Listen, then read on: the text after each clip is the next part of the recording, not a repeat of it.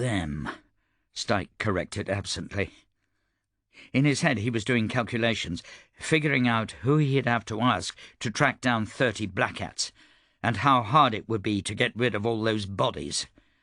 Jackal would probably help. "All of you," the old man insisted, glaring at Styke. "I knew I should have told you to go and stuff it the moment you walked through my door. You were always bad luck." "Where's Ibana?" Styke asked. "Still on a trip. She'll be back in a few days." The old man closed his eyes. He was fading, and Styke hoped he was going to pass out and not away. "Oh, God, she'll be pissed. Gonna skin you alive." "You already said that." "Well, now I mean it. Pitt, have one of the boys wait on the edge of town to warn her. Don't want her messing with the black hats. Fles trailed off, then sullenly said, "They took my sword, the latest I was working on. Didn't even have the dignity to smash it. Stole the bloody thing straight off."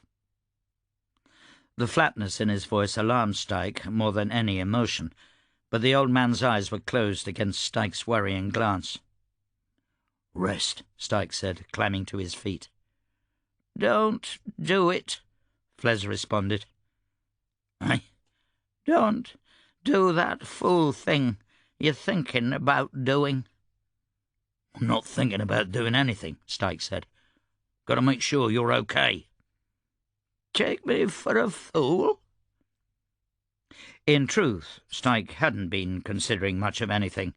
He wondered where the Black Hats would head next, and hoped Jackal was able to lie low. He considered sending one of the apprentices to Lady Flint to ask her to hide Celine, but he didn't want to get her involved in this. Whatever this was. Styke wasn't entirely sure, though a thought had crept into his head, the very one Fles was telling him not to consider, and he decided immediately on his course of action. "No," he said quietly, "I never took you for a fool." When there was no answer, he looked down to find Fles had passed out again. He checked to make certain the old man's heart was still beating, then headed toward the workshop, only to stop in the great room, hand on the handle of his knife. A figure stood in the doorway, silhouetted against the lamplit street. The figure turned his face toward the light. It was Colonel Olam, wearing plain frontiersman's clothes and a felt half-hat. His usual cigarette was gone, replaced by a twig. He squinted through the dim light at Styke, then stepped outside and took a long, hard look at the placard beside the door. "Friend of yours?" he asked. Styke grunted an affirmative. Olam chewed aggressively on the twig. "Black Hats do this?" he asked. Styke felt his heart skip a beat. "How'd you know?" "Gang of 'em showed up at Lord's Fort right after you left." "Looking for me?" "Looking for you," Olam echoed. So much for not dragging Lady Flint into this. When it rained, his sister used to say, it poured, and shit was falling from the sky right now. "So she knows." "Knows that you're a war criminal," Olam said. Styke took 2 strides forward, reaching for his knife, before he realized that Olam had staged it as a question, not a statement. Styke growled in the back of his throat, "I'm no war criminal. Not by any court in this land. Convicted of ignoring orders, yes. But any crime I've committed was for this country, and I'll ask you not to repeat that accusation." Olam considered him, unflinching, looking him up and down. Styke thought of the Palo clearing the streets and slamming their doors as he passed, and considered what he must have looked like. A giant, caked in blood, covered in a dozen nicks and cuts, his shirt sliced open. It all hurt, a fresh, wakeful pain that he'd ignored since the moment the apprentice had urgently called his name. Olam seemed suitably impressed, but unafraid, and Styke was struck by a random thought. The former bodyguard of the legendary Field Marshal Tammis was probably a son of a bitch to play against in cards. "Well, that seems fair," Olam said. "I've heard a lot about you, read a few books, talked to your old friends. You don't strike me as a war criminal." "Then why are you here?" Styke asked. Olam wasn't stupid. If he was here to express Flint's displeasure or to arrest Styke in the name of the Lady Chancellor, he would be in uniform, and probably backed by a whole regiment. Olam held out his hand. "To give you this." Styke took a stack of Krana notes, rolling it between his fingers, inadvertently smearing them in blood. He handed them back. "I don't want it." 5,000 Krana. It's your pay for 2 weeks' work." "I didn't earn 5,000 Krana." "And a little extra on the side," Olam admitted. Styke swallowed a lump in his throat. Never mind that his purpose had been to infiltrate the Riflejacks. He was beginning to like them and their commanding officer. He'd been beginning to fit in, feel like a real soldier again. "Flint is cutting me loose." "Sorry," Olam said, and sounded like he meant it. He held out the money again. "Give it to Celine when she's old enough," Styke said, pushing past Olam. "Take care of her for me. Keep her out of the Black Hat's hands." It was a lot to ask, and he expected Olam to shake his head. Instead, Olam said softly, "You're not taking her with you?" "Not where I'm going." The old man was right. Styke was going to be an idiot. But it was the only route he could foresee, the only stratagem that didn't end with everyone he'd ever known tortured by the Black Hats. He paused in the street just outside the Fles Manor and turned back to Olam. "I didn't escape from the Labour camp," he said. "I only tried once, and half-heartedly at that." "Why not?" Olam asked. "I saw what you did to that dragon man." Styke looked at the blood on his fingers, remembering all the beatings he'd endured silently at the hands of the Labour camp guards. He remembered every sleepless night from the ache of his old wounds, every day in the sun pulling sledges or mucking out trenches in the marshes. "Because I didn't want my life to end up like this.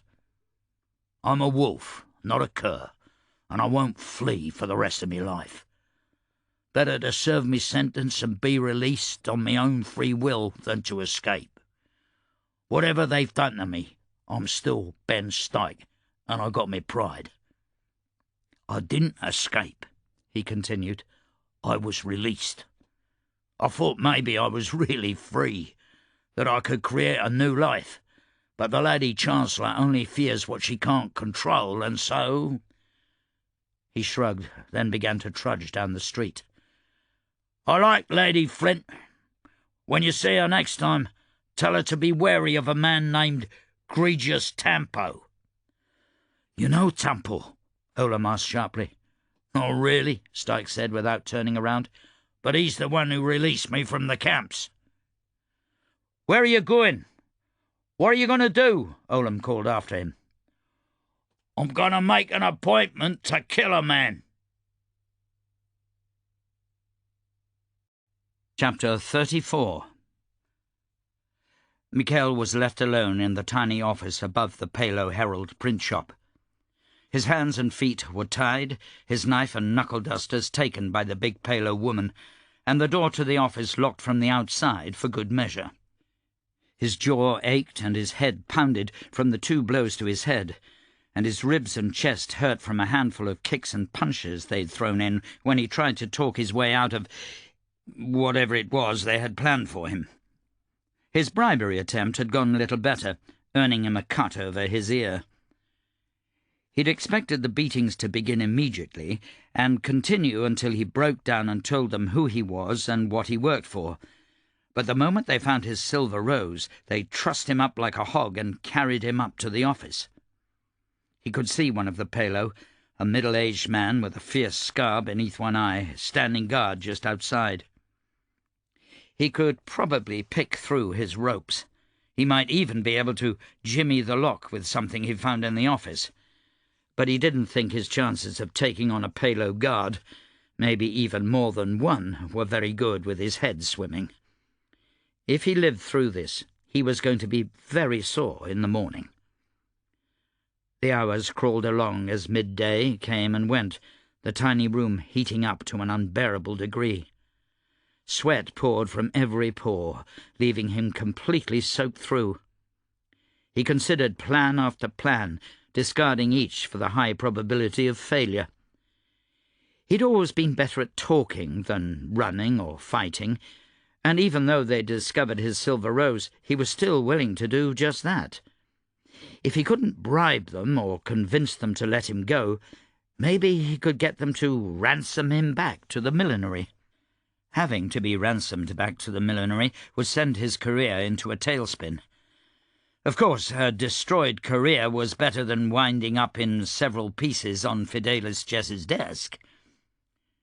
He considered every possible story he could tell his captors, and none of them seemed promising.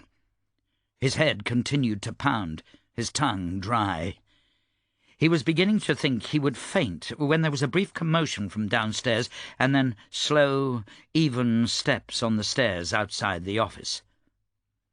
He wasn't sure how long it had been since he'd been captured, but he hoped they were going to move him. Another minute in this heat would kill him as sure as torture. The door opened, and Michel looked up to see a man in a fine black suit, top hat in one hand, and cane in the other. He was tall, thin, with black hair and a neatly trimmed moustache. Michel felt his heart drop into his stomach. Tampo. Egregious Tampo.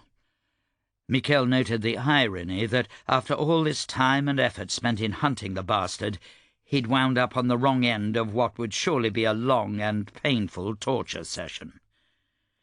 He licked his lips, wondering how long he would be able to hold out against questioning. Not long, probably. He'd always suspected that deep down he was a coward. Guess it was time to find out. Tampo frowned at Michel, squinted in the low light, then pulled out a snuff box and took a pinch, holding his fingers delicately beneath his nose and sniffing. He looked again and sighed. Get him some tea. A few moments later, Michel's arms were unbound, and he gratefully chugged the contents of a water skin, far too thirsty to care if it was poisoned. Tampo watched him drink, then turned and headed back downstairs, leaving Michel alone and unguarded. Hesitantly, not sure what kind of trap could be worse than his current predicament, Michel followed him down to the print shop. The Palo made themselves scarce at a nod from Tampo, and Tampo turned to face Michel, leaning casually against the printing press in the centre of the room. Michel glanced around furtively, trying to work out an escape route. The Palo were probably within earshot, but if Michel could get the drop on Tampo, maybe he could make it back to his cab just outside the city. If the cab was still waiting. Fuzzy-headed and sore, Michel didn't like his chances of escape. Tampo's expression was neutral, even friendly, and Michel wondered whether he was going to get a chance to talk his way out of this after all. "This is awkward," Tampo finally said. "How much it is, isn't it?" Michel responded. "Has it been that you've been after me all this time?" Michel frowned at Tampo. This was the first time he'd actually seen him, but there was something awfully familiar about him, like he was a childhood friend long forgotten. "I've been on the chase for about 8 days, he responded. "Shit," Tampo said. He picked his teeth with one immaculately clean fingernail, then knocked his cane against the base of the printing press. He seemed more annoyed than angry, and Michel was wondering when the other shoe would drop. "Well, I suppose there's really nothing we can do about it, is there?" Michel was deeply confused. He'd half expected Tampo to come in swinging that cane, not for him to offer him tea and a double helping of mild annoyance.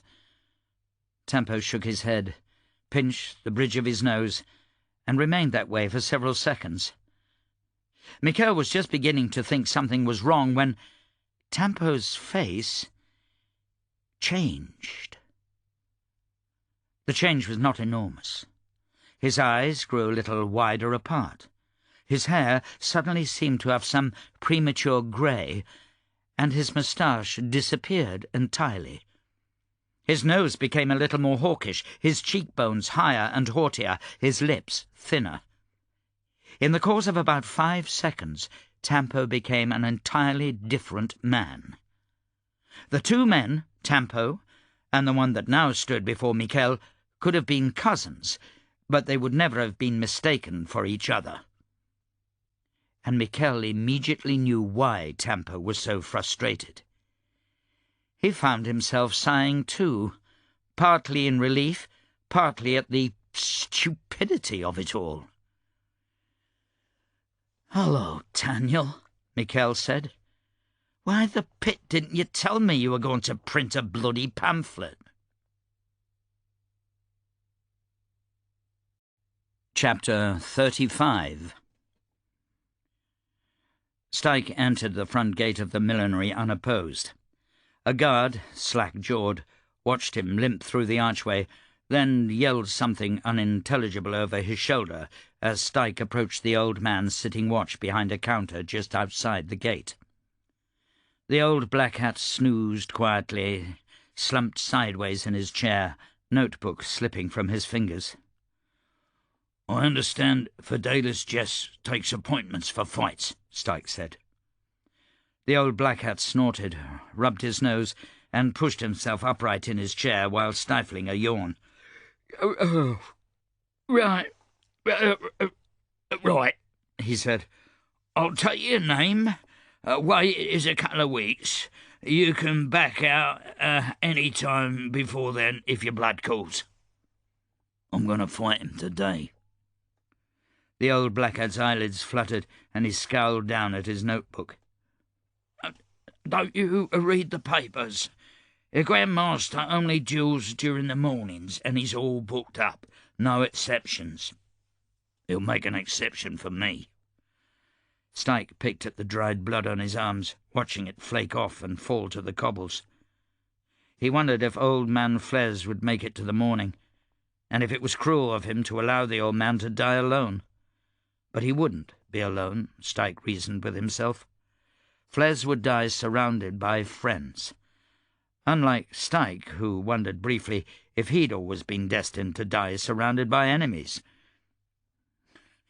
"Hilarious," the old black hat said. "I'll take your name and address, and we'll let you know when to keep your appointment." "Benjamin Styke, Colonel, 1st Division, 3rd Cavalry, Mad Lancers." "Oh, soldier, eh? Usually you guys are smarter than—" The old black hat trailed off, his mouth working silently. From somewhere inside the millinery came the sound of shouting, and the watchman finally looked up, mouth hanging open at Styke's appearance. "Oh," he said breathlessly. "It's you." "It's me," Styke confirmed. "Tell Fidelis Jess I'm going to make a hand puppet out of his worthless corpse. I've told a dozen newspapers I'm on my way here, so if he tries to make me disappear, the whole city will know him for a bloody coward." A lie, but a plausible one. The guard lurched from his chair and backed away from Styke. "No, I'll give him the message. Give me just a few moments." He bolted into the millinery. The shouting got closer, and Styke was soon aware of the heavy tromp of feet. The narrow gate filled with faces as black hats crowded just inside, bristling with weapons from blunderbusses to cudgels. Feet shuffled and men jostled for position as they tried to look intimidating, while they stayed well out of arm's reach. Styke leaned against the watchman's post, cleaning his nails and contemplating his mortality. He did not expect to leave the millinery alive. He didn't feel any real fear. He'd never desired death, but the prospect had never particularly fazed him either. He was here to die, and he suspected it would be by the hands of the very mob gathered just inside. He'd take a few of them with him, if he could, but his only real goal was to go down with bits of Fidelis Jess's brains on his shirt. He pictured Fidelis Jess as he last saw him, thin, muscular, his neck a little too thick and his head a little too narrow, making him look like a nub of pencil stuck on a body, looking smug as he watched Styke's firing squad take aim. Styke froze that smile in his mind's eye and wondered what it would look like when he popped Jess's head between his palms like a ripe melon. The Black Hats would gun him down as soon as their leader expired, but Styke would die with a grin. He had a few regrets. He wished he hadn't been forced to double-time Lady Flint. He regretted not saying he was sorry to Ibana. He wanted to know what Tampo's real plans were for landfall. He wished he could have watched Celine grow up. "Colonel Styke?" a voice asked. Styke came out of his reverie to find a woman of about 30 standing between him and the mob of Black Hats. "Who are you?" "My name is Delano. I'm the Grand Master's secretary. I understand you're here about personal combat with the Grand Master?" "I've no interest in waiting." "Of course," Delano said, smiling professionally. If she was put off by his bloody state, she didn't show it. "And we have no intention of keeping you waiting. The Grand Master is in a meeting right now, but he left strict instructions to be summoned when you arrived. He should be here any time." Styke felt a knot form in his stomach. "He was expecting me?" "Yes, Colonel." Styke felt the sudden kick to the ribs that accompanied the realization that he'd been manipulated. Of course, he'd played right into Jess's hands. Instead of forcing Jess to chase him around landfall, Styke strode straight into the millinery and offered himself up like a damned dunce. That was the foolish thing old man Fles had been referring to. No backing out now. Styke felt a little bit stupid, but he was not afraid. He was going to die, and Jess would die along with him. The feeling gave him some comfort, but he nonetheless kept his knife hand ready as Delano parted the mob of Black Hats and led him through the millinery. The mob dogged their heels, then disappeared as he was led into a small, nondescript courtyard toward the back of the building. The Black Hats reappeared a few moments later, gathered around the catwalk above the courtyard, watching him like so many vultures. "May I offer you any fruit or wine?" Delano asked politely. "No." Styke shrugged out of his old cavalry jacket and handed it to Delano, who took it without comment. "And what weapons shall you be fighting with today?" Styke looked around the courtyard. The cobbles showed regular scrubbing, but only in particular splotches, likely from cleaning up blood. He caught the glint of metal down one arched hallway and spied a weapon rack with dozens of swords, knives, pistols, and muskets, all polished and on display. Styke tapped his knife. "Knives it is," Delano said. This was where Fidelis Jess did his killing, and if the newspapers were any indication, he'd become damned good at it. Styke wondered if he should be feeling fear right about now, but dismissed the thought. He'd not felt it when he charged 15,000 infantry in the Battle of Landfall, nor when he charged a full brigade at Planth, backed only by 2 shots irregulars and a small-town garrison. He'd not felt fear once during the war, and he refused to surrender to it now. "Benjamin Styke," a voice called. Styke felt his heart soar as Fidelis Jess strolled down a short run of steps at the far end of the courtyard. Seeing him approach was like witnessing the arrival of an old friend, if you planned on murdering him painfully, and Styke drummed the fingers of his good hand on the hilt of his knife, humming to himself. This was it, the moment he dreamed about for 10 years. "Been a long time," Fidelis Jess said, falling into a soldier's stance about 10 feet away. "Too long," Styke said quietly, "and not long enough." If Styke was a wreck of a human being, just a shadow of his former self, Fidelis Jess had done nothing but grow stronger and better looking. His shoulders were wider than Styke remembered, his arms and thighs more massive, his skin pleasantly tanned. He still had that ridiculously thick neck and stupidly thin head, but they seemed less important when the rest of his body was a godlike specimen. Jess had not allowed himself to grow fat or lazy in his position. Styke hated him a little for that, but as far as hate went, it was like throwing a glass of water into the ocean. Jess grinned like he's about to carve up a particularly succulent turkey. "Pitt, you're uglier than I remember. Bullet didn't help your face, did it? Or your back, or knee?" He clicked his tongue, shaking his head. "The years have not been kind to you, my friend." "Were we ever friends?" Styke asked. For a moment he genuinely couldn't remember. "Allies." "Not the same thing." "I suppose that's true," Jess admitted. He squinted at Styke. "Decided you were ready to die, did you?" Styke tapped on the hilt of his knife. "Everyone dies sooner or later." He studied Jess, searching his eyes and face. They had witnesses, dozens of black hats gathered on the catwalks above them, and Jess looked nothing but the confident blowhard that he'd always been. But Styke could see a crack in the armour. Jess's eyes were too inviting, his smile a little too wide. He bounced on his heels a little too eagerly. He was nervous, as he should be. "Knives, is it?" Jess asked. His voice cracked slightly, but he cleared his throat and repeated the question. "Yes, sir," Delano responded. She hurried down the side hall where Styke had spotted the weapon rack and returned with a fixed-blade knife just as big and heavy as Styke's. She offered it to Jess, handle first, and he drew it with one swift motion. Styke expected him to look ridiculous with such a big knife, but Jess gave it a few comfortable, expert flourishes and then began to stretch his arms and legs like a gymnast readying for a performance. "I feel like there's so much to say," Jess said. Styke jerked his knife from its scabbard and held it loosely in his good hand. "Not really." "You don't want to talk about what I've accomplished while you were locked up? You don't want to hear about Fatrasta's wealth, her glory? You don't want to ask after Lindert?"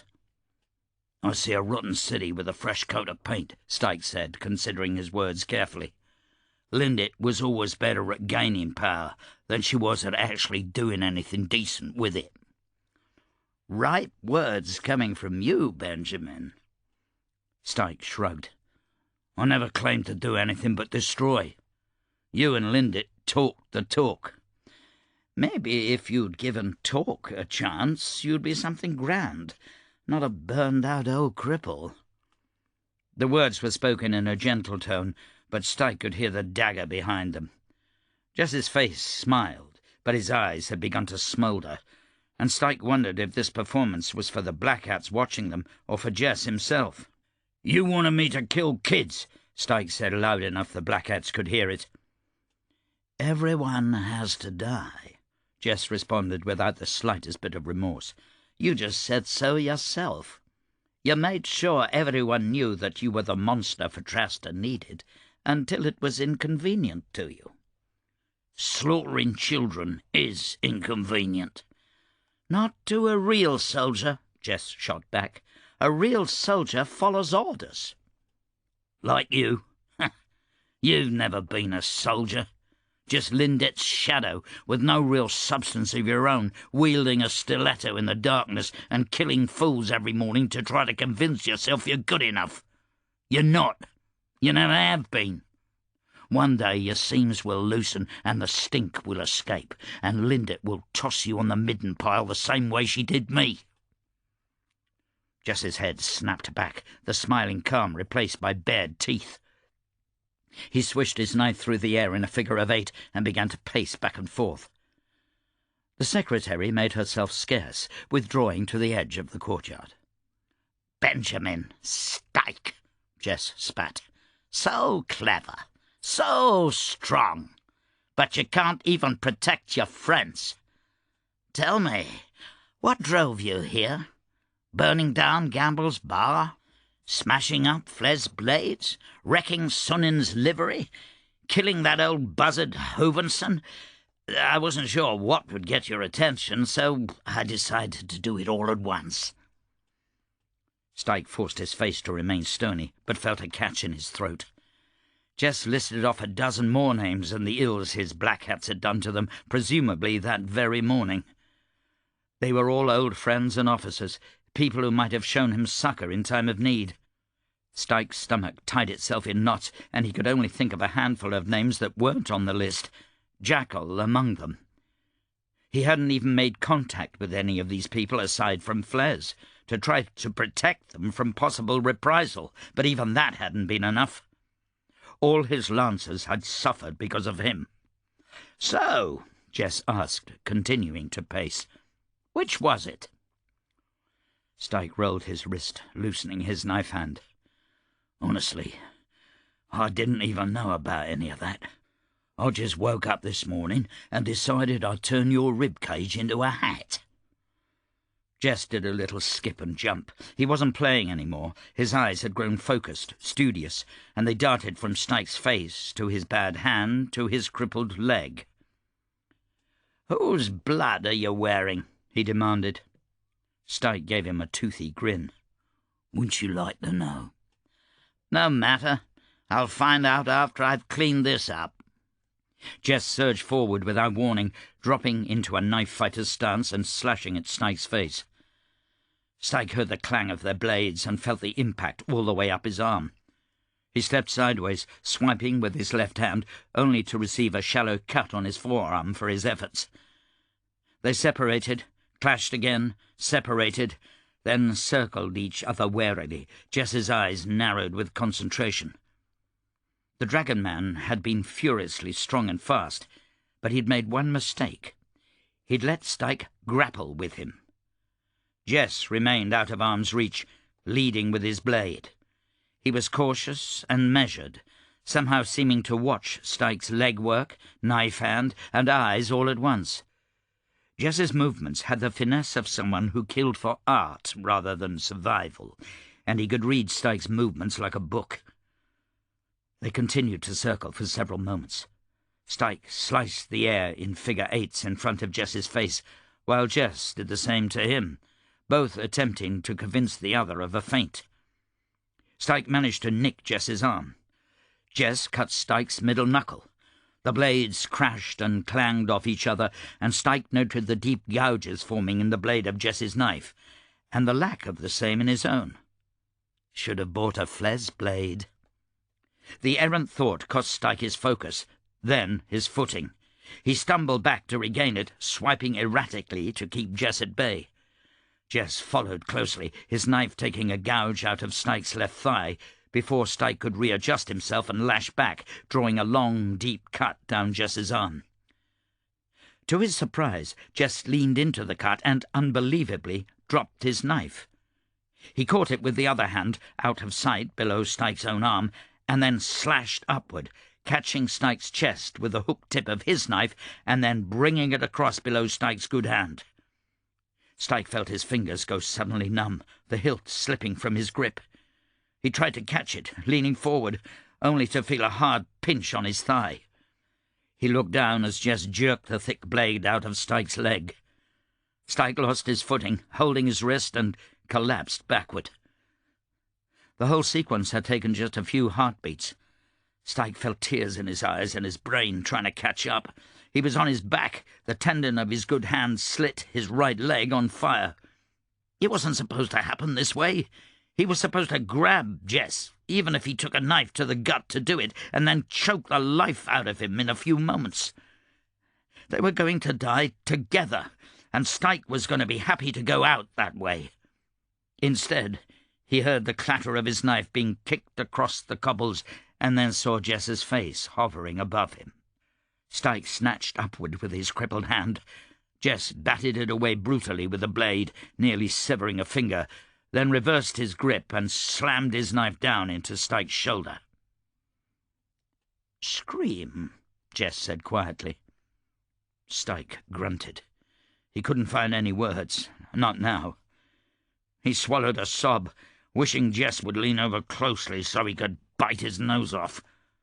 But Jess just lowered himself to one knee beside him, slowly twisting the knife deeper and deeper. "I said, scream." Every breath was ragged now. Styke could feel every little cut needle-sharp, and his leg and arm refused to respond to any commands. He remembered the dying dragon man, and bit his own lip hard and spat the blood into Jess's face. Jess jerked the knife out of Styke's shoulder and pressed the pitted blade against his throat. Styke felt the raw edge and silently urged Jess to slice deep. "You gonna finish it?" he hissed. And just like that, the blade was withdrawn. Jess stood up and left Styke's field of vision. Styke closed his eyes, forcing himself to swallow. "This is how it'll be, then. Jess is going to let me bleed out on the Black Hat cobbles." Styke wrestled with the thought, trying to give his death some sort of value. This wasn't how it was supposed to happen.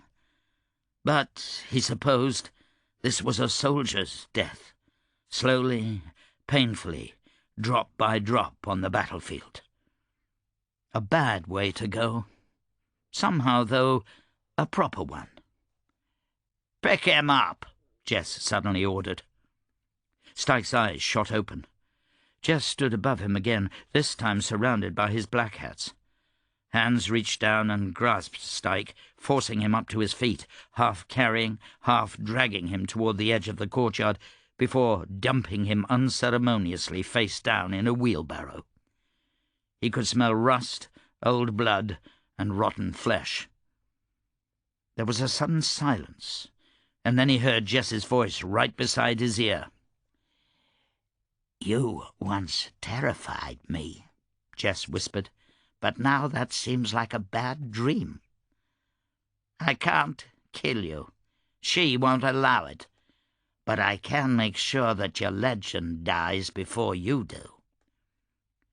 Jess's presence withdrew, and Styke heard him say in a loud voice, "Take this piece of trash back to Sweet Wallow Labour Camp, and make sure he stays there."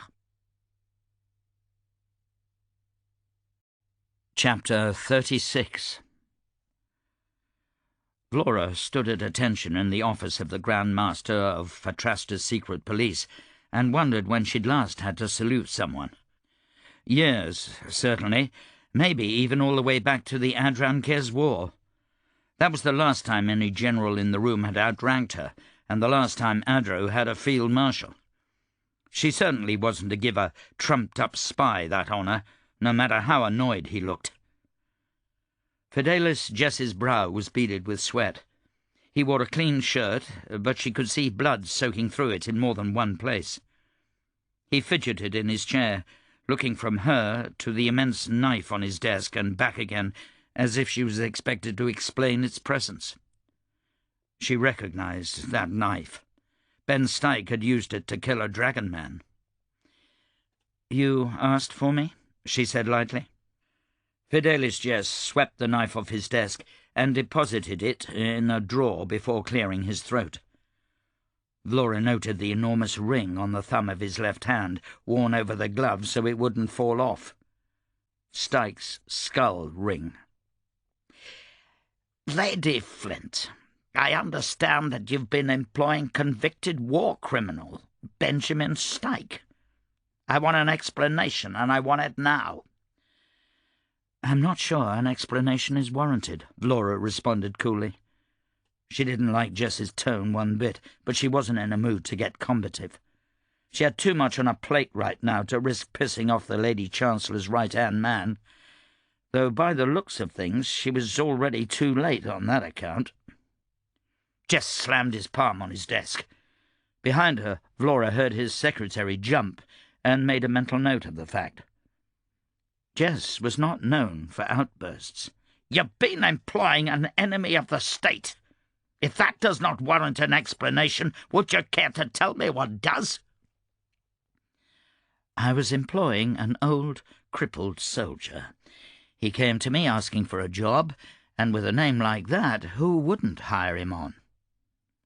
Vlora had a sudden suspicion and voiced it. "Tell me, is it even public record that Styke is a war criminal? Because I don't hire on strangers without looking into their background, and all my men could find was that he disappeared 10 years ago." "Don't get smart with me, General." "Don't waste my time." There was a slight intake of breath behind her, and Fidelis Jess's eyes narrowed. Vlora ground her teeth, annoyed with herself. She was letting her temper get the better of her. But if there was one thing she wouldn't stand, it was being condescended to.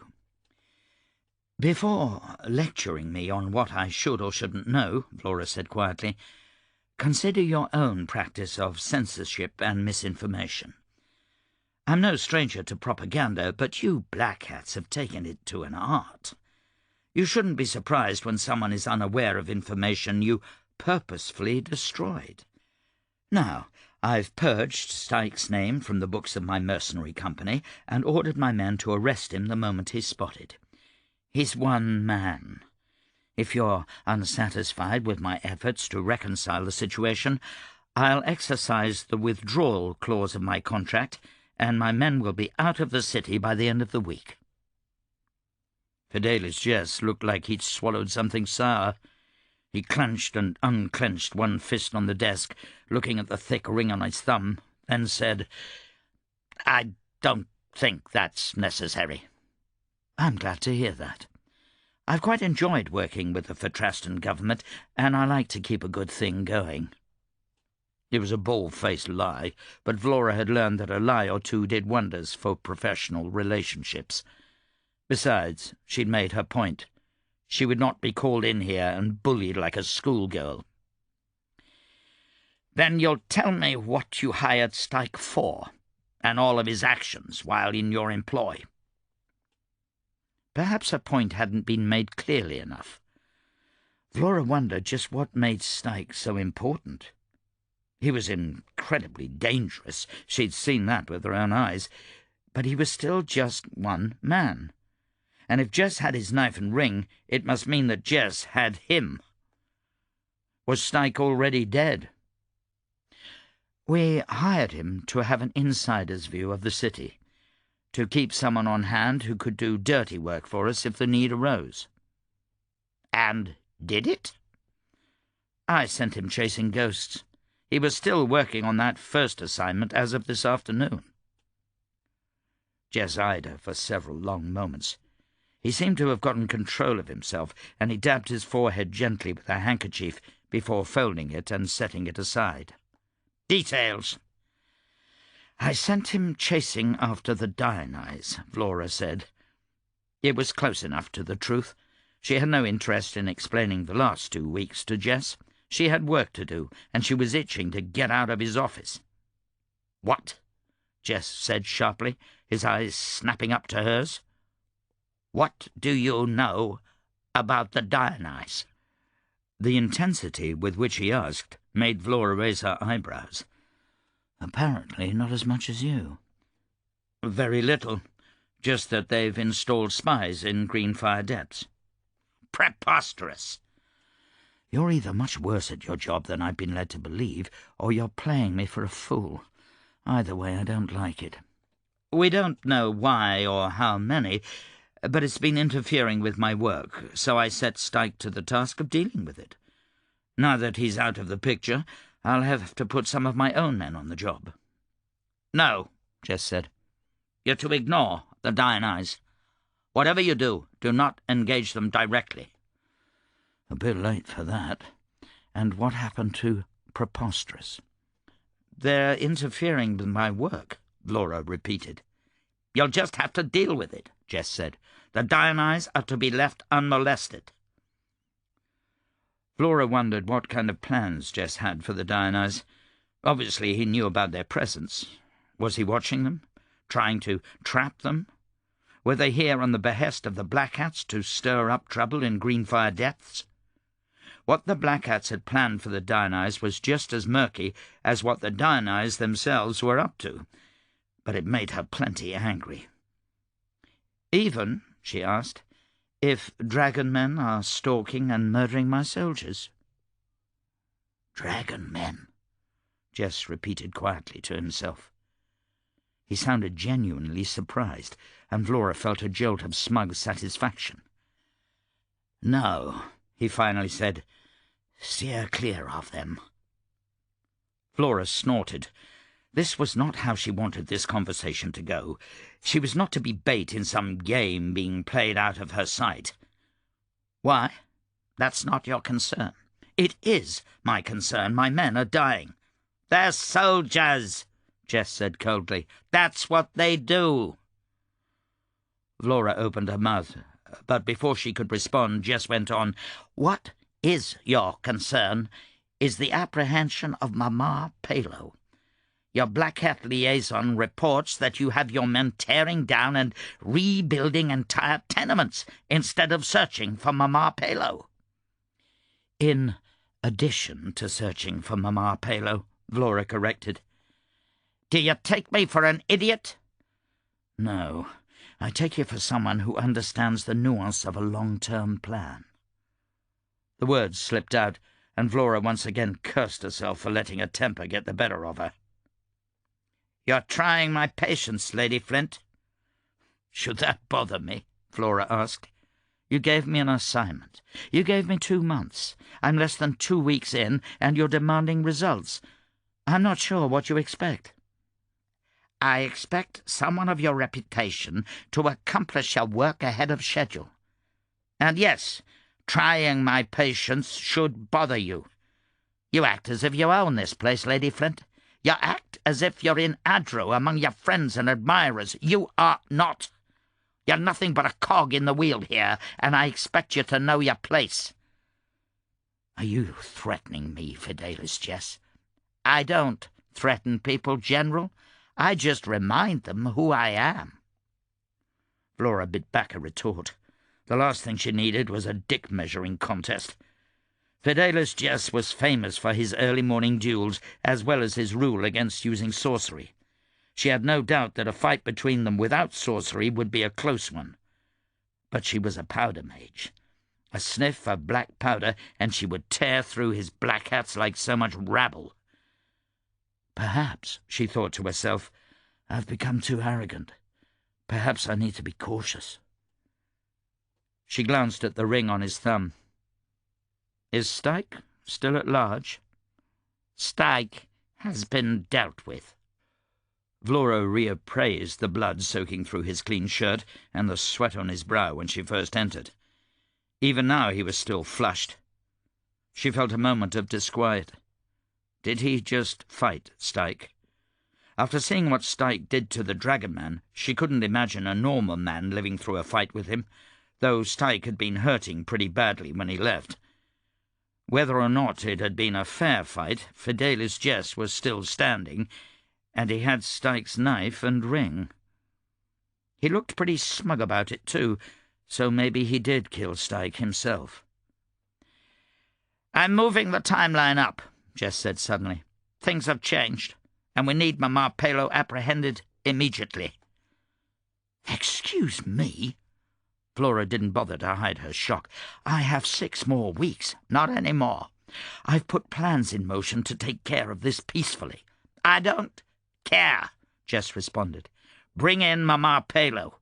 You have 3 days." "That leaves me no other option than to march in there with an army to try to find her. It'll be a bloodbath." "As I said, you're mercenaries. You're paid to kill and die. Your illusions of solving this with a little community outreach may be laudable, but don't pretend to be something you aren't." Vlora stiffened. "I'd like to speak with the Lady Chancellor." "The Lady Chancellor has more important things to do than waste time with a mercenary commander. Your men will receive a bonus for the change in the timeline, but you're expected to fulfill your contract." Vlora felt like she'd been slapped. Anger churned inside her, threatening again and again to come out in words she would doubtless regret more than what she'd already said. Jess thought he was putting her in her place, but he was only pissing her off. The problem was she could do little about it. If it was just herself, she would call him out and cut him down. But she had responsibilities. She had men to keep safe. He was right. This was not Adro, and she was not among friends. But marching into Greenfire Depths was not going to do her men any favours. She pushed down her anger, trying to think clearly. Why was he moving up the timeline? Did it have something to do with the Dionyse in Greenfire Depths? Jess was peeved, maybe even shaken. Perhaps from his fight with Styke, if that's indeed what happened, or perhaps from something else. What wasn't he telling her? "I'll see it done," Vlora finally said, wrestling the words out. "Very good." Jess pointedly moved a file into the corner of his desk, looking down at it in obvious dismissal. Vlora hesitated a moment and then left. Her honour guard, an insistence by Olam, who trusted the Black Hats almost as little as he trusted the Palo, stood just outside the millinery. They'd been joined by one of her men on horseback. The soldier tipped his cap. "Mom, message from Colonel Olam." Vlora pulled herself into her saddle, sighing. "It's not good news, is it?" "There's been another attack." "Shit. Where?" "Just inside Greenfire Depths. Meln Dunn was on a survey mission with a whole platoon." Vlora tugged on the reins, turning her horse around toward Lowell's Fort and urging it into a canter. Pit and damnation. Meln Dunn was the key to her entire strategy in the depths. Even if her hand was forced to violence, she needed some kind of ally there. The messenger kept pace. "We've 13 casualties, but the platoon managed to pull out." "And Meln Dunn?" "Barely escaped with his life. One of our boys took a bullet for him." Vlora bent over her saddle and urged her horse on harder, yelling for traffic to get out of her way. Vlora swept through a report of the violence, an ambush by Palo insurgents in a narrow street in Greenfire Depths, and rushed into the fort administration office, where a shell-shocked Meln Dunn was having a gash in his face stitched up by a riflejack medic. The Palo businessman stared over her shoulder, frowning at nothing the first several times Vlora said his name. Finally, he seemed to snap out of it, waving off the medic and meeting Vlora's gaze. He licked his lips, clearing his throat, but couldn't seem to be able to find anything to say. Vlora had seen this kind of thing before among green recruits or ordinary citizens caught in unexpected violence. Ambushes were terrifying, no matter how experienced you were, and one in such a claustrophobic place like the depths would be doubly so. "It's all right," Vlora said, putting a hand on Mel Dunn's shoulder. "I already got the report. I know what happened." "They attacked me," Mel Dunn responded, eyes wide. "I'm trying to help them. I'm one of them." "They attacked my soldiers," Vlora assured him. "But I was there." Mel Dunn touched his chest. "I was standing right there in the open where they could easily see me. My own people were down there with us. They killed Serentel and Eluya." "His surveyor and an assistant," the medic explained quietly. "I've been working with Serentel for 20 years. He's been a foreman at my quarry. I was going to—" Meln Dunn choked up, unable to speak any further. Vlora exchanged a glance with the medic, who no doubt would like his patient left alone to collect himself. But Vlora didn't have time to leave Meln Dunn to grieve. Pushing him would be a risk, but Fidelis Jess had given her an ultimatum, and Vlora saw a way to get what she wanted without marching her whole army into the depths. "Who do you think did this?" she asked gently. Meln Dunn averted his eyes, like a child who doesn't want to tattle on a friend. Finally he said, "I believe it was Mama Palo's men. No, I know it was Mama Palo's men. I recognized one of our enforcers among the attackers." "And you're sure they saw you in the crossfire?" "I'm sure." Melldon shifted and allowed the medic to finish the stitches. "Lady Flint, I don't think I should keep this from you." "What?" "I believe they were coming for me." "Why would you say that?" Melldon waited until the medic had finished the stitches and Vlora had dismissed him.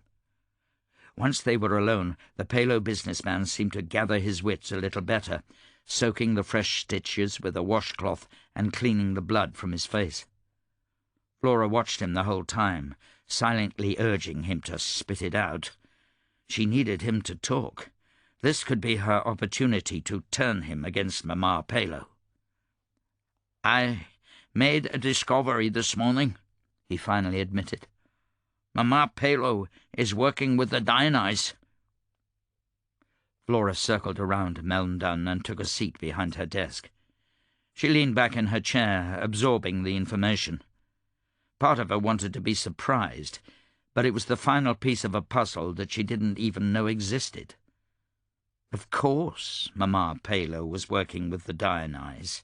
They'd infiltrated the depths, and Mama Palo ruled the depths. If even the Black Hats knew about them, then she must as well. It made complete sense that she was in cahoots with them. "To what end?" Vlora asked, not caring if it revealed her previous knowledge of the Dionyse. Melldon didn't seem to notice. "I'm not entirely sure. Some of us have suspected it for months, but I wasn't certain until this morning. I was at the Yellow Hall paying my respects when I took a wrong turn. The hall can be confusing even for those familiar with it, and entered a room with dozens of foreigners." "You're sure they were Dionyse?" "Positive. Dionyse and Palo may look the same to you Cressians, but to us the difference is as night and day. They didn't seem at all happy to be found, and I hurried from the place in fear of my life. I returned home, then came immediately here. I thought the safest place to be would be among your soldiers, at least until I could get word from my people whether I was in trouble with Mama Palo." Vlora drummed her fingers on her desk, trying to decide what to do. Did she risk pushing him? "How can you be sure they came for you?" "It would just be another reason," Melldon said. "My deal with you, well, to be honest, I haven't been entirely forthright. I told you Mama Palo knew about it, but I didn't say she disapproved. Her anger over my defiance and my discovery of her Dionyse allies, that ambush was meant for me." So Melldon had lied to her. The fact that he'd been willing to work with her against Mama Palo's wishes had to be a good thing, didn't it? Vlora opened her mouth, then closed it again, rethinking her strategy. If she suggested an all-out coup against Mama Palo, he might refuse. Some people could be mad about loyalty, but if he suggested it... "I can offer you my protection while you're here at the fort," she said. "But beyond that, I'm afraid there's little I can do. My soldiers are here to keep the peace and help with construction efforts, not interfere with the politics of the depths." "I appreciate it, but I—" Melldon was cut off by a knock on the door. Vlora was surprised to find a Palo on the other side. "One of my assistants," Melldon explained. "May we have the room for the moment?" Vlora waited outside for almost 5 minutes, pacing the fort office and drumming her fingers on the wall. Her heart was beating double time. She had a decision to make, and she couldn't hold Melldon's hand through it all. She needed to either prepare her soldiers for an all-out invasion of Greenfire Depths, or figure out a way to get Melldon's help in a coup against Mama Palo. A sob broke her concentration. She crossed to her office door and listened for a moment, only for the door to open in her face. The messenger withdrew, leaving Melldon looking pale and shaken.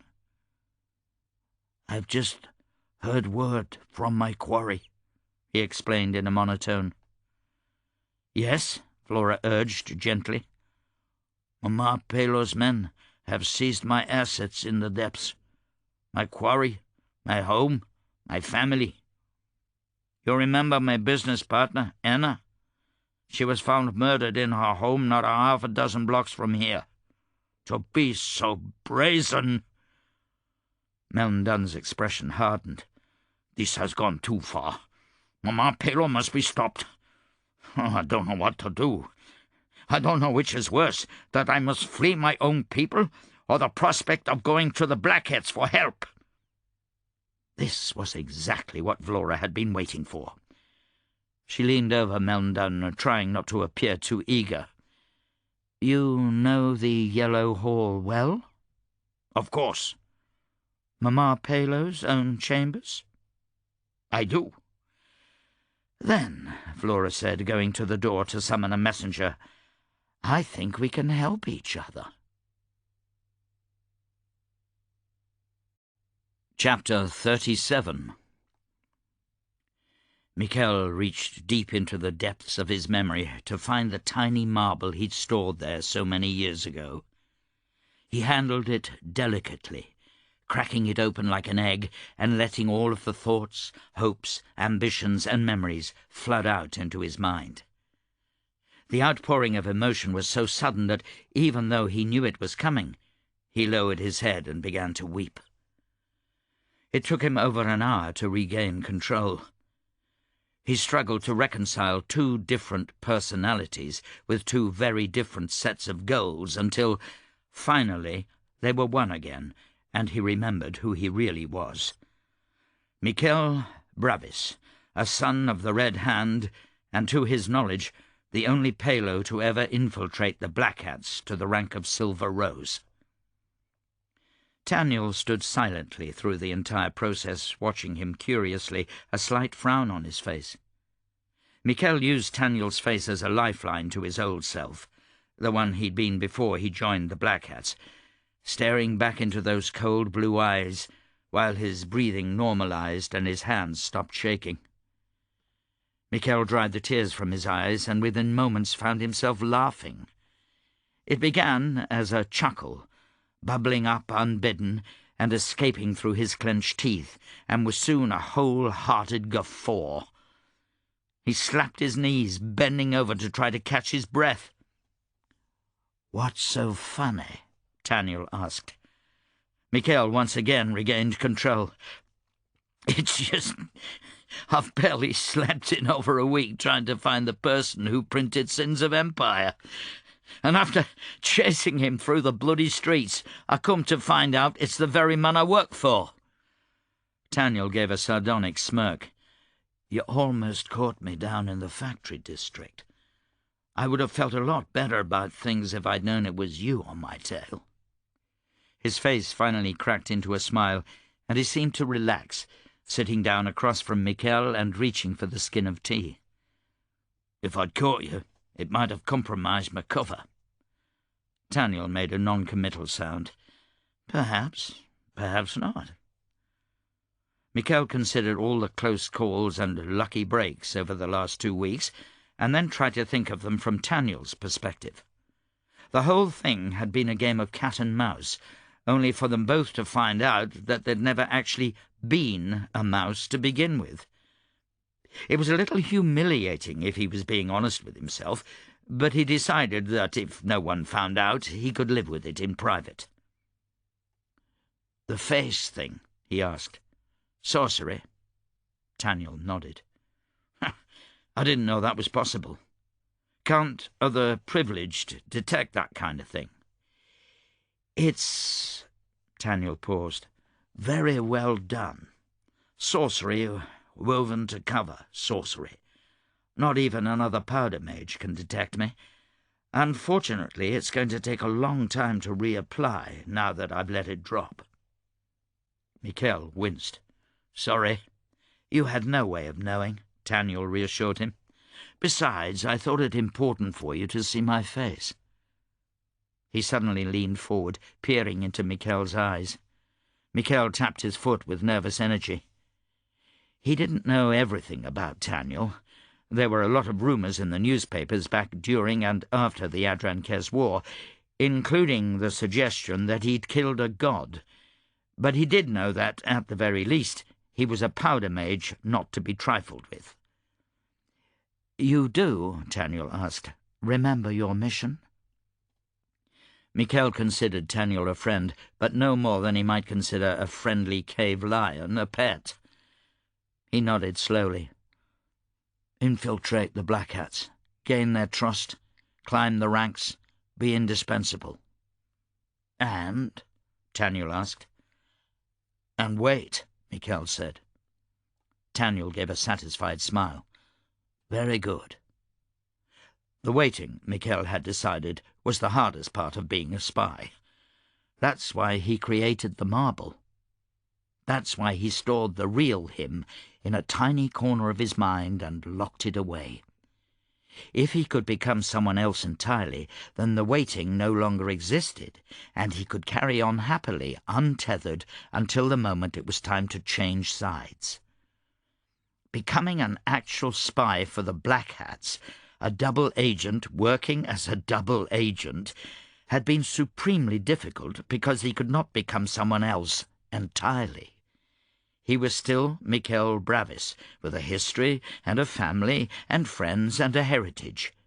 He wanted nothing more than to make his mother proud of her Palo boy, working for a Palo cause. But instead he'd had to hurt her deeply by becoming the very thing she hated most, a member of the secret police. Lucky for him, he was very good at compartmentalizing his emotions, but he wasn't perfect. "What am I waiting for?" Taniel frowned. "You know better than to ask that." "Compartmentalize. If I don't actually know my final goal, then I won't be able to spill it if my cover is blown and I'm tortured." "I know," Michel said, taking a deep breath, "but sometimes—" "You want to know that it's worth the trouble?" Michel nodded. "I won't fill your head with false promises," Taniel said. "You've never claimed to." Taniel reached over and placed his hand on the back of Michel's neck, grasping him in a brotherly embrace. He peered deep into his eyes, as if looking for something. There was a long, uncomfortable silence before Taniel pulled back, a thoughtful scowl on his face. "You're a silver rose now?" Michel showed him the silver rose looped around his neck. "Do you think you have a shot at becoming a gold rose?" "I do," Michel said, then corrected himself. "Well, I did. Fidelis Jess is furious about the iron roses you stole. He promised to make me a gold rose if I brought you in." "And if you fail to bring me in?" "I'll be demoted." Michel didn't have to mention that a demotion would destroy years of hard work. The very thought made him anxious, tightening something deep in the pit of his stomach. Taniel nodded, his thoughts seemingly far away. "We need you in the Black Hats more than ever right now." Michel raised his eyebrows. He wondered briefly if Taniel was dedicated enough to the cause to hand himself over, but rejected the idea. Taniel was the Red Hand. Without him, the change that they wished to enact would never come about. "I might be able to string Fidelis Jess along for a couple more weeks, but he's already impatient, and something has him on edge. I can't guarantee that he won't pull me from the mission any day now." "Do Silver Roses have access to Black Hat records?" Taniel asked. He obviously had something in mind, but Michel needed to be careful in his questioning. If Taniel revealed too much, their whole effort could be at risk. "Some of them." "Anything regarding sorcery?" "No," Michel said. "Absolutely not. Well, I know they exist. The Black Hats keep information on all the Nact, powder mages and privileged in Fatrasta and the Nine. But that kind of information is only privy to the Gold Roses, Fidelis Jess, the Lady Chancellor, and Lindit's private cabal." "Right," Taniel said, chewing his words like he had something sour in his mouth. "But a gold rose could find out about sorcerous artifacts?" "I think so." Daniel sat back, drumming his gloved fingers on the head of his cane. I'm not sure if think so is good enough. If it's not, it'll have to be, Daniel suddenly said, shooting to his feet and pacing the length of the room. We need information, Michel. We think the Lady Chancellor is looking for something called the Godstones, and we need to know how close she is to them. Michel sat up straight. His assignment had always been so vague. This was the first time he'd been given any indication of a clear goal. It was electrifying and frightening. I can't find out that information as a silver rose. Then we'll have to get you your gold, Daniel said, consulting a pocket watch. Be back here in 18 hours. Bring lots of friends. Michel got to his feet, feeling slightly dizzy at the sudden changes to his mission. This was happening. What am I going to find? You, Daniel said, heading toward the door, are going to find exactly what Fidelis Jess wants. Chapter 38. Why am I still alive? It was the foremost question in Styke's mind as he was pulled roughly from the back of the black hat paddy wagon and carried through the darkness. A dozen hands held him by the shoulders and legs, carrying him like a corpse, letting him swing and bump around every corner, his ass hitting every rock they crossed. The stink of the marshes filled his nostrils like the recurrence of a bad dream, and he knew, from the creak of the gate, the cold breeze, and that horrid stench, that he was back in the labour camp where he'd spent the last 10 years of his life. It wasn't supposed to happen this way. Jess was supposed to die, squealing like a pig, and Styke soon after him. What had gone wrong? Was Styke overconfident? Was he too wounded and worn out from his fight with the Dragon Man? Was he too crippled and old? Or was Fidelis Jess just that good? Likely he'd never know. His carriers constantly dropped him, their hands slipping on the slick blood that coated his body. Each scrape or jolt sent another lance of pain through his body. His once good hand had gone completely numb, and the stab wound in his leg and shoulder both screamed out. He bit down on his tongue until he couldn't feel that either, and wondered whether he'd bitten clear through it. What did it matter if he did? He kept his eyes closed. It was pitch black but for the occasional lantern, so there wasn't much to see anyway.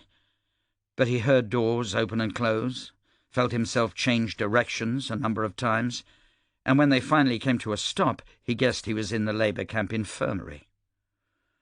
"On the count of 3, a male voice said over his shoulder. 1, 2, hop! Styke was half lifted, half thrown on a cold marble slab. He inhaled sharply, using all his focus not to scream. By the pit, this hurt. No, he decided, this had gone beyond hurt. He was cut up, humiliated, and his wrist. He'd never hold a knife again. He might not even hold a cup again. "He's all yours," the voice said. "You stitch him up, and the rest of you. The Grand Master wants him to heal for a few months. Then you can do anything you want to him, short of killing him."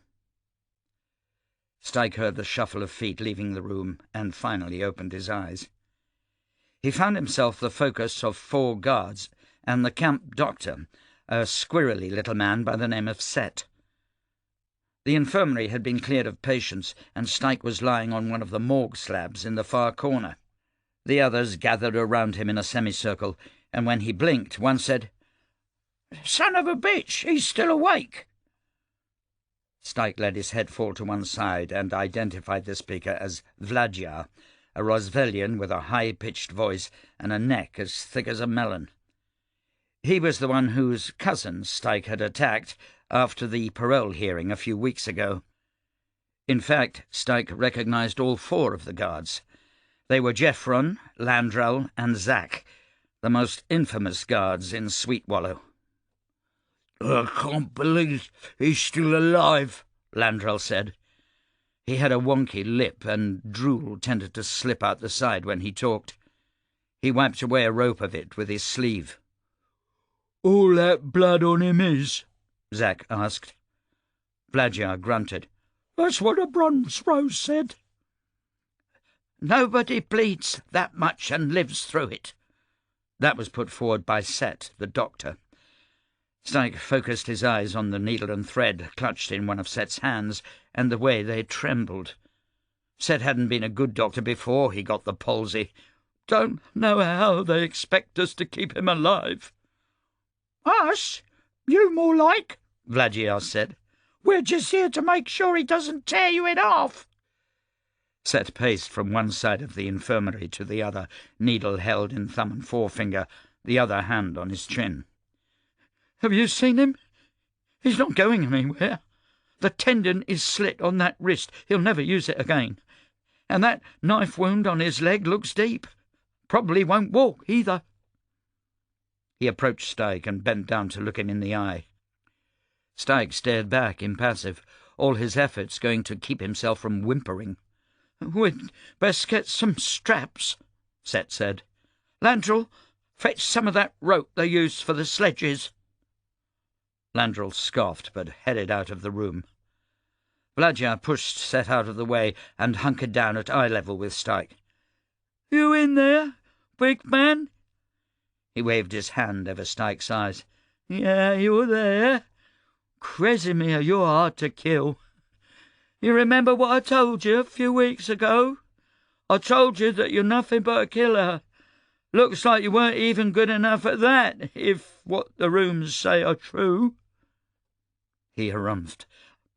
"I must be a prophet, boys, 'cause I told him he'd be back, and look at that. He's back." Styke closed his eyes. He knew the pain hadn't even begun. He'd take months to recover, and once he did, the guards would make him wish he hadn't.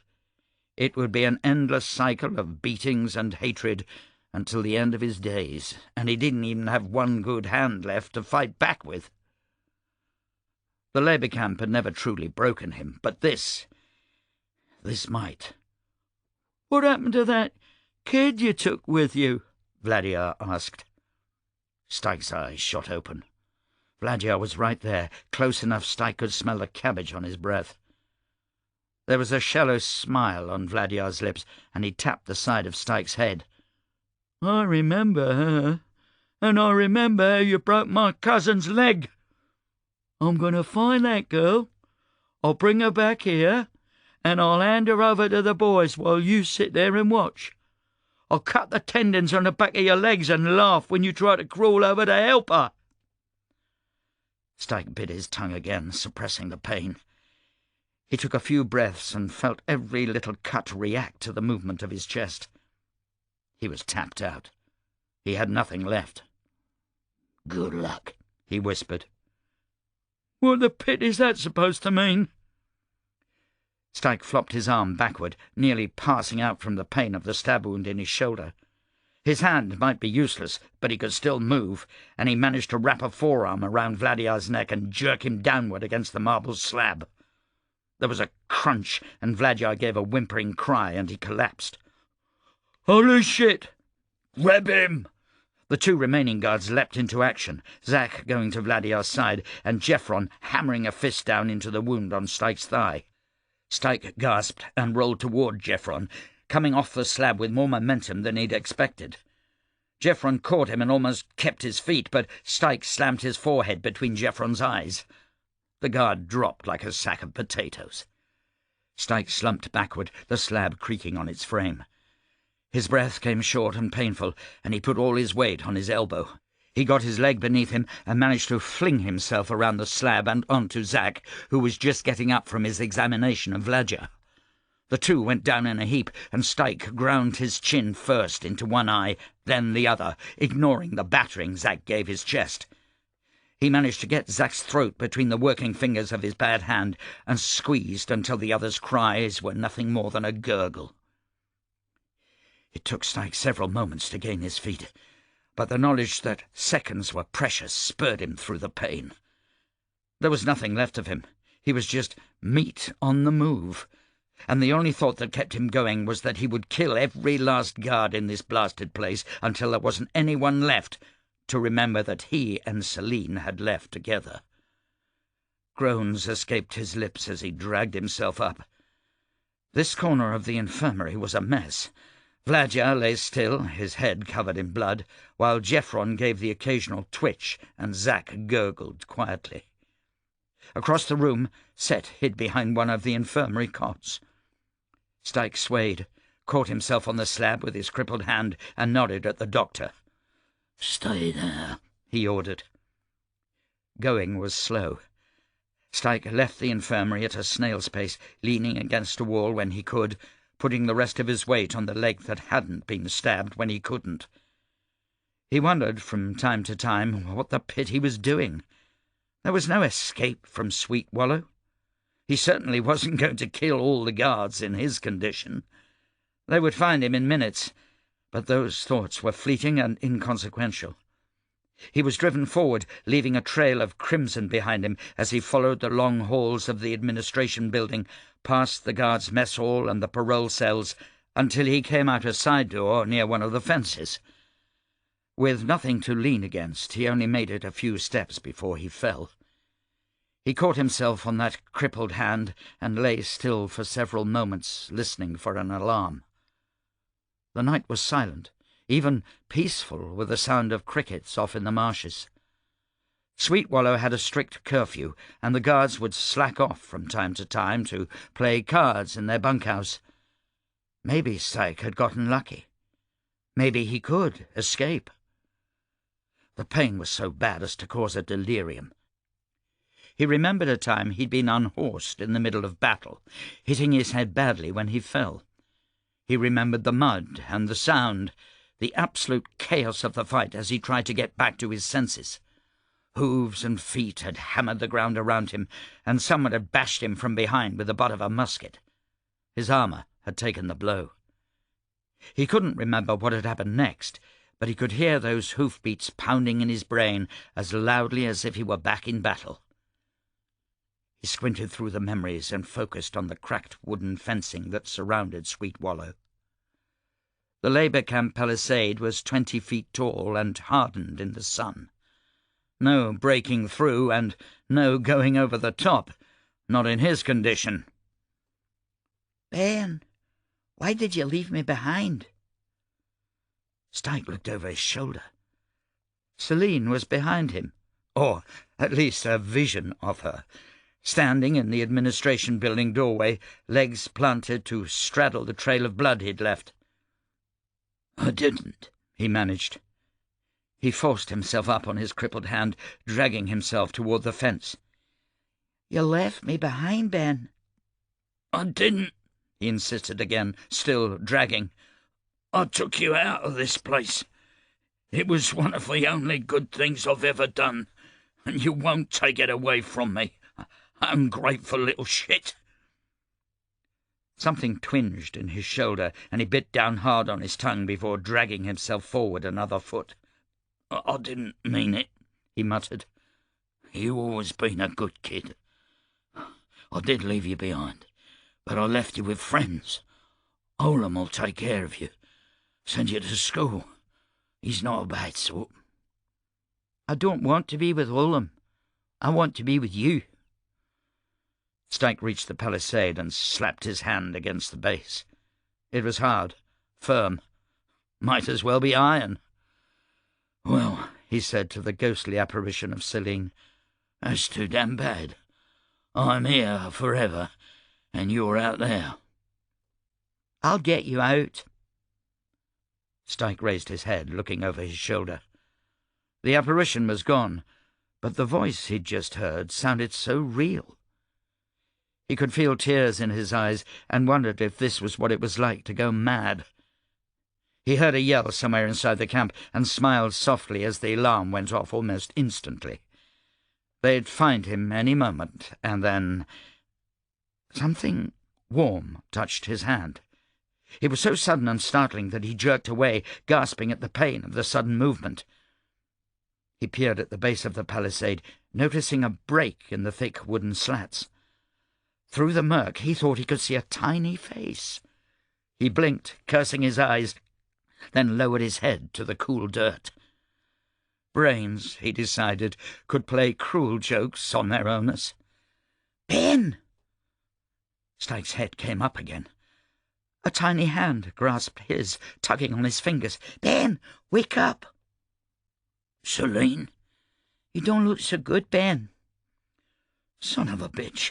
It wasn't a fever playing tricks on him. Celine, you have to get away from here. They're searching the perimeter right now, and if you don't get out of here, they'll find you and they'll—" "Don't worry," Celine said, patting Styke's hand through the gap. "I brought friends." Styke let out something halfway between a gasp and a laugh. "I don't have any friends, Celine. Get out of here." "You do," Celine insisted, "and they're not very happy." Styke heard a shout and then a sudden crash farther down the camp palisade. The shouts escalated, and then pistol shots rang out, punctuated by the blast of blunderbusses and carbines. Celine was suddenly gone, and Styke reached forward weakly, grasping for her hand. "It's down here," he heard her shout, "on the other side of the fence." Styke listened, confused, to the clash of steel and the cries of the wounded. It was over in moments, and then hooves thundered toward him. He rolled onto his back, squinting at the hazy figures in the darkness. Who would possibly come for him? Was it Tampo? Was it Lady Flint? Figures flung themselves off their horses, and Styke felt himself lifted by strong but gentle hands, his back pressed against the base of the camp palisade. Torches were thrust in his face. "Pitt," a man's voice said, "he's pale as a ghost." "Lost too much blood," another responded. "Pitt, would you look at him? I hardly recognize him." "The blood should make it easier," someone else quipped. Styke couldn't get his head around the voices. They were at once foreign and familiar, like a child's lullaby from the distant corners of his memory, and the sudden light of the torches blinded him. He tried to pull back as someone suddenly knelt in front of him, and he could make out the unmistakable, ruined gloves of a privileged sorcerer. Someone stood behind the sorcerer, silhouetted in the torchlight, pistol pressed against the base of the sorcerer's head. "You have no idea who you're dealing with," the privileged hissed. Behind him, the silhouette responded in a husky female voice. "We've been over this. I don't give a shit. Heal him now. Any funny business and I'll clear your sinuses with a bullet." "Look at him," the privileged demanded. "This could take hours, and the process might kill him." "I've got you all the time in the world," the silhouette responded, "and you better hope it doesn't." Styke took a ragged breath. He recognized that voice. Like the others, it was as if from a distant memory, but this one had haunted his dreams for 10 long years. He felt tears running down his cheeks, his hands trembling. His eyes began to adjust to the torchlight, and he began to recognize faces standing in a semicircle around him. Little Gamble, Felicia, Sunin, Creston, Jackal. Ibana Jafles. Ibana half-turned to the others, the pistol aimed at the head of the privileged, unwavering. "What the pitch are you assholes waiting for?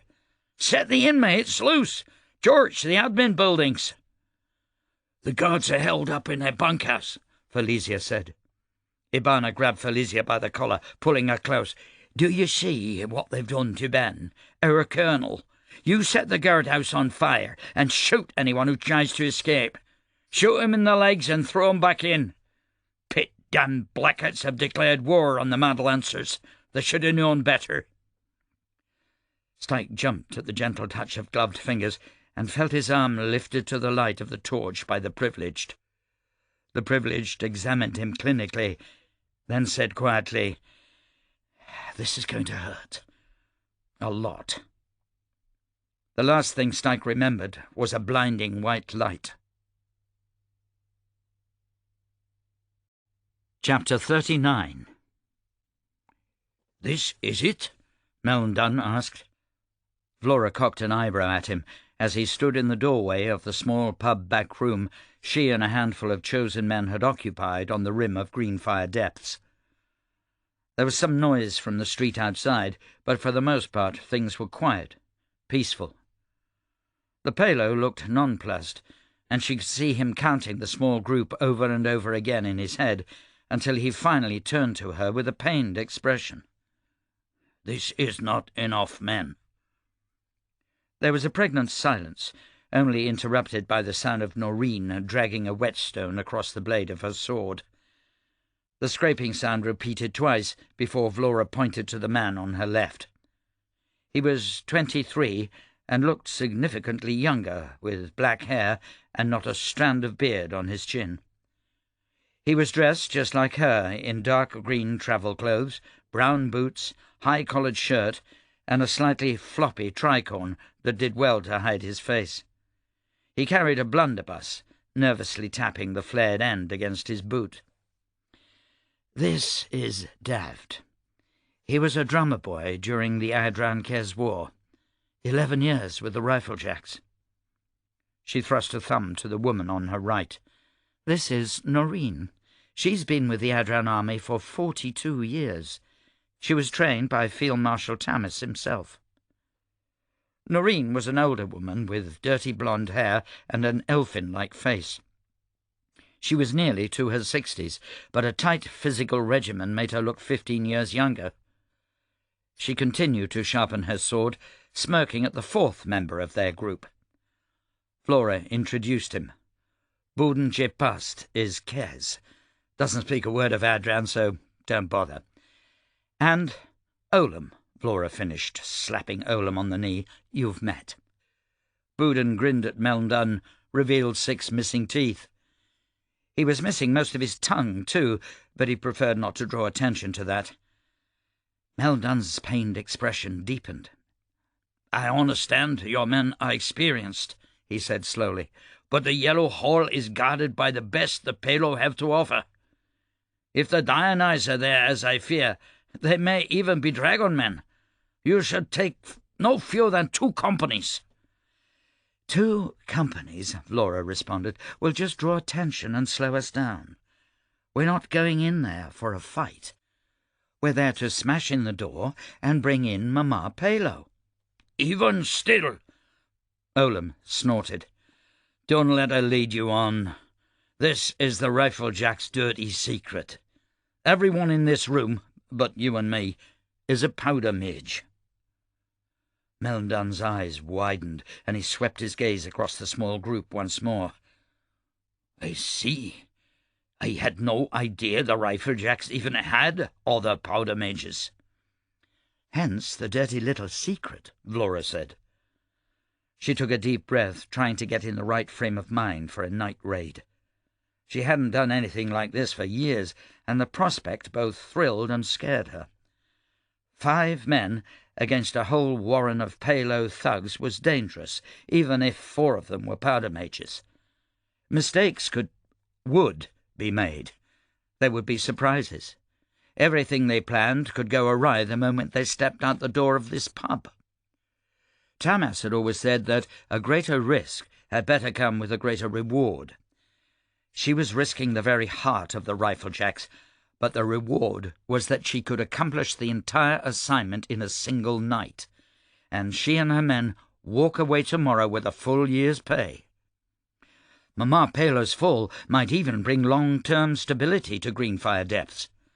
The money was great, but her conscience allowing her to sleep at night was even better.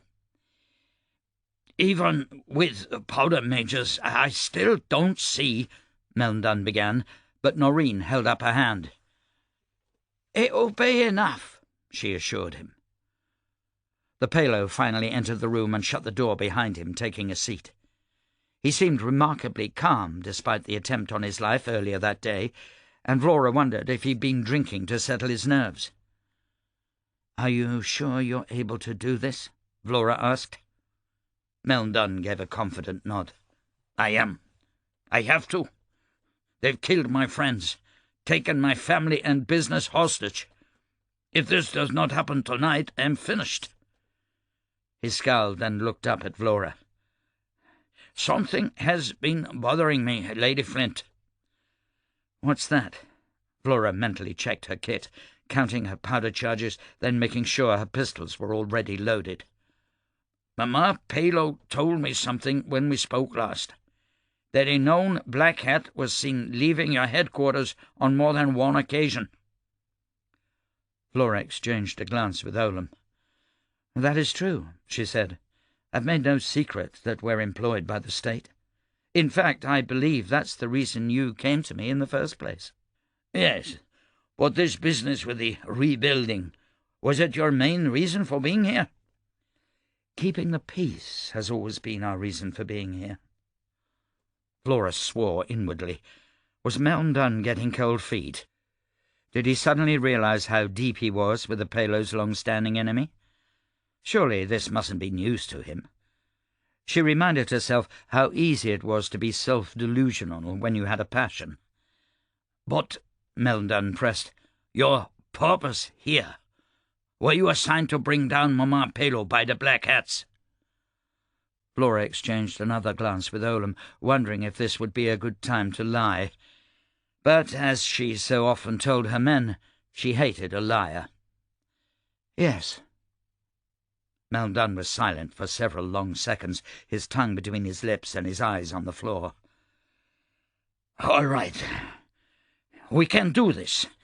I just wanted to know where you stood." "Same place I've always stood," Vlora responded. "And I've never lied to you. I do have an interest in helping rebuild Greenfire Depths."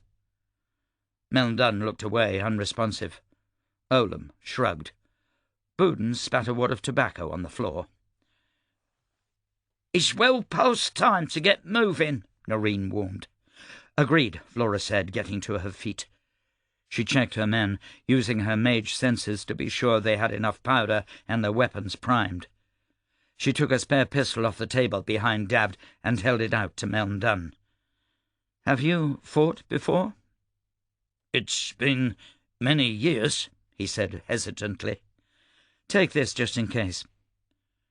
She turned to face the others and said, "Remember, we're not here to conquer or fight or dilly-dally. We're grabbing Mama Palo and we're getting the pit out as quickly as possible. Keep your knives and swords handy.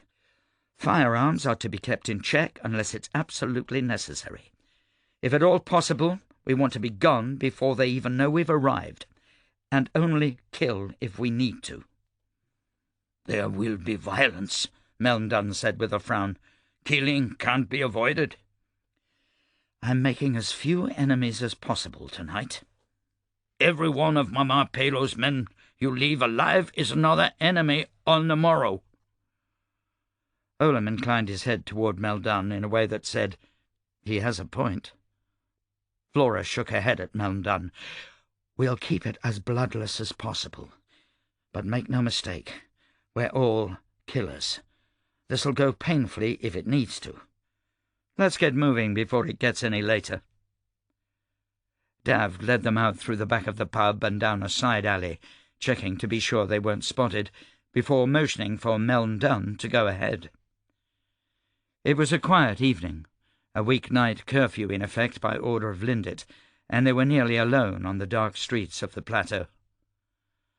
Melndon took a deep breath and stashed his pistol beneath his shirt before he led them along a series of winding streets.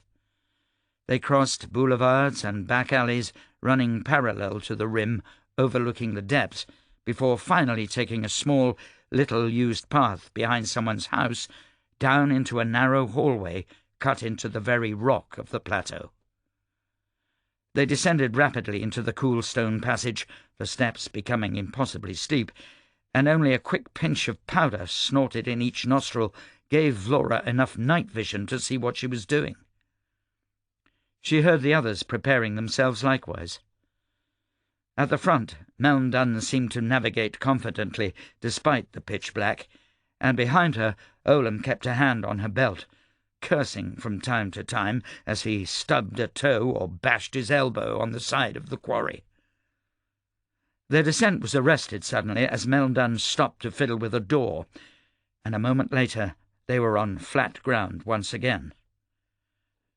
Ground, Vlora corrected herself, wasn't the word for it.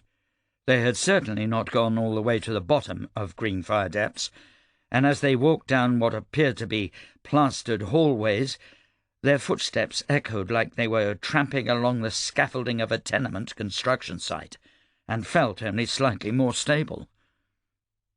This appeared to be some sort of highway, and despite the twists and turns, the corridor remained wide, with small shop windows along either side, and the occasional Palo family sitting along the walls with a gas lamp, taking a late meal or enjoying gossip with the neighbours. For the most part, Vlora's small group was ignored, and when they reached the next junction, she asked Meln Dunn about it. "We're in what we call the cobweb right now," he explained. "Suspended 50 feet above the floor of the depths, some of these holes span the entire length of the quarry. It's much safer up here, but Cressians are never allowed." He put an emphasis on never, and Vlora lowered the brim of her hat slightly, glancing over her shoulder. They continued on for what felt like miles, until Meln Dunn suddenly held up a hand. They came to a stop behind him. The cobweb was much more active here, even more active than the streets up on the plateau, and the group had begun to receive more than one curious glance. Things were even better lit here, too. "What's going on?" Vlora asked, gesturing for Olam to drop back with Noreen to watch their rear. Meln Dunn pointed through an arched passage to a door a little farther on. "We're getting close to the Yellow Hall. Mama Pelo's men patrol this area heavily. We're going to have to go down now, but we may encounter guards starting just behind that door." Vlora gestured to Davd, tapped her eyes, and pointed at the door. The young powder mage crossed the hall quickly, slinging his blunderbuss over his shoulder, and pressed gently on the door. Vlora counted to 5, then followed. Just inside lay a paler man in a pale green uniform, slumped on his side. Dav tapped the side of the man's head. "He'll live, but he'll have a bit of a headache when he wakes up." "Let's be in and gone before he does," Vlora said. They were joined by the others, and Meln Dunn frowned at the unconscious Palo. "Those are the uniforms Mama Pelo's personal guard wear. You shouldn't leave them alive." "Yeah, you said that," Vlora responded, feeling a bit peeved. Meln Dunn was a businessman, but in her experience the strangest people could get overtaken by bloodlust when they had power over others. There's no reason to kill him. Let's keep moving. They descended 2 more levels down a narrow staircase, then a ladder, before Meln Dunn stopped them again. "We're here." "Already?" Vlora asked. "They was quick," Noreen commented. Meln Dunn tossed aside a carpet to reveal a trapdoor. "We won't be able to come back this way," he said. Vlora found out why a moment later. Below the door was a 10-foot drop to what appeared to be old clay shingles. She had a moment of confusion before she finally chuckled. "We're above the Yellow Hall. That's the original roof, isn't it?" "It is," Meln Dunn answered. "The cobweb was built above and around everything that existed in Greenfire Depths before, with the exception of some of the houses near the working quarries." "Is that roof gonna hold us?" Noreen asked. Vlora glanced down into the darkness. "I hope so." Davd went first, dropping down onto the clay shingles, scrabbling for purchase before getting a good footing. Vlora tossed down his weapons, then her own, and lowered herself down from the trapdoor by her arms before letting go. Davd caught her, helping her get her footing before aiding the rest of the group down. Noreen came last, lowering the trapdoor gently onto her fingers before taking the drop. They spread out across the roof, checking their weapons in the darkness before creeping along to the very edge of the shingles. Vlora could sense a steep drop below her, probably 3 stories or more, and wondered how they were going to get down. She and the other mages could make that jump without suffering damage, but Olam and Melndun would break a leg. Melndun provided the answer a moment later, showing them to a small belfry that rose above the roof. Vlora joined them just as a few sharp words broke out. "You've been planning this," Davd hissed. Melndun recoiled. Vlora shushed Davd and turned to Melndun, only to find the Palo was not denying the accusation. "What does he mean?" she asked him. "I mean," Davd answered, "all of this. The roof, the trapdoor, this belfry. He had to have planned this out well ahead of time." "Don't mind me," Olam whispered. "Can't see a damn thing because I'm not a bloody powder midge. I'll just stand here in the dark until you've got this sorted out." "He's been planning this," Davd insisted. Vlora glanced quizzically at Melndun before remembering that he couldn't see in the dark either. "He was doing all this by feel." "Well?" she asked. There was an uncomfortably long pause. Then Melndun said in a defeated tone, "I've considered the need to remove Mama Palo for several months. She's been getting worse, more erratic, harder to negotiate with. I knew something would have to be done. I planned out this route several weeks ago, thinking I would be bringing blackheads or Palo mercenaries in here to assassinate Mama Palo." Assassinate was a dangerous word for a businessman. The idea bothered Vlora, but she thrust it aside. It turned out Melndun was using them just as much as she was using him, and somehow that made her feel a little less guilty. "It's too late to quibble now. Get us through here." "The belfry is boarded up from the inside. We'll have to break through it." Davd thumped on the boards. "That feels pretty tight." "It's going to make a pet of a lot of noise," Olam warned. Vlora vacillated for a moment. She might be able to drop down and find another way in, then make her way back up to pry the boards off from the inside. But the Yellow Hall was an enormous house, and she could just as easily get herself lost and cornered.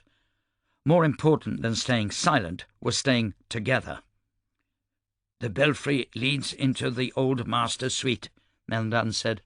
"It's where Mama Palo lives and holds court." "We're above her court right now?" Vlora demanded. "Yes." "Making a damned racket. They probably already know there's someone up here." Vlora reached out with her senses, trying to find everyone within 100 yards with the slightest bit of powder on them. She felt her other mages doing the same. Immediately below them there were concentrations of powder that amounted to 3 armed men. A 4th and 5th were coming up the stairs to the 2nd floor of the Yellow Hall, and beyond that, well, she lost count at 30. Mama Palo had a lot of bodyguards. "Right," Vlora said, readying her pistol. "Davd, knock it in." Davd backed up and took a running start, throwing himself against the boarded window of the belfry. There was a mighty crash, and he disappeared in a swirl of dust. Vlora followed him through, helping him to his feet, while Noreen, Olam and Boudin rushed down the stairs with weapons at the ready. There was another crash as they forced a door below, and then a torrent of shouting in Adran, Palo and Kez. Vlora leapt down the stairs, blinking as she entered a brightly lit room. The walls were made of the same yellow limestone as the rest of the hall and decorated with candelabras and tapestries. The light came from lamps fed by haphazardly strung gas lines, and Vlora pulled up to find herself looking down the barrels of 3 pistols as well as the blades of another 2 swords. There were 5 men, not 3, and she suspected they would be joined by many more within a few moments. The 5 Palo guards wore pale green uniforms and looked angry and startled, their faces red, fingers pulling triggers that wouldn't respond. Vlora could sense Noreen suppressing the powder in the pans, keeping the pistols from firing. "Stop," Vlora said, drawing her sword. "There's no need for bloodshed." She hoped to pit that they understood Adran, because her palo was terrible. "We're here for Mama Palo. No one has to get hurt." Behind the 5 men, Vlora spotted an old woman lounging on a divan in the centre of the room. She had a regal bearing, her chin held high, and she wore faded old buckskins and no jewellery, like the palo one might find deep in the Tristan Basin. She looked to be well into her 70s, hands shaking with rheumatism, and Vlora had a sudden pang of guilt. This was who was causing so much trouble? This was who Vlora had come for? Could she bring herself to drag an old woman to the Black Hats and watch her hang? The old woman seemed unafraid, even dismissive. "Kill them," she said in Palo. That Vlora understood. "Keep the noise down," Vlora hissed, sidestepping a sword thrust and drawing the tip of her own small sword across a Palo's throat. Mama Palo's bodyguards were good, very good. Within moments, Vlora could tell that they were trained fighting men, and the fact they lasted longer than half a breath against 4 powder mages was a miracle in and of itself. But they didn't last long, and only Boudin wound up with a slice along his arm for their efforts, and 5 dead or dying Palos soon lay on the floor. "Davd, get the door," Vlora said, motioning toward the entrance. She could hear feet pounding in the hallways outside, and Davd and Oldham reached it in time to throw their weight against the several people trying to shove their way in. "Boudin, clean yourself up. Noreen, secure the old woman." Wait, where—" Vlora's question was choked off in mid-sentence as she turned toward Mama Palo's divan. Mama Palo knelt beside it, speaking frantically in Palo, hands in the air. Melndun held his pistol against her head, and he pulled the trigger before Vlora could order him to stand down. Vlora's instincts were faster than her tongue, and the powder in the pan of the pistol sizzled briefly, but did not take as she reached out with her senses and suppressed the blast. She crossed the room in 3 strides and snatched the pistol away from Melndun, tossing it to Noreen. "No, I made it clear we're taking her in." She was surprised to see real hate in Melndun's eyes. He sneered down at the old woman. "She deserves to die." "Perhaps, but she's going to hang. This will be state justice, not ours." "And that makes it better?" "It has to," Vlora spat, "or else we're all just animals." "The Black Hats will torture her. This is a kindness." The statement brought Vlora up short as she realized he was probably right. She'd just been asking herself if she could hand an old woman over to face the noose, and she decided in a flash that she could. She had, after all, lost good men to Mama Palo's people. But to hand an old woman over to the Black Hat torturers? "I'm not here to do a kindness." She put herself between Melndun and Mama Palo and helped the old woman to her feet. "Do you speak Adran?" She repeated the question again for Kez.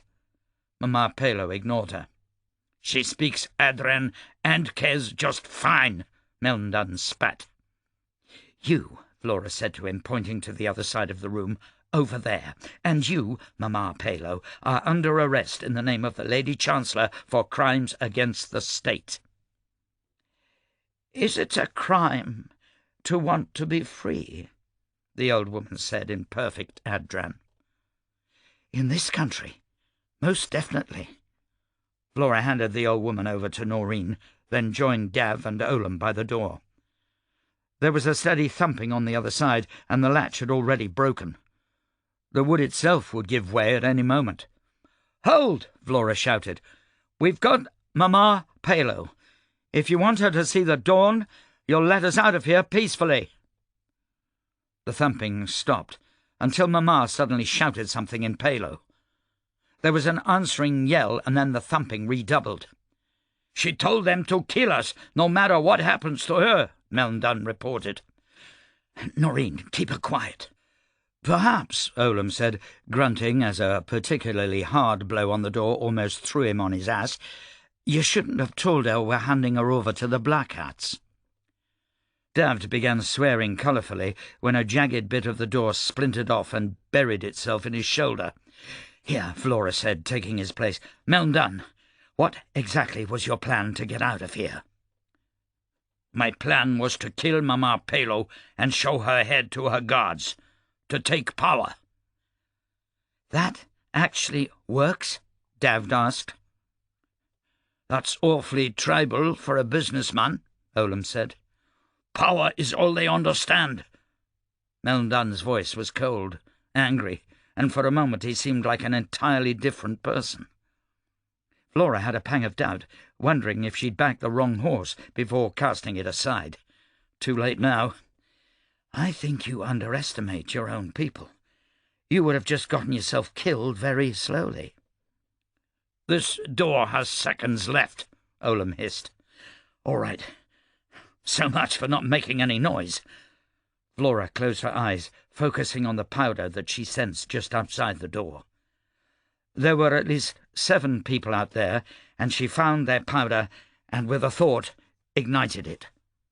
She used her sorcery to warp the blasts, containing it, focusing the explosions in small spaces to minimize the chance of starting a fire. The blasts rattled the ceiling, causing plaster dust to sprinkle on their shoulders. The thumping stopped, and Olam immediately leapt away from the door, jerking it open, his pistol at the ready. There were a lot more than 7 people in the hall. At least 9 had been killed by the blast, and another 8 milled around, mouths open, fingers in ears as they tried to get back their hearing. The closest drew his sword, but Olam put a bullet in his chest. Vlora shot a second, and then Dav forced his way between them, and the roar of his blunderbuss put the rest of the hall on their backs. The hallway was a bloody mess of mangled bodies and crying, moaning wounded. Vlora forced herself to ignore the carnage. "Quickly," she said, leading her mages down the hall. She felt powder moving toward them and ignited it, using the same technique to warp the blast inward. She felt her energy ebb slightly with every effort, the sorcery bleeding away at her reserves in little jumps as she used it. They cleared 3 more halls and made the ground floor, where Melndun examined the latest carnage with an edge of disgust. "I thought you said no killing." "I said I didn't want to kill," Vlora snapped back. "Maybe if you had a better exit strategy we wouldn't have to."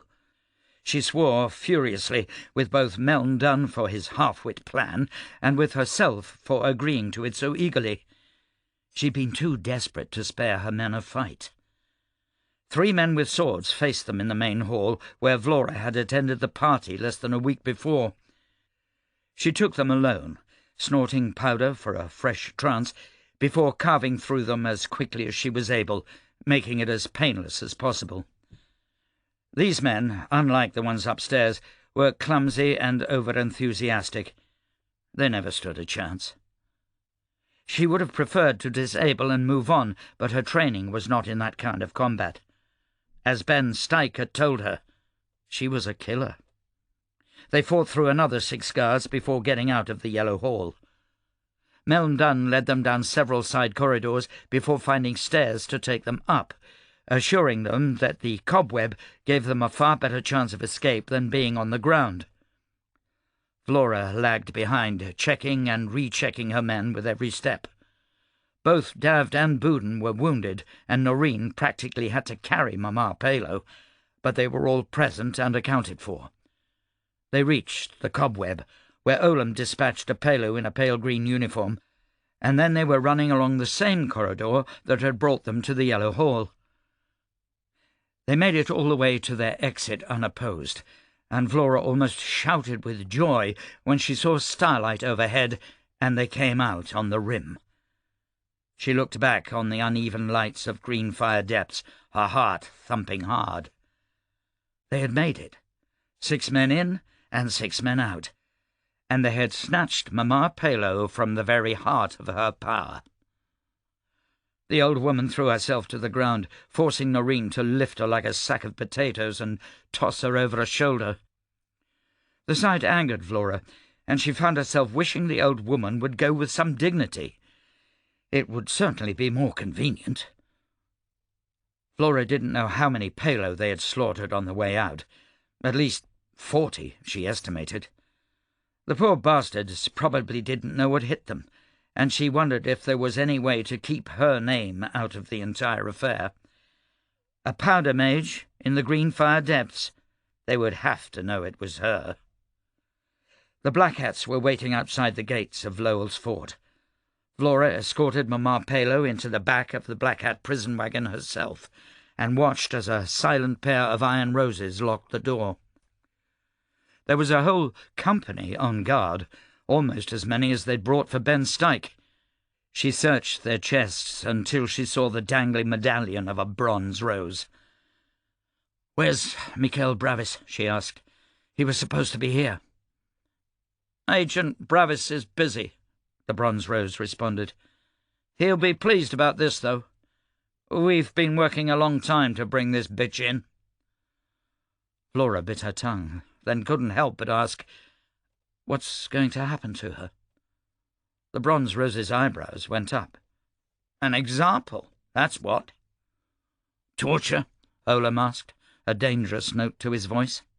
He didn't like the prospect any more than Vlora did.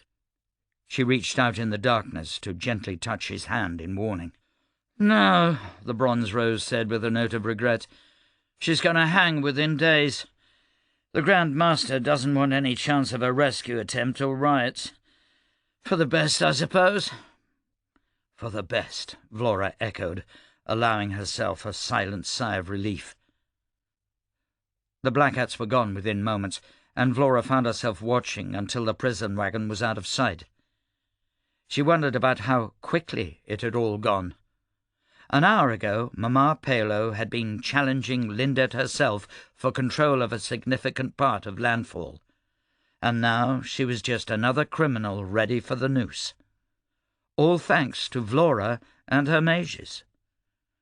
It soured her stomach a little, and she needed somewhere to spit and a drink to get the bad taste out of her mouth. "Lady Flint." Vlora looked up to find Meln Dunn beside her.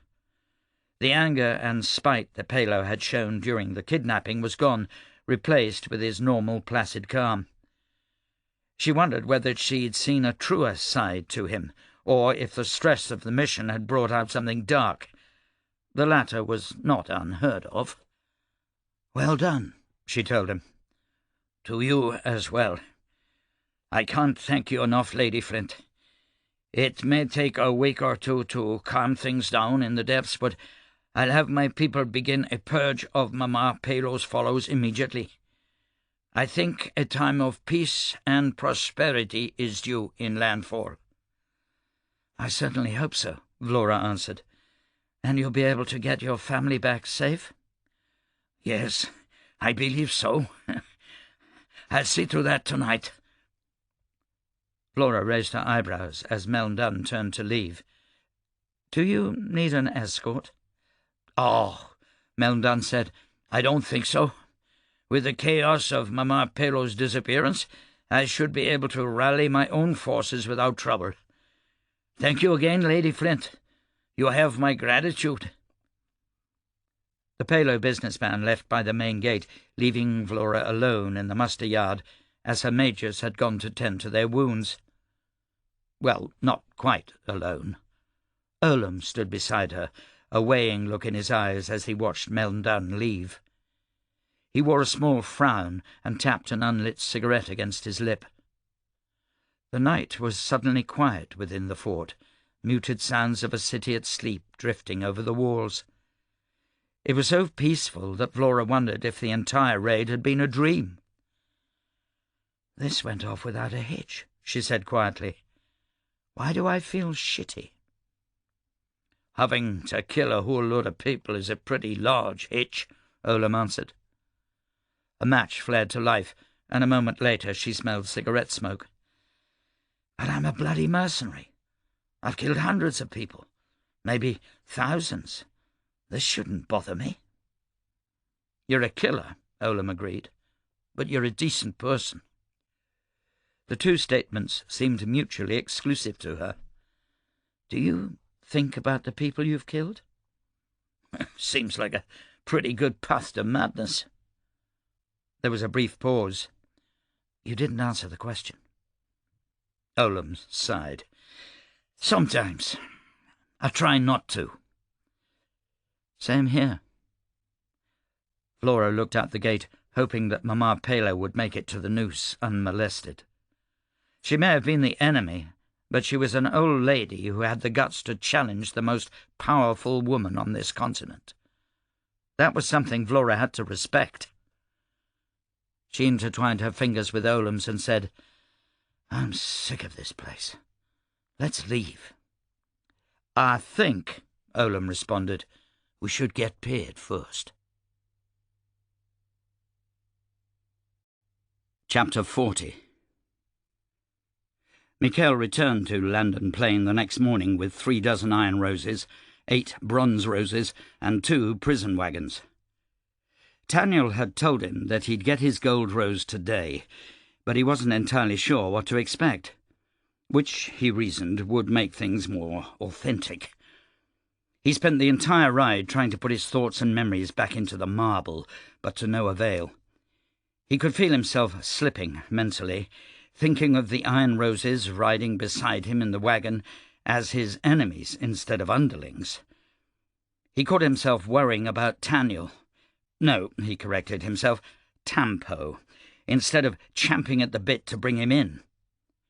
It left him confused and irritable, and it took all his efforts to keep from muttering about it under his breath. London Plain was bustling when they arrived, but the moment the prison wagons with the white roses emblazoned on their sides and their accompaniment of black hats rolled onto a street, the Palos scattered like a flock of geese, leaving goods, animals, and even rickshaws where they lay.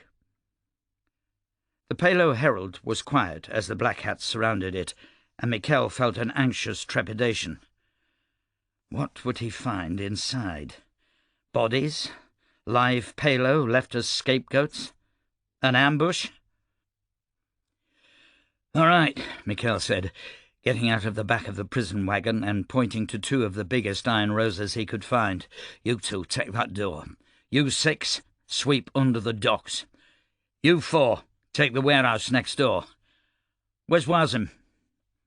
"Here, sir," Agent Wasim responded, getting out of the next wagon. "You take the lead."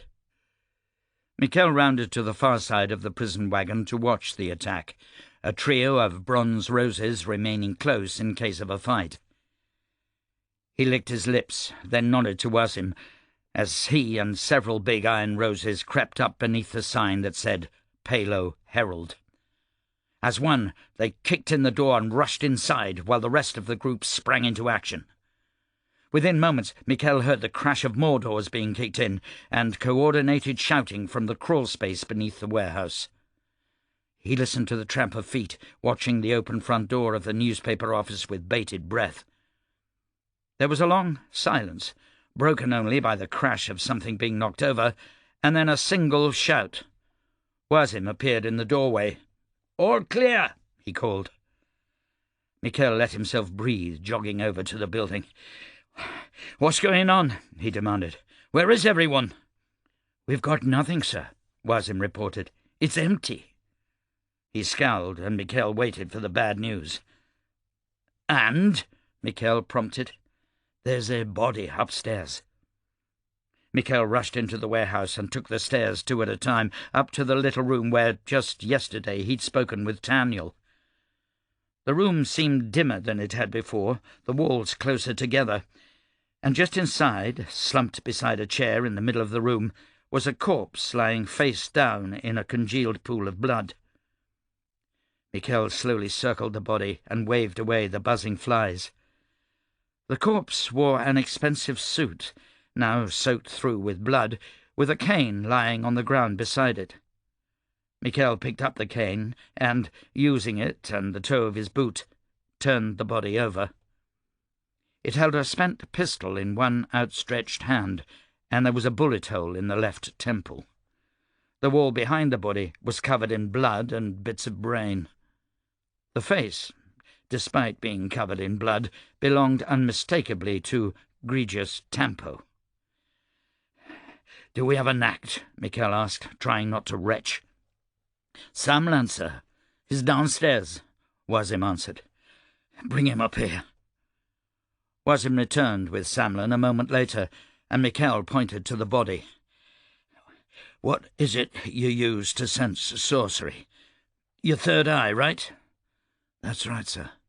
It's not easy, but I can do it." "Tell me if there's any sorcery here." "Sir?" the Nact asked, looking confused. "Just look!"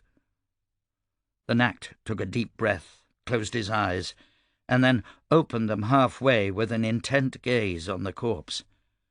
He held it there for almost 20 seconds before shaking his head and blinking away a few tears. "No, sir. Can't see any sign of sorcery." Michel circled the body one more time. This was definitely not Taniel. It definitely was Grigius Tampo. The height and weight looked right.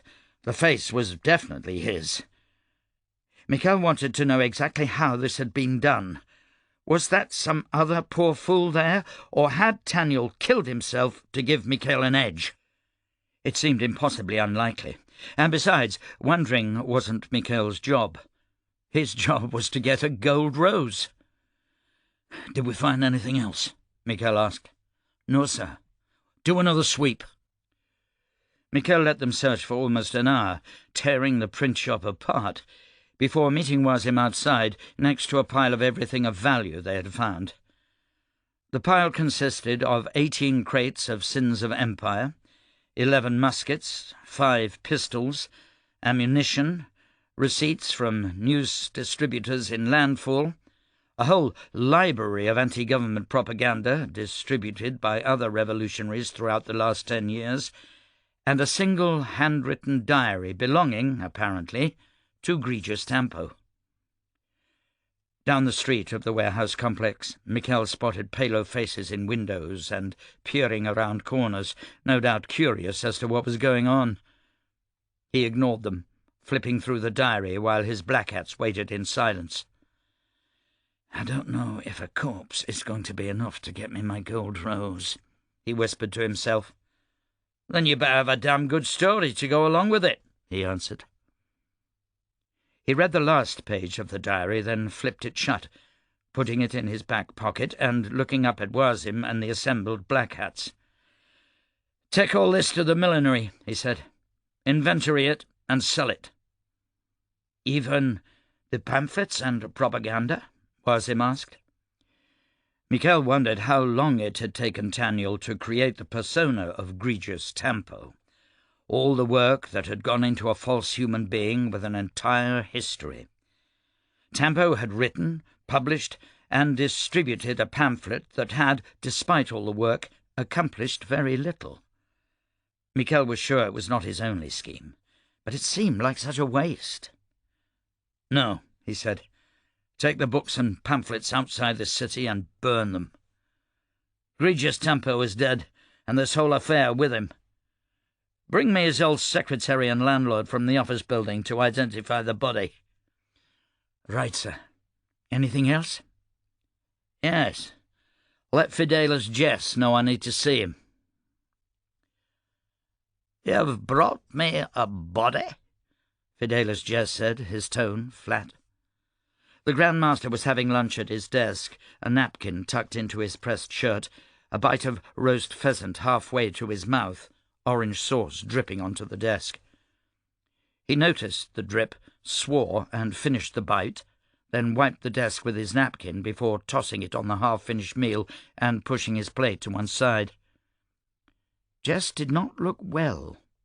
His eyes were bloodshot, his hair unkempt, and his shirt wrinkled. Michel, in the times he'd seen Jess around the millinery, had never witnessed him so out of sorts. Michel cleared his throat. "Yes, sir, that's right." "What good is a corpse?" Fidelis Jess asked in a quiet voice. "What can I do with a body? I can't torture a body, can I? I can't squeeze it for secrets?"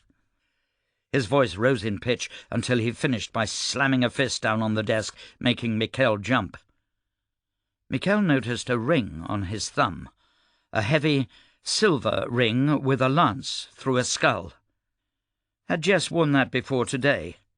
Michel had not noticed, but Jess's fidgeting drew attention to it.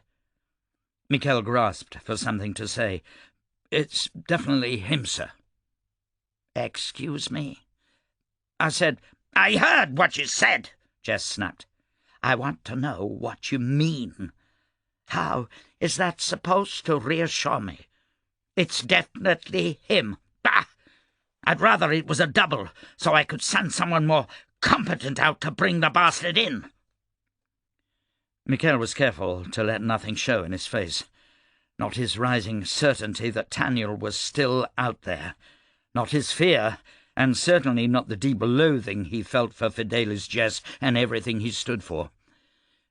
"Sir," he said in a reasonable tone, "that means it's over." He slipped the diary from his pocket and set it on Jess's desk. "With Tampo dead, it leaves no loose ends. Remember how careful Tampo was about bank records and rental agreements and witnesses? Well, he didn't have a perfect memory. He had to keep it straight somewhere, and it's right there." Fidelis Jess looked at the diary with a vague air of disgust, as if Michel had plopped a dead groundhog on his desk. "You mean we have his organization?" "Everything," Michel emphasized. "There was no organization. There was only Tampo. He masterminded the entire Sins of Empire affair, using hired help every step of the way, most of which didn't even know his real name. He thought that he could overthrow the Lady Chancellor's regime through a sort of bloodless coup, by turning the populace against her and forcing her to step down." "That's awfully short-sighted for someone so careful." "Maybe. Maybe not. I checked with several of our propagandists, and they said the theory is sound. Tampo wasn't going to stop with Sins of Empire. He planned dozens more pamphlets over the next few years. It's all in his diary. This was just the beginning, but we've managed to cut the head off the snake before it could multiply." Michel leaned forward slightly as he spoke, putting excitement behind his words that he didn't feel. Jess had to feel this victory, understand its importance. The Grandmaster had to be convinced that Tampo's suicide was not a fluke. Michel snatched up the diary, turning to the last few pages. "Look, sir, Tampo writes about the close calls he had with our Black Hats. We were right behind him, dogging him every step for the last week. He killed himself because he feared what we would do when we caught him. It doesn't matter that we don't have him, because all he worked toward was for naught." Jess leaned back in his chair. He didn't look convinced, but he didn't look irate anymore either. "I suppose you want to take credit for that, do you?" "I was the one who dogged him." Jess's eyes narrowed, and he watched Michel for a silence that stretched nerve-wrackingly long, before he got up, rounded the desk, and took the diary from Michel's hands. He paced the room, flipping through the pages.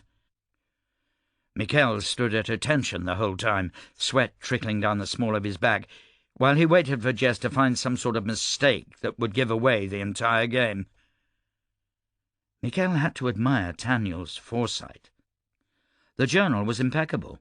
It had been written in every week for almost 3 years, and illustrated the downfall of a disenfranchised Adran nobleman who'd escaped Field Marshal Tamas's coup in Adro 10 years ago and come to Fatrasta, only to lose what remained of his family fortune on speculations. He had no friends or family to question, and this writing illustrated a paranoid mind that was convinced he could remove Lindert from power and then step into a role in whatever government rose from the ashes of hers. The journal had not been written last night. It was a long, thoughtful work. Likely something Taniel had been keeping as some sort of kill switch for the whole persona of Tampo, for the eventuality of being caught by the Black Hats. But was it perfect? Almost a half-hour passed before Fidelis Jess thoughtfully set the diary on the corner of his desk, then crossed the room to a small chest sitting above the fireplace. He palmed something, then turned toward Michel. "I'm not pleased by the conclusion of this problem, Agent Bravis," he said coldly. Michel licked his lips. "However," Jess said, "I am pleased that it's over. We have far more pressing items of concern going on right now. I consider your wrapping up of the Sins of Empire affair to have involved quite a lot of luck and blunder. But there is a place in the Black Hats even for that, so I will not demote you." Michel suppressed a disappointed sigh. Not being stripped of his rank, he tried to tell himself, might have been the best possible outcome here. But it wasn't what he needed. It wasn't what Taniel had killed off Grigious Tampo for. He cleared his throat and mentally tossed the dice for a risky gamble. "Sir," he said firmly, "I think I earn more than that. Without proper investigative training, I tracked down Tampo, and I ended the danger he presented toward the Lady Chancellor. I believe I've earned my gold rose." Fidelis Jess crossed the room so quickly Michel threw himself backward, reeling. The Grand Master caught him by the front of his shirt, yanking him close, their noses almost touching. "You think you've earned the gold rose, do you?" Jess hissed. Michel's throat felt like a desert. "Yes," he croaked. "Luck and blunder aren't enough," Jess said. "But loyalty. Loyalty, Agent Bravis, is a coin worth more than silver." He grasped Michel's shoulder, pressing something hard against Michel's skin, before releasing him and returning to his desk. Michel managed to catch the amulet before it fell, opening his fingers to reveal a gold rose. He let out a long, shaky sigh. "Thank you, sir." "I'm short-staffed right now," Jess said, "but all my gold roses have a single objective. Benjamin Styke was captured last night and immediately escaped from Sweetwallow Labour Camp. The camp has been destroyed and Styke is at large. You're to bring him in." "What about Lady Flint?" Michel asked. "What about her?" "I'm her liaison." "Not anymore. She's finished her current contract. If we give her a new one, I'll assign another silver rose. You've got work to do. Now get out of my sight." Michel closed the door to Jess's office, leaving Michel in the antechamber with the secretary, Delina. Delina gave him a warm smile, as if he hadn't just about had his heart handed to him by the head of the secret police. "Congratulations," she said. "Thanks," Michel replied in a daze.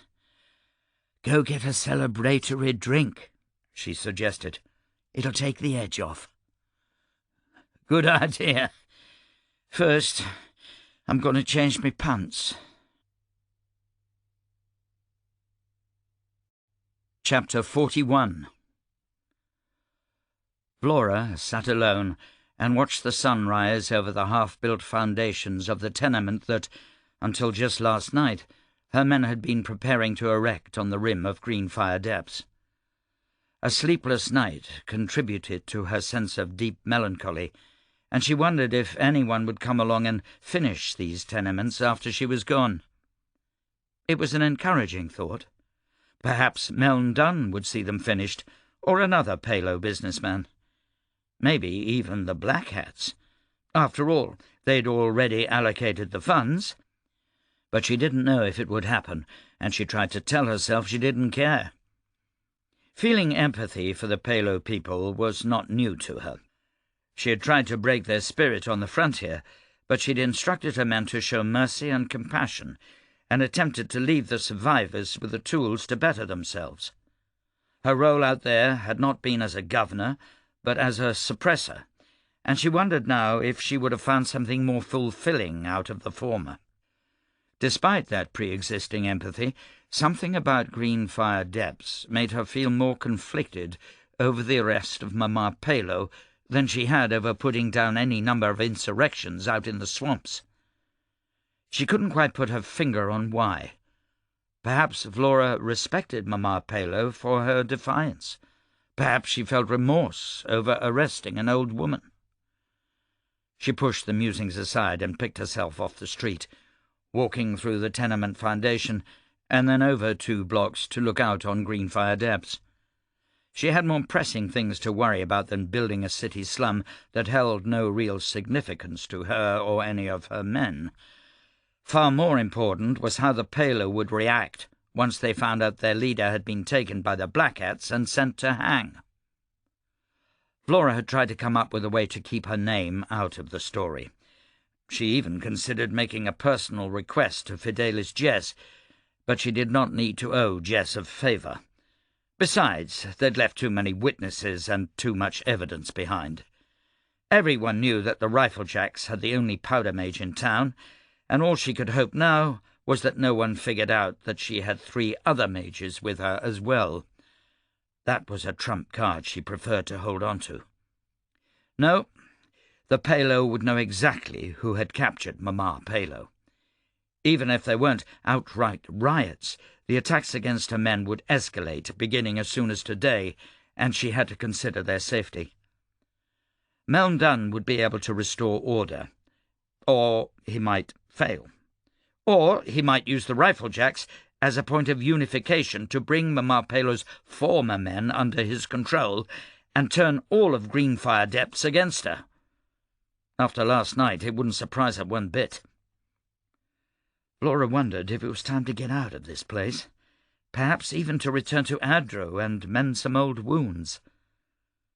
She walked back to the tenement, only to find Olum waiting for her, accompanied by a familiar face. Fidelis Jess. Vlora offered the Grand Master her hand, which he shook perfunctorily. Jess did not look entirely well. In fact, a second look told her he was still wearing the same shirt as yesterday, his hair mussed, his eyes bloodshot. "He said it was an emergency," Olum said in a low voice, coming to her side. "I see. I didn't know you left the millinery, Grand Master," Vlora said. "I do my best not to," Jess replied. "Hold the pleasantries. This isn't an honour, Lady Flint. I'm simply here to let you know that the Lady Chancellor is very pleased that you brought in Mama Palo so quickly. I myself am suitably impressed. I didn't think you could do it." Vlora allowed herself to be pleasantly surprised. "Well then, thank you, I think." If Jess had meant the compliment to be backhanded, he didn't show it. He turned away from her and Olum, studying the tenement foundation, clearly distracted. "What will happen to Mama Palo?" Vlora asked. "Oh," Jess said with a dismissive wave, "she's already been tried at a closed court this morning. I oversaw it myself. She'll be hanged in the public square outside the Capitol building at noon tomorrow." "I expected you to draw it out." "I would have liked to. Mama Palo could have made an excellent example. But publicly torturing an old woman wouldn't have gained us much, and we're not entirely monsters, despite what you may think." "Could have fooled me." Jess continued, "Noon tomorrow is enough time for the rabble to gather, not enough time for them to organize." Vlora watched him fidget with his sword for a moment and noticed that he was wearing Ben Styke's knife on his belt. Fidelis Jess had struck her from the beginning as a man who kept trophies. He had not, however, struck her as a man who fidgeted. It was Olum who voiced her next question. "This isn't just a congratulatory visit, is it?" "No," Jess replied, his voice clipped. He clasped his hands behind his back, still looking away from her and Olum. "This is a matter of some personal embarrassment. But Benjamin Styke has escaped." Vlora looked sidelong at Olum, who adopted a look that obviously said, "Good for him," and shook her head.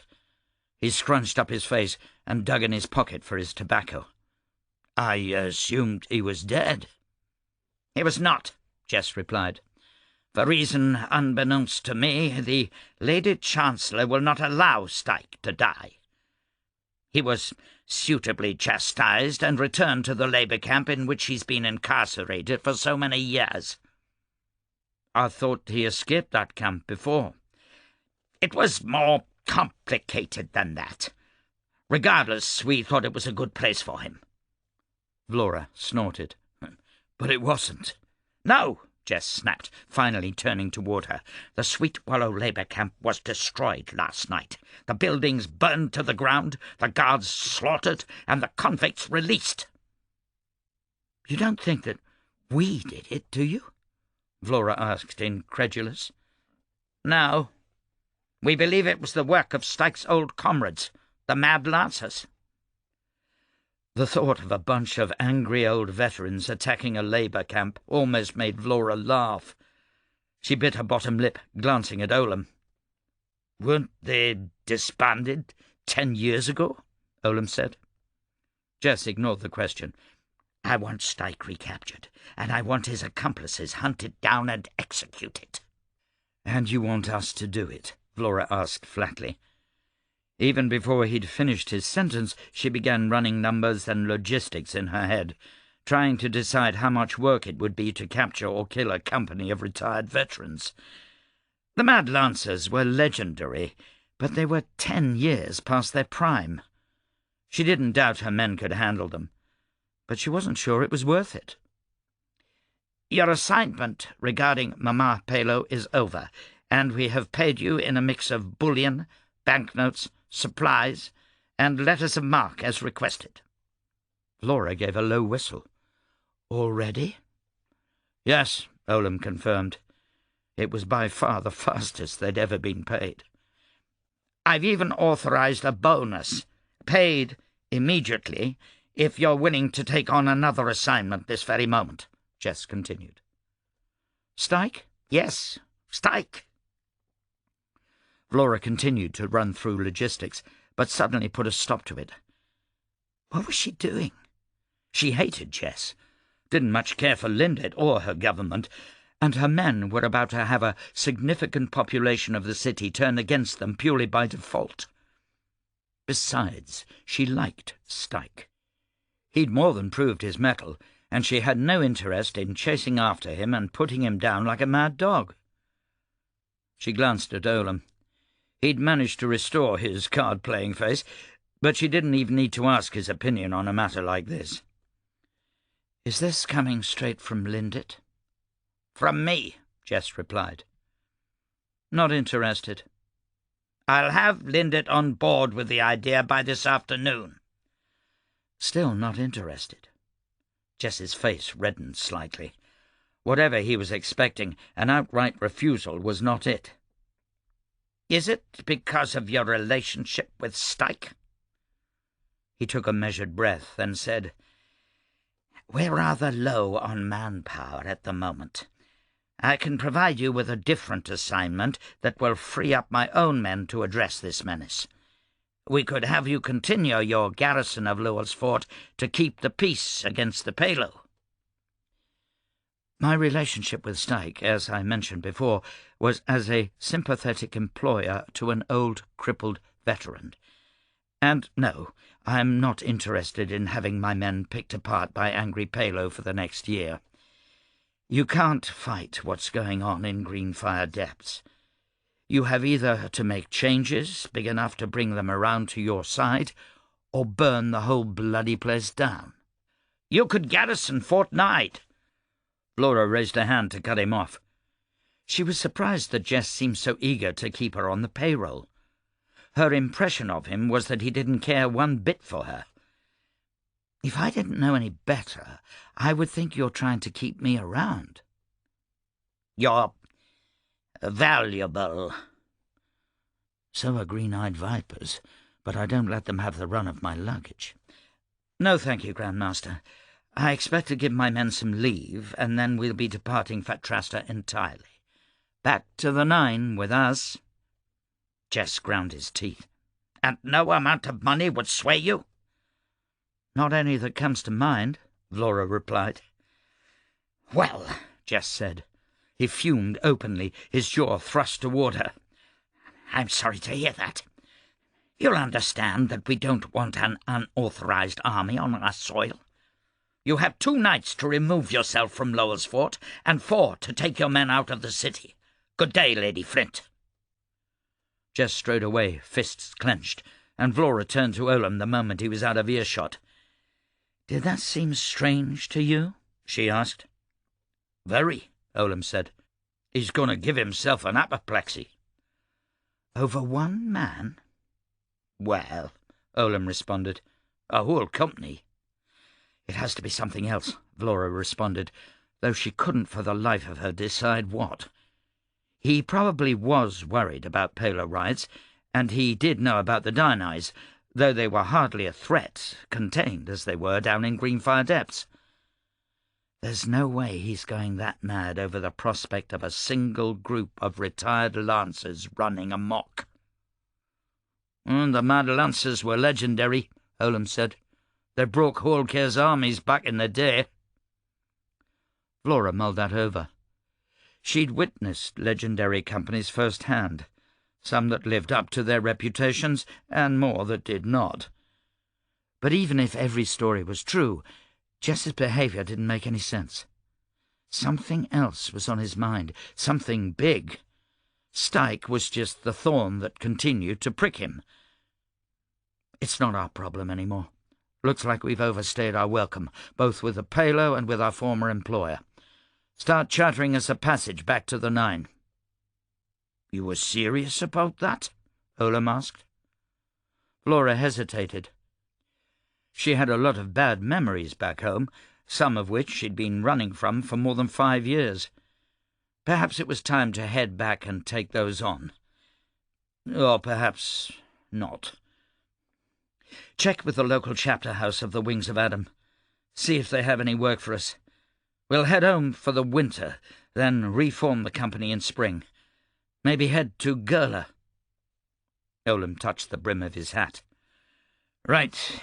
Any specific action we're looking for?" "I'm sick of oppressing people," Vlora said, glancing toward Greenfire Depths. "I'm sick of working for tin-pot dictators. Find me an underdog to fight for, as long as they can pay decently, of course." "Ah, that's the kicker." "It always is." Vlora took the cigarette out of Olam's mouth and drew on it deeply before handing it back.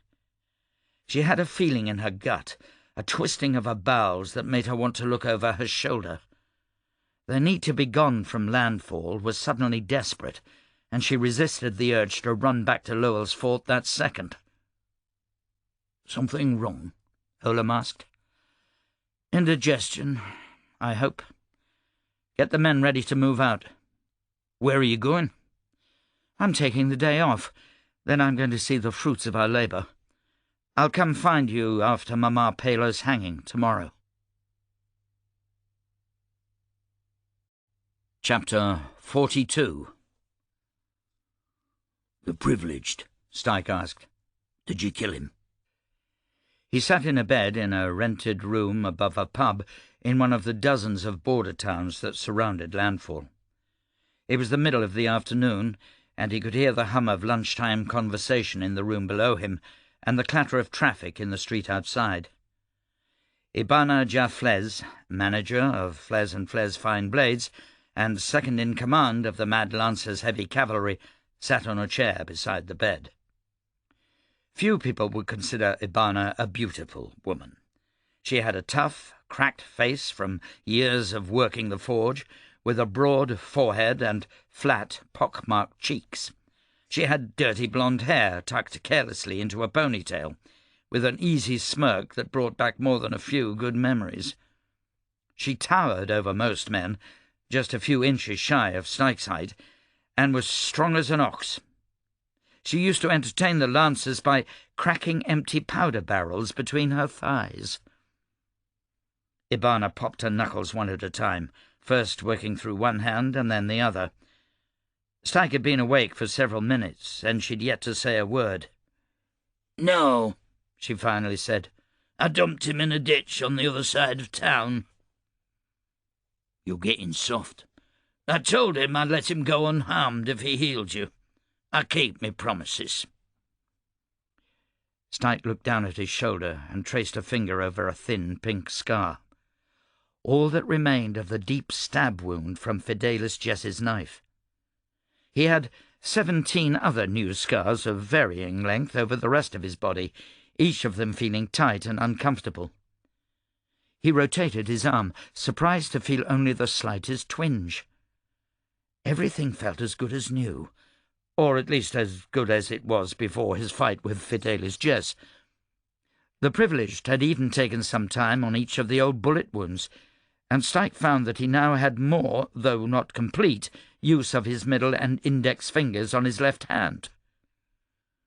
"Healing privileged are damned rare. Where'd you find him on short notice?" "He's one of Lindet's personal cabal. I actually nabbed him to take care of the old man, but then Celine showed up ranting about you going to the millinery." "Celine?" "She's safe," Ibana said shortly. "And the old man, is he, Ibana's eyes narrowed. "He'll live. No thanks to you. He's pissed as a pit about the house." "I didn't want to involve him." "But you did." Styke chewed on his words, then decided a nod would suffice. "I just got out. I needed someone I could trust." "So you brought me elderly father into your personal vendetta?" Styke scowled, confused. What was that supposed to mean? "No," he finally said. "It wasn't about Fidelis Jess at all. At least, not from the start." "I don't believe you." "Have I ever lied to you?" "On several occasions." "About anything important?" Ibana worked through her fingers again. Only one of them popped. "I don't want your excuses, Colonel." Styke felt his stomach clench. Ibana only called him Colonel when she was worried, or furious. She didn't look at all that worried now. But he was done. He was whole and safe, at least temporarily, for the first time since before the war, and he wanted to enjoy it for a few minutes. "What do you want, then?" he demanded. "I want an apology." "For what? Getting the old man's shop wrecked? Him beat up? Because if you don't think I'm bloody well sorry for that, then you're a fool." Ibana's jaw clenched. "No," she said quietly. "I expect you to apologize for leaving me alone the last 10 years. "Fine," Styke snapped. "I apologize. I apologize for making enemies with that psychotic horse's ass, Fidelis Jess, for getting put in front of the firing squad, for getting hauled off and buried in a labour camp, and then for trying to keep everyone else from getting my shit on them when I got out." "I saw that camp. You could have escaped." "I didn't want to." "Why not?"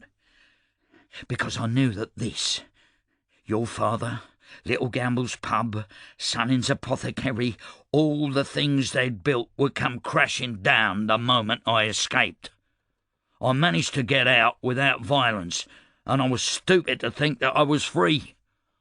But I wasn't." Ibana regarded him warily. "You knew about all that? Gamble's pub, people's homes and businesses?" "Not until after me fight with Jess," Styke said, lowering his voice. "I went to fight him because I thought it would prevent all that.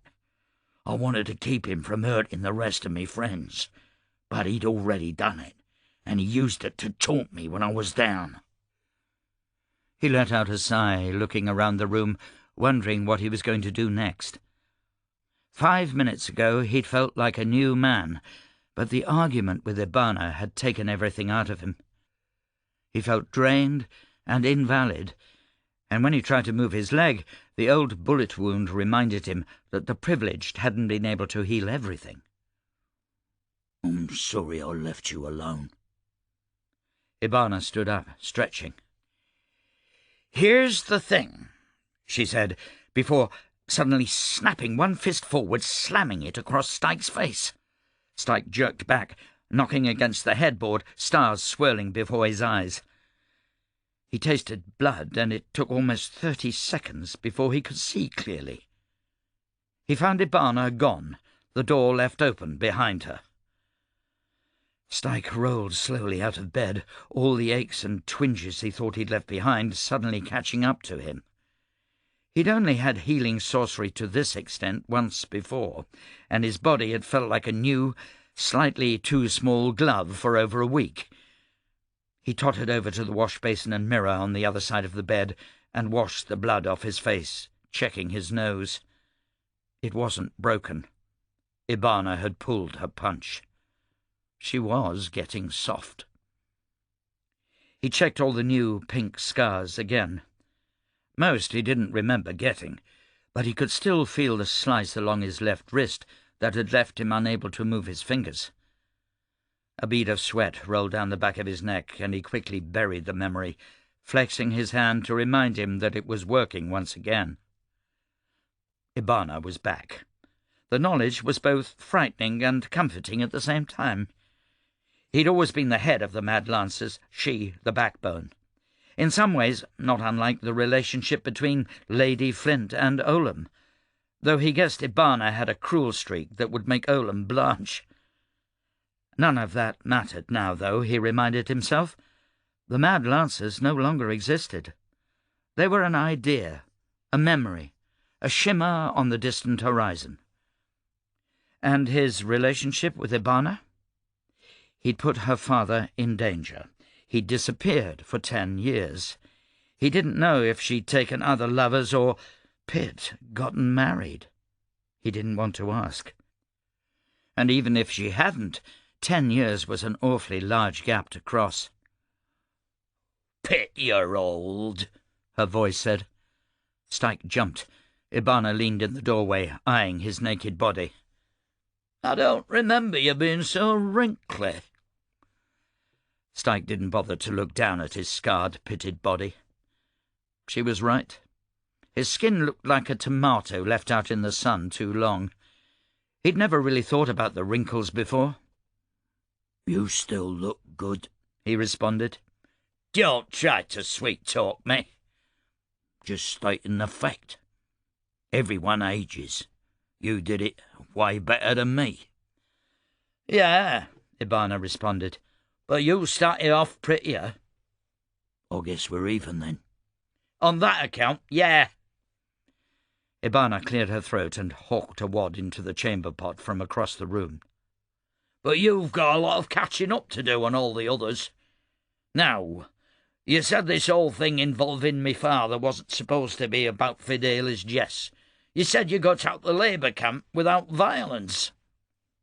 Styke grimaced. He'd planned on telling her, eventually. "I'd hoped you'd missed that." "Not a chance. Tell me what's going on, all of it." So Styke did. He started with the parole hearing, told her about Tampo, then joining the Riflejacks. He told her about the Dragon Man, the Dionyse, and the Palo. He talked until his throat was raw, and Ibana stood there unmoving through the whole thing. When he finished, he looked around for his pants, only to find a new pair hanging by the wash basin. "Is the girl yours?" Styke froze, his pants around his ankles, one leg raised. "Celine?" "Yeah, her." "I suppose so. She hasn't got anyone else." Styke didn't like the edge to Ibana's voice. He finished pulling the pants on and buckled the belt. "But you didn't father her in the camps?" "No. Her dad was a thief. Died mucking the marshes. Where is she?" Ibana's tone softened. "She's downstairs playing with Gamble. He says she's just a few years younger than his daughters would have been if they'd survived the war, the sap." Styke let out a soft sigh. The fact that, after all this, Celine was safe and close by was as comforting as waking up with a working hand. When he turned back, Ibana had a strange half-smile on her face. She uncrossed her arms and lifted her chin toward him. She seemed satisfied that Celine wasn't his by blood, and the fact she cared was somehow comforting to Styke. "That's quite the story you told," Ibana said. "So, what are you going to do now?" "I'm not sure. Styke didn't trust that smile. It meant Ibana already knew how this conversation was going to end. It was unnerving. I've got two masters right now, Tampo and Lady Flint. And do you owe either of them anything? I owe Tampo me freedom, and I owe Lady Flint. Styke frowned. He wasn't sure what he owed Lady Flint. She'd given him a job, a purpose, and the fact that he felt a modicum of guilt over the false pretences he'd used told him all he needed to know. I like Lady Flint. I like Olam and the Riflejacks. They warned me that the Blackheads were coming for me. You have obligations. I have obligations, Styke agreed. He was torn. He couldn't go back to Lady Flint. He didn't know how to contact Tampo, and even if he did, was he any use to Tampo now that he was on the Black Hat's shit list? His best bet was to disappear. He could take Celine and head north, catch a ship to Gurla or the Nine, and be beyond Fidelis Jess's reach within a few weeks. Vanishing into thin air would be its own sort of vengeance. Jess would lie awake at night, wondering when the knife would come out of the dark, while Styke slept peacefully half a world away. You didn't mention your other obligations. Styke raised his eyebrows. You? You bet you asked me. And everyone else. What do you mean? Ibana advanced into the room. Have you forgotten the men and women downstairs? The Black Hats attacked your whole officer corps. Everyone still alive, that is. They burned businesses, destroyed homes, beat some of our friends within an inch of their lives. Styke's chest tightened and he looked away. I've got nothing to offer them. Don't look away from me. I will break your nose, and then I'll go to work on your fingers. Those people would die for you, and all you can do is avert your eyes out of self-pity. You'll give them something, even if it's one last ride into glory and death. You're goddamn mad, Ben Styke. A ride? Styke asked. What would we ride against? There is no great empire battering down our doors this time. The Black Hats, Ibana suggested. The Black Hats, Styke said, nodding. He held up his hand, suddenly caught on his own words. He repeated his last sentence under his breath. No great empire. He looked Ibana in the eye. The Dionyse. Something is going on with the Dionyse. I never found out what, but with dragon men in the city, they have to be planning something. Dragon men, Ibana snorted. Then we have two groups to ride against. Styke's heart leapt at the idea. The Mad Lancers, together again, prepared to fight through the teeth of whatever the world could throw at them. A week ago, an hour ago, it would have seemed a silly thought, but now, here it was. Seems like a lot of enemies. Never bothered us before. What happened to our armour? Styke asked. Last I heard, Lindet was going to have it destroyed. Last I heard too, Ibana said with a scowl. Enchanted armour is priceless. She wouldn't destroy it. It's Lindet. Styke nodded. That was all Ibana needed to say. He reached for his knife, his hand coming up empty, and remembered the sound of it clattering away across the cobbles after Jess's victory. Ibana's eyes followed the gesture, and Styke said quickly, I'll get it back. He walked toward the door, then thought better of it, opening the window and looking down into the street. He wasn't ready to face his old officer corps. Not yet. He began to climb through the window. What are you doing? Ibana demanded. Keep everyone here, he said. If you have to move to avoid the Black Hats, leave word for me at Grandma Sender's. Where are you going? Styke remembered what Jess had whispered just before having him carted off. I can't kill you. She won't allow it. It's long past time I had a talk with the one who holds Fidelis Jess's leash. Chapter 43. Michel jogged up the steps to the millinery courtyard, gold rose dangling from a chain around his neck, tapping gently against his chest. He shaded his face from the afternoon sun, realizing he'd left his hat on the desk of his new office. It was not, he decided, an auspicious start to his new command. The word command felt foreign, so military and public, far from what he was used to. But after spending all night and most of the morning being briefed about his new responsibilities as a gold rose, he felt it was the most fitting word to use. Silver roses were, technically, just one rank under a gold rose, but there were a lot of silver roses, and he'd always remained in the shadows working alone, only taking advantage of his rank when he needed a couple of bodyguards or someone roughed up. A few days ago, the idea of bossing around a few dozen iron and bronze roses had been a novel one, though ill-fitting. Now he was expected to take charge of more than 600 roses of all ranks, and conduct a search for Benjamin Styke and a whole company of angry veterans. "How hard will it be to find 300 or so retired cavalry?" he asked himself. "I don't know," he responded sarcastically.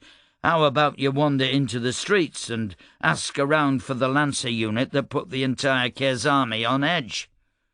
"Well, that was 10 years ago. They're all washed up." "Tell that to the guards at the Labour camp they set fire to last night." Michel rubbed his eyes. He wasn't going to be alone in the search. Oh, definitely not. More than 10,000 black hats and twice that many in city police were currently combing the streets. He wondered how the pit this had been his first assignment, before remembering the wild look in Jess's eye when he demanded Styke's head. Every single gold rose, and everyone under them, had been told to look for Styke. He wondered what his next assignment would be once Styke had been found and put down. His only real expertise was spycraft.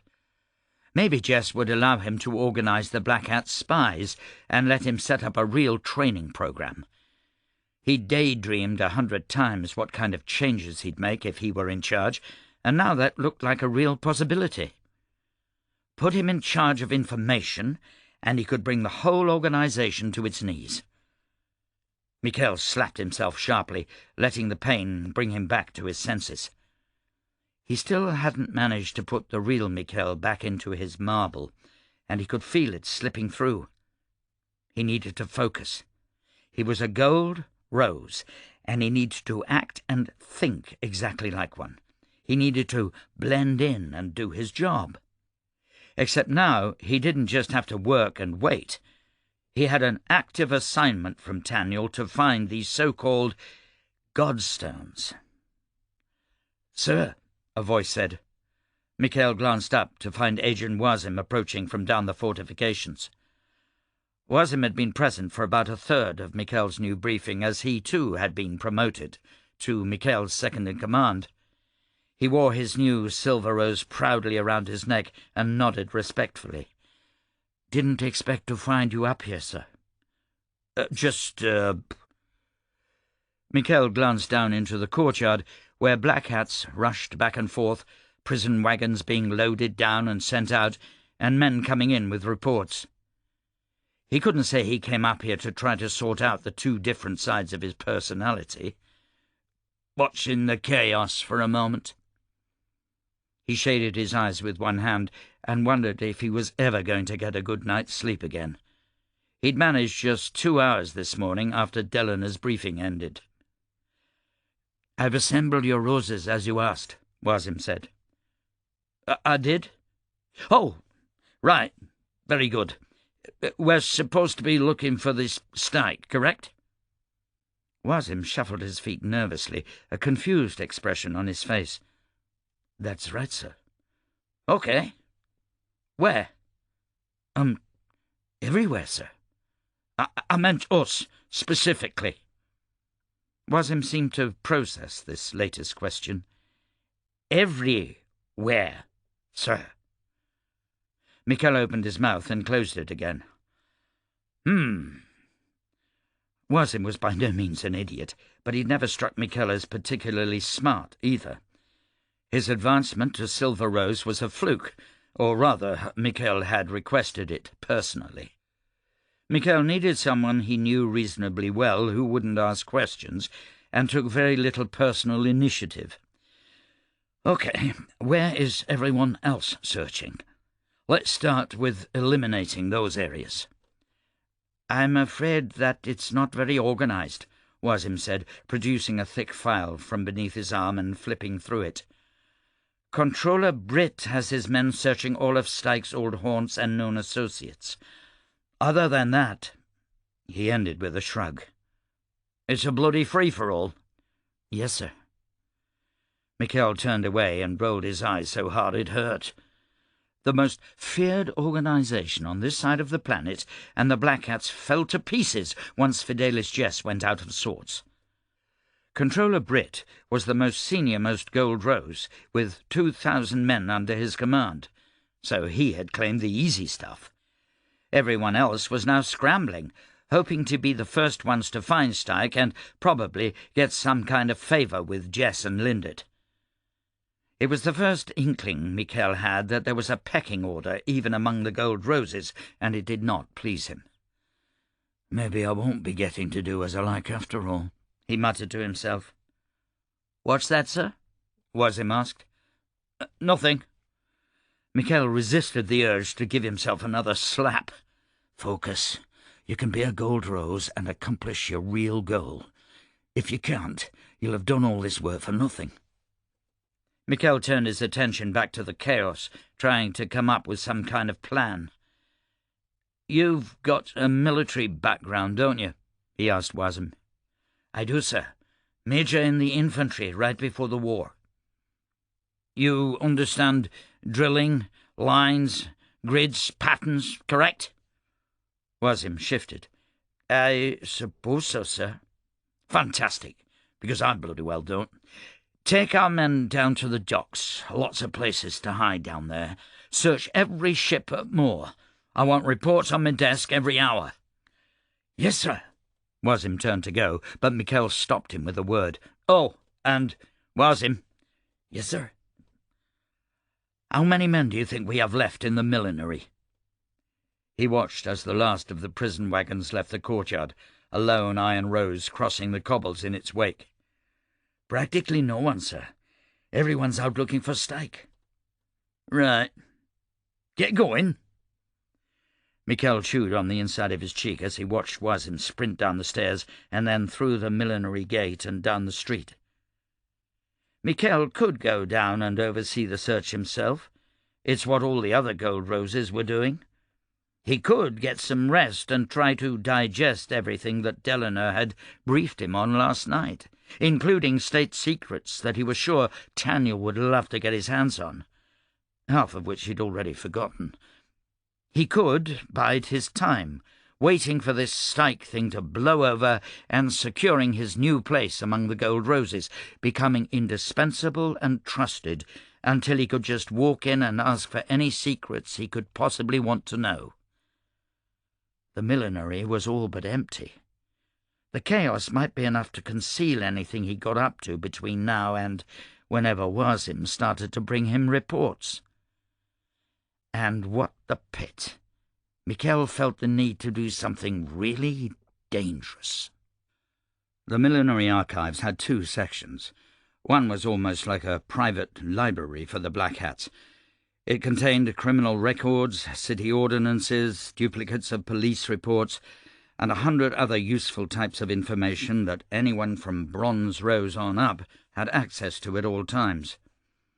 It occupied 3 floors of the west wing of the millinery and had a half-dozen attendants, but Michel had often gone an entire day there without meeting another soul. The section of the archives was on the 4th floor of the west wing.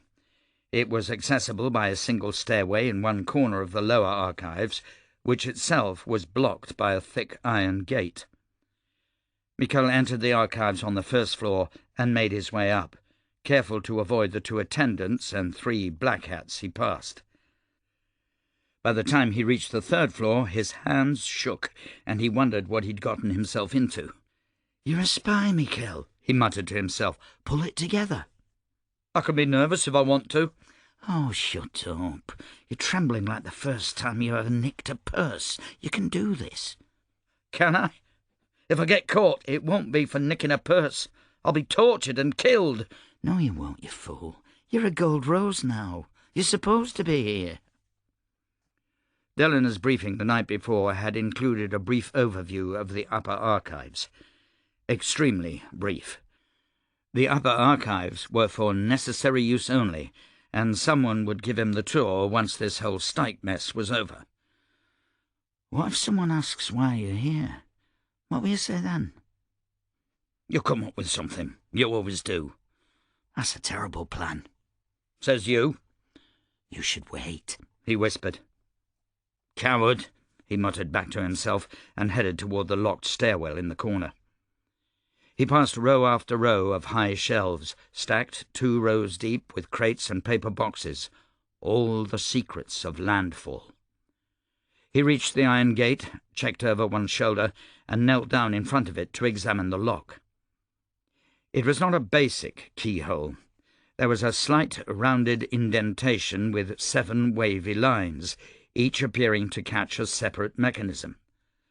The lock itself was thick enough that blasting powder might not even be able to break it, and the mechanisms were protected behind polished steel. He checked the hinges and the iron gate, noting that it didn't budge even in the slightest. "If I were a betting man, I'd say this is warded." "You don't want anything to do with sorcery," he said back to himself. "Right." He knelt down, turning his attention back to the lock before frowning. Those 7 wavy lines looked awfully familiar. He touched them gently with one finger, frowning until it dawned on him, like the inverse of a rose. He drew the gold rose out of his shirt and looked at it closely, noting that there was a small raised portion in the centre that his silver rose didn't have. Holding it in 2 fingers, rose out, he pressed the medallion into the lock and turned. There was a series of clicks, then the sound of steel striking steel. The gate swung open at his touch. "That," he whispered, "was too stupidly easy." He left the gate slightly ajar and took the stairs to the 4th floor. As he entered the room, he realized just how flawed his plan was. The upper archives was as large as any of the floors beneath it. The long room had vaulted ceilings, and high windows cast lines of afternoon light through the swirling dust. Dozens of rows of files went on for at least 100 feet, leaving him thousands of boxes, books, and files to look through. It would take months to search all of it. All for a reference to these godstones Daniel needed found. He searched the closest shelves for some kind of index, hoping that whoever kept the upper archives in order followed the same protocols as the attendants who took care of the lower archives. Nothing. He walked down the rows, tapping his fingers on boxes, hoping to find something that looked promising. He took out boxes at random, removing cloth-bound notebooks and single, apparently unrelated pieces of paper, leafing through them gently. One vellum manuscript appeared to be brand new, while another note card crumbled to dust the moment his fingers touched it. He sneezed, scattering the remains across 2 aisles. "That's probably not good," he said under his breath, quickly heading to the next row of files. He was at once curious and terrified, listening to the steady thump of his own heart as he remained acutely aware of the open gate at the bottom of the stairs and the unknown consequences if he was caught up here. "Remember," he said to himself, "if someone finds you, pretend to belong here. People rarely question someone who looks like they know what they're doing."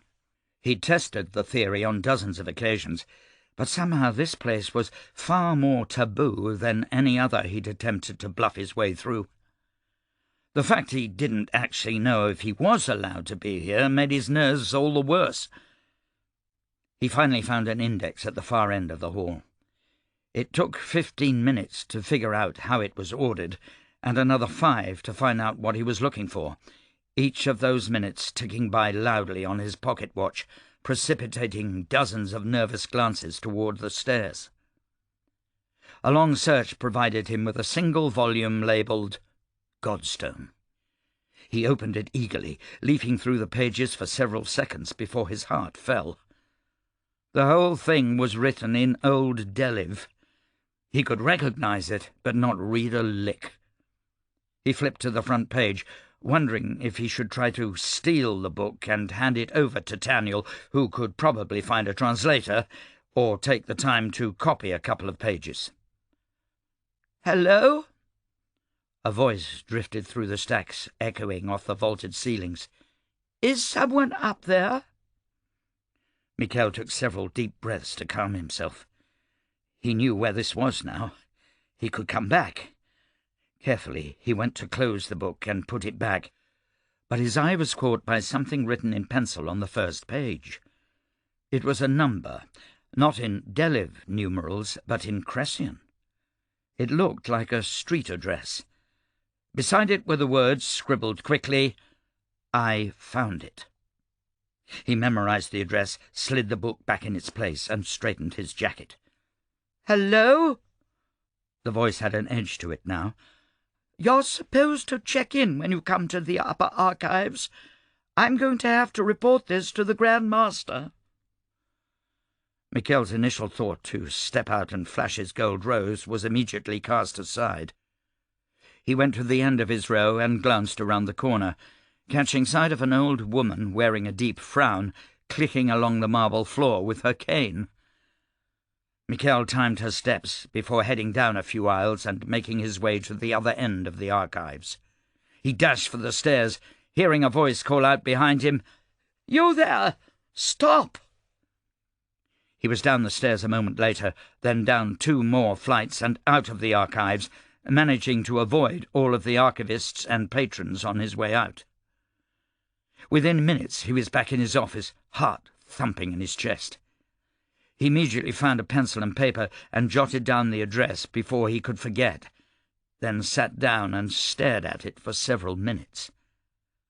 Could this be the location of the Godstones? A warehouse, perhaps? Something for sorcerous items?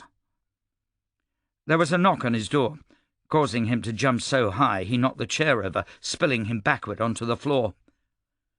He recovered, rubbing the side of his head, and opened the door a crack. To his relief, it was Wasim. "Sir," Wasim said, "I've got the first report." "Find anything?" "Nothing, sir." "Then why are you handing me a folder?" "It's the report, sir." "I thought you said we didn't find anything." "We didn't." Michel snatched the folder from Wasim, flipping it open to find a single paper with the words, "Nothing to report," next to a time and date. Michel rolled his eyes. "By Adam, I hate bureaucracy. How about you tell me when we have found something?" He shut the door in Wasim's face and righted his chair, collapsing into it. Several minutes passed before he was able to gather himself. He pulled the address out of his pocket and looked it over, muttering it under his breath. Nothing to do but go find out what it meant. Chapter 44. Styke tarried until dusk in a small town about 7 miles due west of landfall. The town was called Zada, and when he was a boy it had been distant and isolated from the landfall plateau, just a sleepy stopping point on the mail route to Redstone. Now it had tripled in size, though it still boasted a population of less than 1,000, and was practically a suburb of the Fatrastan capital. He left town as the sun disappeared beneath the horizon and headed north across the marshes, picking his way through the dangerous, soggy grounds, relying on the experience of old memories to guide him. He wore a dark, mottled cloak with the hood up and had borrowed a knife from Ibana. He wondered not if, but rather how much use it would get before the night was over. The sky was almost entirely black when he finally spotted lights in the distance. He knew their source even before he made out the dark, brooding silhouette of the brick manor standing guard over the marshes. As he drew closer, the light became well-defined candles placed at regular intervals in the windows of the sprawling manor. Willowhaven House. The soil eventually firmed, marking the edge of the manicured lawns around Willowhaven. Styke crouched low, moving between the shadows of the eponymous willows and the border of hedgerows that surrounded the grounds. The bob of lanterns marked the path of the Chancellorean Guard. He waited and watched, counting out the rhythm of their patrol for more than an hour, before finally making his final approach toward the manor. Willowhaven was dark and foreboding. Even the candles in the windows seemed cold and distant, imbuing the house with a bleak loneliness. The lack of any movement inside, whether from servants or the Lady Chancellor herself, was disconcerting. Styke wondered if she'd chosen to spend this night in the city, and decided it didn't matter. He needed to send a message, regardless. He entered through the side door of the carriage house, passing by the straw-filled stalls of the workhorses, running one hand absently along the warm noses that poked out to greet him. He patted the last one and stamped gently on the floor before reaching down and finding an iron ring by feel and memory.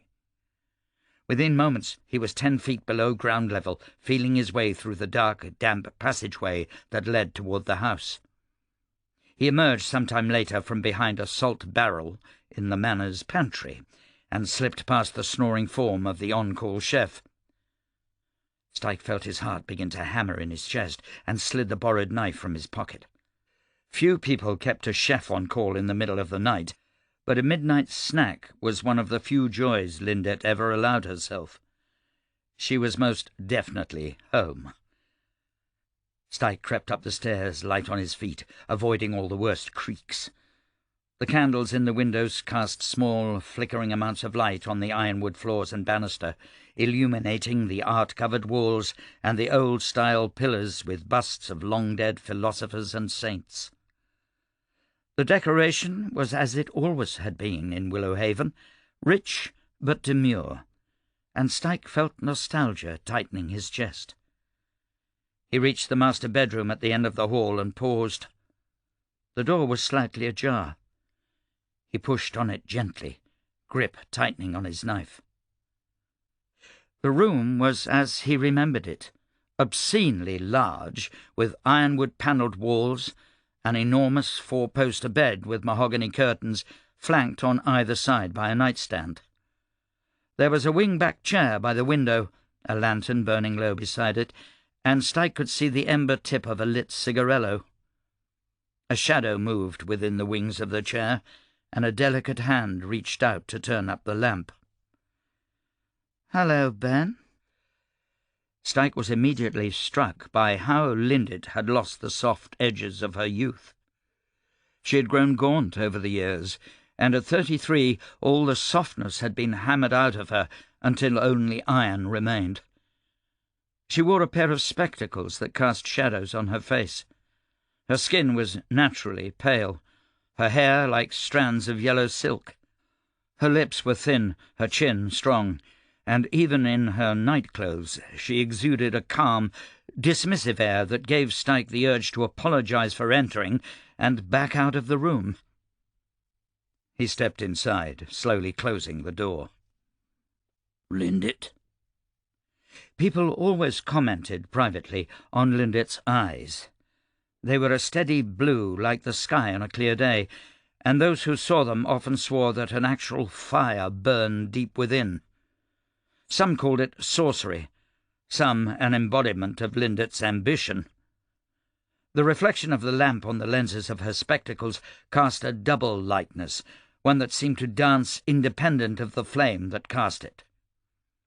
Styke noted something hanging over one arm of her wing-back chair.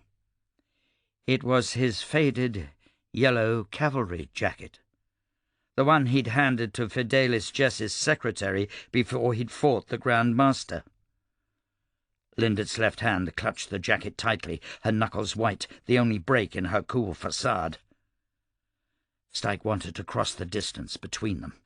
A single stroke, a splash of crimson for the 10 years he spent alone in the labour camp after all he did to help her win Fatrasta's freedom. Instead, he did a slow circuit of the room, checking the bed and closets for hidden assassins, until he was satisfied he and Lindett were alone. Lindett's eyes followed him around the room, that perpetual flame beneath her spectacles, her only movement save for the occasional rise and fall of her chest. The ash on her cigarillo grew long.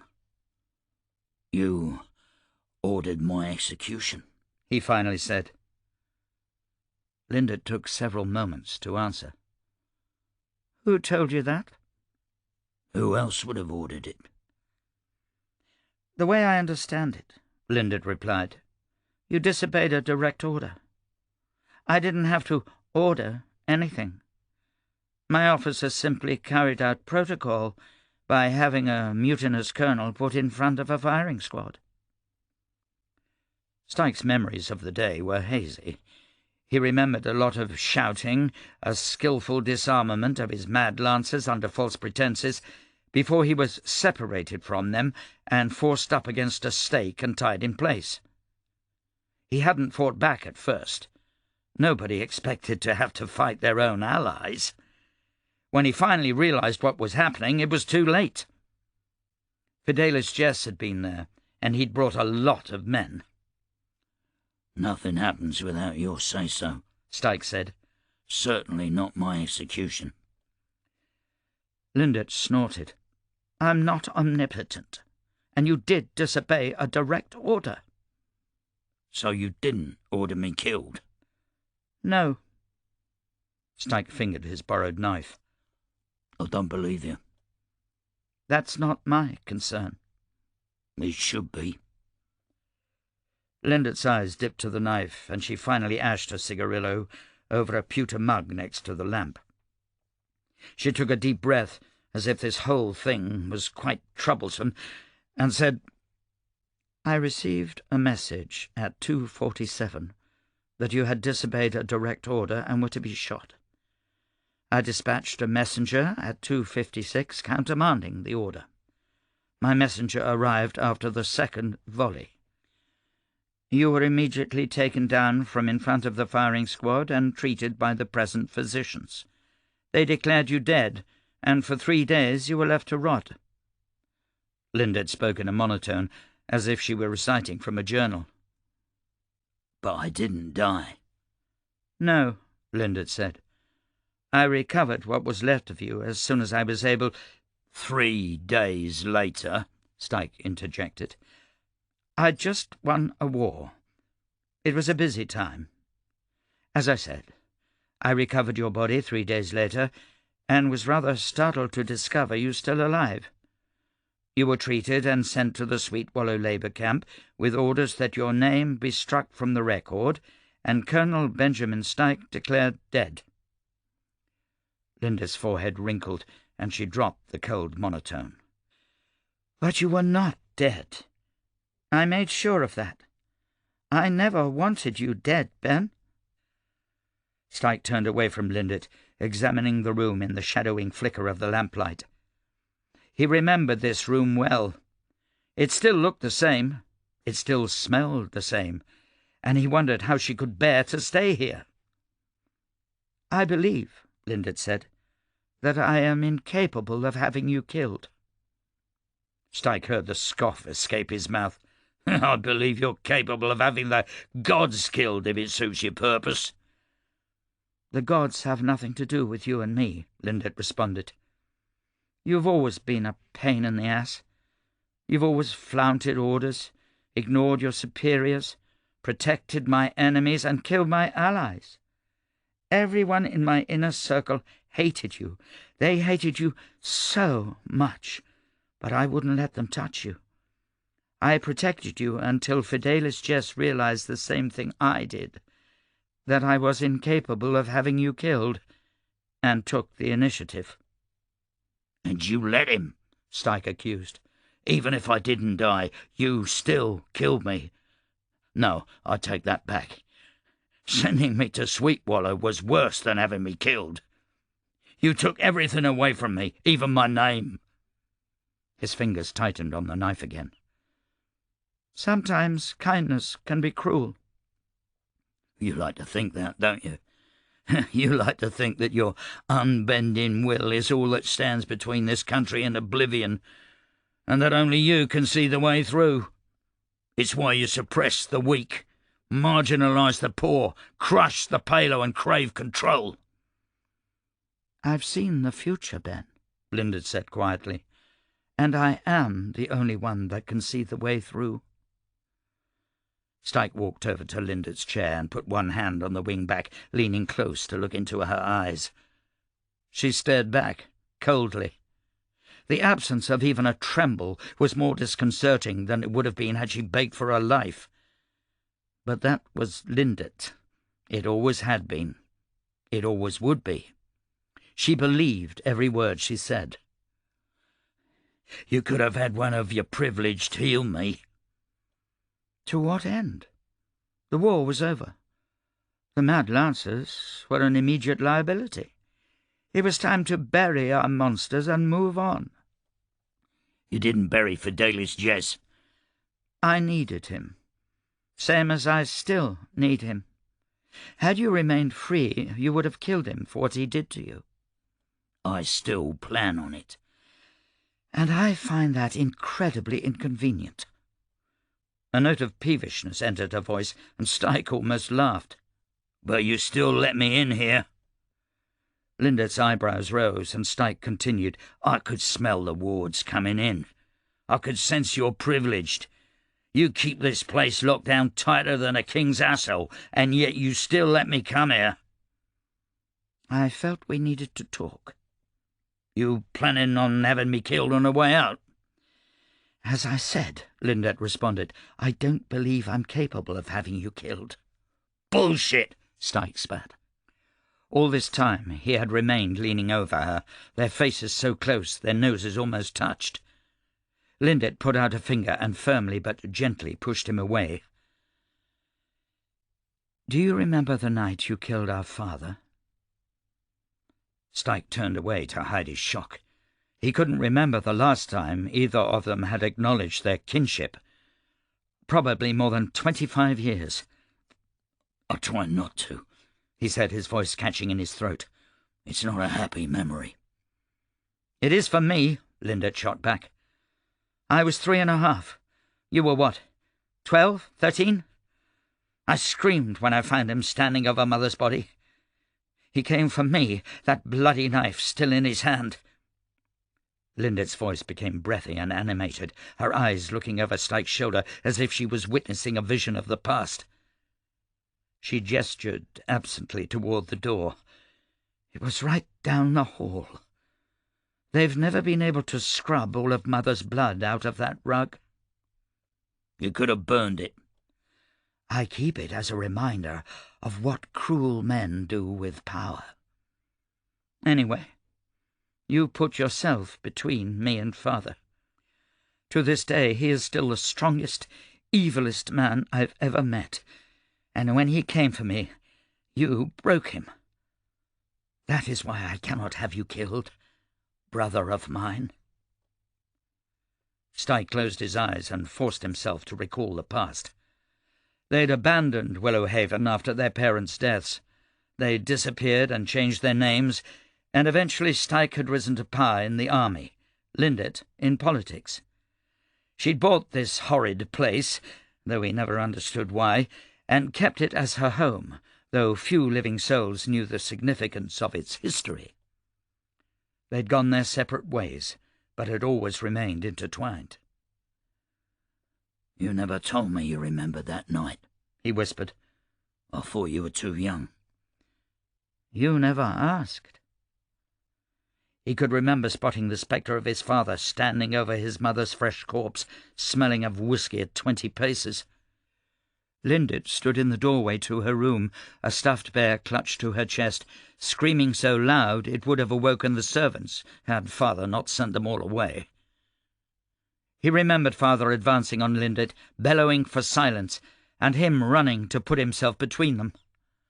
One teenage kid against the giant of a man he'd inherited his size from. Styke still had scars from that fight. He put Ibana's knife back in his pocket. "I'm not going back to Sweetwallow." "I didn't think you would," Lindet said, as if the possibility had most certainly crossed her mind. "But you won't call your dogs off?" He waited for her to say that she couldn't, that Fidelis Jess and the Blackhearts were beyond her control, and that she could not bring them to heel if she wanted. Instead, she shook her head and handed him his old cavalry jacket. For the first time he noticed that there was something else with the jacket, a bit of white cloth not much bigger than his palm. On it was a lance holding aloft a bare skull, flag swirling around them both. It was a scrap of flag, the emblem of the Mad Lancers. "They found that flag in the remains of Sweetwallow Labour Camp. Jess is still trying to track down all the inmates that were released, including you, and he's been sending me messengers all day demanding I bring in the army. This morning he tried to deputize Lady Flint and her mercenaries to help find you." The prospect gave Styke pause. He didn't want to fight the Riflejacks. He wouldn't win. "Did he?" "Lady Flint's last contract is over. She would not accept another one. But if you and your Lancers cause enough trouble, I will call in the army." Styke suppressed a sigh of relief. Fatrasta's soldiers he could deal with. "Where is my armour?" Lindet lifted her chin. "I destroyed it." 300 sets of enchanted medieval armour, and you destroyed it? That was art." "I believe you found it in a Kes art collection," Lindet said. "But yes, I destroyed it. Your Lancers ran down whole armies in that armour, and proved that relics like that are too dangerous to be left intact." Styke definitely didn't believe her this time. Lindet was not in the habit of destroying art, and she didn't destroy things that might still be of some use to her.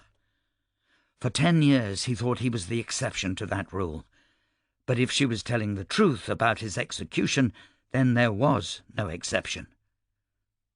He studied her face, considering pressing her further, but he knew her stubbornness reached even deeper than his. "I could call off my dogs," she suddenly said. Styke's eyes narrowed. "In exchange for?" "I could reform the Lancers, make them my personal entourage. I'd restore all the personal property the Blackhearts have destroyed this week and return your rank. You'd have uniforms, horses, pensions." Styke scowled. Lindet had always been cold and calculating, 10 steps ahead of her opponents, but since she was a child she would occasionally be struck by some ill-conceived fancy. This sounded exactly like that. It was a practical win-win situation. But it wouldn't work. "Their lives have already been destroyed. You can't undo the past, no matter how much you try. And I will kill Fidelis Jess." "It was just a thought," Lindet said, dismissing it with the flip of her wrist as she ashed her cigarillo. "Despite what you may think, I do, from time to time, try to make everyone happy." "This doesn't end happily, for anyone," Styke warned. "I know." Lindet suddenly stood up, crossing the few feet between them and putting a hand against Styke's face, turning him first one way and then the other to examine the pitted scar where the firing squad bullet had bounced off his cheekbone. "In the morning," she said, "I have a country to run. I exist to instill order and protect this country, even from itself. Fidelis Jess will ask me to permit your death. I will reluctantly agree. I feel like this would go much more smoothly if you just had one of those privileged hiding out in the bushes cut me apart with sorcery. We've been over that. I cannot have you killed. But Fidelis, Jess? Lindet snatched the emblem of the Mad Lancers from his hand and thrust it in his face. She had nothing else to say, returning to her chair and gripping the armrests like a monarch on her throne. Because I am weak, you and Fidelis, Jess, will destroy each other. Because I am weak, my Black Hats and the Mad Lancers will go to war. As I am weak, so shall this country be. You should go, before I find some inner strength. Styke suddenly understood. There was a long way from ordering a man's death without his knowing, like what had been done to him 10 years ago, and giving him the chance to fight back. She was allowing him that chance, even if the odds were stacked well against him. One of us should finish this now, and save Fatrasta the grief. Can either of us? Styke considered the knife in his pocket, and the little girl he saved so many years ago. No. I didn't think so. All I ask is that you consider that which remains unseen. Linda's voice dropped to a mere whisper. A storm is coming, Ben, the likes of which this world has never seen. I have tried to prepare for it, but for all my efforts I remain fearful. Styke tried to imagine what could possibly scare the woman who'd faced down the Kes at the height of their empire. The Dionyse? He asked. The Dionyse, the Palo, our enemies and our allies, our very own machinations turned against us. I've tried to make Fatrasta strong enough to face what comes, but all our sins will be accounted for. Lindet trailed off, shaking her head, and then treated Styke to one of her rare smiles. Despite her talk of fear, he could see the eagerness in her eyes. Whatever she saw in the future, she could not wait to face it. I don't know enough. Well, Styke said, hearing a creak on the floorboards somewhere in the house below them, let me know when you do. He wondered if it was a guard or even the midnight chef. Regardless, he'd been here too long. Goodbye, Lindet. Goodbye, Ben. Whatever happens, keep an eye on the horizon. Chapter 45. Vlora loitered through the city for most of the day, finding a cheap but comfortable hotel that evening, and taking breakfast the next morning in the sun at a cliffside cafe, before finally wandering through the streets at random for several hours. It felt good to not be under contract, to not be in uniform. Back at the fort, Olin would be getting the men ready to move out. She felt bad leaving all the logistical work to him, but she needed this. She needed to be a civilian again, if only for a couple of hours. The landfall city square was several blocks of public park, a stone's throw from the Capitol building. There were mature ironwood trees, manicured shrubbery, cobble walking paths, and even a small pond. By the time Vlora arrived a little before noon, the area was almost entirely covered with people, several thousand at the very least. There was a volatile mix of angry Palo, wary Black Hats, and curious Cressians, all surrounding a high gallows in the middle of the otherwise pleasant park. Vlora searched in vain for a vantage point from which to watch the execution before sniffing a bit of powder and scaling one of the ironwood trees, joining several rather surprised children on one thick, high limb. One of them, a boy of perhaps 11, made a bit of space for her to perch on, eyeballing her sword and pistol. The spot gave her a clear view of the gallows, as well as the crowd milling around it. Both the gallows and the crowd were absolutely crawling with Black Hats, easily 1 in every 3 people present, and it took Vlora only a few moments to realize why. Behind the gallows, flanked by a pair of white-gloved privileged sorcerers and completely encircled in heavily armed black hats, was Lady Chancellor Lindet. Vlora had never actually seen Lindet, but she'd read her description in the papers a number of times. The Lady Chancellor was a thin woman of medium height, with blonde hair and a pair of spectacles that she removed every so often to rub on her sleeve. The newspapers often described Lindet's eyes, and Vlora waited for some time for a good view before Lindet turned to face her.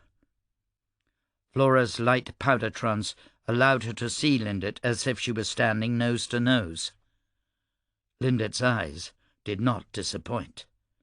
Deep-set, darkened by makeup, Lindet's gaze moved across the crowd again and again over the shoulders of her black hats.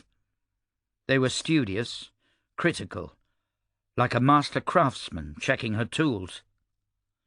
Vlora remembered Taniel's letters mentioning how Lindet might easily be mistaken for a librarian, if not for those eyes, and how they made his throat go dry every time they lit upon him. Like so many of Taniel's descriptions, Vlora had dismissed them as an exaggerated fancy. But when Lindet's gaze swept past her, she felt a tangible presence, and her heart skipped a beat, though she couldn't pinpoint why. It wasn't fear, or awe, or anything she could put her finger on. Vlora felt like a schoolgirl again, ducking to avoid the critical eye of the stern headmistress. "Hey, lady," the boy next to Vlora said. She shook her head, leaving her study of Lindet and letting her eyes refocus. "Yeah? When is this thing supposed to start?" "Noon," Vlora said. The boys squinted at the sun, and Vlora checked her pocket watch. It was just a few minutes till. The boy bounced up and down on the branch, making the whole tree shake. "I'd appreciate if you didn't do that," Vlora said. "You scared of heights?" Vlora craned her head to look at the other children lined up on the branch, then down at the 20-foot drop. "Not really, but you're going to ruin the pit out of my day if you knock someone else off." "Oh, all right," the boy said glumly. His attention turned to her pistol and sword. "Hey, you think there's going to be fighting?" "Dar said that the palo bitch was going to hang high for stirring up trouble." "Don't say bitch," the girl next to him said, elbowing him in the ribs. "Well, that's what Dar said, and I hope there's a fight." He leaned eagerly out from the branch. Vlora got herself ready to catch him if he fell. "Hangings happen all the time, but Dar always makes us go inside during the riots." "Probably smart of him," Vlora commented absently. Her own attention moved to the black hats as a group of them shoved forward through the crowd, surrounding a prison wagon with white roses painted on the side. It came to a slow stop in front of the gallows, and the black hats fanned out, pushing back the crowd before opening the door. Mama Palo, looking rumpled and angry but no worse for the wear, was led out of the wagon. There was a sudden cacophony, a shoving and shouting match between Palo and the black hats nearest the wagon. Then Mama Palo was led up to the gallows. Lindet, still flanked by her privileged, climbed onto the gallows and waited patiently while the noose was draped around Mama Palo's neck. Vlora could feel the protective sorcery surrounding Lindet. If she had opened her third eye, she would have seen splashes of sorcerer's colour. The Lady Chancellor wasn't taking any chances with this crowd. Mama Palo would hang, and the Palo wouldn't be able to do a damn thing about it, no matter how feisty they got. "That's her," the boy said. "The old Palo bit. I mean, lady." "That's her," Vlora confirmed. "She don't look like much." Vlora couldn't help but agree. Mama Palo looked smaller, older, and more feeble in the light of day. Despite the pageantry and the obvious hopelessness of her situation, she managed to keep her chin up, her back straight. Once the noose had been tightened around her neck, she gave a small smile. For some reason, that smile made Vlora nervous. Vlora scanned the crowd again, wondering if there would be a rescue operation of some kind. She had no intention of interfering. Her work here was done, but anything the Palo mounted would be doomed to fail. She looked again and again, scanning for weapons among the crowd, or large groups of men, or anything that looked mildly organized. Nothing caught her eye. She returned her gaze to Mama Palo. The old woman continued to smile, and Vlora wasn't the only person who'd caught on to it. Lindit eyed her warily, while her privileged searched the crowd with the same deftness as Vlora. They seemed satisfied with the absence of a threat, but remained vigilant. Vlora's next check of the crowd caught sight of something peculiar, but it wasn't at all what she expected. Standing near the edge of the park, leaning against a tree with his arms folded, lips pursed, was Meln Dunn. The Palo businessman smoked a cigarette, his eyes glued to Mama Palo, and Vlora couldn't help but wonder why he was here. He needed to be in Greenfire Depths, securing his power base, making sure his family and business were still intact. Had he already managed it? Was he here out of spite, to be sure that Mama Palo did, in fact, hang? "Careful, lady, you're going to fall," the boy next to Vlora warned. She reached out to steady herself against the trunk of the tree and forced herself to settle down and watch the execution, though she couldn't help from looking toward Meln Dunn. It would be wise, she decided, to check in with him, make sure everything had gone smoothly. She was about to climb down from the tree when she spotted something that made her skin crawl. A pair of dragon men stood less than 15 paces behind Meln Dunn. They were powerful-looking Palo in grey, tailored suits and tinted spectacles, and they might have easily been mistaken for Palo businessmen, but for the unmistakable black tattoos visible at their wrists and collars. And behind them, almost close enough to touch the pair, was Egregious Tampo. Tampo was dressed to the nines and twirling a cane like he didn't have a care in the world. Vlora wasn't sure which she was unhappier to see, Tampo or the dragon men. And then, like the final piece of a puzzle fitting perfectly, everything fell into place. Tampo had been at the party. He was in Mama Palo's inner circle. Those dragon men were there with him. And as she watched, they pushed through the crowd toward Meln Dunn. Vlora almost knocked a pair of kids off the branch as she leapt from the tree. She landed in a crouch, the pain of the impact barely registering through her powder trance, and tried to shout a warning. "Meln Dunn! Meln Dunn!" Lindit had just begun to address the crowd, her voice amplified by privileged sorcery, and Vlora's words were swallowed in the responding angry mutter of the mob. Vlora shoved her way through the crowd, tossing a powder charge into her mouth and chewing it into a mush of paper and grit, feeling the sorcery course through her veins. She kicked and shoved, catching brief glimpses of Meln Dunn through the crowd. The dragon men were almost upon him, and then she lost all sight of them as the crowd began to churn in response to Lindit's speech. She arrived at Meln Dunn's tree, pistol drawn, only to spot him entering an alley with the two dragon men. Egregious Tampo was nowhere to be seen. She gave chase, her mind working desperately. Were the dragon men not here to rescue Mama Palo? Were there more of them behind the gallows, preparing to spring a trap? Vlora hesitated, wondering if she should warn Lindit, but dismissed the notion. Lindit, after all, had two privileged up there with her. Meln Dunn was unprotected. Vlora dashed down several alleys, jumping to see over the heads of the sprawling crowd, catching glimpses of grey suits from time to time. She'd gone nearly a block before catching sight of Meln Dunn walking into a small cafe, followed by the two dragon men. She charged along, her pistol held discreetly at her side, eyes scanning the traffic for any sign of Tampo or more of the Dionyse. She reached the entrance of the cafe, checked the pan of her pistol, and immediately ducked inside.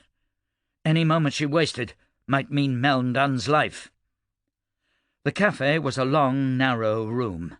A handful of Cressians occupied chairs, sipping their noon tea. At the far end, Meln Dunn and the two dragonmen slipped into a corner table while a paler waiter brought them iced tea. Vlora froze in the doorway. Meln Dunn didn't look like he was in danger. Meln Dunn leaned over to one of the dragonmen and said something to which the other chuckled. He slapped the dragonman on the back and lifted his gaze toward the doorway.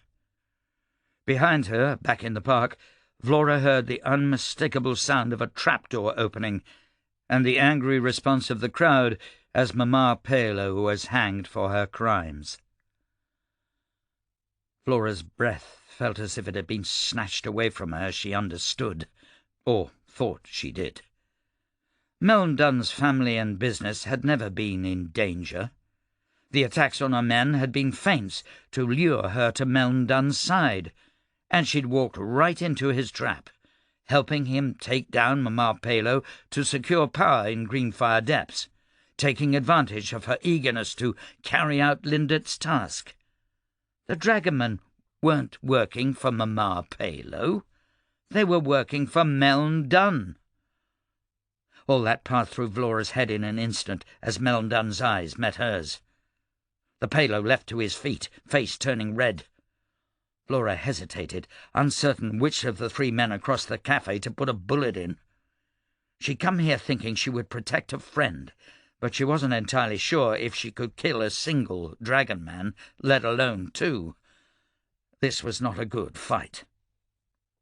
"Kill her!" Meln Dunn ordered. The two dragonmen leapt from their seats. A cafe patron screamed, and Vlora spun toward the door, ready to run. She'd lose them quickly in the street, get back to the fort, and... She collided with a man's chest, bouncing off it like she'd just run straight into a brick wall. She looked up to find Tampo in front of her and snatched for her sword. His mouth opened, but she had no intention of letting him say a word. This was no coincidence. This was... The thought was arrested as he snatched her by the wrist before she could fully draw her sword. She snarled at him, tugging, unable so much as move. "Sit down, Vlora," Tampo said calmly, shoving her to one side. She landed in a chair, almost tumbling to the floor, and was ready to come back up and at him in half a second, only to find he'd already stepped past her. The cane in his hand clicked, and he drew the sword hidden within in a single swift motion. The first dragonman moved impossibly quick, almost as fast as a powder mage, bone knife coming out and stabbing toward Tampo's chest. Tampo was faster. Like a mongoose snatching a snake by the throat, Tampo skewered the dragonman through the centre of the chest, picking him up and throwing him at his companion like he was no more than a rag doll. The second dragonman dodged the flying body, only to have Tampo grab him by the wrist, producing an audible snap with a single twist, and driving the dragonman's head into the brick wall with the force of a draft horse's kick. The whole fight was over in a handful of seconds. Meln Dunn fled out the back even before the dragonmen had reached Tampo, and Vlora moved to give chase, only to have her arm caught by Tampo. The lawyer manhandled her out of the cafe and into the street before straightening his jacket casually and linking arms with her forcefully. She tried to pull away, but to no avail, and soon found herself walking briskly away from the scene of the crime. Tampo whistled softly to himself, as if murdering a pair of legendary warriors without breaking a sweat was just another item on his to-do list, right next to a reminder to pick up a loaf of bread. Vlora stopped fighting him by the time they reached the next street over. She was in a daze, her mind tied in knots by what had just happened.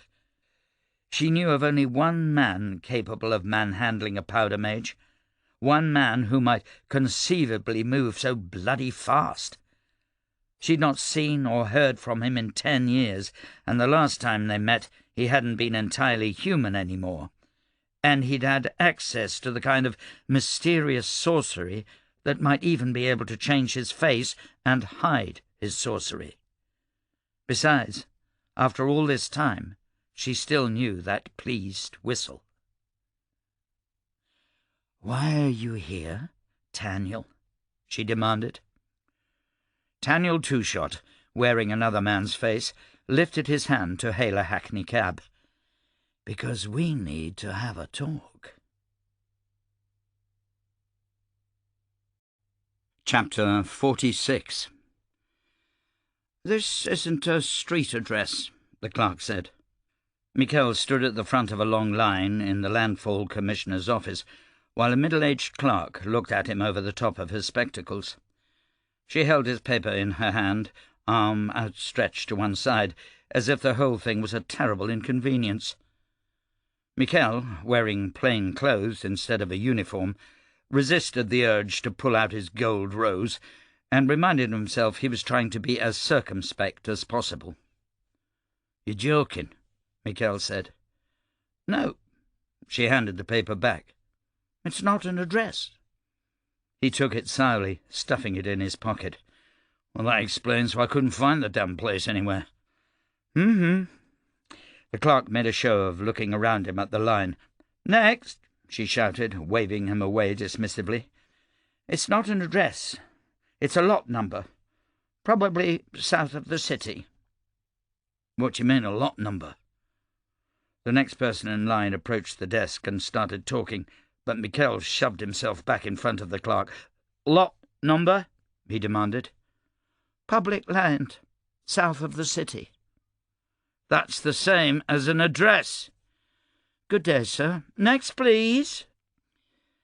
Michel wasn't certain what to expect when he took a hackney cab 2 miles south of the outskirts of Landfall. There wasn't much out here but farmland, endless floodplains covered in tobacco, cotton and wheat. What he didn't expect was to find a camp. From a distance it resembled a labour camp. Acres upon acres had been cordoned off, a short palisade built to encircle countless rows of dirty tents. There were a few wooden buildings in the centre, beside a number of man-made hills of soil, steaming in the summer heat like piles of shit.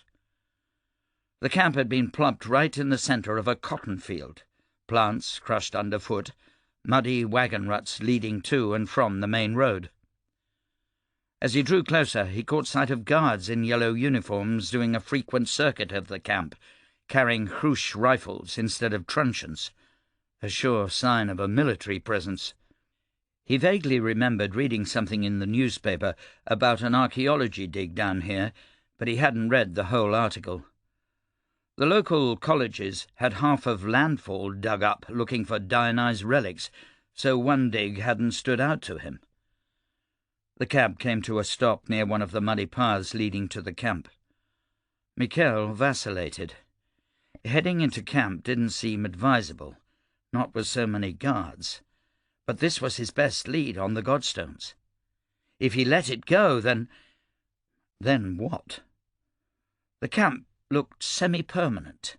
It would still be here in a week or two, and once the Black Hats were no longer on high alert, Michel might get a chance to snoop around the upper archives with carte blanche. Hurrying now might betray his real purpose to Fidelis Jess.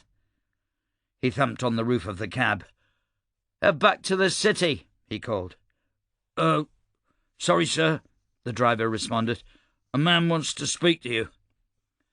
"A man?" Michel trailed off as a soldier rounded the side of the cab and came up to the window, opening the door with one hand while the other rested on the butt of his pistol. He wore a dark yellow uniform with the bar and star of a major in the Fatrastan army on one shoulder and a stitched white rose on the other. A soldier working with Black Hat authority. The major did not look pleased. His broad face was expressionless, his mouth pressed into a firm line, and his back as stiff as a board. "Out of the cab," he said. "I think there's been a misunderstanding," Michel responded. The major reached inside and grabbed Michel by the front of his shirt, dragging him out of the cab as he protested. Michel managed to keep his feet, avoiding the indignity of falling in the mud, and soon found himself surrounded by a whole platoon of the Landfall garrison. He swallowed, closed his eyes, and let instinct kick in. "You curious about what's going on here?" the Major demanded, pointing at the camp behind him. "Didn't you see the signs? No stopping. The newspapers were told to stay out." Michel cleared his throat, letting an irritated expression blanket his face, and snapped, "Are you paranoid, Major?" The Major leaned forward slightly, the corner of his mouth lifting in a sneer. "Am I what?" Slowly, deliberately, Michel drew the gold rose from his shirt and let it dangle at the end of its chain. Somewhere in the back of the company someone muttered just a little too loudly, "The Major messed up this time." He was quickly shushed. "Surprise inspection, Major," Michel said, trying to sound as smug as possible. The Major somehow managed to straighten further, eyes snapping forward and hand coming up in a salute. "Sir!" Michel didn't give the Major any time to ask questions. He was in it now, and he needed to move quickly enough that he was gone before anyone could figure out that maybe he wasn't supposed to be here. He ran through 100 questions in his head, trying to figure out how to ask what the pit this place was without looking like he didn't actually know. "State your name." "Major Cole, sir." "Major Cole, would you kindly have your men escort me to the camp?" "Of course, sir. Fall in." Within moments, Michel was squelching through the mud, wondering if his shoes would be completely ruined, and resisting the urge to look back at his cab. This little excursion had either just gone very right, or very, very wrong. They entered the camp through a guarded gap in the palisade. Convict labourers milled everywhere. Some stood by the palisade taking their lunch of gruel and bread, while others hid from the heat beneath sagging tents. They stared at Michel with sunken, bleary eyes, and he wondered at the size of the workforce and the presence of the army for what appeared, from a distance at least, to be a mid-size archaeology dig. The Major snapped another salute when they reached one of the buildings in the centre of the camp. "Very sorry for the confusion, sir. I hope you'll understand I was just doing my job." "Which is?" Michel asked, trying to look like he didn't actually care. "Make sure no one takes too much interest in the camp, sir." Michel bit his tongue to keep from asking why, and gave a gracious nod. "Thank you, Major. I'll take your zeal into account on my report." He gave one last glance around, noting the direction from which the labourers were coming with their wheelbarrows, and then stepping up to the door to the building in front of him. The Major seemed to expect that Michel wanted to end up here, so there was nothing to do but duck inside. He found himself in what appeared to be a hastily built office barely bigger than a frontier tent. It was startlingly cool inside. A block of ice, packed in sawdust, was positioned in the corner of the room, while a pair of convicts slowly fanned it to circulate the air. Most of the space was taken up by tables and chairs covered in vast stacks of handwritten notes. Other than the convicts, there was only a single occupant, a man bent over a table in the centre of the room, his attention so focused as he scribbled notes that he didn't even look up when Michel cleared his throat. Michel picked his way through the papers, trying to avoid stepping on anything important with his muddy shoes. The man seemed completely oblivious to Michel's presence. He stopped scribbling for a moment to scratch his balding scalp and mutter to himself, then went back to work. Michel bent over the nearest table, examining the notes. They meant nothing to him. Equations, long, rambling paragraphs, geometry. There was even a star chart buried beneath a stack of reference cards. The notes appeared to be in at least 4 different handwritings, one of which looked awfully like the writing in the book where Michel had found the lot number for this camp. He'd never been to an archaeological dig, but he'd always imagined them far more orderly and severe. This looked like a professor's desk had just exploded. He cleared his throat again, loudly, and the man finally looked up, his eyes widening at the presence of another person in the room. "Good afternoon," Michel said. "Who are you?" Michel pulled the gold rose out of his shirt and let it dangle for a moment before returning it. "Ah!" The man nodded happily, as if Michel's visit was as normal as the heat. He crossed the room, snatching Michel's hand and shaking it, leaving Michel's fingers covered in ink smudges. "Professor Kressel, so good to meet you. You're here to review our work?" He gestured across the seemingly endless stacks of paper. "I'm afraid it's a little unorganized, but I tell you, this is all very exciting." "Professor," Michel said coolly, "I'm not here to review your work. Just the, excavation site." Of course, Kressel responded. "I'm afraid I'm not privileged Robson, but the privileged was called back to the city rather suddenly." Kressel squinted at Michel curiously, then waved it off as if what was going on back in Landfall was of no real consequence. "Things are going swimmingly here, however. The madness takes a few more people every day, but the monolith is almost entirely unearthed. We've been prepping the move for weeks and should be ready within days." Michel tried to wrap his head around all the information and mentally tick through what he knew. This was an archaeological site of some kind. It was heavily guarded against outsiders, and something very important was located in the pit at the centre of the camp. Michel's mouth was suddenly dry as he considered the implications. "Where do you plan on moving it?" he asked faintly. Kressel seemed surprised by the question. He tilted his head. "Gallinport, I believe. We need some place better to conduct our experiments than the middle of farmland."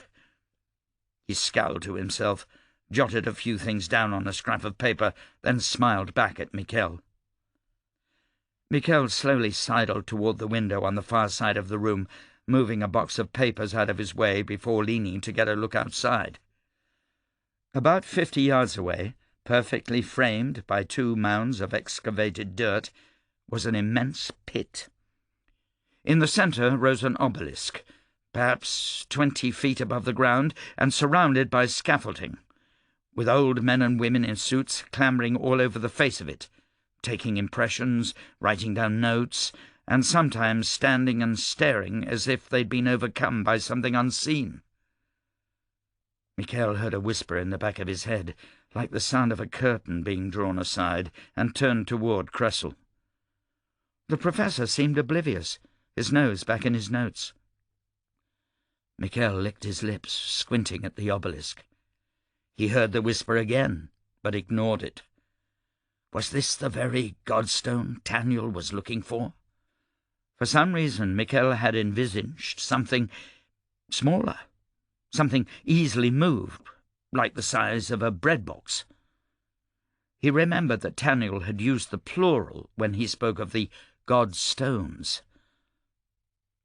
"Are there any others?" Michel asked. Kressel looked up. "Any other Michel caught himself. "Any other stones like this?" "I don't believe so," Kressel said, though he seemed immediately caught up in the idea. "Could you imagine, though? We've already learned so much from this one. If there were more—" He trailed off, fiddling with his pencil, and turned back to his notes. "Imagine," Michel murmured to himself, looking back out the window. The whispering grew louder, and he was certain now that he wasn't imagining it. "Do you hear anything?" "Oh, that's just the artifact. It talks sometimes." Every hair on the back of Michel's neck stood up on end. He wanted to grab Kressel and shake him, demanding whether he really thought it was normal for an inanimate object to talk. He leaned closer to the window, pressing his nose against the glass, and stared. Whatever this thing was, it did not seem friendly. He scratched at his arm, feeling like the whispers were crawling beneath his skin. "The madness?" he asked.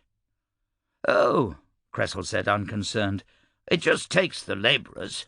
We keep our researchers on a strict regimen. No more than 2 hours beside the monolith at any time." Michel's eye twitched. This was not normal. Every sense screamed for him to flee, to get away from this thing.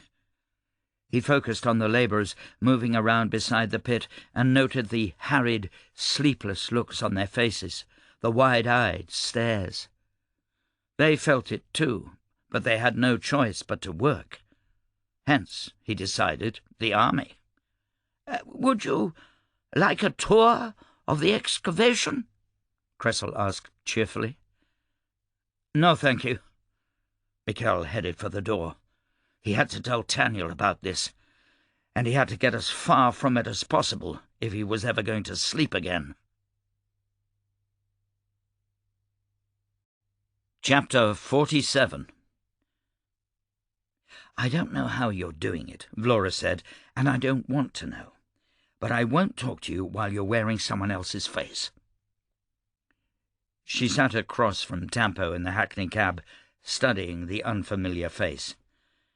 This was Taniel. She knew it was. She should have known the moment they talked last week in the Yellow Hall, but that face was too different and strange. Over the years she'd seen sorcery, the likes of which most privileged could only dream, but she'd never witnessed anything like this. Her skin crawled, stomach turning. She should have been able to sense a fellow powder mage. She should have been able to feel the sorcery that hid his face in the else. She could do neither. "Vlora," Tampo began in a gentle, reprimanding tone of voice that she'd heard 1,000 times when they were teenage lovers. "I'm serious," she snapped, trying not to throw up. Tampo snorted, turning toward the window. "This isn't like putting on a mask," he said. "It takes hours to put back." "I don't care." "Damn it, Vlora!" Several moments passed before he finally put his face in his hands and drew them downward, like a man washing his face in the basin first thing in the morning. When his fingers withdrew, his face had altered, a series of subtle changes to his eyes, cheekbones, chin, and nose that left him a different man. Taniel Two-Shot, hero of the Fatrastan Revolution and the Adrankez War. God-killer. Vlora opened the cab door and vomited onto the passing cobbles. She straightened, wiping her mouth, the taste of bile on her tongue, then ran a hand through her hair to find she was sweating horribly. "That's out of the way," she told herself. "You've seen strange things before. Why does this bother you so much?" She forced herself to examine Taniel closely, searching his face. This was definitely him. "You haven't aged," she said. "A side effect of Carpel's sorcery," Taniel said. Taniel drew a pair of black gloves from his pocket and pulled them on over his fingers, drawing Vlora's attention to his left hand. The hand must have also been hidden behind this glamouring sorcery, because it was now smooth and hairless, the skin the colour of fresh blood. Vlora snorted, hardly allowing herself to be surprised. "You're the red hand?" she asked. Taniel gave her a wan smile. With all the strangeness Vlora had just witnessed, she found herself especially drawn to the red skin. "How did that happen?" Taniel put his hands in his pockets, pulling a sour face. "Also a side effect of Carpel's sorcery. I had a run-in with a very powerful privileged. He almost won. The kickback from Carpel's protection turned him into a smear of blood and dyed my skin red. No idea why." He touched his elbow. "Goes all the way up to here." Vlora shook her head in wonder. Taniel Two-Shot was both the Red Hand and Egregious Tampo. A million questions went through her head, so many different things she wanted to say that it made her dizzy. Yet when she tried to speak, nothing important came out. "You've been busy?" You could say that, Taniel agreed. So what? Are you immortal now? Not that I'd like to find out. He pulled down the collar of his suit to show a healed scar beneath his neck. Getting shot still hurts. Glad to hear some things never change, even when you ascend to whatever it is you've become. Taniel frowned, looking back out the window and not responding. She could see the emotions leaping across his face, his lips twisting as he opened his mouth to speak, thought better of it, then tried to do so again with the same results. Vlora wanted nothing more than to reach across the space between them and punch him right between the eyes. She managed to restrain herself. "You're a son of a bitch, you know that?" From the startled look on his face, that wasn't exactly what he was expecting her to say. She continued, That shit you pulled on me in the Yellow Hall, yapping at me from behind another's eyes about our past, telling me that the Palo hated me because they loved you so much." "None of that was a lie," Taniel said. "That doesn't make any less of a shitty thing to bring up after 10 years. Taniel rolled his tongue around in his cheek. "I'll admit, there was some old anger there." "Get over it," Vlora said. "You're supposed to be dead, and now I find you here, half a world away, up to your neck in...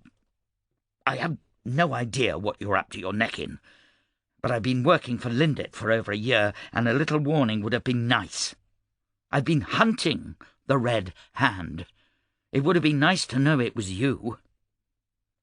"You've been working for Lindet, killing the people I'm trying to protect." "So I'm your enemy?" Taniel pursed his lips. Vlora went on, "You're a Palo now, then?" "My wife is." Vlora snorted. "Carpole, I assume you mean Carpole, is Dionyse. I remember that much. I've still got your letters, been using them to navigate this stupid place, and—" She let out a sudden laugh, unable to help herself. The irony of using Taniel's letters to aid in her campaign against people he was fighting for was just too much. She got herself under control, trying to get her mind to focus. A million questions, but only some of them were truly important. The Palo getting organised, all the grief and worry they've been causing Lindet. That was you and Carpole? "Most of it," Taniel admitted, "and Pole considers herself Palo. She was raised here, you know." "If that was the two of you, why didn't I run into more resistance when my riflejacks were putting down uprisings in the swamps? Even you could organize the rabble better than what we faced." If Taniel noticed the backhanded compliment, he did not acknowledge it. "By my count, there are over 700 Palo tribes stretched across the whole of Fatrasta. Probably more that we don't even know about. Uniting them is a giant pain in the ass. We barely have a line of communication to those out in the Tristan Basin, let alone the wilds beyond them." "Just enough to get them riled up, eh?" "Not intentionally," Taniel said. One question down. "All right, so that wasn't you out in the basin. Then what the pit are you doing here? You say you're protecting the Palo, uniting them. Why?" "To give them a fighting chance against the Cressian incursion." "You are Cressian," Vlora said. She could hear the anger in Taniel's words, and she felt her own rise to match it. "I'm dead, remember?" Taniel said.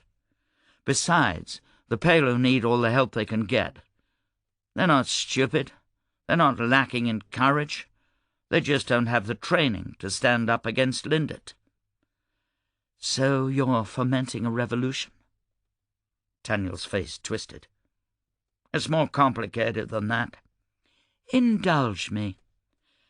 "First of all, Lindet is brilliant, And I don't use that word lightly. In terms of planning, she's on par with my father." "Everyone knows she's smart," Vlora conceded. "No, she's brilliant. She has all of Field Marshal Tamas's ability to plan and none of his moral qualms." "Tamas had moral qualms?" Vlora asked, half joking. "Compared to Lindit, yes." "You're Daniel bloody Two-Shot. Why don't you just put a bullet in her head and be done with it?" "That's what makes this complicated," Daniel said. "Lindit has contingencies for everything, including powder majors. She's accompanied by at least 2 privileged at all times. Yes, I probably could kill her with Carpel's help, even though she's also got contingencies against blood magic. But this country is a tower of cards, and killing Lindit will make the entire thing fall down. She's made certain of that." "I thought you only worried about the payload." Daniel made a frustrated sound. "I'm worried about Fatrasta, both the Palo and the Cressians. The fates of everyone who lives here are tied together. I won't cut off my nose to spite my face." "Carpel and I have spent the last 5 years trying to figure out how to remove Lindit from power, and the best we've come up with is outright revolution." "And here I thought you were trying a peaceful route," Vlora said sarcastically. She wasn't sure what to make of this, any of it, but she didn't like it. It seemed almost funny that 10 years ago she would have been on board with the coup in a heartbeat. She would have been idealistic, hopeful, determined, just like Daniel sounded. She was the one who'd changed, not him. No, not funny, she decided. Terrifying. "I am," Daniel insisted. "Mostly. Uniting the Palo is the first step to a peaceful revolution. Our goal is to force Lindit into a corner. I've studied her moves for the last 12 years, and I readily admit she's smarter than me. But I'm not an idiot either. I can see patterns. Everything she does is for Fatrasta, not the people or the country, but the concept. She wants this country to work, and so far it's done so by her will alone. If the whole of Fatrasta turns against her, she will abdicate." Vlora was not convinced. Something was bothering her about this whole exchange, and she couldn't quite figure out what. "Was Mama Palo one of yours?" she asked. "She was," Daniel said. "You let her die?" Daniel's eyes tightened. "Technically, you killed her." He paused, blowing out softly through his nostrils. "I did not see you coming. 4 powder majors accompanied by a Palo guide, right into the centre of the depths. That was ballsy, even for you. I would have stopped you if I'd known it was coming." "You could have rescued her from the gallows." "To what end?" Daniel asked. "To save an old lady's life? To rescue the one person who's been uniting the Palo against Lindit? To stop the Black Hats from having another victory? To—" Vlora trailed off, suddenly angry with Daniel for his lack of action, and angry with herself for being complicit in Mama Palo's death. Daniel tilted his head to one side, and Vlora narrowed her eyes. "What?" "The old woman who died wasn't Mama Palo." Vlora opened her mouth, then closed it again. "You son of a bitch! It's Carpole, isn't it?" "Of course it is. The old woman who went to the gallows was named Cherintez. She's been a figurehead from the very beginning, and she knew it. Oh, and before you call me a monster for letting her die, a sickness in her blood would have seen her dead within the year anyway. She knew the risks." "And Mama Palo?" It'll take Linda a couple of months, but she'll eventually figure out that she missed." "That I missed," Vlora corrected. "Yeah." Vlora scowled. She didn't like the idea of leaving town and having rumours spread over the winter that she'd botched a job. It would be terrible for the Riflejack's reputation. The intangible thing in the back of her mind was still bugging her. It was floating just outside her awareness, like a moth tapping against a window pane. Suddenly, she reached out and snagged it. "The Dionyse," she said. "Mel Dunn, the Dragon Men. What's the connection?" For the first time since their cab ride began, Daniel's face went stony, his eyes narrowing. "That's something entirely different," he said quietly. "Is it a problem for you?" "The Dionyse are clever. They've been very subtle about their infiltration of the depths. We've been watching them, keeping our distance. But if I've put the pieces together right, and Mel Dunn tricked you into helping him remove Mama Palo—" "He did," Vlora growled. "And Mel Dunn has some sort of deal with the Dionyse?" "Seems little doubt of that," Vlora interjected. "Then Carpole and I are going to move against them soon." Vlora did not envy the Dionyse who would be caught up in that purge. She knew what Carpole was capable of when she was angry, and if the sorcery disguising Daniel was any indication, she'd progressed even further since then. "Why are they here?" Vlora asked. "We don't know." "You don't know, or you won't tell me?" "Both. We have our suspicions, but—" Vlora waited for him to finish the sentence. He didn't. "You don't trust me," she finally said. "You're working for Lindet. You just told me a lot more damning information than a few suspicions over Dionyse spies. Compared to our suspicions, all of this is inconsequential. Besides, nothing I told you could help you fight us. The Black Hats have been trying to catch the Red Hand for years. The only way I survive is by making certain there's nothing to capture." "Daniel, Red Hand, huh?" "Just Red Hand. Daniel's dead, remember?"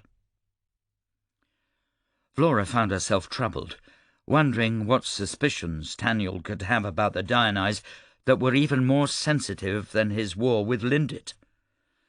"The Riflejacks don't work for Lindet anymore." Daniel's eyebrows rose. "Is that so?" "We handed over Mama Palo. That was our job. I refused further employment." "I'm glad to hear that," Daniel said, sounding genuine. Vlora waited for a few moments, then said, "What are your suspicions?" Daniel gave her a tight smile. "How would you like a job?" The question shouldn't have taken Vlora off guard, but it did. She reeled mentally, taking a deep breath and leaning back in her seat to get her wits about her. She'd made up her mind to leave Fatrasta, maybe forever, and she was ready to board a ship by the end of the week. "What kind of a job?" "I'm not sure yet. I might need an army sometime in the next couple of years. I could put you and the Riflejacks on retainer and have you wait around up north. Could come in handy." It sounded like a mercenary's dream job. Be paid to wait around for pending orders. They wouldn't have to keep up appearances, manage a garrison, or anything. Her men wouldn't like the prospect of staying away from home for another 2 years, but they'd love the freedom of terrorizing the brothels and pubs of northern Fatrasta on someone else's krana. "We're planning on heading home," Vlora said. She could hear the hesitance in her own voice, and Daniel pounced on it.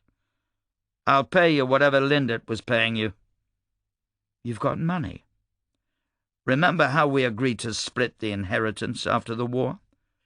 You got the domestic holdings, I got the foreign ones." "Yes," Vlora said slowly.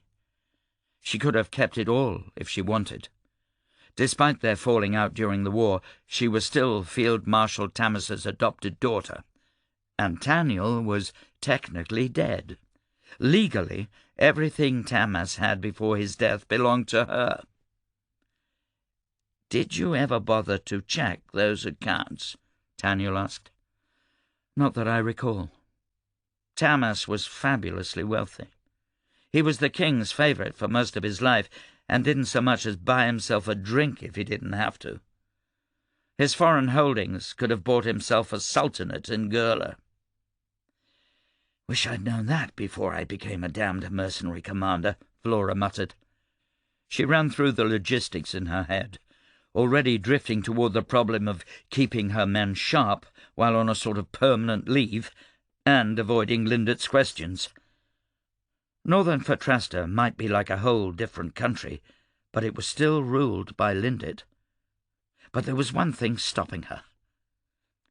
"I can't," she finally said. Taniel had the temerity to look hurt. "Why not?" "I'm not getting involved in another revolution." "It's not going to be a coup." "I don't care," Vlora said. "A revolution is a revolution, and I've got no interest. I've seen the outcome of good intentions, and I'm not going to put either myself or my soldiers through any of it."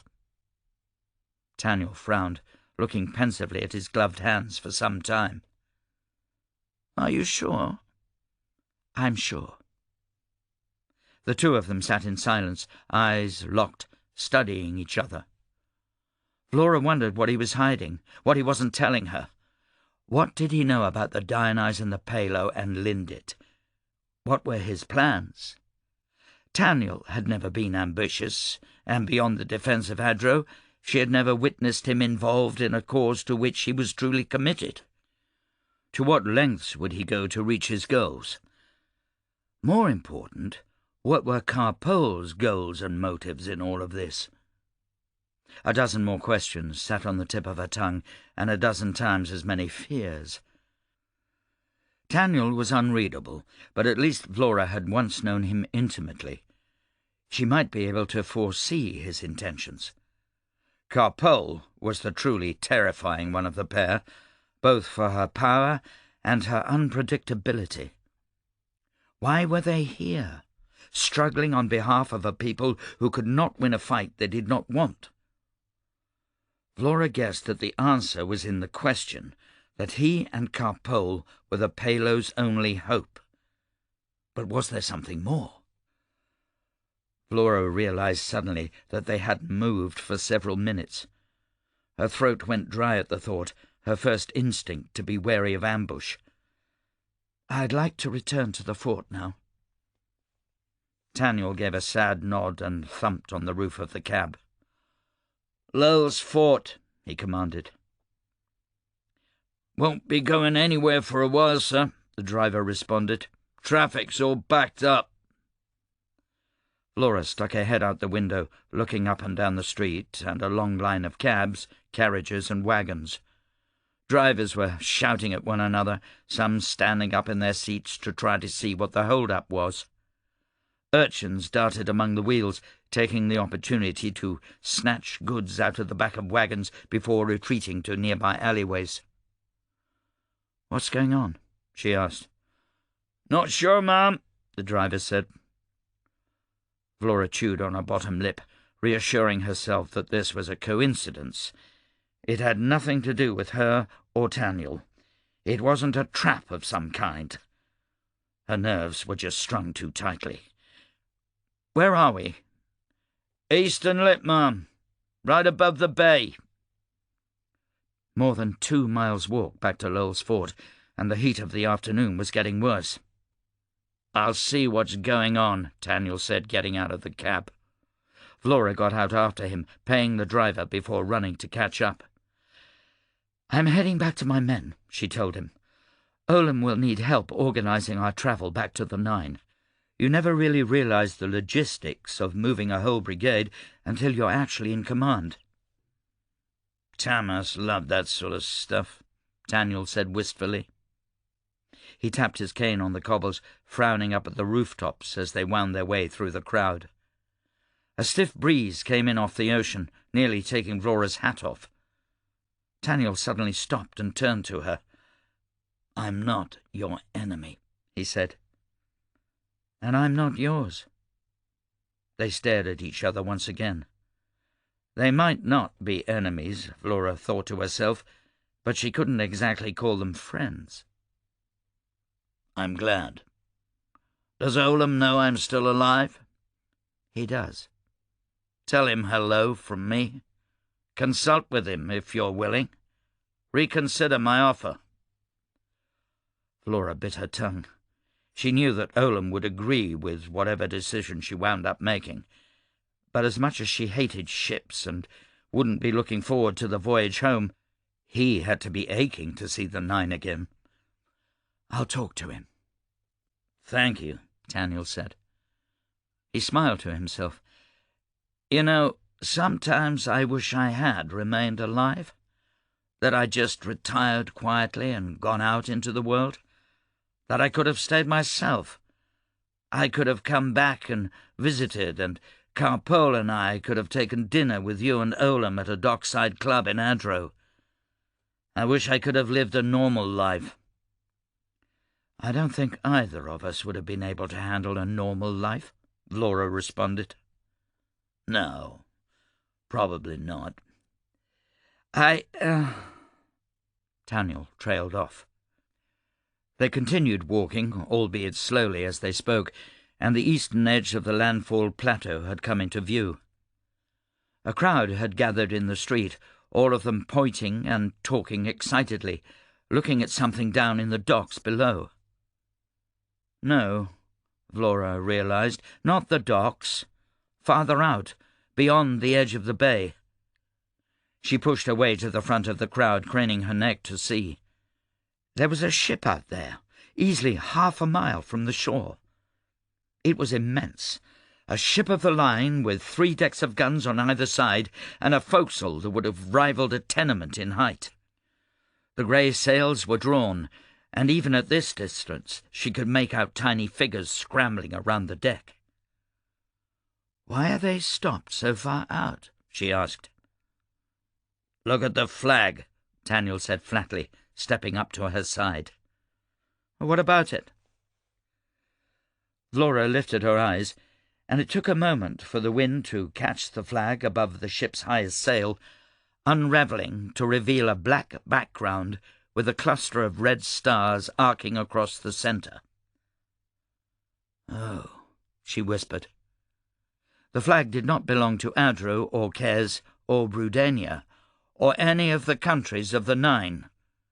It wasn't the emblem of a girlish province or any colonial power on the world. It was the flag of the Dionysus Empire. "Take powder," Taniel said with a note of urgency. "Why? Just do it." Vlora removed a powder charge from her pocket, cutting one end with her thumbnail and snorting a little in each nostril. She rubbed her nose and returned the rest of the charge to her breast pocket. Within moments her senses had sharpened, and she was able to pick out the details of the individuals on board the ship as if they were a few feet away. Men and women scurried across the decks, preparing longboats for lowering. It was strange to see a ship entirely manned by people with the red hair and ashen freckles of the Palo, and she had to remind herself that they weren't actually Fatrastan natives. "What am I looking for?" she asked. "The horizon." Vlora lifted her gaze, and what she saw took her breath away. Far out beyond the closest ship, miles and miles from shore, where even the best-looking glasses would have trouble spotting them at the edge of the horizon, she could see more ships. There were dozens of them, perhaps 40 or more, and each was capped by a tiny black and red dot that could only be the Dionysus flag. "Since when do the Dionysus leave their home country?" someone beside her asked. Vlora wet her lips and turned to Taniel, speaking in a low voice. "Since when do the Dionysus have a fleet?" They don't, Daniel said, dumbfounded. They shouldn't. This changes everything. Vlora was running in a moment, not even bothering to hail a cab as she sprinted down the street, ignoring the shouts that followed her, as with powder-enhanced speed she blew past people. She had to get back to the riflejacks and Olam. Daniel was right. This changed everything. Chapter 48. Styke sat in one corner of Lady Flint's office in Lowell's Ford, his borrowed knife in his lap, rocking on the back two legs of the chair, his face pointed at the ceiling, and his eyes closed as he waited for Lady Flint to return from Mamma Pelo's execution. Across from him, Ibana paced restlessly, thumbs hooked through her belt loops, repeating the same phrase every 5 minutes or so. "This is a terrible idea." "You mentioned that," Styke answered. "Well, I'm mentioning it again. Couldn't you have just sent her a damn letter or something?" Styke opened his eyes and kept them glued to the sagging plaster ceiling, listening to the chair beneath him creak in protest as he rocked himself gently with one foot. "I could have," he said, "but I didn't." "I hadn't noticed," Ibana responded sarcastically. Styke sucked in a mouthful of air, puffed out his cheeks, and slowly blew it back out. Ibana was right, of course. This was a terrible idea. Olam had told him before his fight with Fidelis Jess that he was no longer welcome here, and that the men had been ordered to arrest him on sight. The last thing he needed was for them to try exactly that and have this turn into a fight. He should have left Ibana with the other Lancers. "Look," he said, "if you want me back, if you want me to take command of the Mad Lancers, then I'm going to set a few things to rest first." 2, to be precise. The first he'd taken care of not long after his conversation with Lindit by leaving a note for Tampo at the only address the lawyer had given him, a bank box on the western edge of the plateau. This was the second thing, and for some reason he decided it was far more important. He'd also, stupidly, decided to do it in person. Ibana was about to respond, an argumentative look on her face, when Styke heard a commotion in the muster yard outside. They both froze, and Styke slowly lowered the front legs of his chair to the ground and got up, borrowed knife in hand. "Where's Olam?" Lady Flint's voice demanded from somewhere outside. Styke couldn't hear the answer, or make out Flint's barked order, but he could tell she was heading in his direction. He braced himself and gestured Ibana away from the door. Lady Flint opened it a moment later, stepping inside while shouting over her shoulder, "Get everyone! Send a messenger to Fidelis, Jess and Lindit, telling them I want to see them." "Which one?" someone asked. "Either. Both. I don't care. Flint cut herself off, pausing just inside the door at the sight of Ibana, eyes falling on Styke half a second later. Her pistol seemed to leap into her hand, and a shout on the tip of her tongue was arrested only by Styke barking one word, "Wait!" Styke stared down the barrel of Flint's pistol for an agonizing 10 seconds. Ibana coiled as if ready to spring, hoping the whole time that nobody did anything rash. Slowly, bit by bit, Flint's finger came off the trigger.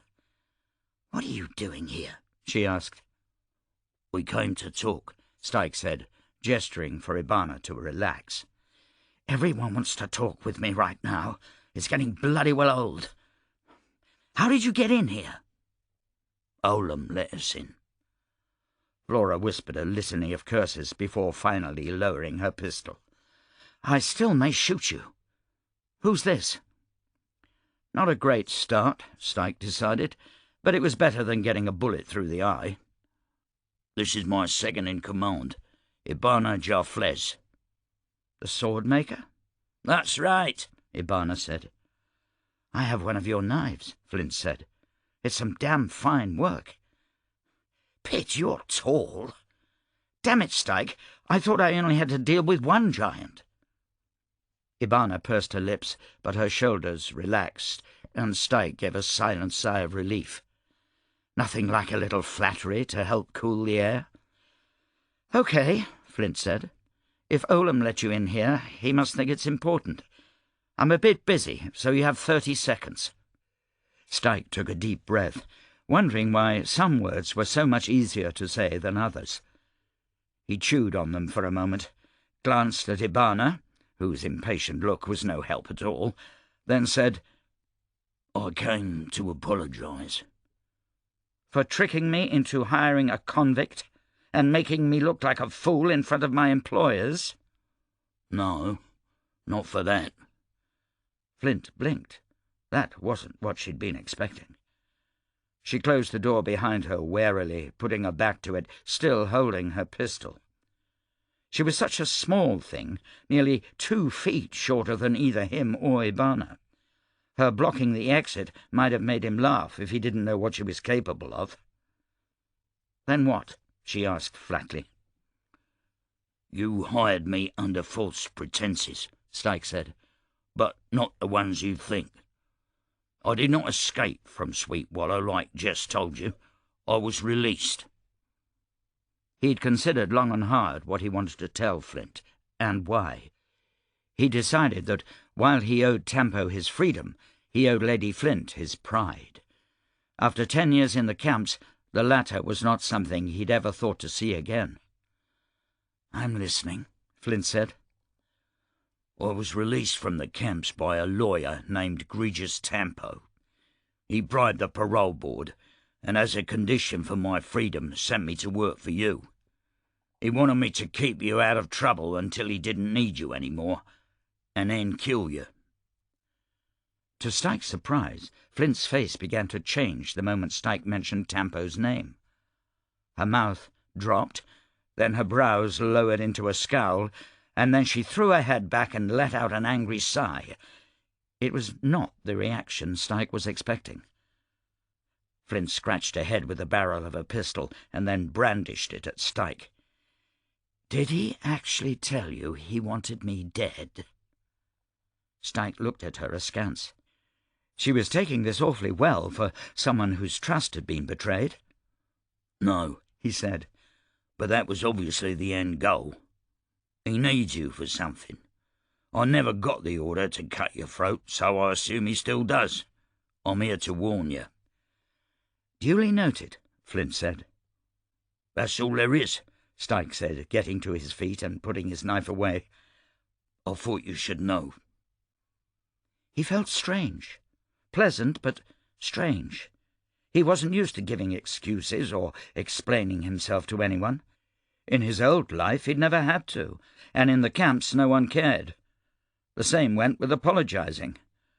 "You said you're busy, so we'll go now." Flint's pistol came back up, wavering from Styke to Ibana. Styke tensed, glancing at Ibana, whose hand had gone to the sword at her hip. "Neither of you is going anywhere," Flint said. "I told you," Ibana growled at Styke. "Shut up," Styke responded. "I don't want to fight you, Lady Flint. I came in good faith." "I never offered any good faith," Flint snapped.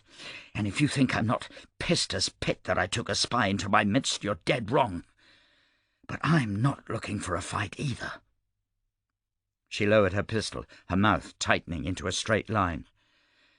"I respect the fact you came back. I should cut you to ribbons, but I'm not going to, and here's why. Tempo doesn't want me dead." Styke exchanged a glance with Ibana. "How'd you know?" "Because Egregious Tempo isn't Egregious Tempo. He's a powder mage by the name of Daniel Two-Shot, and he's been playing everyone in this damned city of fools." "Oh," was all Styke could manage. He tried to wrap his mind around this information. Styke's memory wasn't great, but he'd fought beside Daniel during the war. Egregious Tempo was definitely not Daniel. "Two-Shot is dead. You said so yourself." "Daniel faked his death at the end of the Adran-Kez War," Flint replied. She finally stuffed her pistol into her belt, taking a small sniff of powder, removing the tremor from her voice. He and the boner you met back during the Fatrastan Revolution are here now."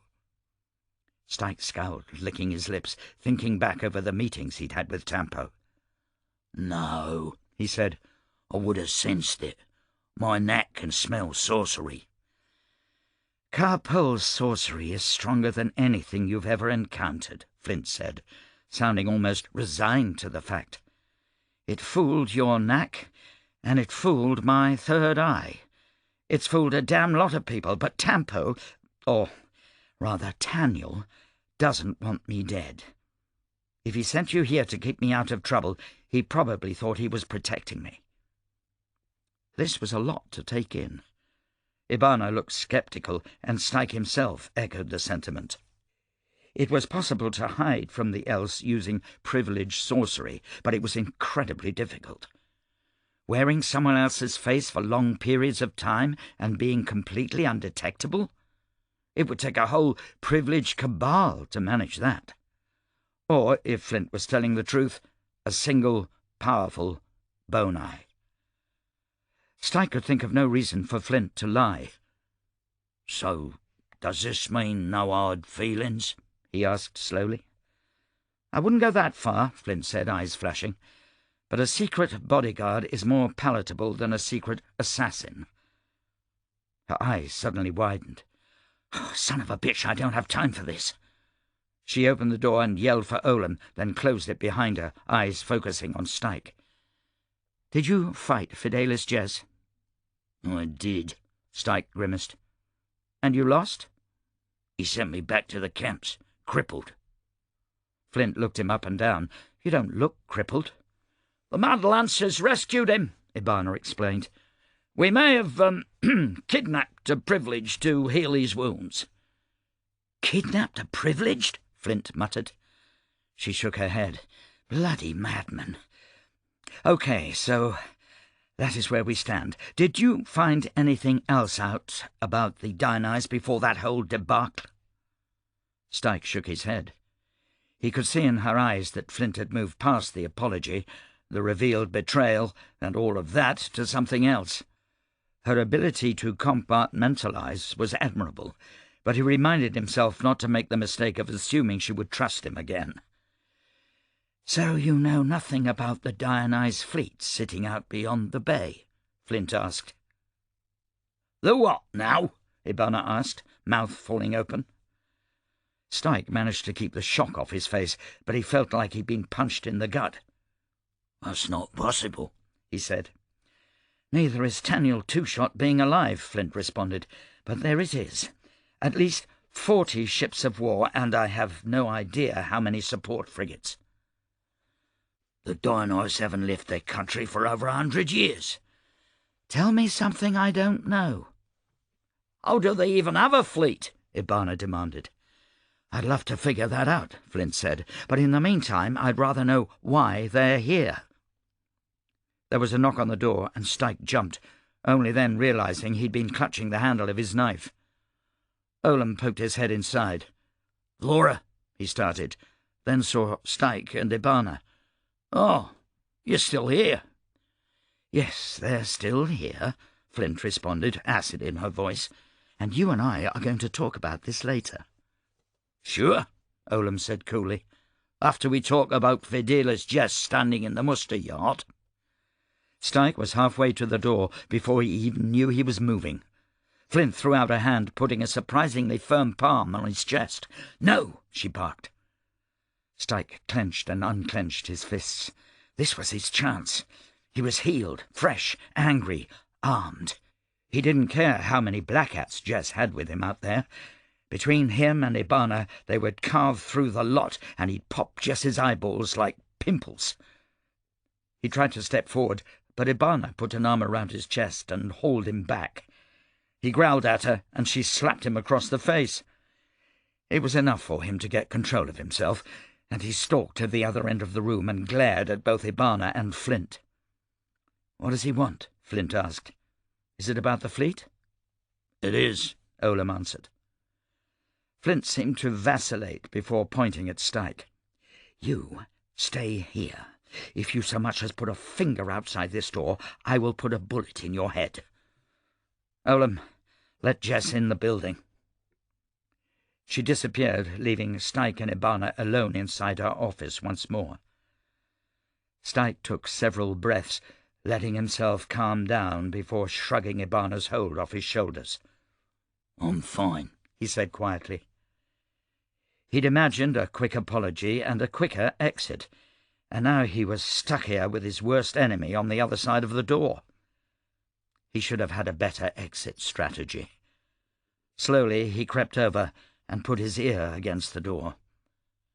In the next room he heard Fidelis Jess enter, and a cold exchange of pleasantries between the two. "What's going on?" Ibana whispered, joining him. Styke listened carefully, only catching about half of the muffled conversation. "Jess is telling Flint about the fleet. Seems he wants to hire her." "She's not working for him anymore?" "No, that's what Lindet said.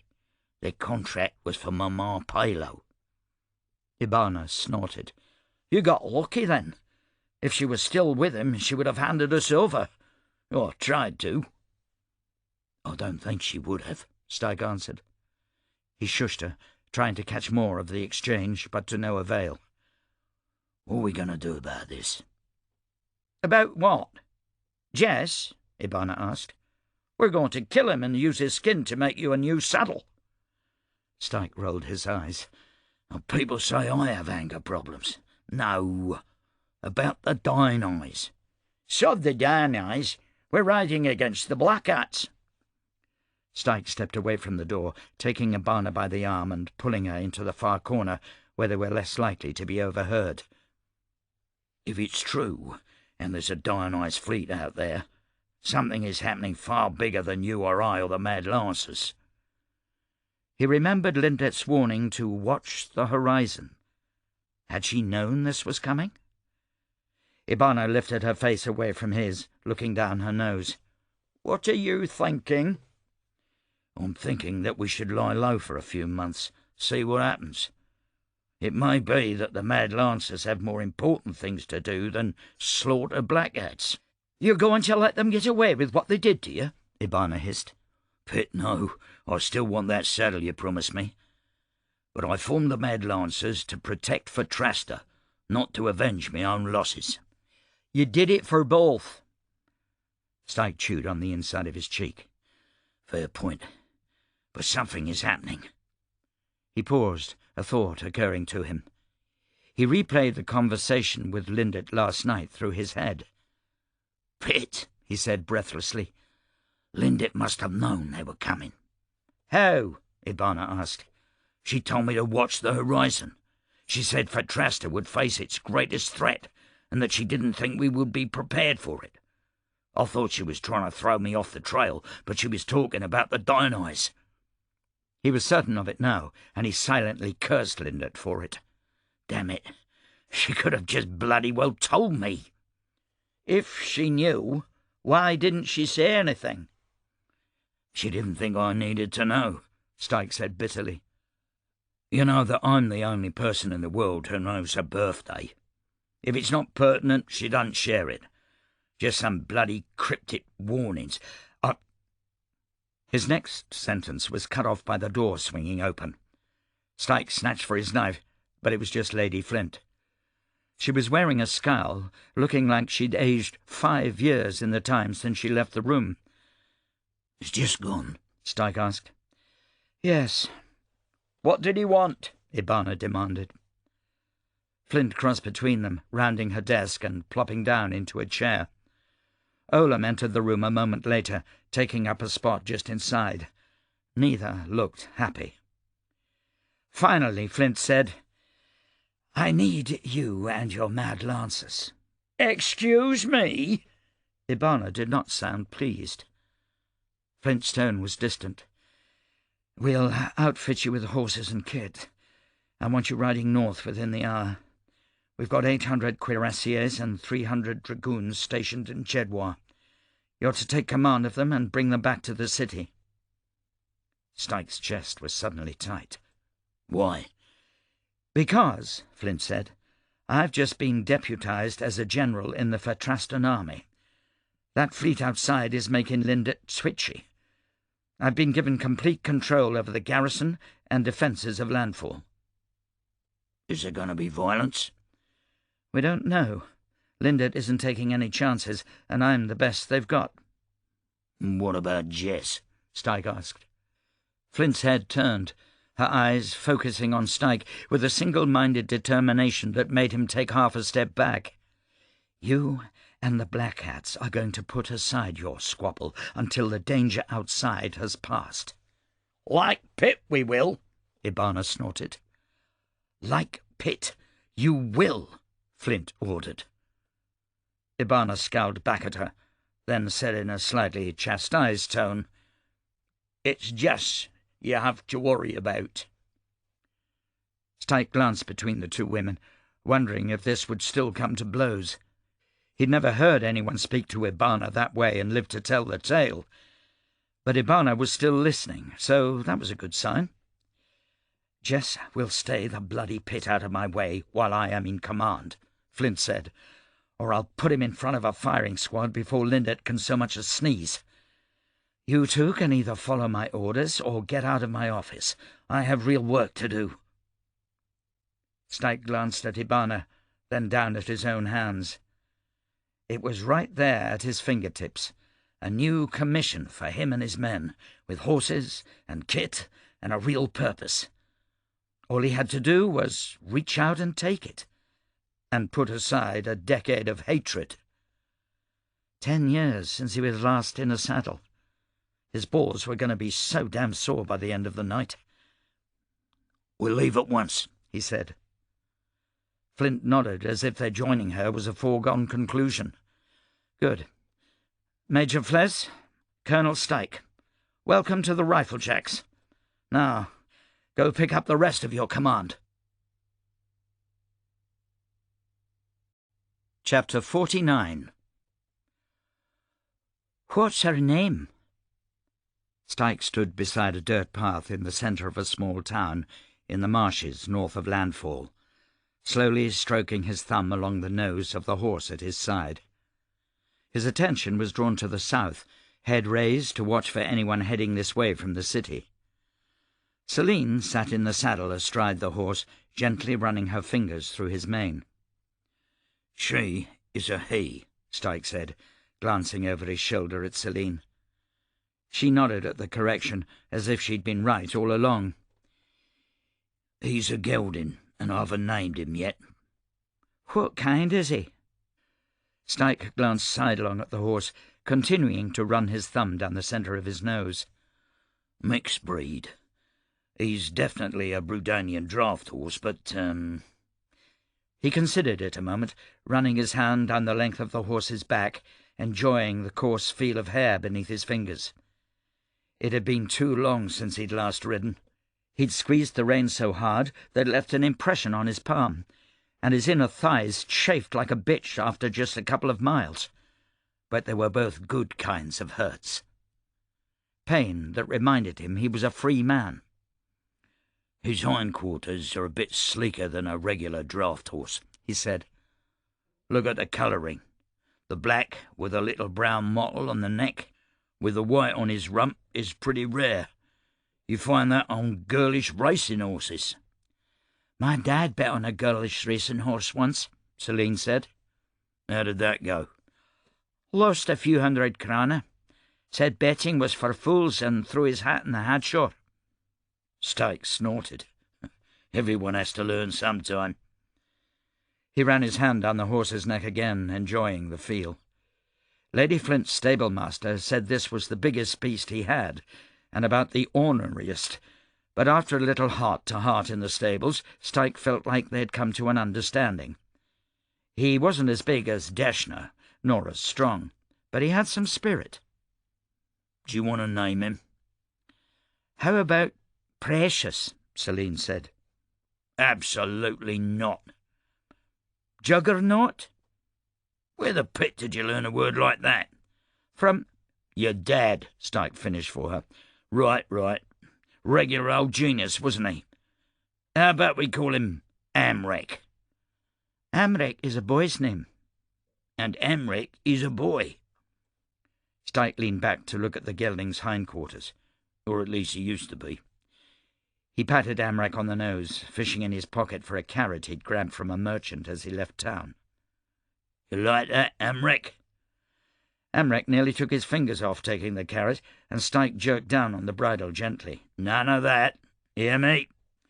He turned away from Selene and Amrek, looking back toward landfall. They were a couple of miles out, and the plateau rose above the floodplains, hazy in the afternoon heat, while flies buzzed quietly around Amrek's swishing tail. Styke had picked one of the few rises in this area, so he had a pretty good view of the road. He waited, watching, wondering. Ibana had gone to tell the Mad Lancers that they had a new command, and that they wouldn't be tearing up the Black Hats. At least, not just yet. A little voice in the back of Styke's head whispered that he no longer had it, that the Lancers would give up in anger and go home, that they weren't interested in his command and just wanted to go out for blood. He wouldn't blame them if they did. The Black Hats hadn't just beaten him. They'd broken homes and businesses and, in some cases, bones of almost all the Mad Lancers' veterans. Styke's body and the bones had been mended by privileged sorcery. The rest was gone. 10 years of trying to make something out of themselves, all down the drain because Styke had dared to leave the labour camp. He wondered if he'd known what he would ruin for the rest of them, whether he would have taken Tampo's offer. Yes, he decided, he definitely would have. "No one else's suffering is ever as acute as your own," he muttered. "What?" Selene asked. "Nothing. Here." He reached in his pocket for his last carrot. "Feed this to Amrek. Talk to him." "Will it make us friends?" "Food, in my experience, is one of the few things that can cement a good friendship between strangers." He watched a small group of riders leave the landfall suburbs and head north along his path. He waited until he could clearly make them out as Black Hats before he took Amrek by the reins and led him around to the far side of the little village, hoping the patrol would pass through without stopping. If the rest of the Lancers backed out, would Ibana still follow him? She still seemed like her old self, but 10 years was a long time, and she'd been furious after they left Lady Flint's. She'd cursed and yelled before storming off, and only a shout over her shoulder had given him any indication of where to expect her and the rest of the Lancers to join him. And now he was here. He had a girl, a horse, and the hope that a bunch of rowdy old veterans still thought of him as good enough to follow. By the position of the sun, it was past 7 in the evening. The others should have been here an hour ago. As it was, they'd have to ride well into the night to reach Jedwah and collect Flint's cavalry. He kicked at a clump of dirt glumly, then put a hand on Amrek's flank, more to calm himself than the horse. Amrek suddenly stirred, snorting, and Styke reached for his knife and looked toward movement at the corner of his vision. He let himself relax. It was just a Palo woman. She was less than 5 feet tall, a slight thing with fiery hair, her skin spotted with the ashen freckles of her people.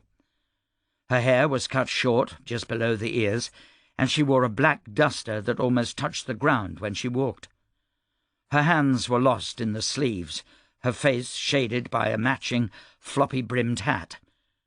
Below the duster she wore weathered buckskins, similar to those worn by Palo on the frontier. Styke took a deep breath, deciding to just ignore her until she went away, when something pricked his senses. He smelled rotten flesh and tasted copper on his tongue, but knew immediately that neither of those senses came from this world. It was his knack, warning him that there was sorcery nearby, potent sorcery, belonging to a bone-eye. Styke shifted warily, keeping his eyes on the Palo as she approached. He'd always found it hard to judge the age of Palo women, but she looked like she was in her late 20s or early 30s. She walked toward him slowly, calmly, her eyes sleepy and a half-smile on her lips. "Who is that?" Selene asked. Styke shook his head. "Can I help you?" he asked in Palo. The woman stopped about 6 feet away, her lips pursed, head tilting from side to side as she studied Styke.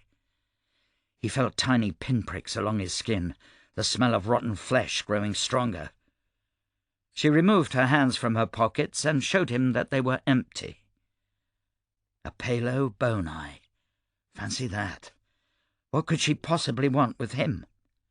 He gave her his best scowl. "Nothing here for you," he said.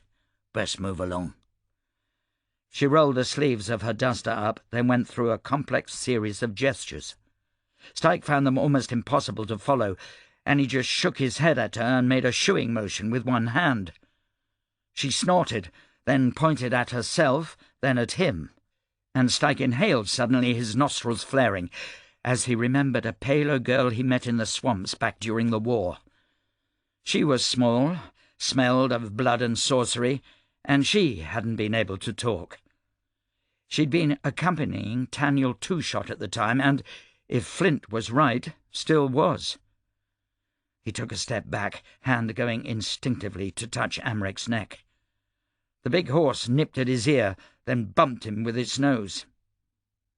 "It's you, isn't it?" Styke said. "Taniel's girl. I remember you from Planth. Carpole?" Her smile widened. Styke let out a shaky breath. Sorcery had never frightened him particularly. What unnerved him back at Planth, and here now, was Carpole's confidence. She held herself like someone 7 feet tall, head high, shoulders squared, daring the world to try its worst. "What do you want?" he asked. Carpole remained silent, studying him, then Celine, and finally Amrek. "Did Taniel get my note?" Styke asked. "I guess I left it for Tampo, but the two of them are the same, aren't they?" She stuck her bottom lip out, nodding as if impressed, spreading her hands toward him. "Very good." She mimed, writing, then reading, and pointed at him again with a nod. "So he did get it." Another nod. "So he knows I quit. I appreciate what he did for me, but I've got other obligations now.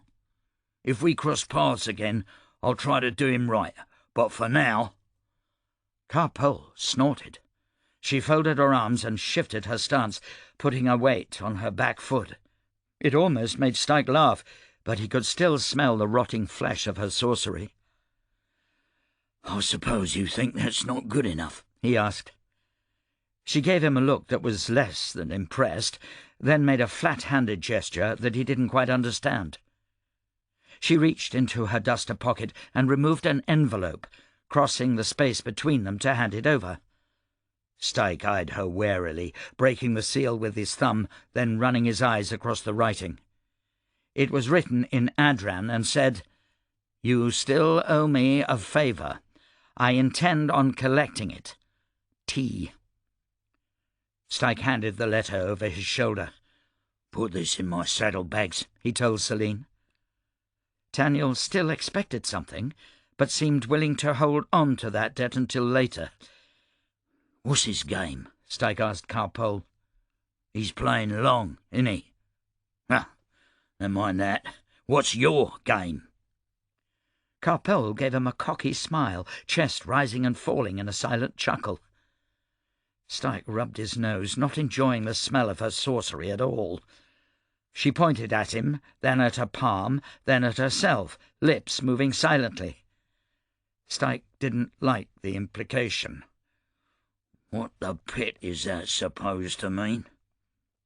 She pointed over his shoulder, and it took him a moment to realize she was pointing at the note he just handed to Celine. "You saying I owe you a favour?" She mimed, shooting a pistol at him. Part of him wanted to wring her neck, then boot her down the road. The other part, the part dedicated wholly to self-preservation, said that would be a very bad idea. "You're a funny little thing, you know that?" She grinned and mouthed the words, "I know." She pulled her hand out of her pocket and, in a quick move, ran a knife across her left thumb. Styke shied away, but she was quicker than he'd expected and stepped over to him in a flash, reaching up on her tiptoes to smear the rising well of crimson across his forehead. He grabbed her by the shoulder, shoving her away, using the other hand to wipe at his forehead. She danced out of his reach, and he looked at the blood now on his hand and his face. "What the pit was that for?" he demanded. "I don't like sorcery, girl, and I won't stand for—" His words were arrested by the sound of hoofbeats, and Styke took Amric by the bridle, head tilted to listen to the approach of the riders. Black Hats or Mad Lancers? Carpole gave him one last smile and slipped around the corner of the building. He considered going after her, but had no interest in running head first into a group of Black Hats. Instead, he hunkered in the shade of the building and rubbed at his forehead, trying to get all the blood off. He listened to the hoofbeats grow louder and waited for them to pass by. They did not. He forgot the blood. The hoofbeats were coming around the outskirts of the village, and it sounded like a lot of them. He pulled his knife, ready to throw himself at the first person to come around the corner, and bit off a yell as the first rider rounded it. Ibana rode on a white stallion almost as big as Amric, saddle weighed down with carbines, pistols, and cavalry swords. She was followed by others on horseback: Gamble, Sunin, Jackal, all his officers and then more, falling in as Ibana pulled up in front of him. They kept coming, rank upon rank, spreading out in a fan until he could no longer count all of them. Well over 200 cavalry, all heavily armed on stout war horses and wearing the faded yellow cavalry jackets and black pants they'd been issued at the beginning of the Fatrastan War for Independence. Sunin's uniform was too big, Gamble's too small, but each and every one of them had it. They even had their lances, tied to their saddles and waving yellow streamers in the air. The sight of it overwhelmed him, tears threatening his vision. He sheathed his knife, barely daring to breathe, mouth open like a gawking schoolboy. Ibana dismounted, fetching a carbine pistol and heavy cavalry sword from her saddle and coming over to Styke. "You came," Styke said, unable to think of any other words. Ibana rolled her eyes, thrusting the bundle of weapons into his arms. "Of course I did, you big fool. We all did. You're Mad Ben Styke, and without you we aren't the Mad Lancers." Styke looked over her shoulder at his old officers and all the familiar faces gathered behind them.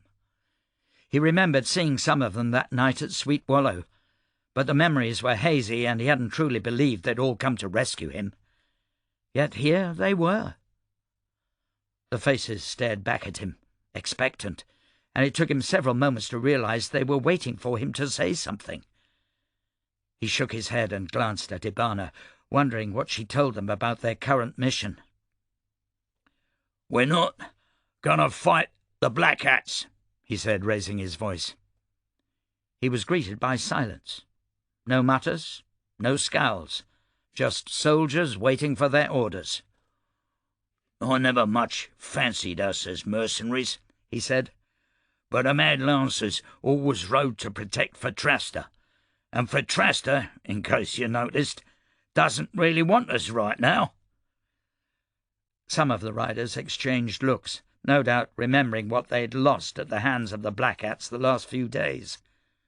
"The only one who wants us is Lady Flint. She's been hired to protect landfall from that Dionyse fleet sitting out beyond the bay. It may come to a scrap. It may not. Regardless, she's going to pay us, feed us, and kit us up. She's also dead set on keeping us and the Black Hats from each other's throats. I've made my peace with that, and if any of you have a problem, you can talk to me about it, or you can turn around and ride back to landfall. That's up to you." "We don't need any protecting from the Black Hats," someone in the back shouted. Styke searched for the source of the voice, but couldn't find it. "Like Pip we don't," he said. "But I don't mind having them off our asses long enough for us to become the Mad Lancers again. We're old, we're rusty, Pitt, I'm healed up a bit, but I'm still a damn cripple. I'd rather ride a free man as part of the landfall garrison than skulk around in the shadows waiting to get overwhelmed. Now, like I said, if you have a problem, no one will hold it against you if you go. You hear?" The gathered cavalry responded with a stoic silence. Leather creaked, horses shifted and whinnied. Sunin, looking almost 90, her hair white and wispy, skin as wrinkled as a prune, leaned over in her saddle and spat a wad of chew into the grass. "We don't ride for Lady Flint or Fatrasta," she said with her northern Fatrastan twang. "We ride for Ben Styke." The riders behind her nodded sagely, a mutter of approval going up. "If you want us working for Lady Flint, we'll work for Lady Flint. We'll follow orders, but don't think for a moment we'll forget the state we found you in the other night." "That how you all feel?" Styke demanded. A chorus of "yeah" and "bet we do" rose up over the lancers. "Because you're all a bunch of fools," Styke grumbled. "Always have been." "Yeah, but they're your fools," Ibana said. "Suppose so. Well, I guess that settles it." He thought of Carpole and the crimson welling up from her thumb. He rubbed at his forehead. "Is there blood on my face?" he asked. "No," Ibana responded. Styke glanced down at his hand. There wasn't any blood there, either. He wondered if he'd imagined the whole thing. Carpole, Taniel's letter. He wondered if perhaps his mind was slipping. "Where's my banner?" Ibana returned to her saddlebags, untying a long, oiled leather tube. She removed a bundle of cloth from the tube and, holding one end, let the rest unfurl.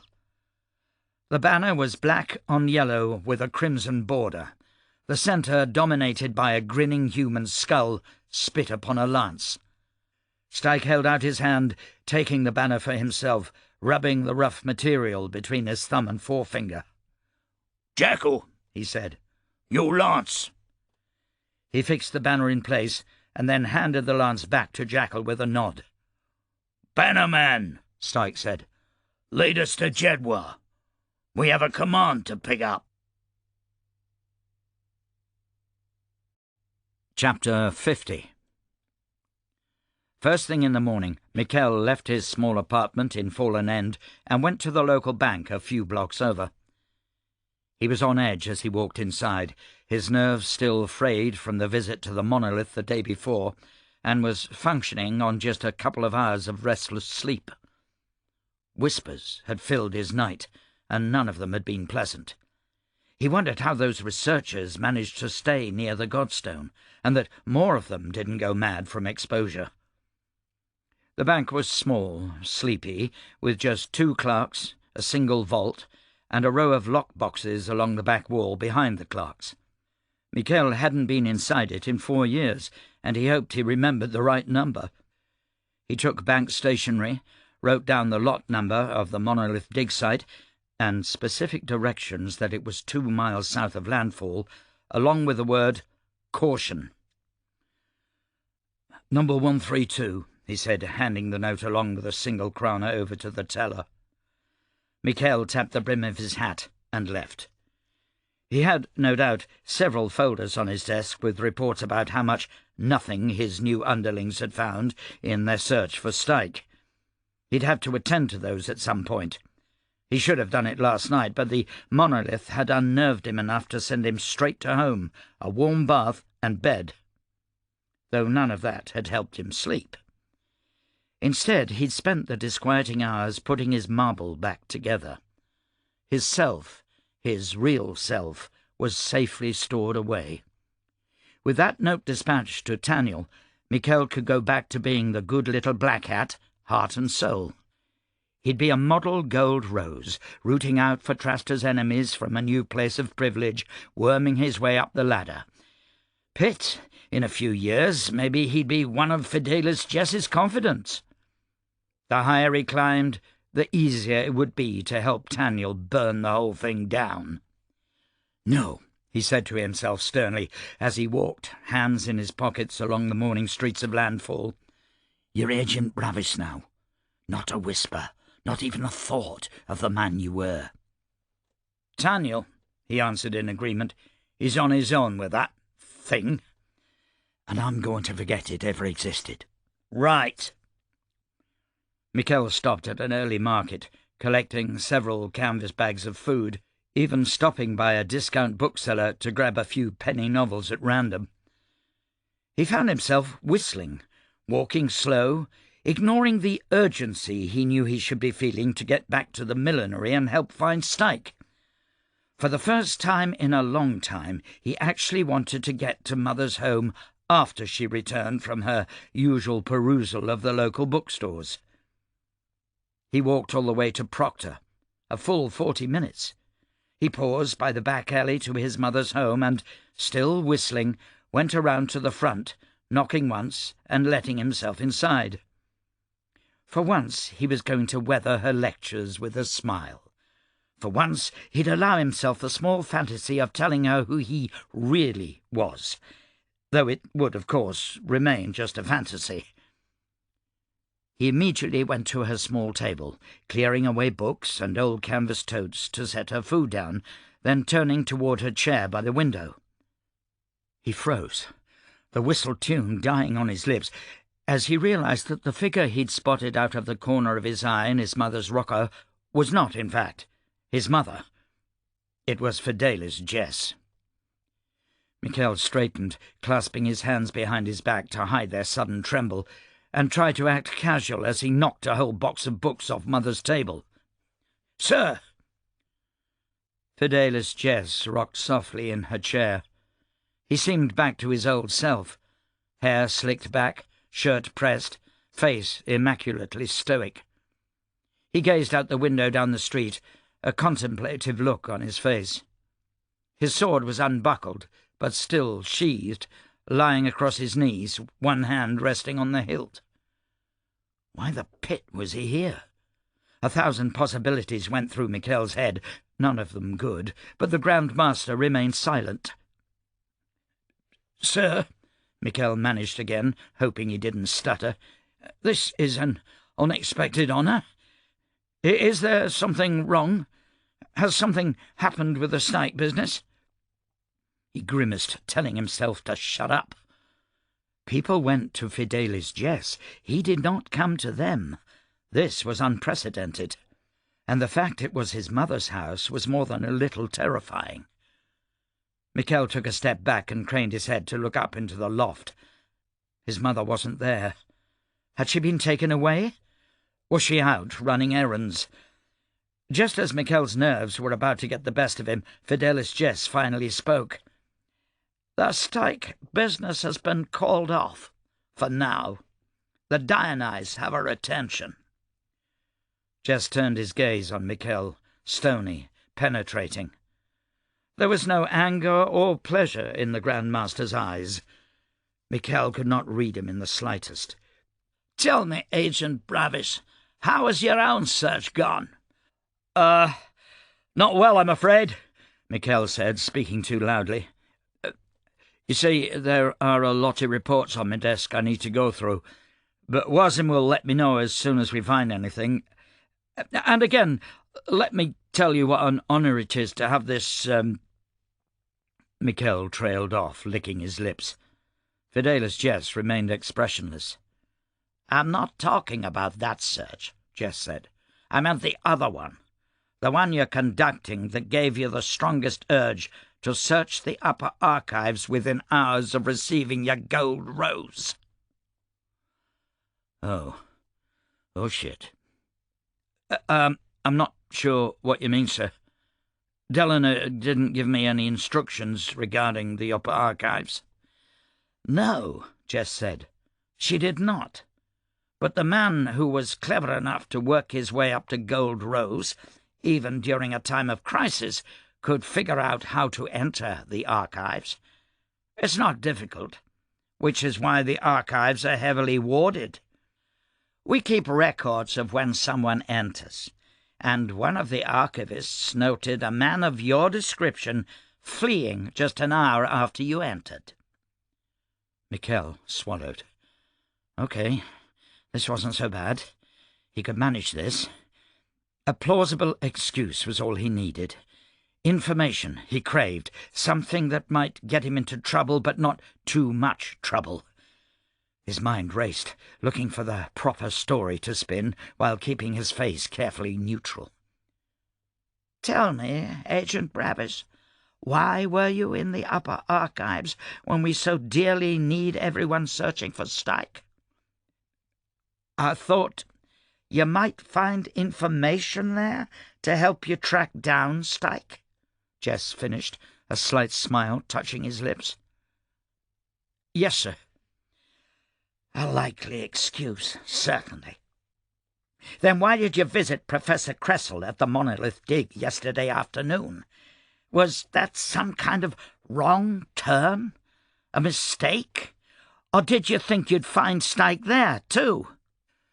Jess's tone turned mocking, and he suddenly slid to his feet, taking his sheathed sword in hand like a truncheon, and doing a quick circuit around Michel, the same way he'd done the first time Michel was called into his office. It reminded Michel exactly what he was to the Grand Master, a piece of meat. "Think fast, Agent Bravis," Jez whispered into his ear. "I'm very interested in your excuses." Michel tilted his head back slightly, Jess's whisper raising his hackles like nails on a chalkboard.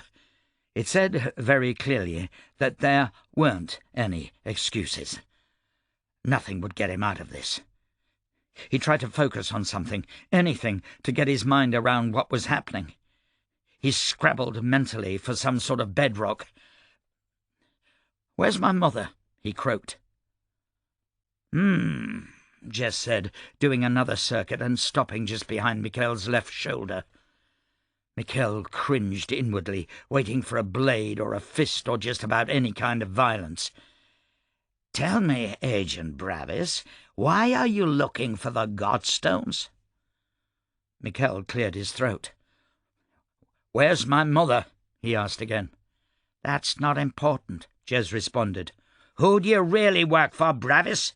Is it Brudania? The Delev Royal Cabal? Adro? Well?" The last word came out a shout, and Michel finally flinched. Jess continued the circuit, coming back into Michel's frame of vision and stopping in front of him. He took the end of his sword, tapping Michel on the shoulder, then the elbow, then the side of his knee. They were the taps of a butcher checking for the tenderest spots of meat. "You know this isn't going to go well for you, Agent Bravis. If you tell us everything, it will... well, it'll still be very painful, but much, much shorter. I can assure you of that." Jess laughed to himself, as if this whole thing was really quite funny. "I'm genuinely impressed. You worked your way up to a gold rose only to betray yourself the very first day? I can't imagine how impatient you must have been to slip up so quickly. It's a combination of skill and stupidity that I haven't seen for a very, very long time." Michel felt a tear roll down his left cheek. His fists were balled so tightly that his fingernails drew blood. He took several deep breaths, trying to come to some sort of acceptance that his life was over, but all he could think about were the books on the table behind him, and the fact that Fidelis Jess had sat in his mother's rocker. It was that unspoken threat that got to him worse than anything Jess was saying now, and it made his stomach twist into a knot. "Where," he demanded, "is my mother?" Jess turned around, stepping toward the door. "You should have worried for her health before you did all this, Agent Bravis. And to think, you were so promising." Michel dug into his coat pocket, fingers wrapping around the familiar brass of his knuckle-dusters. He took a quick step forward, drawing back with all his might and swinging his fist. His best bet was to make Jess kill him right now, end it quick, with the least amount of pain, and maybe, just maybe, Jess would have no use for his mother. But Jess didn't step out of the way, draw his sword, and run Michel through.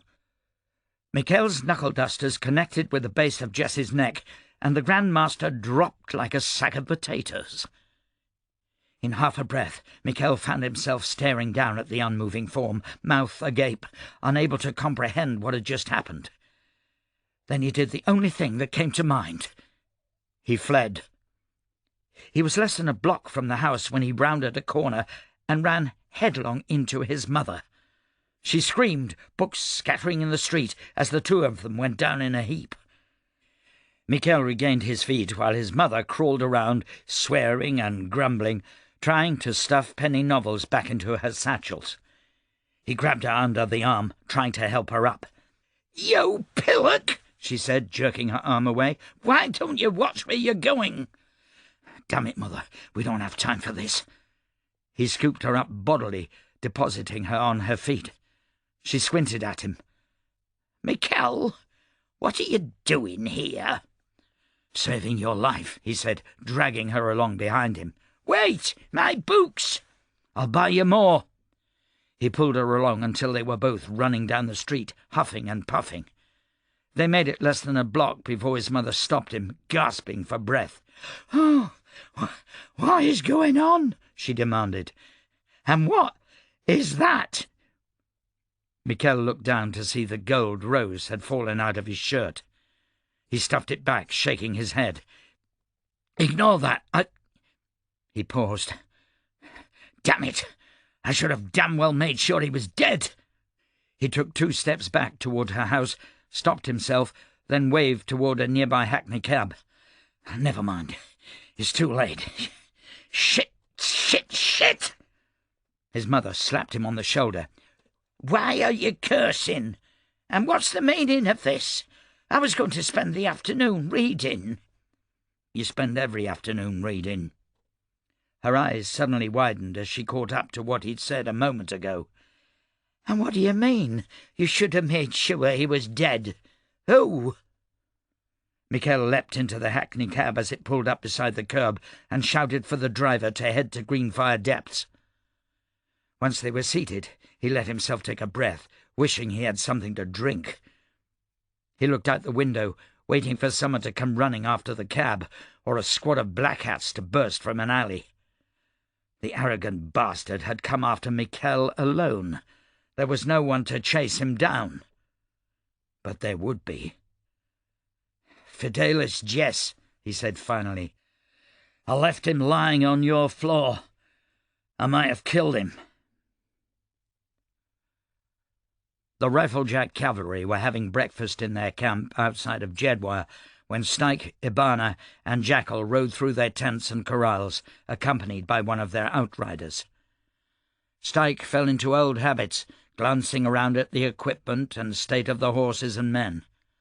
Saddles were oiled, swords sharpened, and the carbines looked well cared for. The men lounged beside their morning cook-fires, stirring pots and playing cards, their uniforms well worn but clean. He used the examination to focus on something other than how much his ass hurt. "The corrals are sturdy," Ibana said approvingly. "You bet they are," a man said, standing up beside Styke's horse. He was tall and lean, with the strong shoulders and bowed legs of someone who spent a lot of time in the saddle, and swinging a sword from one. He had light brown hair and mutton chops, and a clean-shaven face. He fetched his jacket from a nearby post and slid it on over his shoulders. "We're Adran cavalry. We don't screw around." He eyed the lancers' jackets and the banner waving over Jackal's head. "You're Fatrastan military?" he asked. "Who's in command?" Styke asked. The soldier considered the question for a moment. "Colonel Olam. If you want to talk to him, you'll have to head to Landfall." "Just came from there," Ibana responded. She leaned over in her saddle, handing the man a sealed letter. "Who's second in command?" "I'm Major Gustav, so I guess it would be me," the man responded, taking the letter and frowning at the seal, which was stamped with the crossed rifles and shako of the Riflejacks. "What's this here?" "New orders," Styke said. My name's Colonel Ben Styke, and I've been ordered to take command of your cavalry." He bit his cheek, waiting for a fight. No one liked their command taken from them. Major Gustar cast him a long, cool glance. Several of his men bristled openly, but Gustar simply said, "Sorry, Colonel, but we're riflejacks. We don't take commands from foreign officers, not unless Lady Flint tells us to directly." "You might want to give those orders a read," Ibana suggested. Gustar broke the seal and read through the letter, his eyes widening as he went. When he next looked up, his mouth was slightly agape. "You're that Ben Styke?" "In the flesh," Styke replied. For the first time in a while, that little bit of awe in someone's voice didn't feel like a slap in the face for what he used to be. It felt good. "And you're a riflejack now?" "We all are. We just don't have uniforms yet, so this old Fatrastan get-up will have to do. This is Major Ibana Jarfles. She has direct command of the Mad Lancers. I'll leave you in charge of the Riflejack, Dragoons, and Cuirassiers. You both report to me." Gustar snapped a salute. "Sir, yes, sir. It'll be a pleasure serving under you." "Say that again when I've ordered you to charge a pike line," Styke said. "We're needed in landfall. Ibana will catch you up on the way. I want everyone ready to ride within half an hour." "They'll be ready in 15 minutes, Gustar said. "Up and at 'em, boys. We've got work to do." Styke took a deep breath, taking in the smoke of the cook fires, the smell of the horses, the sickly sweet scent of manure heaps, and the sour stench of unwashed soldiers at camp. His lungs yearned for all of it and more, for the corpses on the field and the fresh scent of crushed grass and powder smoke after a skirmish. He pointed down at Gustar. "You. I think I'm going to like you." Chapter 51. Vlora was shown into the foreign dignitary room of the Capitol building the morning after accepting command of the defences of Fatrasta. She wore her parade uniform, Adran blues with silver trim and crimson cuffs, the crossed rifles of the Riflejack Mercenary Company emblazoned above her left breast, opposite 24 medals for acts of valour she'd long forgotten.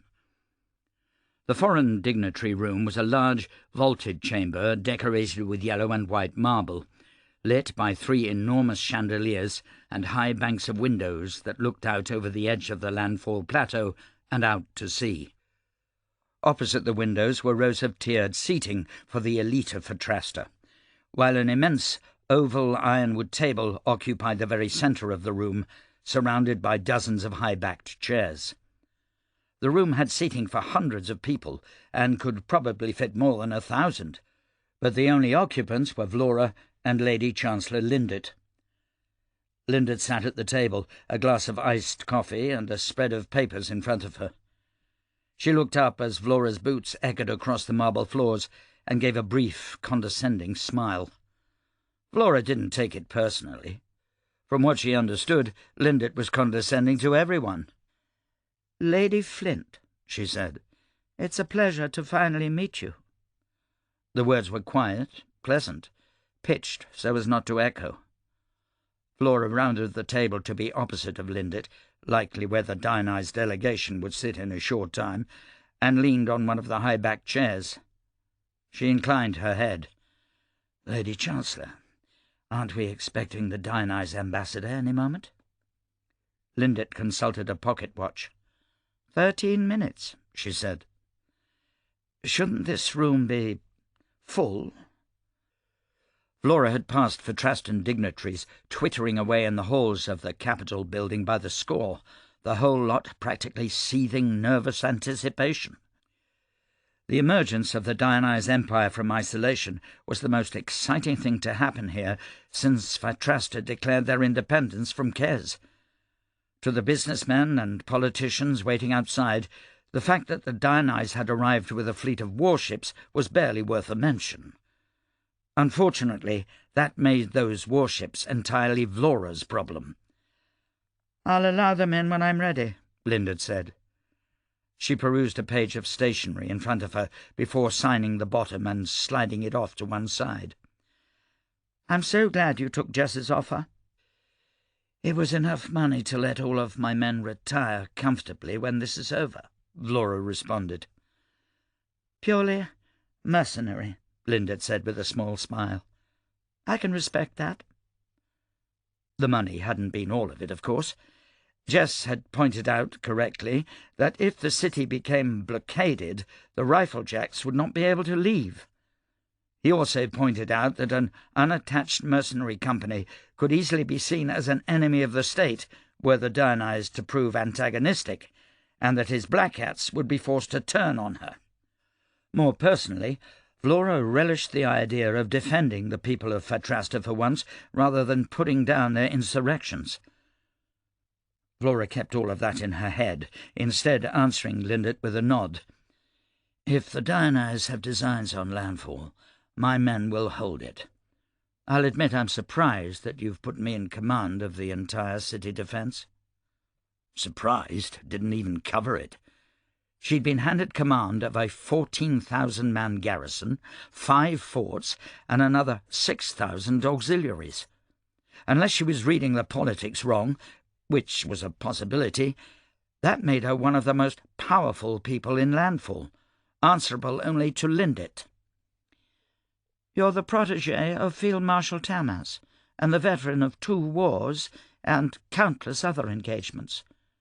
Is there anyone else more qualified in the city?" "No," Vlora admitted. Lindert signed another paper. "The worst-case scenario," she said, "is that the Dionysus are here to invade, in which case I've secured an extra brigade of riflemen and a decorated commander, and removed the possibility of you being hired by my enemies. The best-case scenario is that the Dionysus just happen to be out for a pleasure cruise with an entire fleet, and I've locked you into a 4-year contract as defender of the shores of my nation. It seems fairly win-win." "You could have bought 10 brigades for what you're paying us." "I don't have 10 brigades handy to buy," Lindert said. "Are you in the habit of telling employers that they've overpaid, Lady Flint?" "No, Mum." "Forgive me for asking, but do you have any particular reason for thinking the Dionysus are here for any other reason than peace? Other than 38 warships and a whole flotilla of support frigates?" "Yes, other than those." Lindert made a sound that was neither affirmative nor denial. "Ma'am?" Linda looked at her over the tops of her spectacles, the brief smile returning. "I also understand that you've deputized the Mad Lancers into the Riflejacks. Is that correct?" Vlora swallowed, noting that Lindert had dodged the question about the Dionysus. She would have to come back to that. The subject of the Mad Lancers wasn't one she'd been looking forward to, but she hadn't hired them purely out of need. She'd also hired them because she knew it would cause an argument that would set the tone for her relationship with Lindert going forward. She braced herself for the coming fight. "Yes, Ma'am." "Good." "Excuse me." Vlora struggled to hide her surprise. Another page was signed and set aside. "It makes Styke your problem, and if it keeps him and Fidelis Jess out of each other's hair for the time being, I consider that a bonus. I've instructed Fidelis Jess to steer clear of the Mad Lancers for now. I expect you to do the same for Styke, if you can. This Dionysus fleet is more pressing a matter than internal squabbles." Vlora exhaled the breath she'd taken in anticipation of a shouting match. "I'll keep Styke on a short leash." "Good luck with that." Lindert checked her pocket watch again. 8 minutes. She raised her voice. "You may allow everyone inside." Vlora didn't see any attendants, but the doors to the room were thrown open and a stream of people poured in. She recognized businessmen, politicians, Cressian ambassadors, and even the chief constable of the Landfall Police. Within minutes the tiered seating was filled, as well as half of the chairs around the oval table. Vlora left the spot across from Lindit and rounded to stand beside her. She spotted Valencian off in one corner of the room, but when she raised her hand to greet him, he looked away. The snub was not unexpected. The Ice Baron, she had assumed, would not be pleased that she had used his introduction to Palo society as a way to arrest Mama Palo. She didn't consider herself terribly vain, but the knowledge that she was no longer an enthusiastic fan made her a bit sad. But she had more important things to think about. "Where is Jez, by the way?" she asked, casting about for the Grand Master. "Personally overseeing security," Blinded answered. "The Palo have engaged in some light rioting since we executed Mama Palo. The last thing I need is some fool revolutionary taking a shot at the Dionyse ambassador and causing an international incident." Lindit glanced up, a look of annoyance crossing her face. "Would you please stop hovering and have a seat?" She indicated the chair to her right. Vlora took the spot hesitantly. No one had told her she'd be sitting beside Lindit during the meeting. She wondered whether her place was expedience or flattery. Probably a little of both.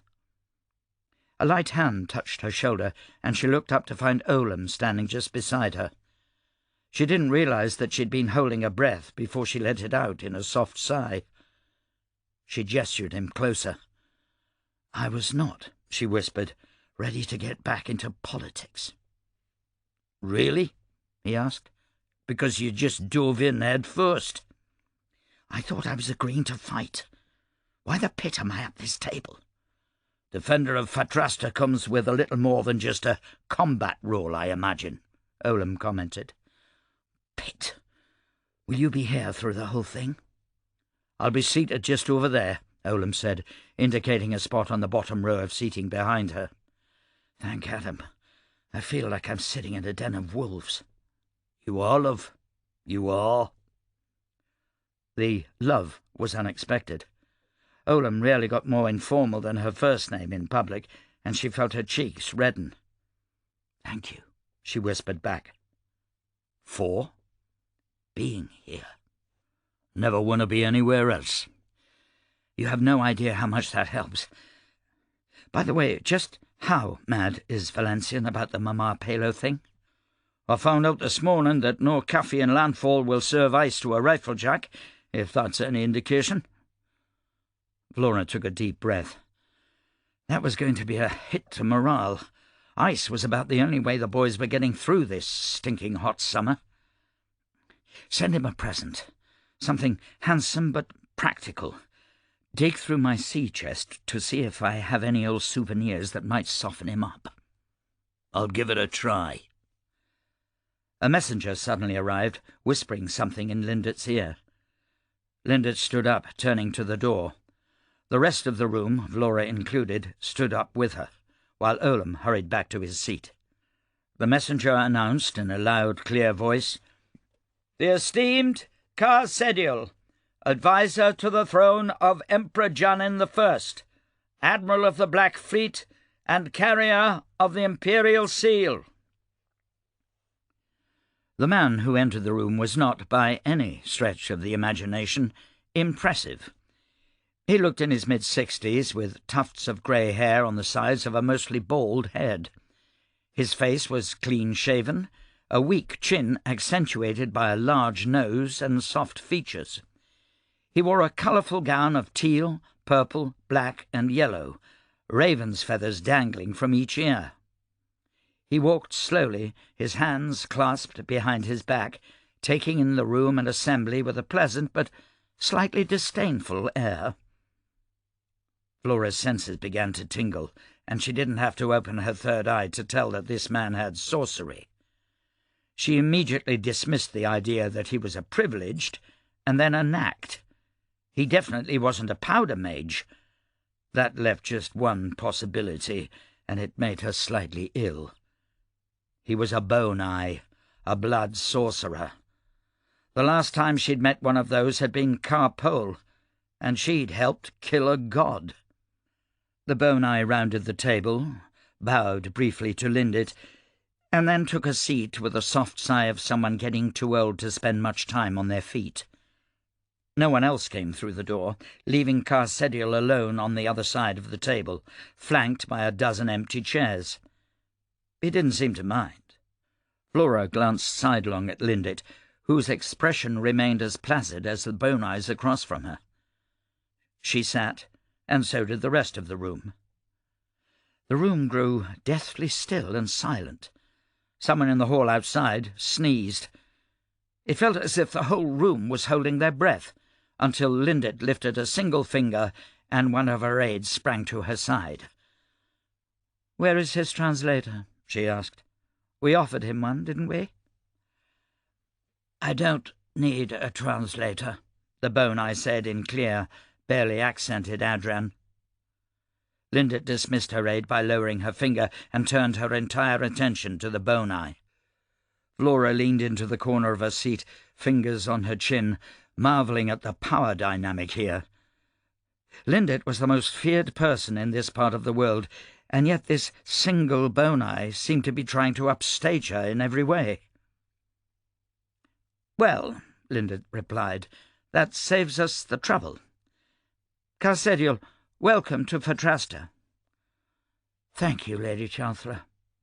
"It's tradition," Lindit said, "to ask guests about the news from their homeland, but I'm afraid that might take a while. We are 100 years behind." Carsedial tilted his head to one side, looking slightly bored. "Not at all.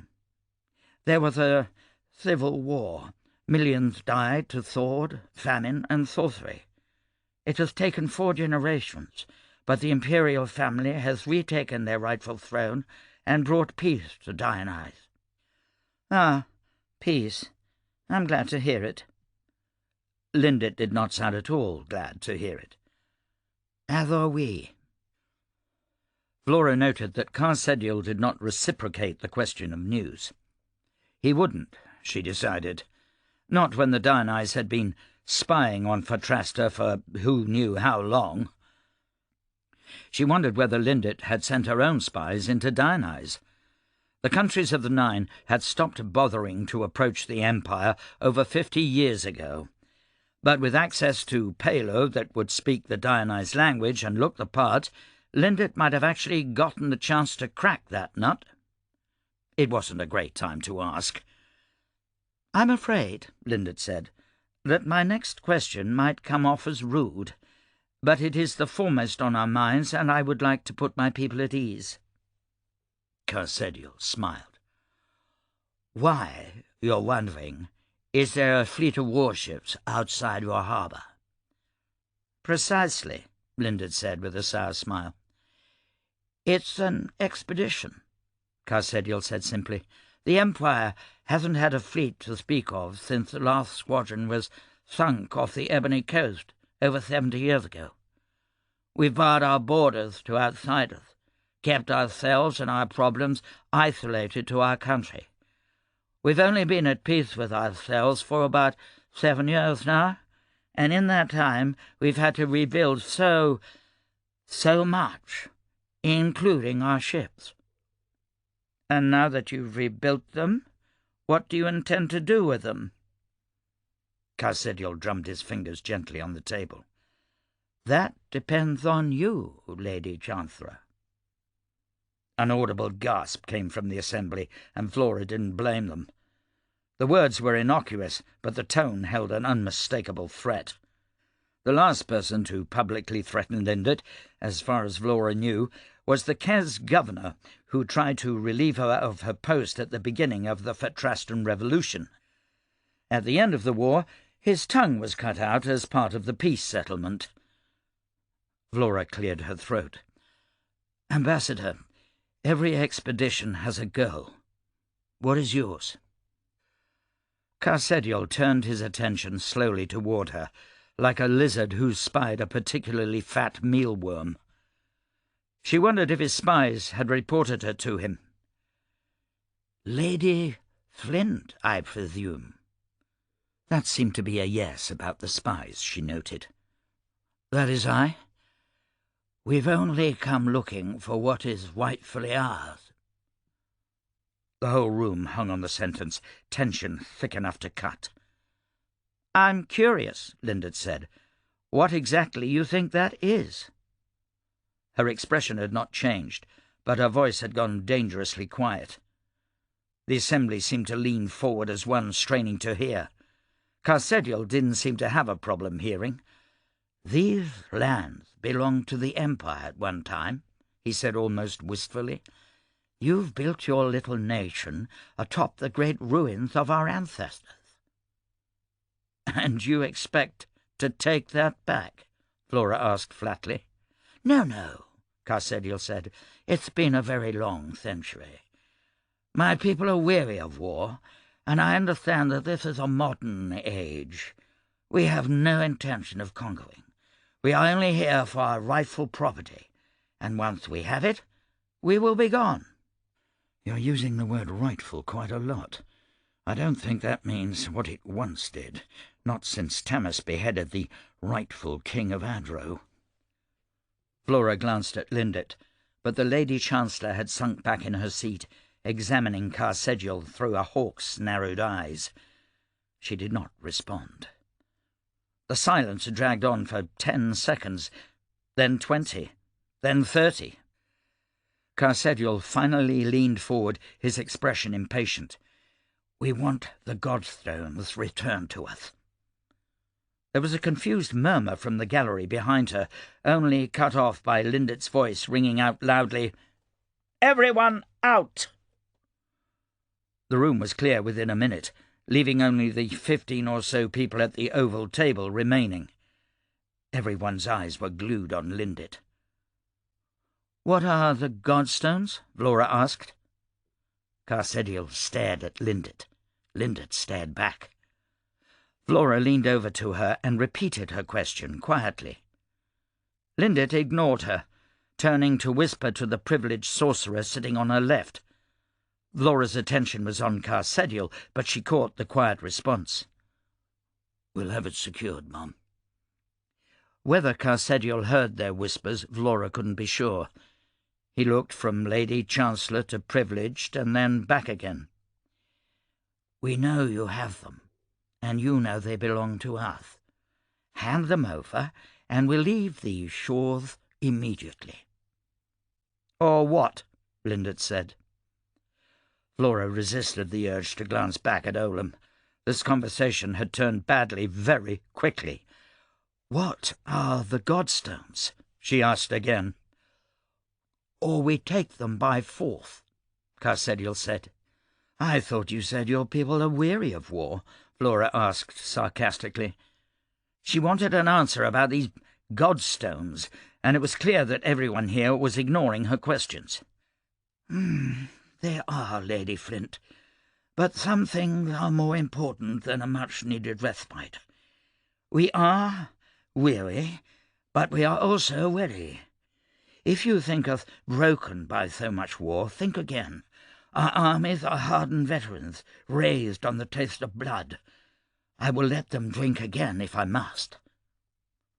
Vlora looked at Lindet, but the Lady Chancellor still had not answered. Vlora wanted to reach out and shake her. "What," she demanded, "is so important about these Godstones?" "Everything," Lindet said. Her voice was barely above a whisper. "Yes," Carsedial agreed, "everything. The future of my very country depends upon their retrieval, and keeping them from us will be seen as an act of war." Lindet suddenly stood. "You will have my answer by tomorrow. Good day, Ambassador." She left the table so quickly that the others scrambled to follow her, Vlora included. She glanced behind her as she left the room, to find Carsedial still seated, with a determined expression that looked more like an avenging angel than a frail old man. Vlora rushed to catch up to Lindet. "Are you going to explain to me what just happened?" "Nothing that I had planned," Lindert responded. "You have until tomorrow to prepare the garrison for war. Send out messengers. Recall all my armies from the frontier, and raise levies from every city in Fatrasta." Vlora's stomach tightened, twisting over itself in knots. That was not the command of someone who expected a blockade. That was the command of someone who expected a full-blown war. "What," she growled, "are those godstones?" Lindert lifted her chin. "I believe you have work to do, General." She strode off, leaving Vlora standing alone, open-mouthed. Olam found her a few moments later, after pushing his way through the crowd of confused dignitaries. "What happened after she kicked everyone out?" he asked. "I'm still not entirely sure." She looked at her hands, then up at Olam. "Have our men transitioned to Fort Nide?" "Yes, but no buts. Send word that we have until morning to prepare for an invasion." Chapter 52. Vlora arrived at Fort Nide an hour after the Dionyse ambassador's visit came to a sudden end. The traffic had been almost impassable the entire way down the east slope of the landfall plateau, forcing her to walk the last quarter of a mile, listening to the gossip spread like wildfire among shopkeepers, pedestrians, and labourers. People wondered openly if the Dionyse would invade, open trade routes, or simply resupply on a long journey toward the Nine. She could feel the city pulse with uncertain anticipation, and like a spring coiled too tightly, the tension felt ready to snap. Olam had gone on ahead on horseback, and by the time Vlora reached the fort, her artillery crews stood at the ready and riflemen manned the battlements. An ensign brought her up to speed as she came in through the front gate. Riflejacks manned the fort, while the rest of the brigade had been distributed in patrol lines all along the length of the bay and docks, and messengers flooded in with news that the entire Fatrastan garrison was mustering at wooden forts both north and south of the city. Vlora turned the messengers right around with orders to have full troop reports by nightfall, then stopped to take stock of her new command post. Fort Nide was not, thankfully, an ancient palisade like Lowell's fort. It was a modern star fortress directly on the bay, positioned to force all ships around it to reach the docks. It had open firing lanes on 3 points of the star to the ocean, and was protected by immense blocks of limestone enchanted by Lindert's privilege to shrug off both cannon fire and sorcery. The fort had survived a withering bombardment by the Kes fleet during the Fatrastan Revolution. It would, she assured herself, hold up again. A messenger touched her arm. "Lady Flint, Colonel Olam says to tell you that the Dionyse ambassador has returned to his ship." "Right," Vlora said, jogging up the steps to the easternmost star on the fortress and standing on her tiptoes to look out to sea. She took a hit of powder, relishing the brief rush of sorcery and adrenaline, before focusing on the ships. Sailors and soldiers stood stoically at attention. She was able to pick out Carsedule up on the forecastle of the flagship, speaking to what looked like to be the captain. "I'd give my left arm to know what that asshole is saying right now." "No," a voice said over her shoulder. "Maybe a little finger. Never an arm." After everything that had happened, Vlora was still surprised to find Taniel standing behind her. Not Tampo the lawyer, but Taniel himself in the flesh. He wore a demure black coat and hat, his collar high. Just behind him stood a Palo woman, shorter even than Vlora, and still as slight as she'd been 10 years ago. She wore a black duster, her hands buried in the sleeves, and when Vlora locked her eyes with her, she winked. "Hello, Carpole. Good to see you." Which might have been a stretch. Vlora had discovered long ago that being warm to the woman who wound up with her ex-fiancé was decidedly difficult, even if she did save Adro from a mad god. Carpole dipped her head, giving a little wave. Still haven't figured out a way to talk with your sorcery?" Carpole gave a tiny shrug, hands open as if to say, "What can I do?" "She's experimented," Taniel said. "It's not easy to do, and even harder to sustain." Vlora gave an involuntary shudder, wondering what experimentation entailed for a blood sorcerer, then looked around, suddenly alarmed. "You know my men here were the corps of the 7th and 9th, Tamas's own? There's a good bet plenty of them remember what you look like, and you're not the most inconspicuous pair." "When people think that you're dead," Taniel said, "their eyes walk right past you. At least in my experience. Besides, Carpole's too tired to give me a new face on such short notice, and it's worth the risk of being recognized. We have to talk." Vlora growled under her breath. "I thought we already did that." "Yeah, well, things have changed. I was hoping you'd reconsider my offer." "It's a bit late," Vlora said. "The moment the Dionyse arrived, Lindet offered me a king's ransom to become defender of landfall. I'm in command of the entire garrison." Taniel glanced out to sea nervously. "Yes, I saw that. And I'm a bit busy." She stopped, squinting at Carpole. "I met my second Boni today. Cold bastard by the name of Carsedule. Stared down Lindet like she was a common strumpet. Do you know anything about him? Does he have the same kind of power you do?" A short silent communication passed between Carpole and Taniel before her hands began to move, firing off a rapid series of gestures that Vlora couldn't even hope to follow. Taniel watched them carefully before translating. "Carsedule isn't nearly as powerful as she is, but he's in Lindet's class of cunning and ruthless.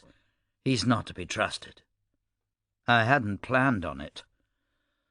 Vlora wasn't particularly surprised that Carpole already knew who Carsedule was, but she made a mental note to ask later exactly how she knew.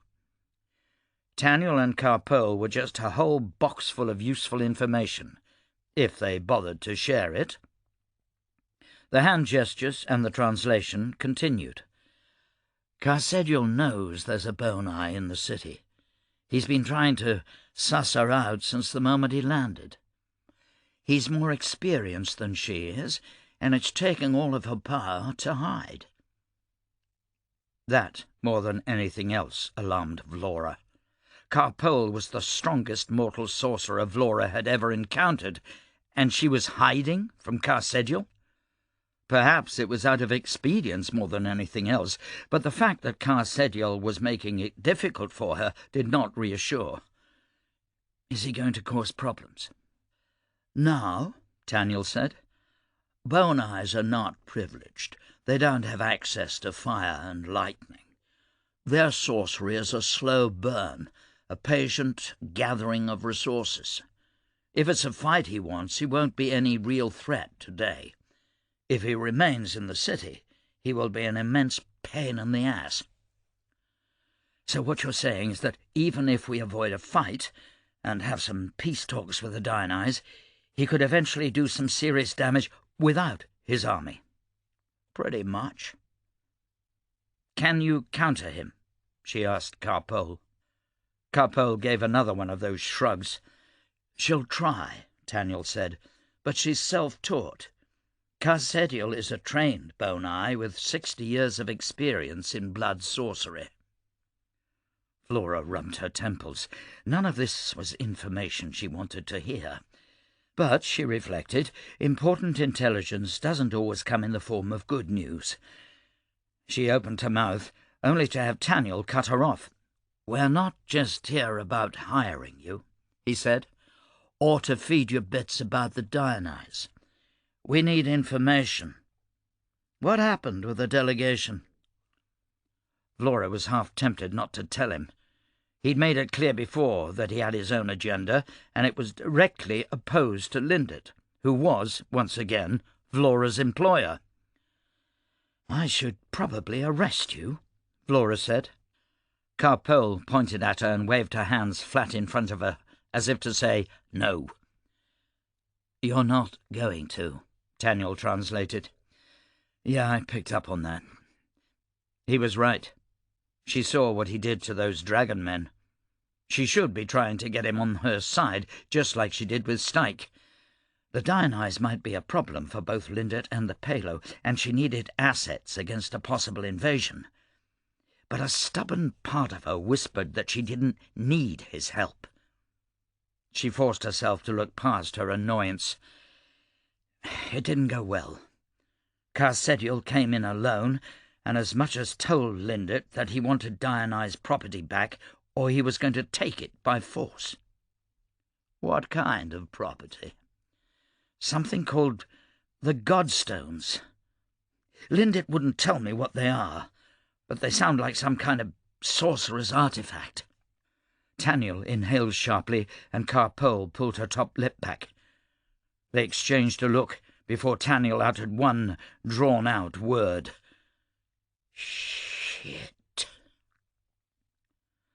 Vlora turned her attention briefly to the soldiers scurrying around in the fort-yard below them, and the gun crews bringing powder and cannonballs up to the fixed guns before turning back to Daniel. "What do you mean, shit?" "You remember those stories I told you about why the Dionyse are here?"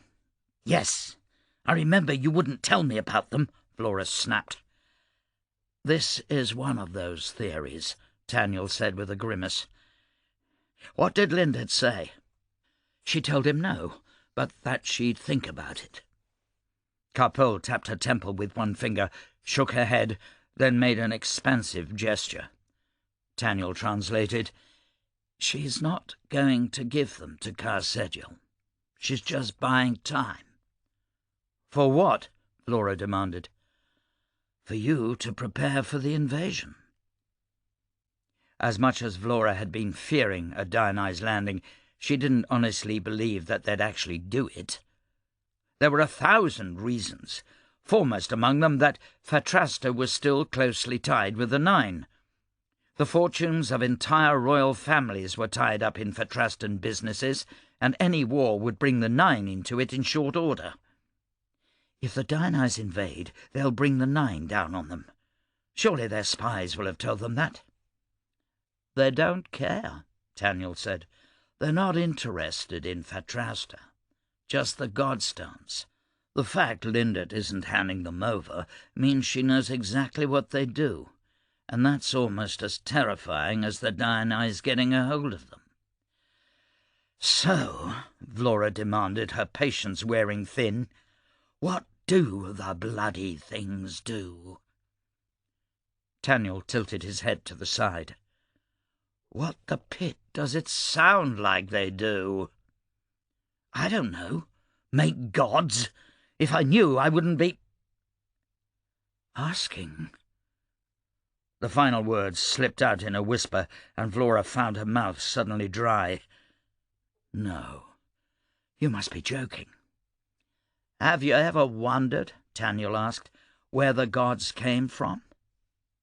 "I thought Kresimir made them."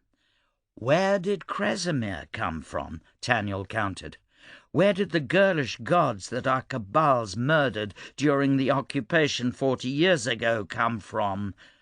Gods are not born, they're made. Dozens have come and gone in the history of our world. It's not public knowledge, but the cabals know. They've been looking for the Godstones for centuries, and it just happened to be Lindert and her privileged who found them." Vlora didn't know what to believe. This seemed far-fetched, even for all the things she'd seen in her life. But she was talking to 2 living, breathing god-killers, and all she knew was that she didn't want to believe them. She took a step backward involuntarily, sagging against a cannon. "So, whoever has the Godstones can create a god? Do you think Lindert would trust anyone else to become a god?" "She wants them for herself," Vlora breathed. "And Carsedial wants them back. For himself? Or his emperor? The Dionysian civil war was sparked by the murder of their last god. The only way they ended their war was the promise to make a new one. Daniel leaned forward. The Dionysians are not motivated by greed or ambition. They are motivated by the desperation of dying faith, and that's more dangerous than anything else in the world. Vlora looked back out past the breakers at the masts on the horizon, her breath coming fast and short. I saw what a god can do during the war. I'm not letting that happen again. Agreed, Daniel said, his face steely. Behind him, Carpole nodded. This is why you're here, Vlora said, voicing a sudden realization. It's not about the Palo, or Lindit, or Fatrasta. You're here because of the Godstones, to keep them out of Lindit's hands. To keep them out of anyone's hands, Daniel countered. Oh, don't get this wrong. We fight for the Palo because we believe in their cause, but the Godstones are more important than any ethnic or political squabbles. Vlora couldn't help but agree. This was bigger than her, or Lindit, or even the Dionysians. The Godstones could change the entire face of the world, and she feared— no, she knew that it would not be for the better. I won't let them have them, she said, summoning all her inner strength to stand up straight. The Dionysians? Daniel asked. Any of them, Vlora responded. She headed back down to the forge yard, calling for her horse and an escort of 200 men. Employer or not, she and Lindit were about to have words. Chapter 53. It took several hours for Michel and his mother to reach Greenfire Depths. He ditched his black hat uniform within minutes of making his escape, and then they took cab after cab across the city, crisscrossing their own path, changing drivers, even walking a few blocks along the rim before reaching a 30-unit, worn-down tenement clinging to the cliffs on the western edge of the depths. Even after all his precautions to lose whoever might be pursuing them, Michel did not feel safe, as he jimmied the key in the lock of his own personal safe-house. His mother stood beside him, silent after her initial outburst of questions in the first cab, staring down the hall as if shell-shocked. Michel finally managed to knock the rust off the lock of the apartment and kicked the door open. "What is this place?" his mother asked. "Inside," he said, glancing up and down the empty hall before closing the door behind them. The apartment was hot and stuffy, every surface coated in a thick layer of dust. He coughed his way through the 3 bedrooms and opened all the windows, checking the rooms for any sign of occupancy. No one had been here for a very long time. About 4 years, if he remembered right. "Is this what do the spies call it? A safe house?" his mother asked. Michel was surprised she knew the word, then remembered that she spent all day reading penny novels. "Right," he said. "Is this a black hat place?" Michel barked a laugh, then shushed himself and crossed to a window that overlooked Greenfire Depths. He could smell smoke, and smoke in the depths was never a good thing. He stuck his head outside and listened, hearing the distant sound of yelling and the crash of broken glass. The Palo were rioting, and he wasn't the least bit surprised. All the afternoon newspapers reported the hanging of Mama Palo. This wasn't a safe time to be in the depths, not for someone like him. He looked more Cressian than his 1/4 Palo, and that could be dangerous. But, he reasoned, it was far more dangerous to be out of the depths right now. "Stay here," he told his mother, then went up 2 flights of rickety stairs and knocked on the 4th door on the left. He waited several minutes, knocking frequently, before a suspicious-looking Palo woman opened her door a crack. Michel held up a folded 10-kroner note. "I'm a son of the Red Hand," he said. "I need a message taken to the Yellow Hall immediately." The woman stared at him, stared at the Krana note, then said, "There's rioting down at the Yellow Hall." "I know. This is important. I live 2 floors down in the empty apartment." She stewed on this information for a few moments. Michel's persona, his real persona, the one that had lived in the marble in the back of his head all these years, was just as careful as his black hat one. He and Taniel had a dozen backup plans, including safe houses, passwords, message chains, and bank boxes. He didn't remember half those plans, but he did know that he needed to get word to Taniel immediately that his cover had been blown. When the woman didn't answer, Michel pulled out another 20 krona. She gave a perfunctory nod and said, "Meln Dunn's people have taken hold of the Yellow Hall, but I can get a message to the Red Hand." She snatched the money, and a moment later the door opened, and a small boy ran into the hall and held out his hand expectantly.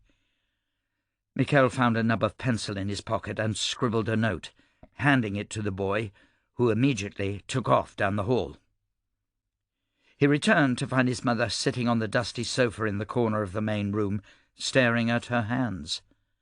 She looked up at him as he entered, a question on her lips, but remained silent. He looked out the windows one more time, listening to the distant shouts. The smell of smoke was getting stronger, and that didn't bode well at all. A fire in the wrong place, and green fire depths might go up entirely. Michel sat down on the sofa beside his mother and stared at the wall. His life, the one he'd worked so hard to build the last 4 years, was over. There was a hole in his chest, and he wondered if perhaps he'd gone in too deep with the Black Hats. He should be celebrating right now, ready to return to what he once was. "Michel?" "I met Taniel and Carpol 7 years ago," Michel said without preamble. He didn't bother looking at his mother. He didn't want to see her face as she realized she'd been lied to for so long. "I bluffed my way into some politician's gala in Upper Landfall and went looking around for someone to con. Taniel and Carpol were supposed to be my mark. I was going to rob them blind. But we got to talking, and there was something different about them." He chuckled to himself, glad he'd not gone through with his plan to nick their wallets. Taniel would have probably turned him inside out. "Carpol saw through me right away, but instead of getting me kicked out of the gala, they took me under their wing. They introduced me to people I had no right talking to, and over the course of a couple of hours I'd created a whole different persona. I was a disenfranchised young count from Starland trying to wrestle my fortune back from my duplicitous little brother. The idiots at the gala ate it up, and I left with 10,000 krona in donations to help me win back my title. I found out later that my new friends weren't who they said they were either. They'd bluffed their way into the party just like I had, but they weren't there for money. They were creating a network of contacts that, I have to admit, were probably far more valuable to them than the 10,000 I left with were to me. I ended up working for them. Petty thievery, forgery, that sort of thing." He ignored his mother's indignant snort and continued, "It wasn't long before I figured out that they weren't crime bosses or cons like I first suspected. They were playing a longer game, a bigger one. They were positioning themselves to take on Lindit. They championed the Palo, and I like that because of Grandpappy." He finally looked at his mother, wondering if the names Taniel and Carpol meant anything to her. Her memory tended to slip, so the chances of her remembering an old war hero, aside from her late husband, were slim. She peered at him cautiously through the dust, eyes narrowed as if seeing him for the first time. "I don't know what you're saying, Michel," she finally said, "but it scares me." I'm saying... Michel reached into his shirt and drew out his gold rose, letting it dangle from his fingertips as he stared at it. That before I became this, I was something else. This, he said, bouncing the gold rose up and down by its chain, is not me. What are you, then? There was a sudden knock on the door, and Michel leapt to his feet, crossing the room as quietly as he dared and putting a finger to his lips. He approached the front door, palming his knuckle-dusters, and slowly moved the brass cover to the peephole to look out into the hall. He let out a soft sigh and stepped away from the door, pulling it open. Taniel and Carpole stood in the hallway.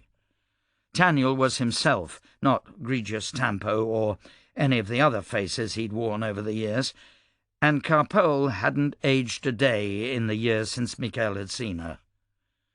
Michel and Carpole exchanged a hug, and Taniel stalked into the room, giving it the same thorough inspection that Michel had when he first entered. "How did you find me so quickly?" Michel asked. "I just sent a message minutes ago." Taniel looked out the windows, then closed them against the increasing smokiness of the outside air. Michel's mother sat silently on the couch, as still as a frightened deer, eyeing the two new arrivals with something between suspicion and anger. "We had someone watching your mother's home," Taniel said. "We were down at Fort Knight about an hour ago when we got the message that you attacked Fidelis Jess. We checked the home first, then came here hoping to find you. Your cover is blown, I assume?" Michel nodded. "I slipped up." Taniel gave a frustrated snort. "How?" "I tripped a ward looking for some sign of the Godstones in the millinery upper library. Fidelis Jess came for me at Mother's home, and I was able to get the drop on him and escape." Taniel and Carpole exchanged a glance, and Carpole shrugged as if it were of little consequence. Taniel seemed more annoyed. "It can't be helped, I suppose," he said. He reached into his pocket and pulled out the note Michel had left at the bank yesterday. "I haven't gotten the chance to check this yet. Care to explain?" Michel quickly ran through his visit to the millinery library and the dig site south of town, and as he spoke, the irritation drained from Taniel's face until he was finally smiling. "So, we have it," Taniel said. "I think so. You'll want to be sure. I'm not sure if it's what you expected, though. It's huge. Maybe 80 feet long, one of those big obelisks they dig up from time to time around the city." Taniel crossed the room and sat down beside Michel's mother, his hand on his chin, seemingly without noticing she was there. His brow furrowed. "You're right. That's not what we expected at all." "Michel," his mother finally spoke up, her voice an octave higher than usual, "who are these people?" Michel wiped his brow and glanced from Taniel to Carpole. Carpole gestured to herself, then to his mother, as if to say, "Go ahead and introduce us." He hesitated for a long moment, wondering if his mother had fully grasped the importance of the story he told her just a few minutes ago. "Mother, this is Taniel and Carpole. They're the ones I work for." "So you're not a black hat?" "I am. Or rather, I was. I imagine Fidelis Jess is hunting for me now." His mother leaned back from Taniel, taking him in. "Who are you?" she asked. In answer, Taniel tugged at the fingers of his glove and removed it, revealing skin the colour of fresh blood. His nails were long, his skin smooth, and he gave her a little wave. Michel's mother inhaled sharply. "The Red Hand?" "One and the same." "He's a revolutionary, a guerrilla fighter." "So is your son, Mrs. Bravis." Michel gave his mother a tight smile. She blinked at him, and he could see the moment it all came together in her head. "You're a double agent," she said. "I am." She rose from the sofa, rushing across the room and throwing her arms around Michel before he could stop her. She clung to him, face buried in his neck, and he thought perhaps she was crying. He took her in his arms and gently patted her back, giving Taniel an apologetic smile. "It's okay, Mother." "You're not a black hat, then? You're a good pale old boy fighting against Lindit?" "That's right." "Why didn't you tell me?" "I couldn't." "I'm your mother." "That's why I couldn't," Michel said. He wondered if he should explain about being caught and tortured, and all the risks and horrible things that could have happened to both of them if she'd known his true identity and slipped up. But that seemed like a bit much for her now. "I've been climbing the ranks from the beginning, spying, informing, helping the Black Hats mop up the streets. A couple of years ago, Taniel helped me catch a rogue powder mage. It earned me my silver rose, and I've just been aiming for my gold ever since." "Sorry to interrupt," Taniel said quietly, "but we have a problem." Michel slowly extricated himself from his mother's grip and deposited her back on the sofa. She beamed at him, and he felt his cheeks colour. "We have a lot of problems. Fidelis just wants my head." "I don't think he's worried about you right now. That Dionysus fleet out beyond the bay is threatening to attack.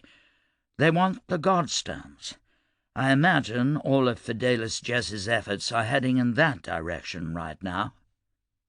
"You're joking." "Not in the slightest. The Dionysus want the Godstones. My people tell me that their agents here in the depths are the ones stirring up the rioters. I've already dispatched everyone I could to try to deal with them, but you, Carpole, and I are going to have to do something about that stone."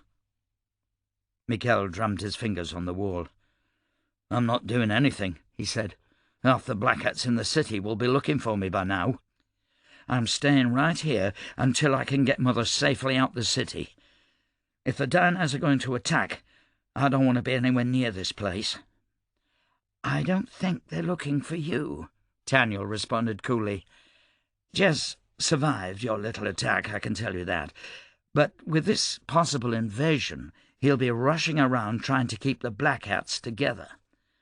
Besides, do you really think someone with his ego will have told anyone that a common spy got the drop on him? He'll keep that close to his chest until he has the time to find you himself." Michel wasn't convinced. "Either way, I'm not a fighter." "No," Taniel agreed, "you're not. But you've still got your gold rose, don't you?" Michel touched the medallion under his shirt. "I'm going to get rid of it as quickly as I can." "It might come in handy," Taniel said. "It also identifies me as a Black Hat to all those rioters out there." Michel crossed to the corner of the room and folded his arms, trying to think. His primary worry was getting Mother out of the city. As far as he was concerned, Taniel was on his own from here on out. There was nothing more Michel could do to help, not now. He looked at Carpole, hoping for a little help. Both of them could be inscrutable at times, but Michel always liked Carpole. She had a fantastic sense of humour. Carpole fired off a rapid series of gestures at Taniel, and it took Michel a few moments to translate them in his head. "We need that stone," Carpole gestured. "I know," Taniel said glumly. "If the Dionysus managed to get it, that might be worse than letting Lindit keep it." "I don't think we have a choice but to let them fight over it," Taniel responded. "We weren't ready for it to be that big." "We have to figure out something." "Sure, but what are we going to do with 80 feet of solid rock? We can't just go down and steal it."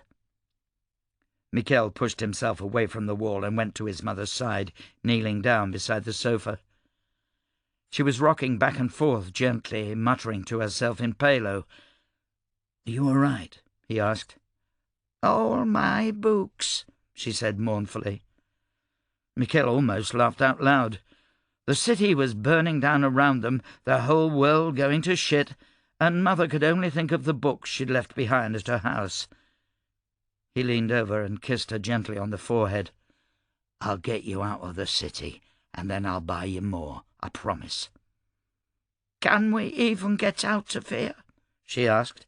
"Is it safe to get out through the riots and the black hats?" "Probably not," he said silently to himself. "We may have to hold tight for a while and risk the smoke, but I'll get you out." He bit one knuckle, scowling at himself, trying to think of something.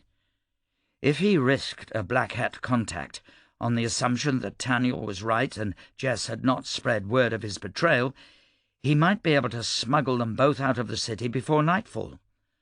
But that was not a risk he was willing to take. "Wait," he said, looking up at Taniel and Carpole. "What did you just say?" "We're just trying to agree on a plan," Taniel responded. "No, a moment ago," Michel said. "You said you couldn't just go down there and steal the Godstone." Carpole cocked her head. "What if," Michel held up a finger for their patience, "what if we could just go steal it?" "I don't follow." "How hard would it be to arrange a couple of barges to meet us upriver?" Michel asked. "Say, a mile north of landfall? We'd want armed guards, barges, tow cables, the lot." He thought furiously, remembering what Professor Cressel had told him, that they'd be ready to move the obelisk within days. Taniel exchanged a glance with Carpole. "It would be tight, but I think I could manage." Michel took Taniel by the arm and nudged him toward the door. They stepped out into the hall, where the smoke was somehow even worse. Michel thought he heard a scream in the distance. "Could you get me Mother out of the city immediately?" "Certainly," Taniel said slowly. Michel bit his lip. He had an idea. It was wild, insane, and more than a little bit stupid, but it just might work. "Okay," he said. "Get Mother out the city and have your people ready with barges upriver. Do that, and we might just be able to steal the stone after all. Is that a deal?" "So you're with me?" "I'll have to be," Michel said, and it didn't make him happy at all. He stepped back inside. "We're going to get you out, Mother," he announced, "but you've got to go now." "Michel," his mother said, a worried note in her voice, "aren't you coming with me?" Michel gave his mother a hug. "Not yet, but we'll send you out with friends, and once this whole thing is over, I'll come find you." He stifled her protests with another hug, then pulled her out into the hallway with him, linking her arm forcefully with Taniel's, while Taniel gave him a bemused look. "Time to go," he said to his mother. "I'll come find you, I promise." Over his mother's head he mouthed the words, "Get her out of here and meet me outside." 15 minutes later, Taniel arrived in the street just outside of Michel's safe-house tenement. Carpole stood on her tiptoes, eyes fixed on the end of the street. There was definitely screaming in the distance, and the smoke was so thick that a fire had to have caught several nearby tenements. It was going to spread fast, and he worried about everyone trying to get out of the depths at once.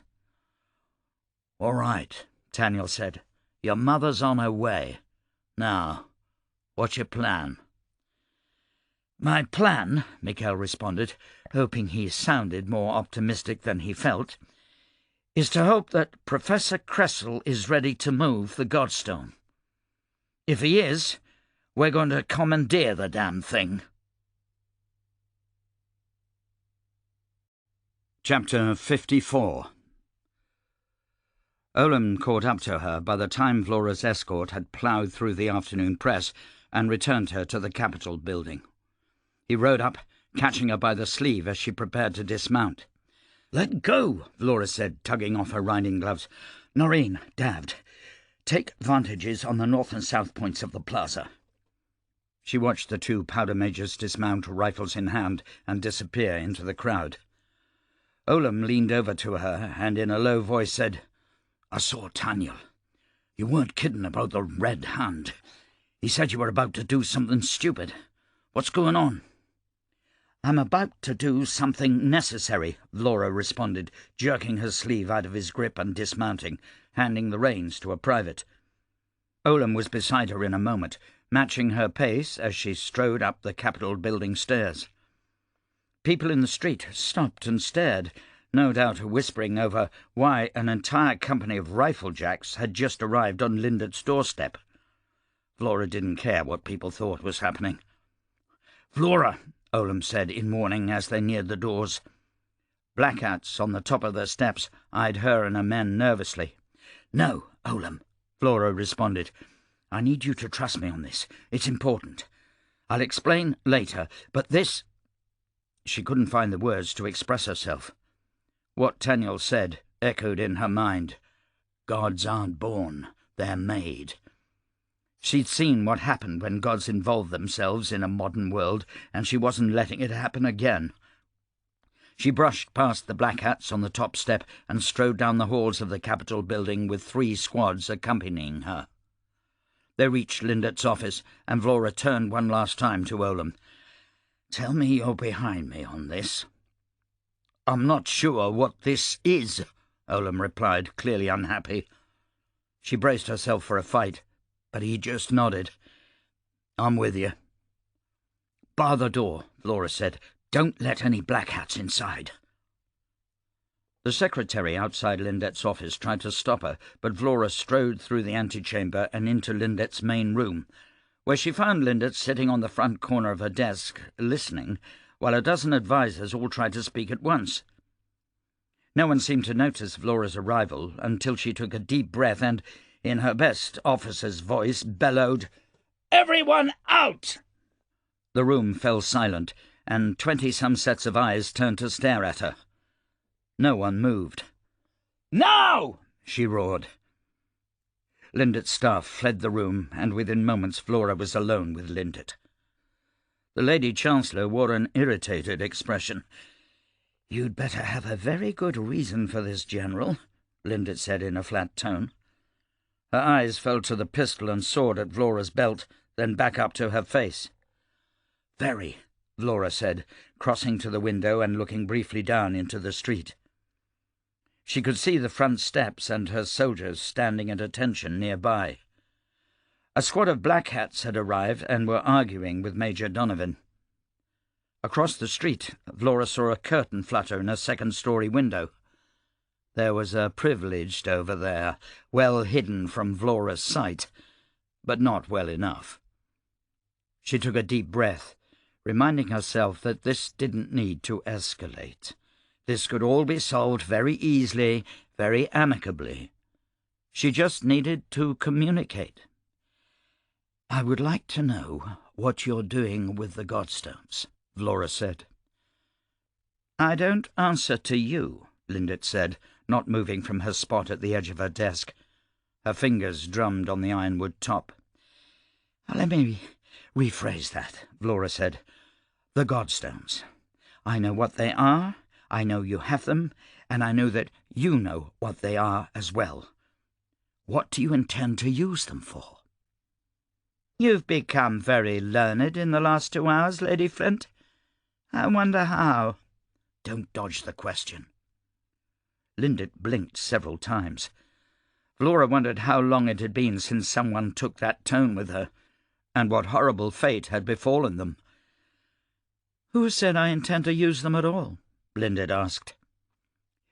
Vlora felt a cold bead of sweat trickle down her spine and resisted the urge to rub it away. She did a circuit of the room, trying to walk away her own nerves, then stopped and took a sniff of powder. Lindett's eyes followed her the whole time. "General, I assume you've considered the consequences of this outburst. I am your employer." I don't really give a damn, Lady Chancellor. Vlora stopped, turning to face Lindet. We're talking about making gods. Do you really think a contract even crosses my mind on something as serious as this? It should. Why? Because you're treading very thin ice. Lindet's voice grew dangerously quiet. I put you in an important place because I believe in your capabilities. Do you think I don't have plans to remove any person that I hand power to? I believe you have plenty of plans, Vlora said. That's what scares me. The Godstones, where are they? That's privileged information. Vlora slammed a fist against the wood panelling on the office wall, making the wall rattle. I don't give a shit. You have no idea what you're playing with. The Dionysus just dropped an entire fleet in our laps because they want the Godstones so badly.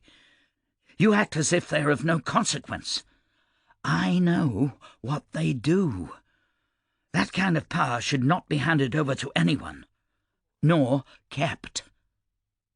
Lindet rounded to the other side of her desk, her movements slow and smooth. She raised her hands as if to show she wasn't armed, then lowered herself into her chair. Vlora had never before occupied a room with an unarmed, not sorcerily gifted person who could make her feel like she didn't have the upper hand, and it infuriated her. "I hope you have a proposal in mind," Lindet said, "and that your plan doesn't end with storming in here and shouting at me." "Destroy them," Vlora said. "Excuse me?" "You heard me." Lindet steepled her fingers below her chin. "First of all, I only have one. Let's pretend a moment that this ancient artifact can even be destroyed. We've had it in our possession for mere months and have learned immense amounts about the nature and history of sorcery. My privileged tell me that they could study it for 12 lifetimes and still not know all it has to offer. And you'd ask me to destroy it?" "Yes," Vlora said. "That, my dear General, is not happening." "You'd risk it falling into the hands of the Dionysus? Of a blood sorcerer and his hungry fleet?" "That's why I hired you, in case you've forgotten." Vlora wanted to spit. Lindet kept coming back to their relationship, as if a financial arrangement meant anything to Vlora. Perhaps Lindet didn't really grasp what Vlora had seen and experienced during the Adrankes War. Perhaps she didn't care. Perhaps Lindet's world was about contracts and control, and she just couldn't fathom anything outside those parameters. "And if I fail?" "I'll consider destroying it as a last resort." "You'd sacrifice the lives of my men and your whole garrison to keep this thing? Destroy it, and the Dionysus have no reason to invade." Lindet leaned across the desk, her eyes dancing with an otherworldly light. "I would sacrifice 1,000,000 men to be a god, General, as would you, as would anyone in their right mind." Vlora stared at Lindet, her frustration and anger turning to cold terror. This was not what she'd signed on for. She did not want this responsibility or this fight. But it was hers, if only because no one else would take it on. "I've met gods, and you're very wrong about that," Vlora said. She looked down, realizing that she was still wearing the parade uniform that she'd put on for the meeting with the Dionysus ambassador. She tore off the strips of medals, one at a time, throwing them on Lindet's desk. "Lady Chancellor Lindet, as appointed defender of Fatrasta, I arrest you as a danger to the future of the country." Lindet had the gall to actually look shocked. "You can't." "I just did." "I am Fatrasta." "No, you're the steward of this country. You have responsibilities." "Don't talk to me about responsibilities," Lindet snapped. "You bloody ungrateful traitor. Guards!" There was a brief scuffle outside, and then Olam stuck his head in the door. Everything going well?" he asked. "I'm arresting the Lady Chancellor." Olam swallowed. "Right. Well, I guess that's happening." He retreated in the hall, where there was the sound of a further scuffle, then silence. "I relieve you of your duty, General," Lindert said coldly. "Get out of my office." "That's not going to work," Vlora responded. Her stomach flipped around, her guts tying themselves in knots. This was political suicide, and maybe more. She was conducting a coup. She could hear little but the hammering of her heart. Lindert lifted her hand, and Vlora leapt forward. "Nuh-uh," she said warningly. "Give a signal and your privileged die. I'm not so impulsive that I don't check the room when I enter, and I'm not the only powder mage in this city." Out across the rooftops she could sense Noreen and Davd hidden from prying eyes, weapons trained on Lindert's unseen bodyguards. "I see," Lindert said, slowly lowering her hand. Her eyes narrowed. "You're making an immense mistake." Vlora felt an overwhelming sadness take her, an exhaustion, as if the weight of a mountain had just been pressed onto her shoulders. "I've made a lot of big mistakes, Lindert. This isn't one of them." She tilted her head, listening to a sudden chorus of shouts from out in the hall. A moment later, Olam put his head back in the room. "We've got a problem," he said. "What is it?" Vlora asked, keeping an eye on Lindert. "The Dynais have launched longboats." "How many?"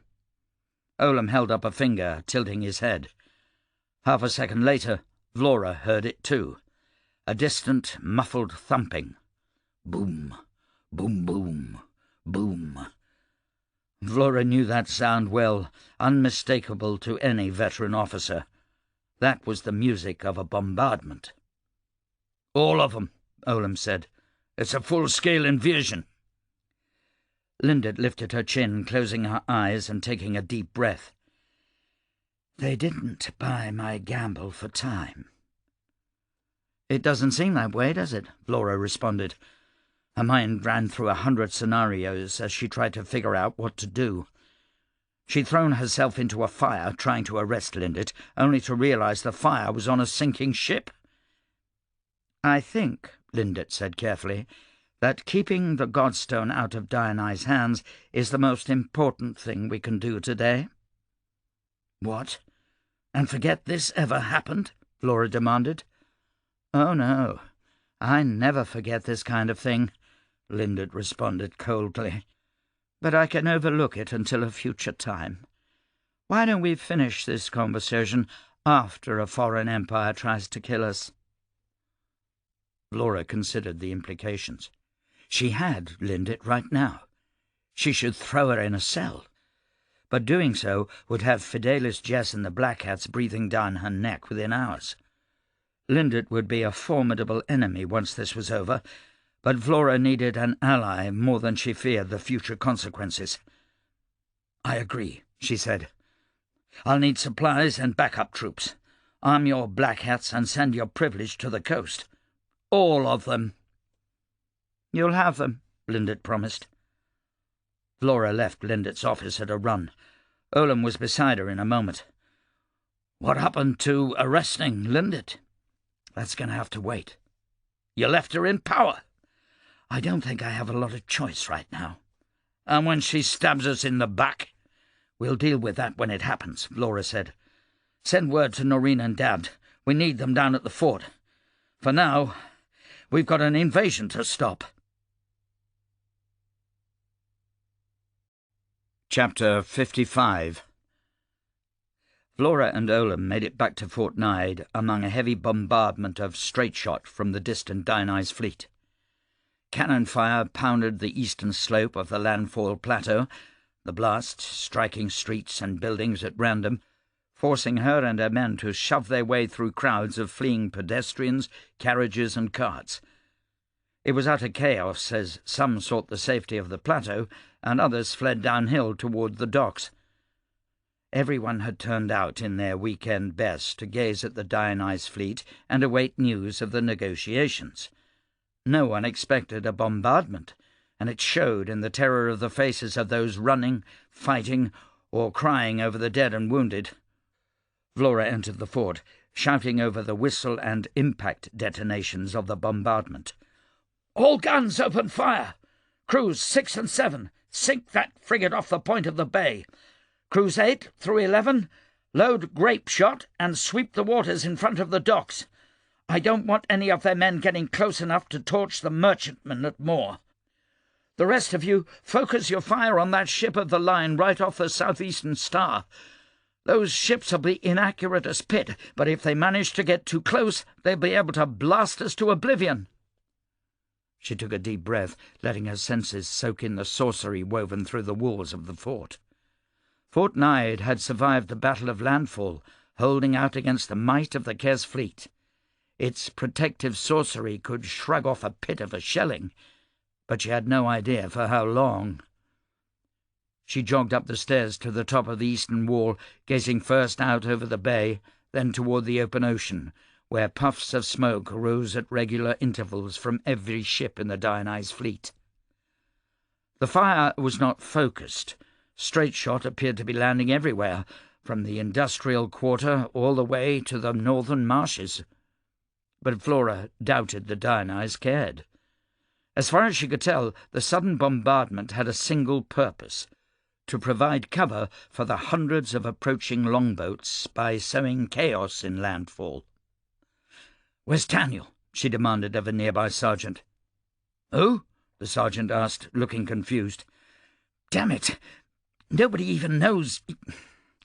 She grunted in frustration, looking around, casting out her senses for another powder mage or a blood sorcerer.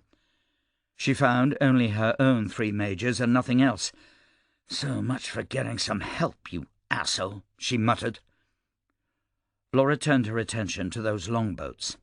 They were each loaded with 60 or more Dionyse soldiers, rowing hard for land, looking undeterred by the choppy waters that served to foul the aim of their capital ships.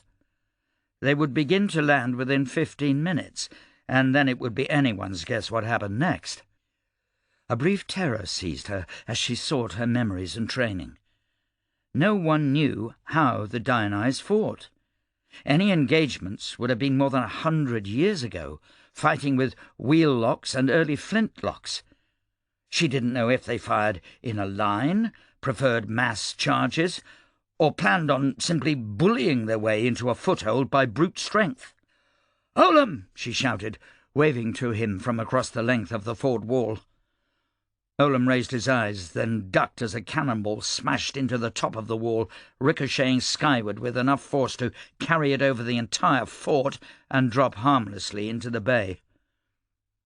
Olam ran toward her in a crouch.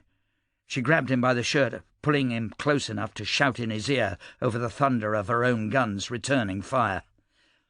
"Those longboats are heading toward the north side of the bay. Who do we have out there?" 4,000 members of the garrison, and 3 companies of our own boys." Vlora raised her head, looking out at the longboats. She took a sniff of powder, heightening her senses, peering at the Dionyse soldiers and willing herself to read their strategy. She'd never seen soldiers armed quite like this, outside of mannequins in a museum.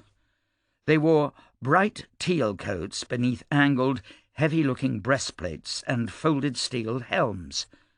Their faces were stoic and hard, teeth clenched in gritty determination as they rowed closer and closer to land. A blast of grape shot tore through one of the longboats, killing a third of the rowers and immediately causing the aft to dip into the water.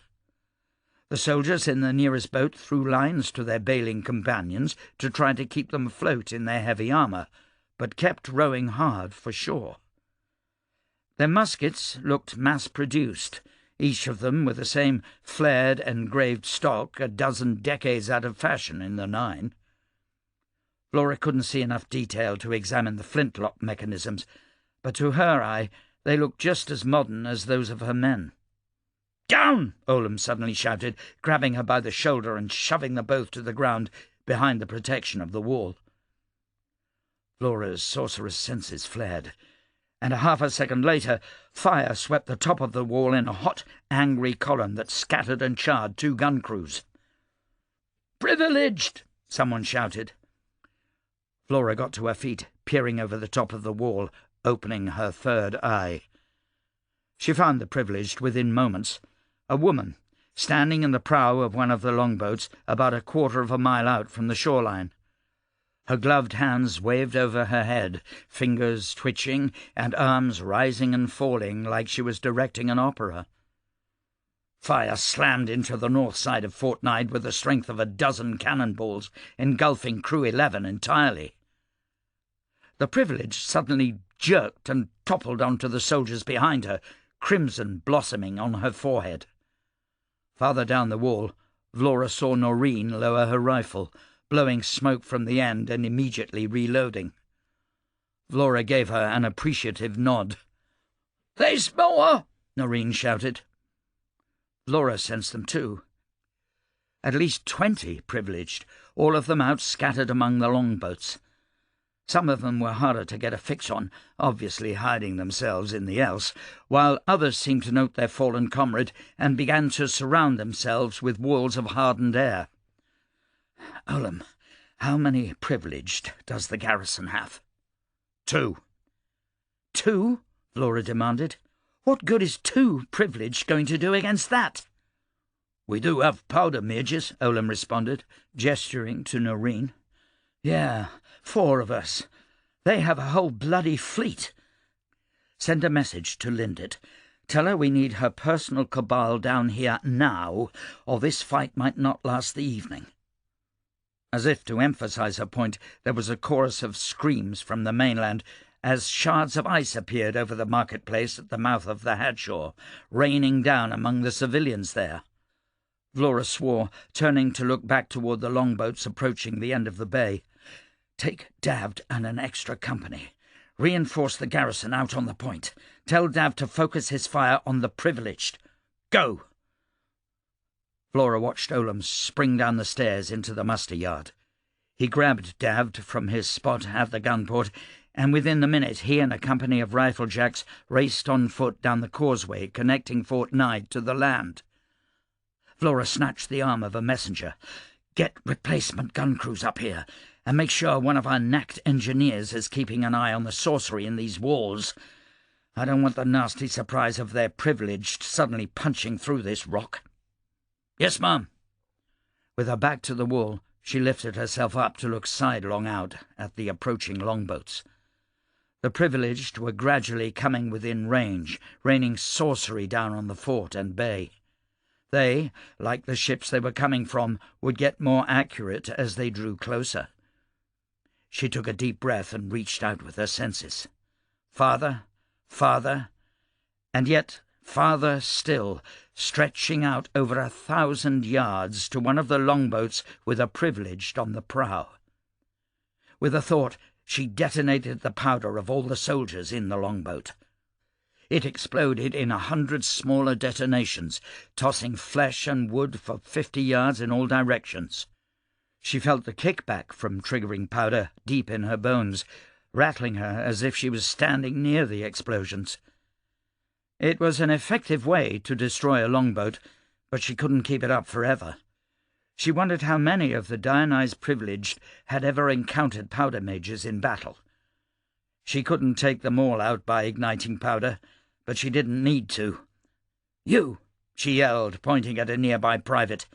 "Get me my rifle!" Chapter 56.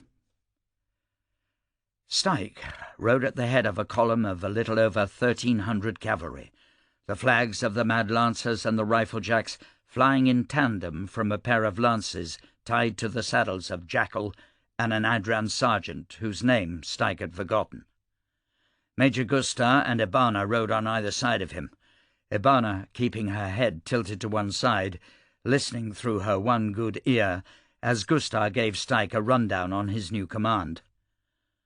Styke only half listened, his eyelids drooping as a full night's ride to Jedwar and back threatened to topple him from his saddle.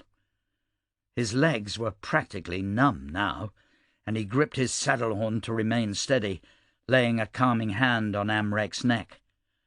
Behind him in the saddle, Celine dozed peacefully, her arms wrapped around Styke's stomach. Gustav suddenly fell silent, and Styke looked up to find Ibana nodding to the road in front of him. He felt an involuntary twitch at the corner of his lip. Black Hats. At least 200 of them. The Black Hats were heavily armed with blunderbusses and muskets. About half of them marched, the other half on horseback, with 3 heavy wagons among them. Styke looked over his shoulder at Jackal and jerked his head. Jackal grinned and rode past him. "We going to call a halt?" Gustav asked. "We don't halt for them," Ibana said, a note of disgust in her voice. The column continued on as Jackal rode on ahead, reaching the Black Hats 100 yards or so out. Styke could see one of the Black Hats look up at the banner, look back at Jackal, then take a good, hard gander at the approaching cavalry. He shouted something over his shoulder, and slowly the Black Hats cleared the road. By the time Styke reached the Black Hats, they were waiting by the ditch, staring daggers at Styke and the banner that flew above Jackal's head. Styke directed Amrek off the side of the road, letting the rest of the column continue on, as he approached the Black Hat with a silver rose dangling from his neck. "You know who I am?" Styke asked. The silver rose raised his chin in defiance. "Pretty good idea." He put on a good face, but Styke could see the fear in his eyes. "Good. What are your orders?" "None of your damn business." "What are your orders regarding me?" Styke reframed the question. Styke could see the "sod off" on the tip of the silver rose's tongue, but a glance at the column of cavalry, and he seemed to think better of it. "We've been ordered to ignore you. Bigger problems, it seems." "Well," Styke responded, "glad your asshole of a boss can find something better to obsess over." He turned Amrek around and headed back toward the front of his column. Behind him, the Silver Rose shouted out, "You have the road, Lancer. But the Grand Master wants you to know this isn't over." "No," Styke muttered to himself, "it isn't." He caught back up with Ibana, blinking the sleep out of his eyes, resisting the urge to turn around and ride the Black Hats down. "Where are they going?" she asked. "Didn't ask." "Might have been a good idea." Styke made a sour face. "They're Black Hats. They can go right to the pit for all I care." The road carried them toward the distant landfall plateau, taking them over numberless marsh-fed rivers draining into the ocean, and then up onto a rocky outcropping with 30-foot cliffs plunging steep into the sea. They reached the top of these cliffs, and Gustav suddenly turned over his shoulder, calling for a halt. Ibana's head jerked around toward him. "Only the Colonel calls a halt," she snapped. Gustav ignored her. "Do you hear that?" "Hear what?" Gustav produced a looking-glass, raising it to one eye and gazing toward the landfall plateau. He scanned the horizon while Styke shared a puzzled glance with Ibana and strained to hear anything.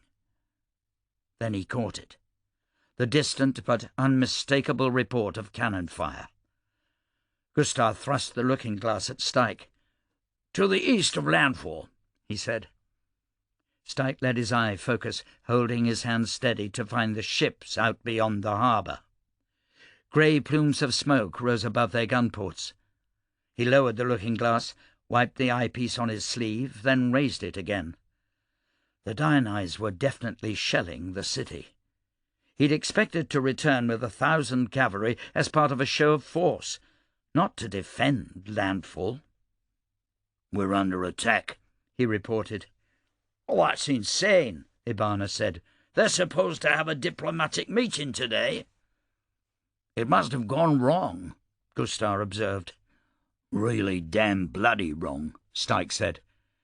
He swept the horizon with the looking-glass, taking in the full size of the fleet and the hundreds of longboats in the water between the ships and the shore. "Fort Knight is returning fire, and the Dionysians are landing troops. Tell everyone we're in for a hard ride." He heard Ibana shift in her saddle. "We've ridden all afternoon. Our men and horses are tired. Pitt, the Lancers rode all night too." "We've ridden all night to a fight before," Styke said. "Yeah, when we were all 10 years younger. We're old, fat and out of shape. At least, the rest of you are, anyway." Styke was about to lower the glass when he spotted something else. More ships, far to the north of where the fleet had engaged with Fort Nyde. There were at least a dozen transports emptying their decks of longboats, which ploughed across the shallows to disgorge their troops with alarming swiftness. Styke quickly examined the lay of the land out from the beach. Marshes and streams, with the odd village and flat, drained suburbs at the base of the plateau. He spotted a brigade in dark yellow jackets marching out of the suburbs, heading double time for the landing Dionyse. At a glance, the Dionyse already outnumbered them, and with the heavy armour they wore, they looked more than an even match for basic garrison troops. "Major Gustar, how do you feel about charging across sand?" he asked. "Depends on the kind of sand," Gustar responded. "I don't think you're going to get the chance to check." Styke handed the looking-glass back, and Gustar put it to his eye. He frowned and seemed to come to the same conclusion Styke had. "The garrison is badly outmatched. My cuirassiers will sink in that sand, but the dragoons might have a chance. You want me to hit 'em from behind?" Styke grunted an affirmative and gently woke Celine, who rubbed her eyes and peered toward the distant enemies. "Sunin," Styke called. He was joined by Major Sunintial, her crooked yellow teeth framed in a broad grin. "Ordering a charge, Colonel? Been forever since I killed a man in battle, you know." Sunin was old enough to be his great-grandmother, but looks were deceiving. She'd always been one of his meanest lancers, which didn't mean she'd survive the shock of a charge at her age. "I am," Styke said, "but you're not in it. Take Celine." "I'm not a nursemaid," Sunin objected. "You can barely hold a lance." "Not true." Ibana snorted. "You're about 1,000 years old, Sunin. Keep the girl safe." Sunin grumbled, but she directed her horse up beside Styke. He took Celine by the back of the shirt, lifting and depositing her in front of Sunin. "Will you be all right?" Celine asked. "Me?" Styke let Amrek prance below him. "I'll be fine. You take care of yourself. This is going to get bloody." He turned away from her. "Gustar, take your dragoons and sweep the beach. Ibana, draw up the mad lancers and the rifle-jack cuirassiers on the road. We have killing to do." Chapter 57. Michel, Taniel, and Carpole were forced to approach the dig site by horse, as the streets in and out of the city were all but impassable to cabs, with pedestrians in a panic and the roads clogged by families and merchants fleeing the city. News that the landfall bay was under attack by a Dionyse fleet spread rapidly, and with it, chaos. They left the western plateau, forcing their way through the press of the industrial quarter, cutting across streams, parks, and yards, before finally rejoining the main highway just outside the city. It was a fraught ride, and Michel, who rarely, if ever, rode, felt like he was going to tumble from his saddle at any moment. His fear was only made worse when Carpole snatched his reins from him and led his horse in a gallop across the open floodplains. He was only given a reprieve when they finally drew near the dig site, and the three of them stopped a few hundred yards away, staring out across the farms at the cordoned-off, innocuous-looking excavation. Taniel scowled in the direction of the monolith. Carpole raised her nose to the wind, as if trying to smell for something other than the smoke coming off Greenfire Depths. Michel, for his part, tried not to be sick from their ride, and occupied himself with wondering what the other two were seeing. He'd read a little about sorcery. It would be stupid to be a spy and not be aware of the ways he could be detected. But sorcery was as foreign to him as Gurla or Dionyse, a distant concept that never really affected him in any significant way until he tripped those wards on the upper library and tipped his hand to Fidelis Jess.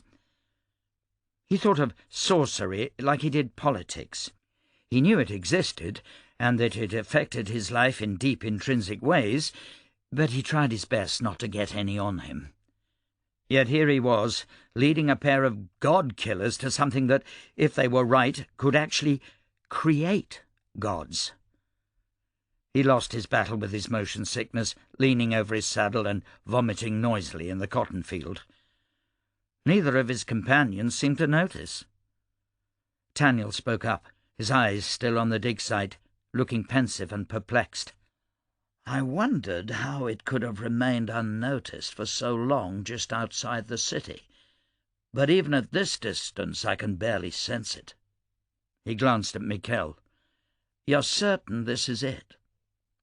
I'm certain, Michel answered, spitting out the taste of sick and wiping his mouth. I can't feel sorcery, and that thing whispered in my head. I've never heard of anything that could do that. And even if I wasn't certain before, Fidelis Jess confirmed it this morning. They're digging up the Godstone. Carpole clicked her tongue to get Taniel's attention, then went through a series of hand motions too quickly for Michel to follow. Taniel watched carefully, nodding along. "What's going on over there?" he asked, pointing. Michel followed his finger to see that part of the palisade surrounding the dig site had been torn down, and that hundreds of horses were being corralled by their handlers. Some sort of massive undertaking was underway, and it didn't take much for Michel to guess what. "They're getting ready to move it," he said. "The professor in charge, Cressel, said they'd be ready within days. That was yesterday." Carpole gestured quickly, and Taniel translated. "The arrival of the Dionyse must have moved up their plans." "Agreed," Michel said, though he wondered why he bothered. This wasn't his territory anymore. Taniel and Carpole were in charge, and he would let them have it. Taniel removed a snuff-box from his pocket and tapped a line of black powder out on the back of his hand before snorting it. He rubbed his nose and squinted toward the dig site. "There's a couple of knack down there," he said. "They'll be able to send something off about Carpole. No telling how they'll react. They can't sense a powder mage, though." "Any privileged?" Michel asked, fearing the answer. "None," Taniel said. "We actually passed one on our ride down here, beelining for the city, probably recalled because of the attack." Michel let out a sigh of relief. "Okay, so nothing down there but labourers, soldiers, and normal black hats." "Right. Oh, this should be fine. Easy. No problem. Oh, we've got this. Can't think of a single thing that'll go wrong. Just the easiest thing we've ever—" He trailed off when he noticed that both Carpole and Taniel were staring at him. "What?" he asked. "You all right?" Taniel responded. "I'm nervous." "You'll do fine." Carpole reached over and patted Michel on the shoulder, and he tried not to imagine that he was nothing more than a pet to these two. "Look," Michel said, "you two can fight your way out if this goes poorly. Me, I'm stuck." Taniel reached over and slapped Michel on the back, almost knocking him out of his saddle. "We won't leave you behind." "Thanks," he said, feeling less than reassured. He knew how this needed to go, and realized that he wasn't going to be able to cede control and responsibility over to Taniel. "Okay, let's get this over with. Ride behind me and pretend I'm in charge." "You're the boss," Taniel said. "Well, that's the worst thing you could say right now." Taking a deep breath, Michel headed toward the dig site. Michel was met by the soldiers guarding the dig site about 100 feet from the palisade. They looked tired and more than a little harried, casting glances toward the smoke rising above both the eastern and western ends of the landfall plateau. Michel didn't give them a chance to speak, drawing himself up in his saddle and pulling the gold rose out of his shirt, dangling it haughtily. "I'm looking for Major Cole," he said. There were 6 of the guards, led by a sergeant, who immediately touched her cap at the sight of the gold rose. "Sir," she said, "Major Cole is overseeing the move, sir." "Well, what are we waiting for? Take me to him." The sergeant glanced hesitantly at Taniel and Carpole before nodding. "Right this way, sir." The dig site seemed to have transformed overnight. The wooden buildings had been ripped down, half of the tents were gone, and, with the exception of Professor Cressel, whom Michel immediately spotted scurrying around the lip of the excavation site, Michel didn't see anyone else who looked like they were from the college. This was no longer a dig, it seemed, but a military matter. Soldiers and labourers swarmed the area, and several immense cranes had been erected to the north of the monolith, which itself was free-standing, the scaffolding removed, but now looped with hundreds of thick ropes of the kind they used to moor the biggest ships in port. To the north, positioned just beyond the 2 cranes, was the biggest wagon Michel had ever seen. Calling it a wagon might have been an understatement. It was at least 80 feet long, with more sets of thick wooden wheels than Michel could count, and hundreds of horses being led into position beyond it. The word land barge immediately came to mind, and Michel had never seen anything like it. "It sure is something, isn't it?" The voice brought Michel out of his sense of wonder, and he looked down to see Major Cole standing beside his horse. "Back all ready, sir?" the Major asked pleasantly. The knot of stress between Michel's shoulders loosened ever so slightly. Apparently, word of his treachery, or his attack on Fidelis just this morning, had yet to spread this far out. "It's quite the operation," he admitted, climbing down from his horse with less grace than he would have liked. He was quickly joined by Taniel and Carpole, the latter of whom Cole looked at with curious suspicion.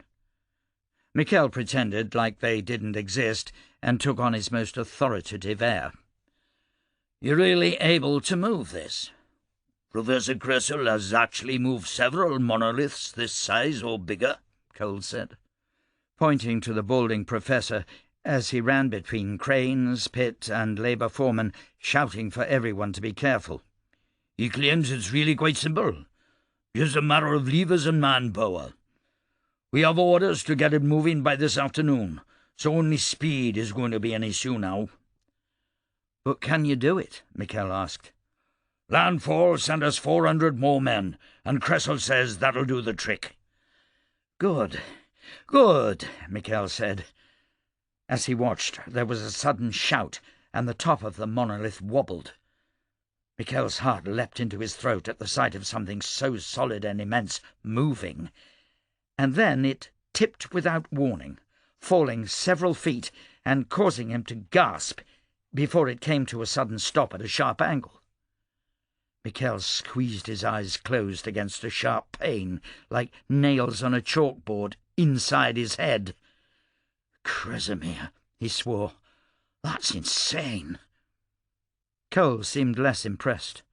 "I thought so too. Are you all right?"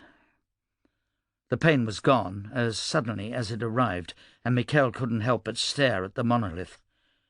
No, I'm fine," Michel said, noting that dozens of soldiers and labourers had touched their ears in pain. He glanced over his shoulder at Taniel and Carpole, who stood side by side stoically. Taniel's jaw was clenched, the veins on his face bulging, and Carpole seemed to tremble slightly. With the monolith now at an angle, the workers swarmed down into the pit, tightening ropes, while others dug feverishly at the side of the excavation, causing the immense stone pylon to settle further onto its side. Michel could see their plan now, with the mention of levers and manpower. They were going to get it at the proper angle and then pull it out of the pit. "Major, who was in charge of the transportation?" Michel said, trying to sound casual. "I am, sir." "To Davenport?" "That's the plan." "Not any more," Michel said. "We've got a change of orders." "Sir?" Cole said, turning his attention from the ongoing move entirely over to Michel. "We have everything lined up already. The road is clear, and we have checkpoints in place. Our engineers have even smoothed our rails in the road to get this damn contraption along without a hitch." "I know, I'm sorry, but things change. We found out just a few hours ago that the Dionysians have designs on this very monolith." "Why?" Cole asked, clearly surprised. "It's just an old rock." "Tell that to everyone who's been going mad from exposure to it." "I don't know, but we've got to get it as far from the coast as possible. The new plans are to take it across the plain to Heronglade, where it'll be loaded onto a barge and pulled upriver." Michel glanced at Taniel. "I've not been told where it's going from there." Cole looked suspiciously from Michel to Taniel to Carpole. "Are you sure, sir?" "Quite." Michel tried not to hold his breath. His whole plan hinged on someone of Cole's rank not bothering to question the authority of a gold rose. Major Cole hadn't struck him as someone who asked questions, but he'd been wrong about people before. "My apologies, sir," Cole said. "But, do you have those orders in writing?" Michel removed the gold rose from his shirt. "I have those orders in me. You think the Grand Master would send me down here on such short notice if it wasn't so damned important?" Cole seemed uncertain. He backed away a couple of steps, glancing toward the excavation, and Michel tensed. Cole hadn't bought it. He'd summon his soldiers, and Michel, Taniel, and Carpole would be in a tight spot in moments. One he doubted he would be getting out of, even if the other two did. "I'm going to have to send someone to confirm," Cole said. "The Grand Master's office made it clear that this thing is important to them, and I'm not interested in messing it up. No offence meant, sir, but I just can't change it without written confirmation." Michel tried not to let his panic show on his face. It had almost worked, damn it. "Of course, Major Cole. But don't say I didn't warn you if the Grand Master is furious over the delay." He looked pointedly toward the smoke rising over landfall, then turned around sharply, retreating 20 feet from Cole and his soldiers before whispering to Taniel and Carpole, "What do we do?" Carpole lifted the satchel off her shoulder and began digging around inside, a frown on her face, while Taniel stared at the monolith. "That thing is a blight," Taniel spat. "Tell me about it. I felt it when it fell," Michel said. "It's like a knot of power, just lying out here in the middle of farmland, waiting for someone to come pick it up." "And that someone is Lindit," Michel said. "We need to either come up with a new plan or get the pit out of here." Taniel nodded over Michel's shoulder, and Michel turned to find Major Cole approaching, an unhappy look on his face. "My apologies, Gold Rose," he said. "I just got word that Dionysians have landed farther south along the coast, cutting off our road to Davenport. We don't have much time to get this moved, but we'll have it heading north as quickly as we can. You said it's bound for Heronglade?" "Yes, Major," Michel said, trying not to look relieved. He settled on smug. "And it's best we get moving quickly." "Right," Cole said, snapping a salute. "We'll get things moving, and I'll have my men arranged in a rear guard." "How many soldiers do you have here?" "About 600. Michel glanced at Taniel, who gave a slight shake of his head. If the Dionysians knew where the Godstone was and were headed directly here, 600 men would not be enough. Michel said a silent prayer that the garrison would come out to help them. Chapter 58. Styke grunted as his lance smashed through the breastplate of a Dionyse soldier and ripped out the back of the soldier's uniform, dripping blood and gore. He leaned into the lance, trying to drag it free of the soldier's body, only for the corpse to catch on the belt of another Dionyse. Styke let go of the lance with a frustrated shout so that the weight of it wouldn't knock him out of the saddle.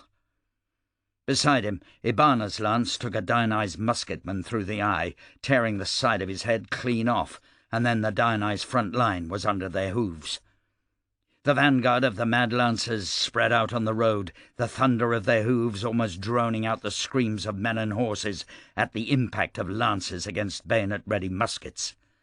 They swept forward, mowing down every Dionyse that would not leap out of their way, while the riflejack cuirassiers came on slowly behind, forming a fan that cleared the sides of the road of anyone who'd managed to escape the lancers' charge.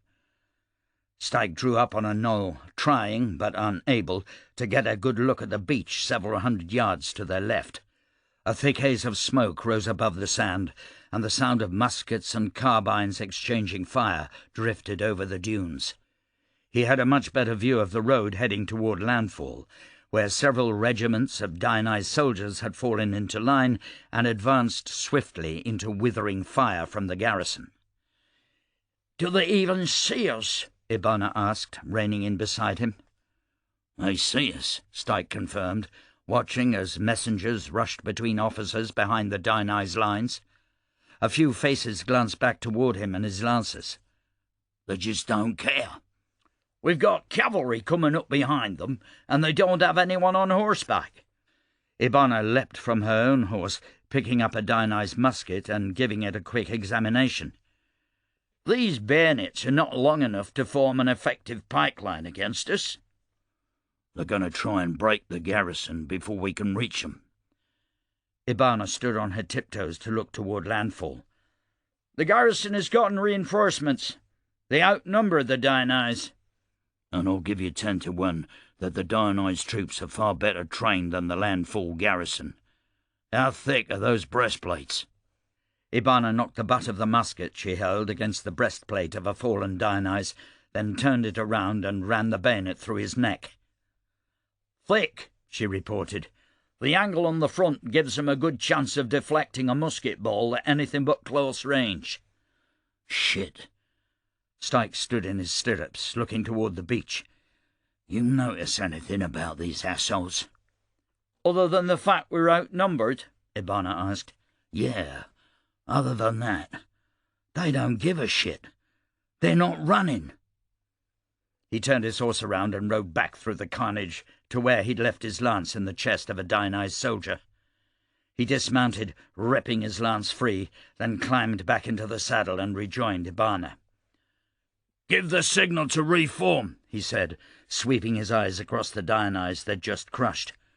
"We surprised 2 companies, and they didn't so much as waver." "They jumped out of our way," Ibana said, getting back in her saddle. "Yeah, but they didn't break. What kind of infantry doesn't break in front of a surprise charge by twice their number in enemy cavalry?" "Stupid ones," Ibana suggested. A nearby riflejack cuirassier looked up from wrapping his blood-soaked arm. "So, infantry that doesn't break wins the day." "Not all the time," Ibana said. "But enough," Styke responded. He lifted his nose to the air, breathing in deep of powder smoke, getting hints of privileged and powder-mage sorcery like a vintner might test wine.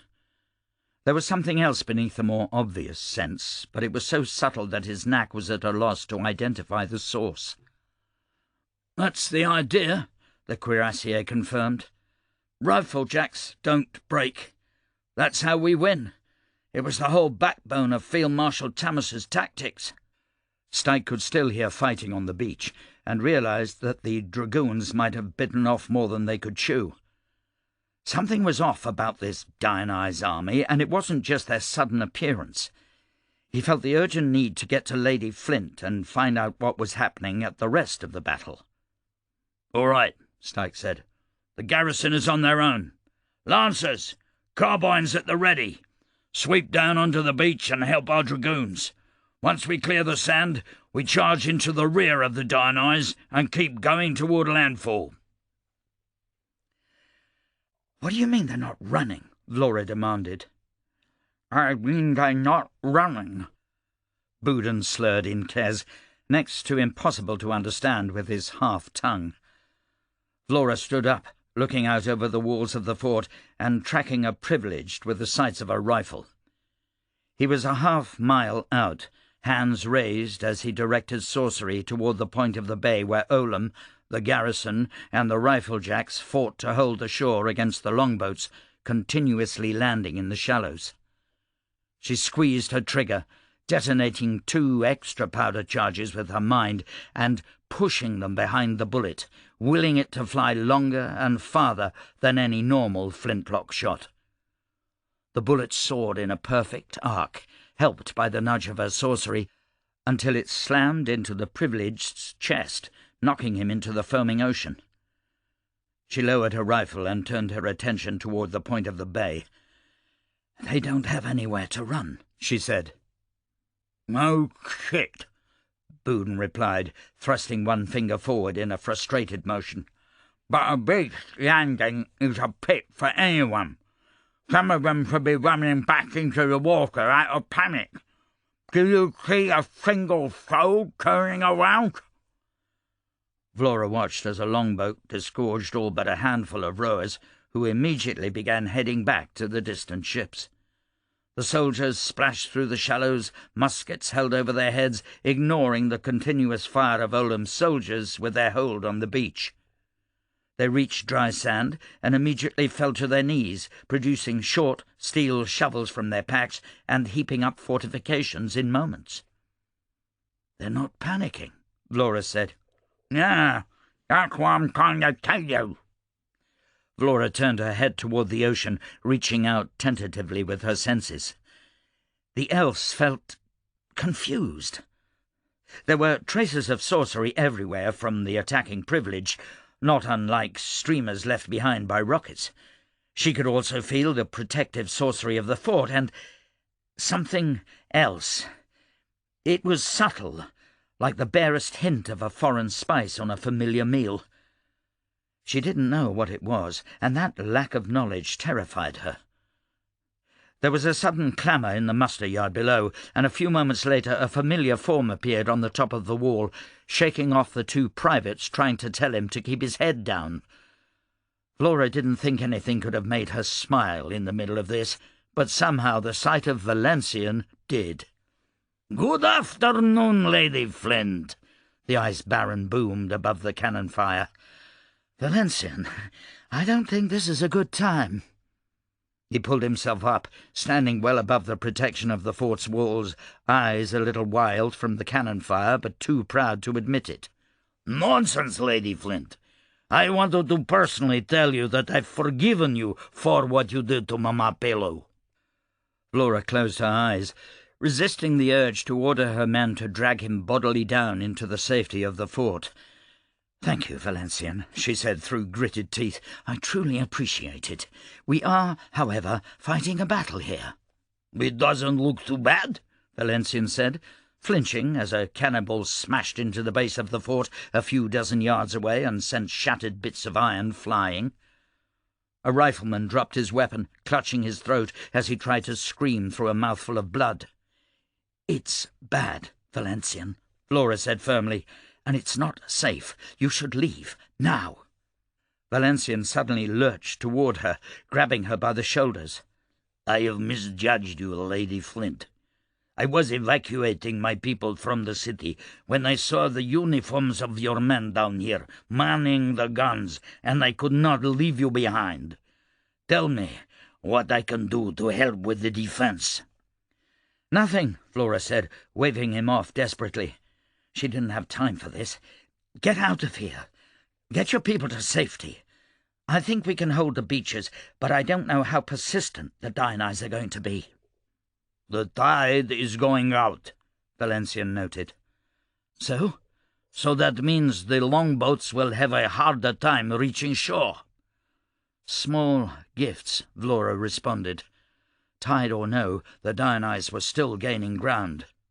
"They have a beakhead," Bouden said, garbling the last word so badly she almost didn't understand him. "Valencian, you are a good man. The best thing you can do is help evacuate your people and get safely out of the city." "Get him out of here!" Vlora ordered her soldiers, who pulled Valencian forcefully from the wall amid a torrent of protests. She couldn't spare Valencian another thought. Bouden was right. The point of the bay was covered in corpses floating in the shallows, more than she could count. But the Dionyse seemed impervious to the deaths of their friends. They continued to leap from their longboats, and now had a short fortification of sand 100 yards long from which to return fire on Olam's troops. "Bouden," she said, "take one of the guns. Give Olam some support."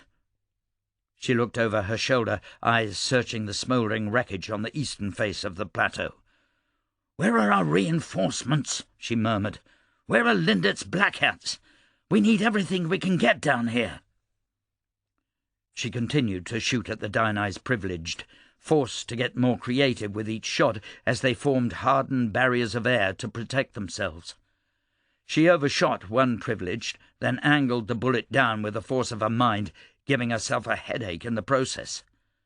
Another she strengthened with half a kit's worth of powder, using brute strength to punch through the sorcerer's shield, the privileged, and 4 men behind him. The roar of a cannon, much louder than normal, snapped her head around. Bouden stood beside one of the big fort guns, steadying himself against one of the gunner crew, eyes narrowed and focused on the point of the bay. Vlora tracked the curve of the cannonball with her advanced senses, feeling the power that Bouden had put behind it, and watched as it curved violently around the Dionyse sand fortifications and then skipped along the ground, bowling through at least 50 men crouched just out of the waterline. The Dionyse scrambled to search for the source of the cannon fire, but even that didn't seem to deter them.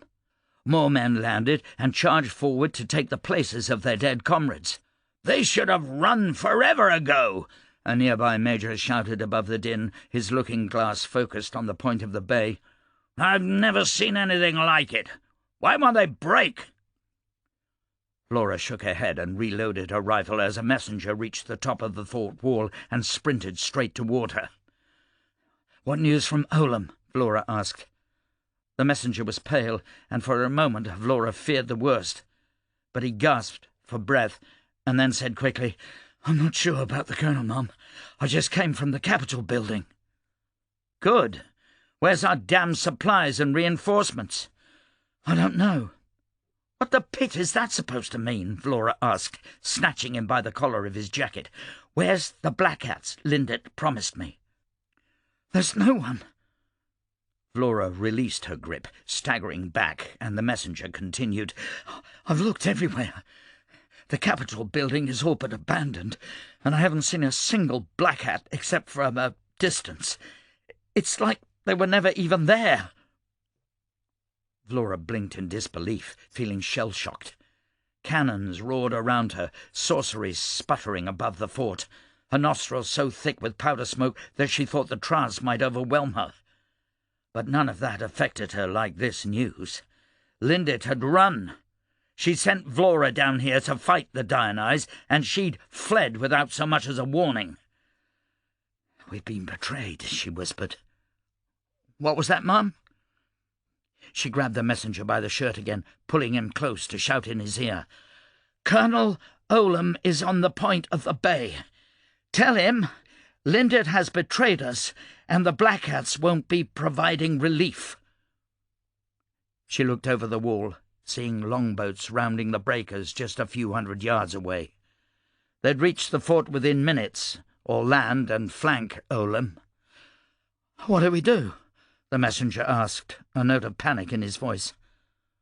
Vlora pushed him back, hating herself for fighting the urge to order a retreat. This wasn't her fight. These weren't her people or her city. "We do what we've been paid to do. We protect the city. Tell Olam. Tell him to hold the point of the bay." Chapter 59. The Mad Lancers hit the Diony's infantry from behind with enough force to break even the strongest-willed soldiers, but the bastards refused to run. They remained locked in combat with the garrison, faces flat in steely determination, while Styke and his cavalry rode up and down the length of the battle, grinding the Diony's to a pulp beneath hoof, lance, and sabre, until the garrison, which had looked on the verge of retreat, finally found their spines and finished off the outnumbered Diony's. A cheer went up among the garrison as Styke reformed the rifle-jacks and lancers and rode through a gap in the Fatrastan lines. He reined in by the highest-ranking officer he could find, a lieutenant, and took a grim assessment of the garrison. They'd almost been shattered by half their number of Diony's. Men had fallen out of rank, broken their weapons, and some had even fled, only to now come crawling back sheepishly while everyone pretended they'd never left. The lieutenant snapped a salute. "Timely charge, sir." "You're not getting another one," Styke warned. "We're heading to the city. I lost hundreds of dragoons clearing that beach, but more Diony's are on their way. I'll try to get Flint to send you help." "We already requested more men," the lieutenant said. "Right. Form up right and quick, and pull your wounded back behind the line." Styke gestured to the edge of the suburbs, some half-mile behind them. "Pull back behind the marsh dikes and make it harder for them to reach you. The assholes don't have very good bayonets, but that armour stops the better part of a good volley, and they fight like sin close up." "It's, pretty terrifying, sir. The bastards wouldn't break, no matter how good we gave it to them." "Nothing's more terrifying than death," Styke replied. "Make them pay for every step, and I'll make sure Flint sends you more men." He peeled off, joining his cavalry on their ride toward the city. Styke felt his exhaustion dragging at him and could see it in the eyes of his lancers. After 2 quick, bloody engagements they were sagging, already used up from a full day's ride. They needed rest, and lots of it. They weren't going to get it. "Your lance is broken," Ibana said, slowing down to ride beside him. Styke blinked at the shattered, bloody lance that ended just a few feet from his hand. He discarded it and leaned over Amrak, checking the horse's neck and chest for any damage. There were half a dozen nicks and cuts, but nothing major enough to cause concern. He gestured to Amrak's underbelly. "Legs?" he asked. Ibana shook her head. "Good as gold." He ran his eyes over her mount. "Deep cut on the left flank. We'll need stitches. Where's Jackal?" "Appropriating a horse from one of our fallen," she said. "His broke a leg and had to be put down." Styke cringed. The death of men rarely bothered him, but the loss of a good horse always struck him as a tragedy. He turned Amrak around, standing in the stirrups, hoping the garrison looked in better shape from behind. They didn't. "Another attack like that one and they'll break," Ibana observed, shaking gore from the tip of her lance and raising it above her head. Styke couldn't help but agree. The garrison was slowly pulling itself together and drawing back in the lancer's wake toward the marsh trenches, as he'd suggested. Styke dragged a sleeve over his nose, trying to get the smell of powder and death out of his nostrils so he could breathe properly.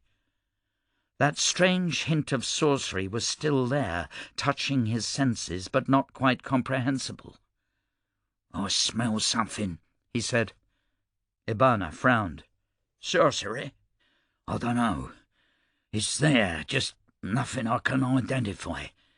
It feels like it's in us, around us." "Bornai?" Ibana asked. The thought hadn't occurred to Styke. "The Diony's are known for the bastards, aren't they?" "And we have no idea what they're capable of." Styke thought back to his encounter, real or imagined, with Carpole yesterday afternoon, and the blood that had disappeared from his face.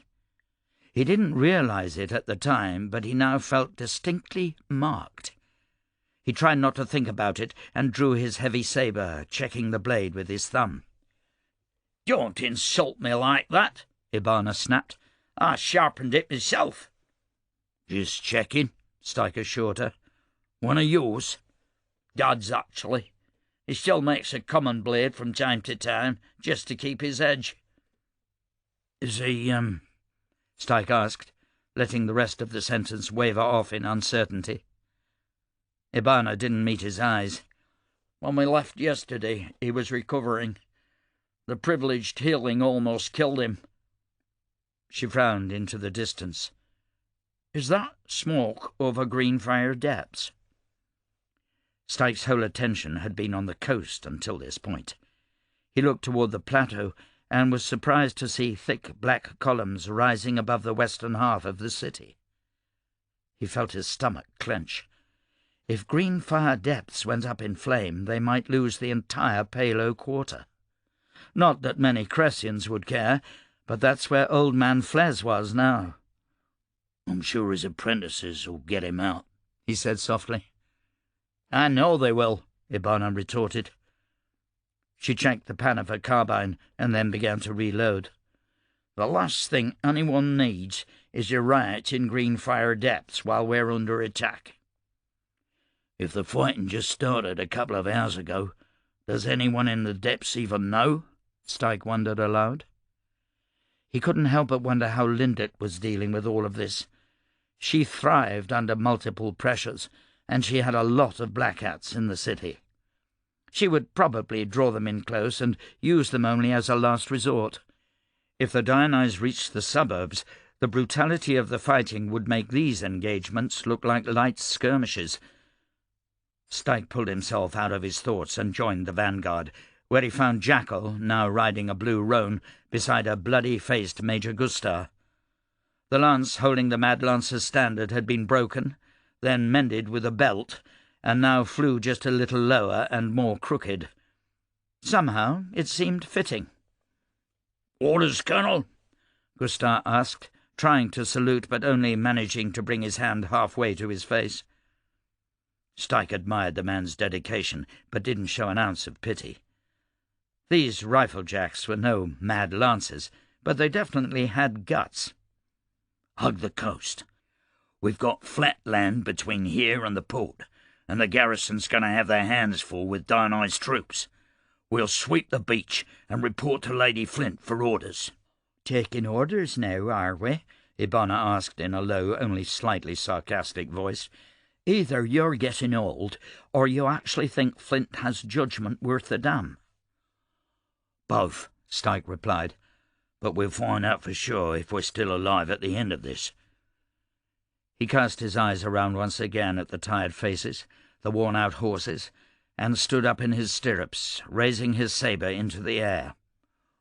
"Ride for blood!" he ordered. A fireball struck the ground with the force of a mortar shot just a dozen feet in front of Styke. Amric went up on his hind legs, screaming in terror, and Styke, a sword in one hand and carbine in the other, his numb legs a poor purchase on Amric's sides, was thrown from his saddle. He hit the ground, ears ringing, breath knocked out like he'd been hit by a boulder.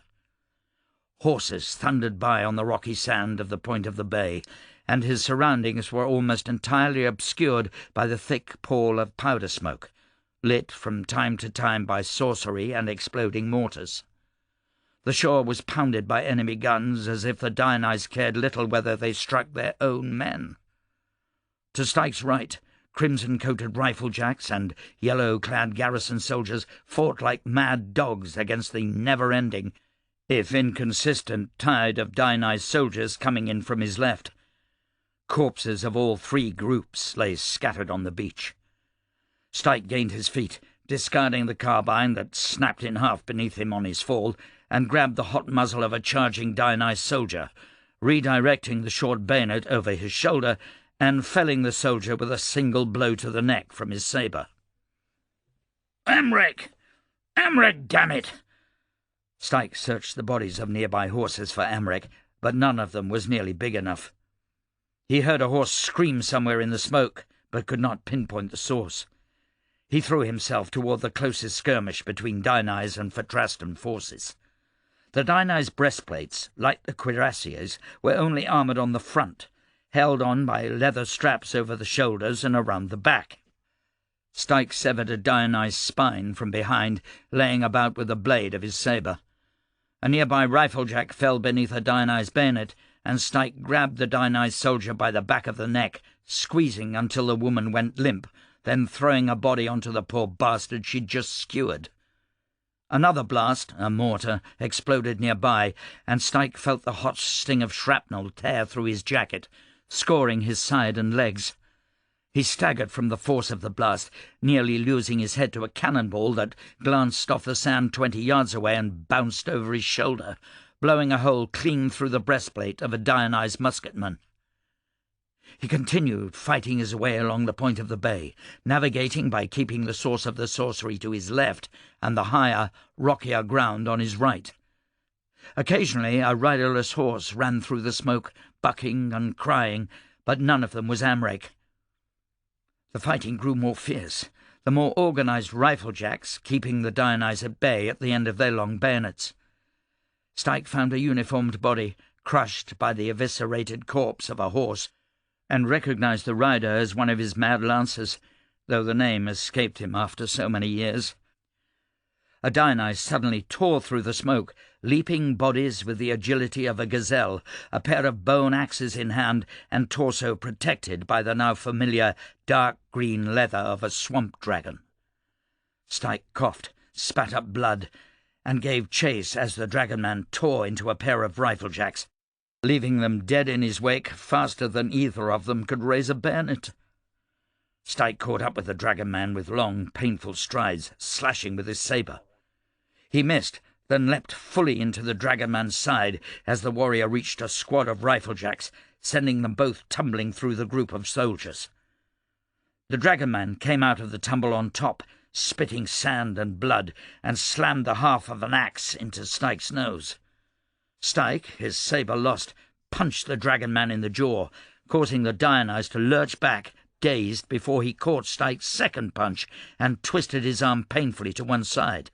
Styke fought back, flexing, using every ounce of his strength, until the dragon-man's head suddenly snapped back, and the sound of a pistol being fired at point-blank range left Styke's ears ringing.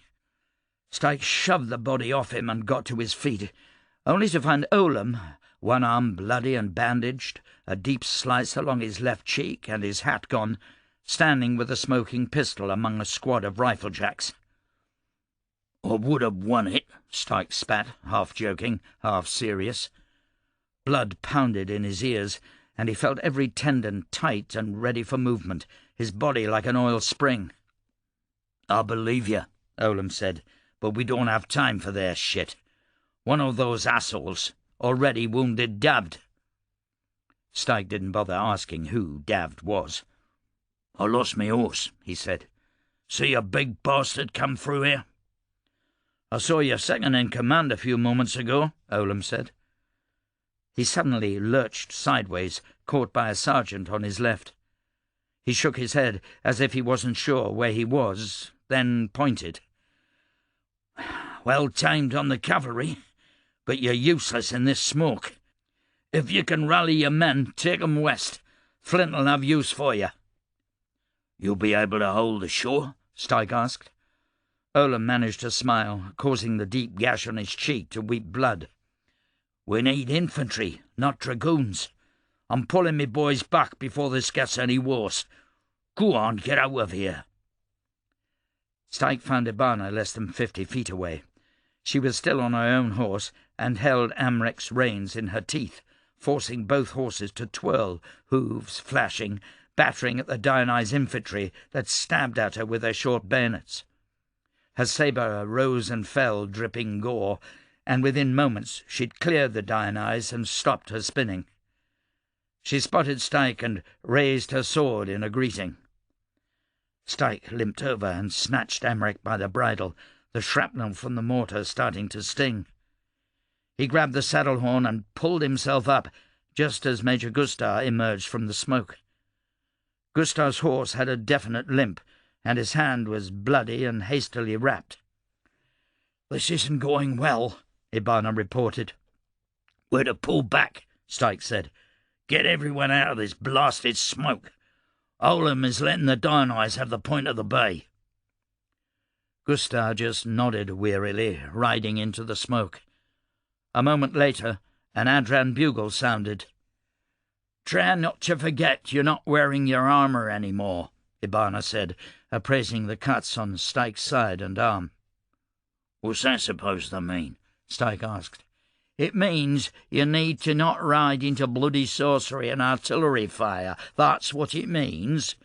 Sorcery and grape shot are going to kill you as easily as any other man." Styke looked at the blood soaking through his clothes. The pain was sharp, acute. It lit his senses like a fire. "I'll try not to do anything stupid. Letting the Dionyse have any ground at all seems foolish." "No choice," Styke replied. "They've paid for it in blood." He urged Amrek into a gallop, racing west, and within a minute the smoke had all but cleared. He watched over his shoulder as riflejacks, the Fatrastan garrison, and his own cavalry emerged from the haze, clear relief in their eyes at being given the order to withdraw.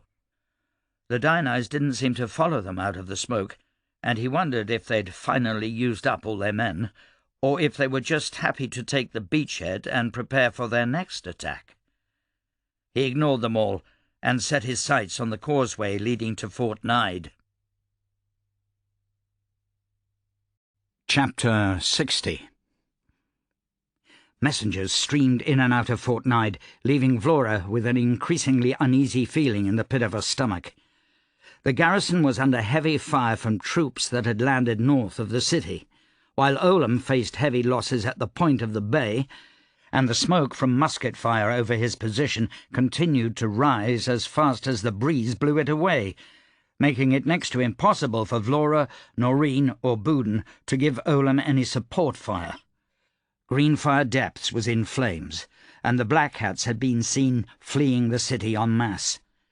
She ordered the garrison to bring any and all cannons from the old forts scattered around the city to the eastern edge of the plateau, and diverted 2,000 men from the southern side of the city to reinforce the north, and another 900 to help Olam. "All of them!" she shouted at a messenger in a yellow Fatrastan jacket. "We're not going to be able to hold the bay, and I intend on making it next to impossible for the Dionyse to take the plateau. Get me every weapon not nailed down inside the city. Raid Black Hat depots. I don't give a damn."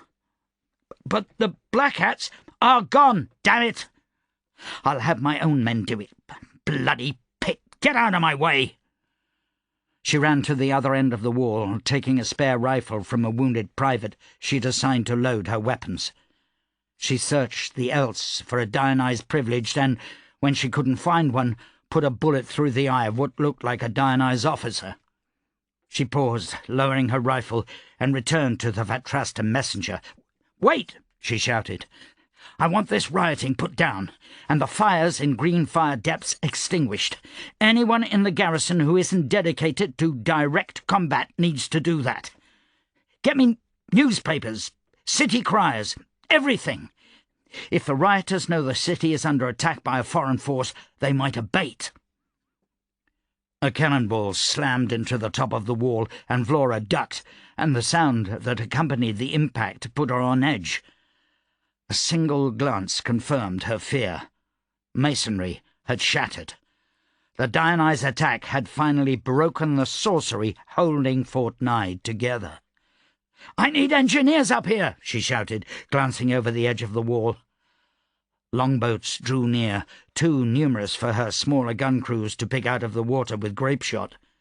Men stood in the prows with grappling hooks, ready to scale the walls of the fort. "Does nothing scare these assholes?" She took one step and sagged, her right leg refusing to obey her. She looked down to find a shard of limestone as big as her thumb and twice as long sticking out of her leg, blood soaking the pants around it.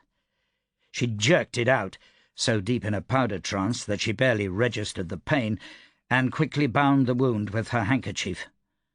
The pain she could drown out, but her muscles wouldn't respond. She limped along the wall.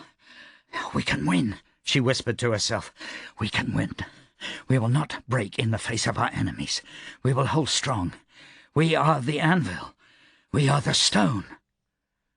She reached the closest of her remaining gun crews and staggered over to the commander as he shouted orders. "Distance 500 yards. "Distance 500 yards, one of the crew repeated, helping the others adjust the aim of the gun. "Sir, ready to fire."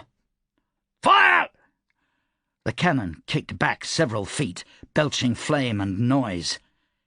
In the distance, the mast of a Dionysus capital ship suddenly cracked, split, and with the slow momentum of a falling tree, toppled to the deck, scattering sailors and gunners. "Report," Vlora demanded of the gun commander. "Range 490 yards. Reload! Reload!" The gunner didn't bother looking or saluting. "We're almost out of straight shot, General," he shouted over the din. "We got a few hundred rounds of canister left, but the boats will be here any moment." "Major!" Vlora shouted at an officer in the muster yard below. "I want riflemen lining the walls. Give everyone double ammunition and tell them to fix bayonets." The gun commander continued. "The ships are getting closer. We've sunk at least 18 of the warships and another 30 or so of the transports and small support, but there's just too damn many of them. We have—" He paused, scanning the walls, his lips moving as he counted. "Just 8 big guns left. The ships of the line are getting close enough for some serious accuracy." Vlora slapped the gun commander on the shoulder. "Keep giving them pit," she ordered, limping over to another set of messengers.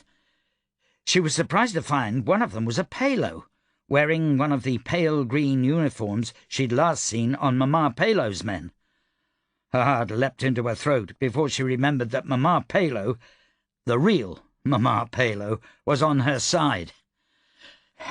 "You first," she said, pointing to the Palo. "Message from the Red Hand," the Palo said, looking entirely unimpressed by the chaos of the battle raging around them. "He says the Dionysus infiltrators have started the fires and the riots in Greenfire Depths. He's dealing with that now." Vlora let out a sigh. Finally, some good news. She'd forgotten entirely about Taniel and Carpol's Palo followers. If they could take care of the Dionysus in Greenfire Depths and watch Flora's back, it would let her commit the last of her garrison reserves to the fight, soldiers she desperately needed. "Does he have any men he could spare for this?" she asked, gesturing toward the ocean. The Palo messenger shook his head. "The Dionysus have landed more men south of the city." Vlora let herself sag against the inner wall, letting out a soft sigh. "We are the anvil. We are the rocks upon which our enemy will shatter. I've just redirected all my men south of the city to reinforce the bay and the north." "The Red Hand demands reinforcements to the south?" "He doesn't demand shit," Vlora snapped, suppressing the urge to take a swing at the Palo. "Don't shoot the messenger," she decided, was coined for this exact situation.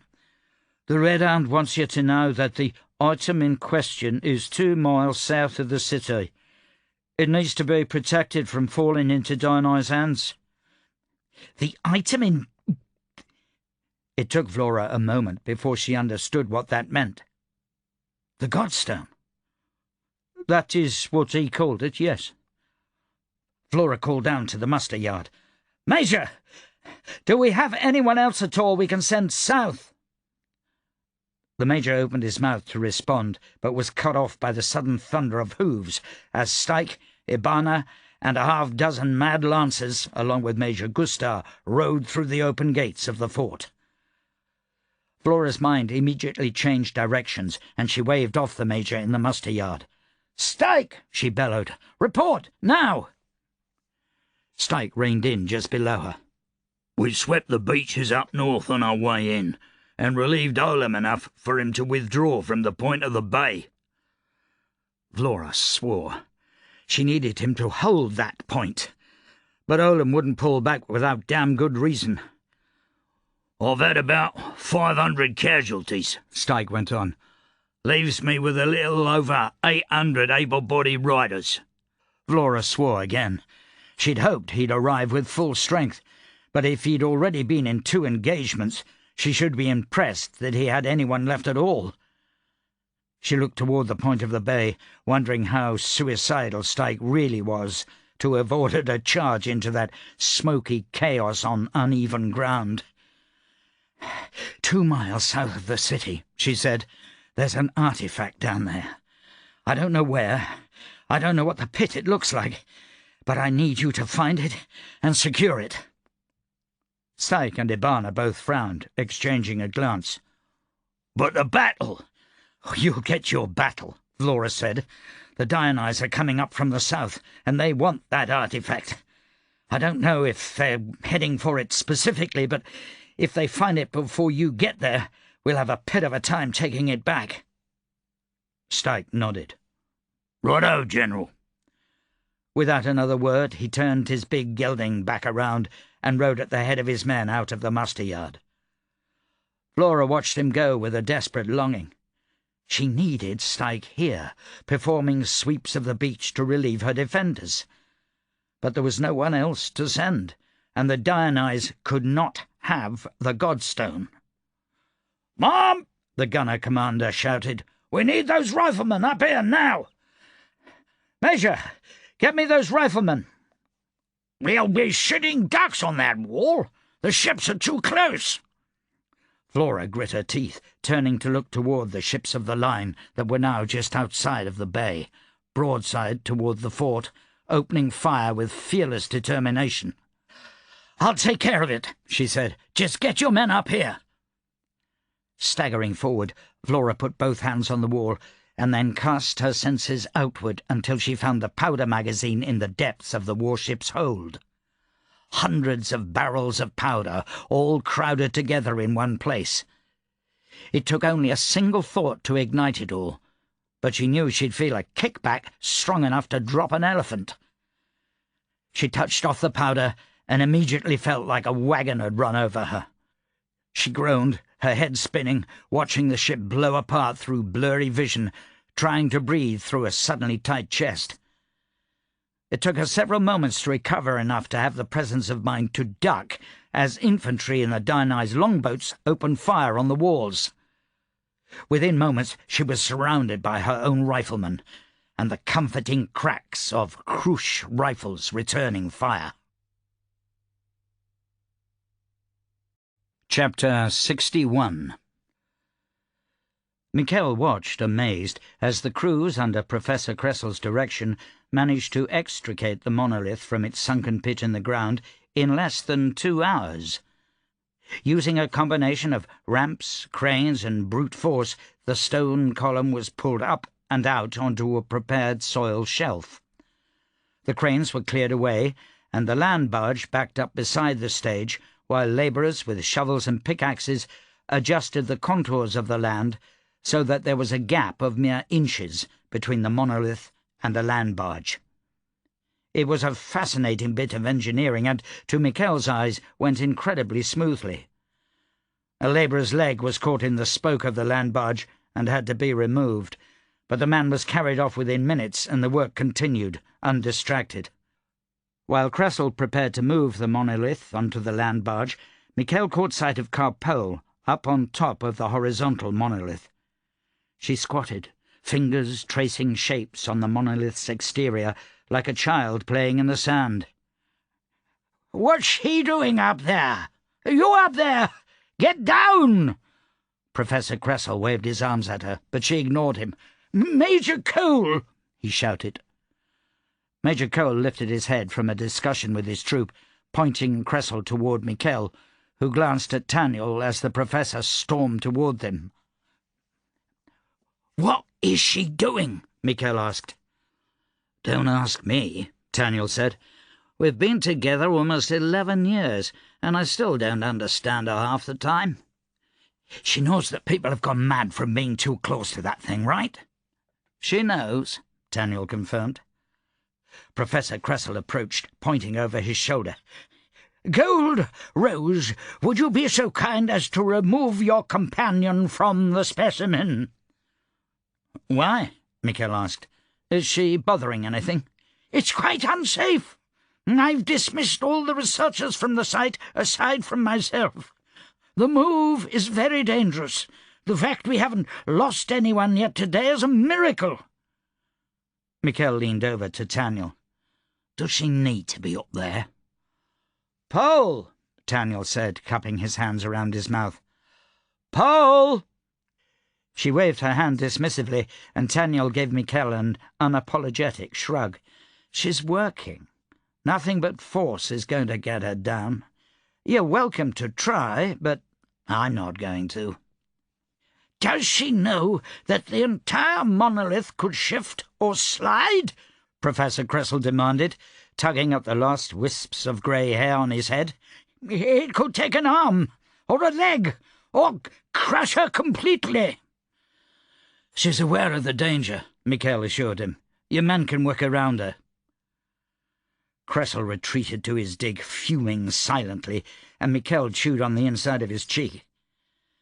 Every so often he glanced toward landfall. The smoke from Greenfire Depths had gotten worse, and he hoped that his mother had managed to escape the city by now. His primary concern, however, had shifted to the eastern side of the plateau, where fire and powder smoke rose in alarming amounts from over the bay. The sound of bombardment was near constant, and he could see the pinprick lights of shells bursting high over the ocean.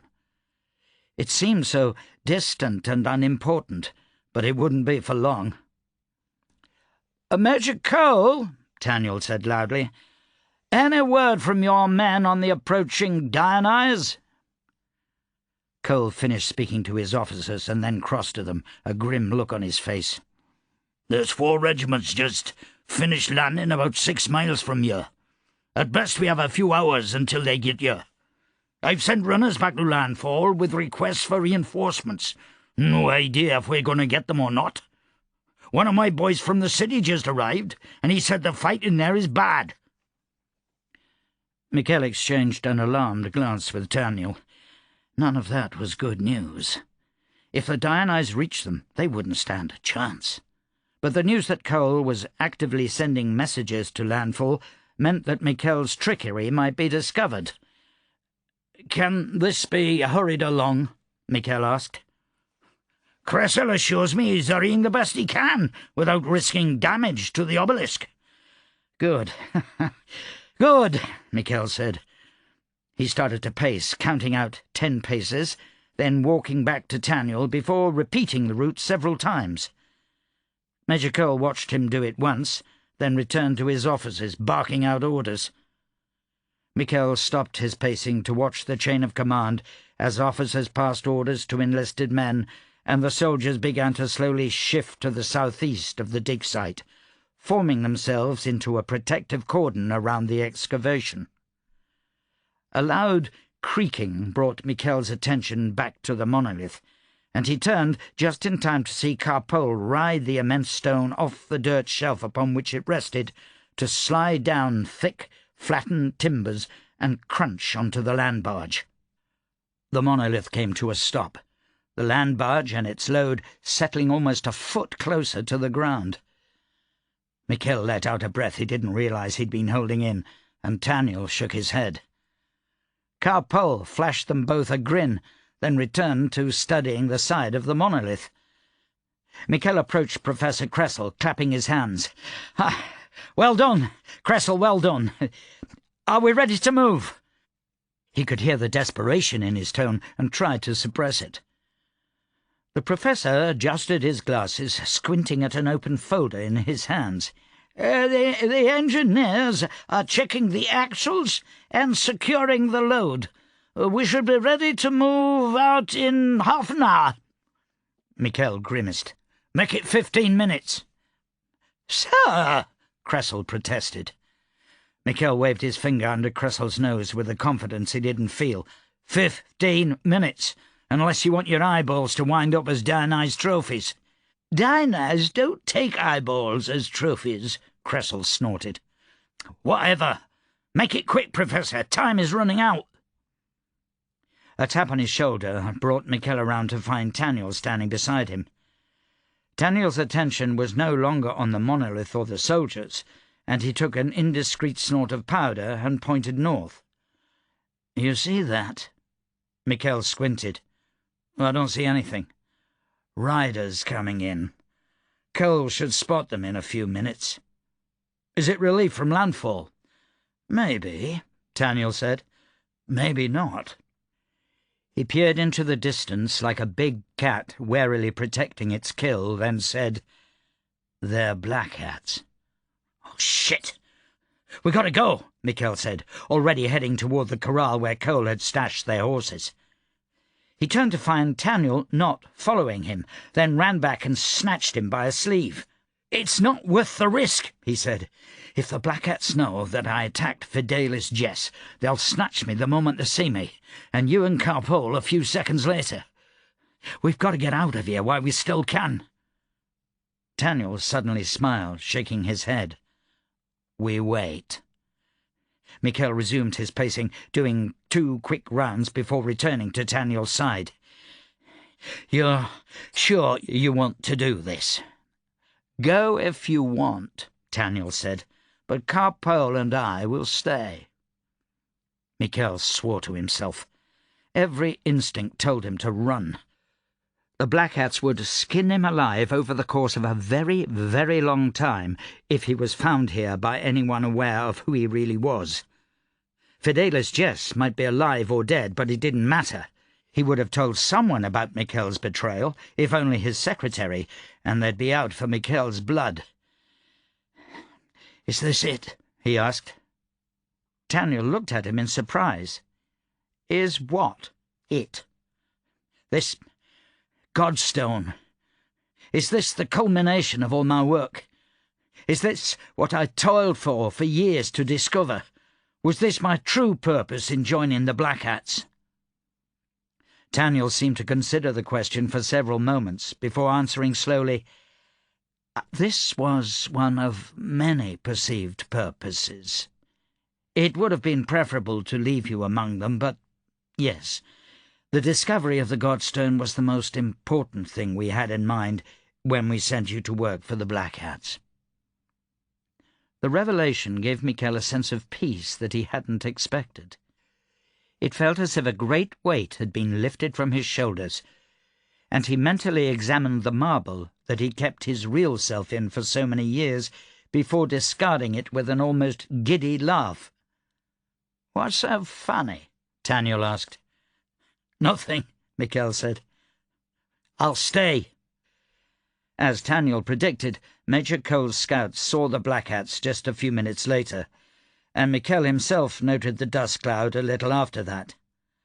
Like Michel, Taniel and Carpole, the Black Hats didn't bother with the road, riding instead straight across the farmland directly toward the dig site. By the look of things, there were a damned lot of them, and as they drew closer, Michel could see that they were heavily armed.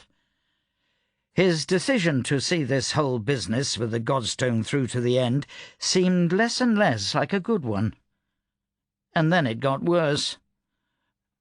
"Major Cole!" one of the guards shouted across the din of labourers preparing the land barge for moving. "We got 1,000 Black Hats coming in, with Fidelis Jess himself. They say he wants a report from you personally." Michel's mouth tasted of ash. He looked at Taniel. "You're right," Taniel said with a low whistle. "Time to go. Get Carpole. I'll fetch the horses." Waiting until Major Cole's attention was elsewhere, Michel made his way over to the side of the land barge. "Carpole!" he hissed, repeating her name 3 times before she finally looked up from her studies with a frown. She tried to wave him away. "No," he replied.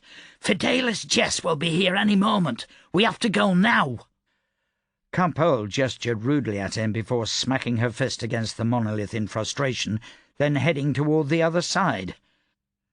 Michel threw himself under the land barge, crawling on all fours beneath the creaking, weighty axles, sweat pouring down his face by the time he made it to the other side. Carpole was already down, and she helped him to his feet, and the two ran for Taniel. They met him at the corral as he brought out their horses. They were mounted a few moments later and riding out of the camp when a guard waved them down. "Sir, Major Cole wants to know where you're going." "We're heading out to meet the Grand Master," Michel threw over his shoulder, not bothering to look back. "But you're going in the wrong direction." "No," Michel muttered to himself, "we're definitely going in the right direction." They broke out of the camp and had gone about 100 yards when he said, "Wait. No, we're going in the wrong direction. Taniel, where the pit are we going?" "East," Taniel responded over his shoulder. "I can see that, but east is the ocean. East is the Dynais. We hug the coast and head north back to landfall. Vlora will need the help, and if we can get any of her men, we'll be able to come back and take the Godstone from Fidelis Jess." Michel wanted to shout how stupid an idea that was, and how much he wanted to head away from the burning city, but his words turned into a strangled shout as he spotted a number of black hats peel off from the main contingent and head to cut them off. "Taniel!" "I see them." Carpole rode close and snatched Michel's reins, and then bent over her own horse, urging her onward. The three practically flew across the plains, Taniel and Carpole riding like the wind, while Michel just clung to his saddle-horn, hoping he didn't fly off and break his neck when they leapt a ditch. The black hats drew closer and closer, and Michel's certainty they would be caught grew deeper until Taniel suddenly veered northwest. "Why are we heading toward them?" Michel asked. "I have a plan," Taniel said. Michel spared a look up from the back of his horse's neck to see that Taniel's eyes were on landfall, not the approaching black hats. "Focus!" Michel shouted. He squeezed his eyes closed and heaved, wondering if he had anything left in his stomach to throw up. Their gallop suddenly slowed, and he opened his eyes again to find the black hats upon them, Taniel's hands held in the air. Michel felt a sudden sinking feeling, dizziness threatening to pitch him from the saddle. "We're surrendering?" he managed. "We're surrendering," Taniel confirmed. "For now." Michel's bowels felt like water, and he tried to seek a way out of this to no avail. There were about 30 black hats to the three of them. Michel was useless in a fight, and he knew that most of Carpole's sorcery depended on preparation. That would leave 30 men to Taniel, which, he considered optimistically, might not be that difficult if they were all carrying powder. He decided that must be Taniel's plan and gritted his teeth, waiting for Taniel to detonate their powder, killing the lot of them. The moment never came. "Agent Bravis!" a voice called out. Michel didn't think he could feel any sicker. The voice disproved him. "Grandmaster?" he answered, staring at his saddle-horn like a sullen child. Fidelis Jess rode to the front of his column of black hats, head held high, face flushed from a hard ride. "Gutsy," he said, a small note of admiration in his voice. "We intercepted a message from Major Cole that you were in the camp about 20 minutes ago. Imagine my delight when you tried to run." "Delight imagined, sir," Michel said. He wondered if he should just get this over with now. He could charge the Grand Master, weaponless, and hope that Fidelis Jess's bodyguards gunned him down in the process. It was the best idea he could come up with on the spur of the moment, and it didn't sound all that appealing. Better than dying slowly in a torture chamber, though. Jess rubbed the back of his neck, which was covered by his collar, and Michel allowed himself the fantasy of a dark purple bruise back there. How the bastard had managed to survive being punched in the spine by knuckle-dusters was beyond him. But when it came to Fidelis Jess, his survival seemed almost a given. Jess cast a curious glance at Taniel and Carpole, his gaze lingering on the latter. "You have a lot of explaining to do, Agent Bravis. You'll be coming with us to Davenport, where you'll have plenty of time to do so." "The road to Davenport is blocked," Taniel said. "The Dionyse have landed." "I've brought enough men to put down the Dionyse in our path," Jess said. Carpole gestured at Taniel, then tapped the backs of her hands and held up 4 fingers. "Privileged, eh? Well, that'll certainly help." "Who the pit is this?" Fidelis Jess demanded. Michel gave him a wan smile, but did not answer. "Who are you?" Jess spat at Taniel. Taniel sighed, as if annoyed that it had come to this, and then tugged on the fingers of his left glove. He pulled it off, revealing the blood-red skin of his hand. Jess's perpetual sneer deepened. "The red hand? Pah! I expected better of you, Agent Bravis. A Cabal spy? A Kez nationalist? I expected you to be better than working for a common rebel." "Not terribly common," Michel said, watching as Taniel slowly got off his horse and drew his sword from his saddlebags. "Fidelis Jess," Taniel said, "I've wanted to kill you for a very long time." "Sir," one of Jess's officers warned, "we don't have time for this." Fidelis Jess seemed to vacillate between getting to the dig site and a good fight. Michel was less than surprised when his baser instincts won out, and he slid gracefully from his saddle and grabbed his sword, walking toward Taniel. "Who are you?" he asked. "I expected the Red Hand to be Palo, but you're obviously Adran." Michel's tale of an Adran expatriate was closer than you'd think, Taniel said, running 2 fingers down the length of his sword as if to test the blade. Michel thought he heard the sound of distant hoofbeats, but his eyes were glued to the scene in front of him. He silently urged Taniel to just kill the bastard and stop screwing around. Fidelis Jess stretched lightly, bending one way, then the next, his eyes never leaving Taniel. "I expect this to be quick," he said, "so if you have anything else to tell me, do it now." Taniel closed his eyes halfway, holding his sword out in front of him in both hands, tip pointed toward the ground as if he were praying. He remained that way for almost 30 seconds before Fidelis Jess lost his patience.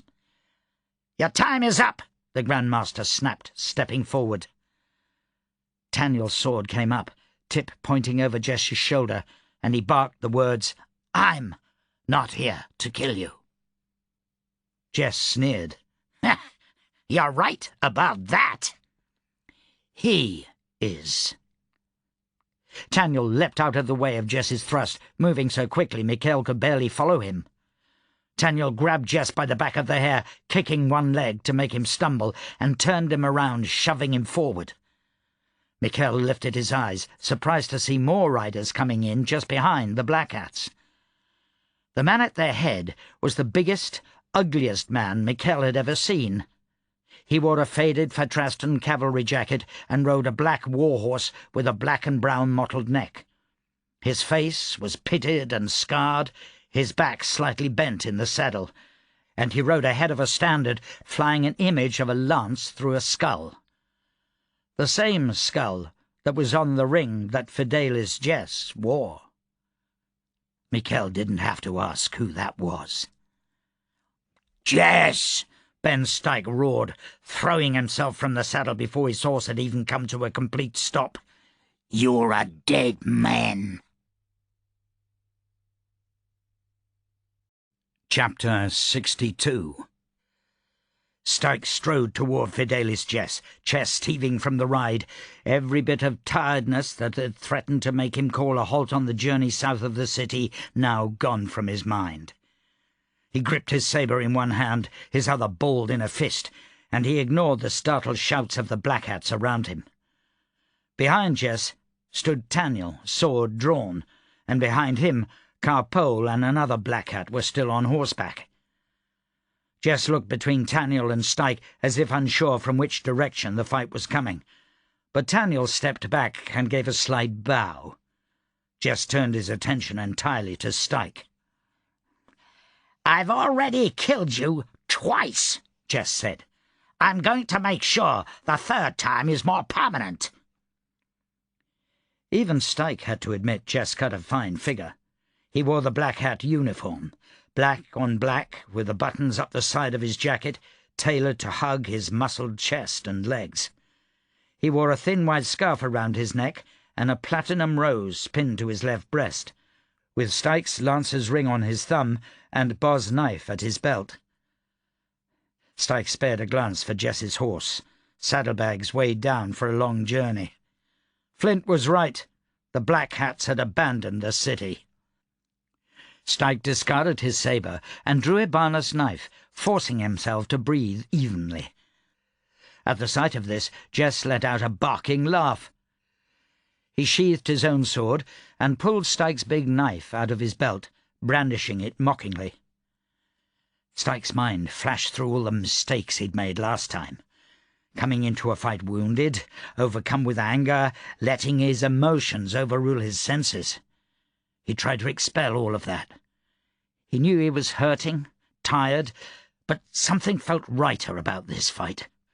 The privileged that Ibana had kidnapped had partially healed Styke's crippling wounds. He was Colonel Ben Styke again, the mad lancer of landfall. He wouldn't be put down like a dog. He looked at his knife in Jess's hand, the ring that touched the handle. "Those are mine." "Not any more." Jess spat the words as he came at Styke at a run. His knife flashed high in a feint, then plunged low for Styke's belly. Styke tossed Ibana's knife aside and grabbed the blade of his stolen weapon, stopping Jess dead in his tracks. He ignored the sharp blade biting through his flesh, scraping the bones of his fingers, and brought his right fist around to connect with Jess's nose. The Black Hat Grandmaster's head snapped backward. "This isn't about revenge," Styke said. "This is 'cause you're an asshole." Styke let go of the knife blade, snatching Jess's sleeve with his bloody, slippery fingers, and jerked him forward. He slammed his fist once more into the bridge of Jess's nose, and the Grandmaster dropped into a heap at his feet. Styke leaned over and slid the ring off Jess's thumb and over his own finger, relieved to feel the familiar weight of it. He took his knife out of Jess's lifeless hand, and then with 2 quick strokes severed his head. He lifted it by the hair, ignoring the blood that soaked his shirt and trousers, and stared into the dead, faintly surprised eyes. He sighed, wishing he had more than a few moments to relish the corpse at his feet, and looked up to find Ibana on horseback, pushing her way to the front of the assembled black hats. He tossed her the head, which she caught easily in the crook of her arm. "We don't have time to make a saddle," he said. Behind him, the black hat with Carpole was noisily ill. Ibana held the head at arm's length, examining it, then nodded. "Which will do." "Daniel," Styke said with a nod, noting the blood-red colour of his hand. He remembered reading something about a rebel named the Red Hand years ago. Funny that it should be the infamous ghost of the Tristan Basin. "You got a lot of secrets, don't you?" "We all do," Taniel responded, sheathing his sword. Styke eyed Jess's black hat bodyguards. They were silent, shifting wordlessly in their saddles, staring at the headless body of their Grand Master. "Who's in charge here?" Styke demanded. "Technically, he is," Taniel said. Styke turned to look at the black hat still mounted beside Carpole. The man was green-faced, wiping the corner of his mouth with his sleeve. He gave a sickly smile and waved at Styke. "Gold Rose Bravis at your service, Mr. Styke." "Colonel Styke," Styke corrected, letting the word roll off his tongue. Pity never thought he'd enjoy saying that so much. One of Jess's bodyguards, openly wearing his silver rose on his uniform, pointed at Bravis. "Jess said he was a traitor." To Styke's surprise, Bravis slipped from his saddle and staggered over to the headless body of Fidelis Jess, nudging it with his toe. He whispered to Styke, "I'm working on the fly here, so just go with it." He looked up at the bodyguards and in a loud voice said, "What did this shitheel tell you was going to happen to your families?" The uncomfortable silence continued, and so did Bravis. "Did he tell you they'd be evacuated from the city in due time? That there were more of us ready to help your friends and relatives make their way away from landfall should the garrison fall?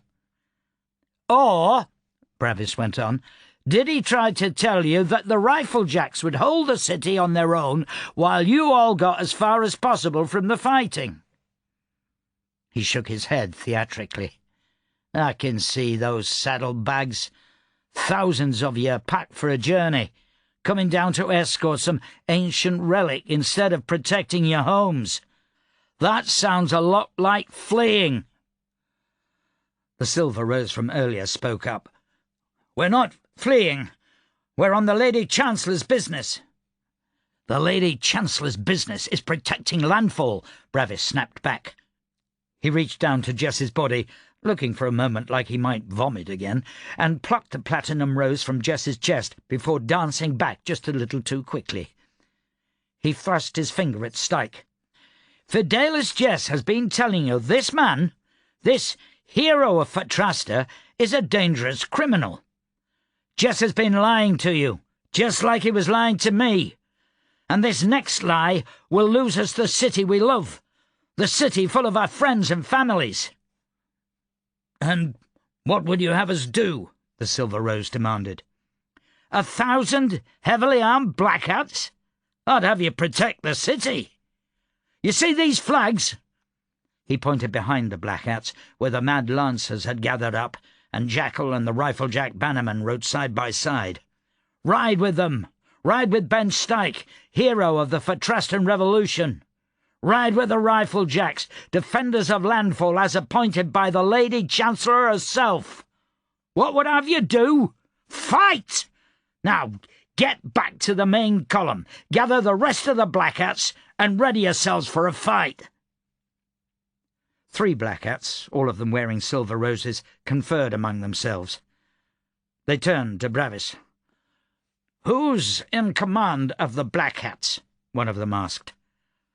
Bravis drew himself up and pinned the platinum rose to his chest. "I am." There was a brief pause, and for a moment Styke thought they might laugh in Bravis's face. But the silver rose grimaced, then nodded. "As you command, Grand Master." He turned, leading the rest of Jess's bodyguards through the mad lancers, and galloping back toward where the main body of the black hats had formed up, about half a mile away. Styke joined Taniel beside Michel Bravis and took a long, hard look at him. The black hat had forgettable features, a weak chin, round face, and light brown hair mussed from a long ride. He was also trembling like a leaf. Compared to the corpse at their feet, he wasn't a terribly convincing Grand Master, but, Styke supposed, he did have a head. "Did you just convince them to protect the Godstone by convincing them not to protect the Godstone?" Taniel asked, tongue-in-cheek. "Yeah," Bravis said shakily. "I think I did." He looked between Styke and Taniel. "I take it you two know each other." Styke looked at Taniel. Taniel wore a small smile, eyes very clearly saying that he was not yet done with Styke. Styke ignored it. "Yeah." "And you're down here to intercept the Dionyes that are south of us?" Bravis asked. "Right on that account, too." Bravis looked about ready to faint. "Oh, thank Adam I got it all right. Phew!" Styke eyed Bravis, not sure he was ready to trust a black hat with anything, even if he was obviously with Taniel. In fact, he realized That might make him less trustworthy. The Godstone. Is this the artifact Lady Flint sent me down here to protect? It is, Daniel confirmed. Do we know anything else about the Dionysus we're going to face? Only that there's at least 4 regiments. Daniel lifted his chin in the direction of the Black Hat army. And that, with the Black Hats, you've got an extra 1,000 men and 2 privileged. Styke went and found the knife he'd borrowed from Ibana and put it in his saddlebags, taking a few moments to clean the deep gash along his fingers and bind it with a handkerchief. It stung badly, and it would hurt his ability to fight, but he could still flex his fingers. He checked the blade on his own knife and cleaned the blood off it on Jess's jacket. Black Hats are little more than a bunch of fucks. They're not going to be much good against 4 regiments of these Dionysus. The bastards are tough, and they do not break. Make them break, Daniel said. Styke weighed the odds in his head. 1,000 Black Hats, 800 Riflejack and Mad Lancer cavalry, a few hundred Fatrastan soldiers already guarding the Godstone. 2-to-1 numbers in favour of the Dionysus did not please him. I've had worse odds, he said, heading for his horse. But you're coming with me, Two-Shot, and I want you to scatter the brains of any privilege those bloody Dionysus have with them. By the time Michel returned to the dig site, the land barge and its cargo had already begun to move, creeping at a disappointing speed across the fields, while horses pulled and the whips of teamsters rose and fell. Labourers helped push from behind or rushed on ahead to smooth the ground with hands and shovels. The monolith was moving, but Michel could already see it was going nowhere quick. He forced himself to ignore the murmurs of the Black Hats behind him and rode up to Major Cole, who stared for a long time at the platinum rose on Michel's chest. For better or worse, Michel was in charge now. He was not, however, confident of a command that began with the bloody murder of the last Grand Master. If he survived the day wearing this platinum rose, he promised himself he'd be a very happy man. "Sir," Major Cole finally said, saluting. Michel put as much bluster as he dared behind his voice. "Major Cole, we've received almost 2,000 riders as backup from landfall. Colonel Styke is taking command of the defence of the monolith. I asked him to keep the fight as far from us as possible, but I'm going to keep your soldiers in reserve here with the land barge in case the Dionysus make it past them." "With the what?" "The land barge." Michel felt his cheeks redden. "I just thought it looked like—" "A barge on land," Cole said with a reluctant nod. "Yeah, I get it. It fits. We've all just been calling it the big wagon. Mine is much better. Keep your men nearby, Major Cole." Michel slowly trailed off, watching as orders were shouted, some confusion about the chain of command was cleared up, and then the Black Hats rode off behind Styke's cavalry. He looked around, realizing that Cole had already gone to see to his own men, and found that his only companion was Carpole. "Did Daniel go with Styke?" he asked. Carpole nodded. "Right. Well, it doesn't leave us with much if the Dionysus manage to break through the Mad Lancers." Another nod, this one slightly more solemn. Michel's horse suddenly lurched under him, nearly knocking him from the saddle, and he decided he'd had enough. "Oh, to the pit with this," he said, climbing down, once the animal had calmed. "I am not riding that thing any longer. Horses were meant to pull carriages, not be ridden." Carpole didn't look terribly impressed. She turned her own horse around to face the south, then pulled out her rucksack and began to rummage through it again, while Michel approached the land barge, dodging labourers and ropes. He pulled himself onto the platform, then walked alongside the horizontal monolith, doing his best not to touch it, until he reached where Professor Cressel stood at the very front of the land barge. The professor pushed his spectacles up, looking to the south. "Are we going to outrun the Dionyse?" Kressel asked. Michel looked pointedly at the ground, moving past at nearly a snail's pace. He should be grateful they were moving at all, but he fought down his own rising panic and replied, "I'm afraid not, Professor." "Do we have enough men to protect the monolith?" Kressel asked. Michel opened his mouth, thought better of his answer, and changed his no to a maybe. "Well, Landfall sent a couple of privileged. That should even the odds, unless they have privileged of their own." "Oh, excellent!" Kressel patted the monolith affectionately.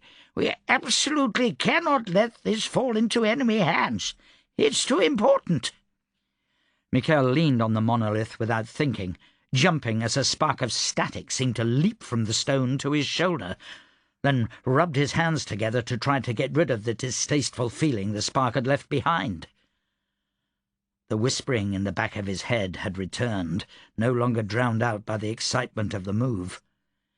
He wondered if maybe coming up here had been a stupid idea, and looking up found that Carpole was riding slowly alongside, the reins of his horse tied to her saddle. She seemed to sense his discomfort and gestured to the horse. "I'll stay here," Michel said.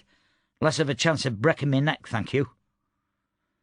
The land barge suddenly lurched, nearly pitching him to the ground and beneath the wheels. He grabbed Kressel to steady himself. "Are you all right? Gold Rose?" Kressel asked. "It's Grand Master now," Michel said absently, pointing to the platinum rose pinned to his chest. "And no. I hate myself. I hate this stupid monolith. And I hate the bloody Dionyse for the fact that I can now see them and... Oh, shit! Carpole! I can see them!" Carpole raised her head, looking toward the south, where a dust cloud now enveloped the sky not a mile away. The distant report of musket fire reached them, and Carpole went back to digging in her satchel. "Did you say Carpole?" Kressel asked, curiously. "Car is a Dionyse title. Is she a Dionyse? Are you a Dionyse?" Kressel's eyes suddenly widened. "That's a Dionyse Bone-Eye title. That woman is a blood sorcerer?" "I won't worry about it too much," Michel said. "Blood sorcery? Oh, that would explain so much. It could be the key to what we've been missing. His ramblings dropped in tone to a mere mutter, and Michel was content to let them stay that way. Nervously he watched the dust cloud, quickly becoming black from powder smoke, and silently willed the teamsters to move the land barge a little bit faster. A silver rose rode up beside Styke, eyeing him and the banner flying from Jackal's lance before giving a nervous salute. "Sir, we're not trained cavalry.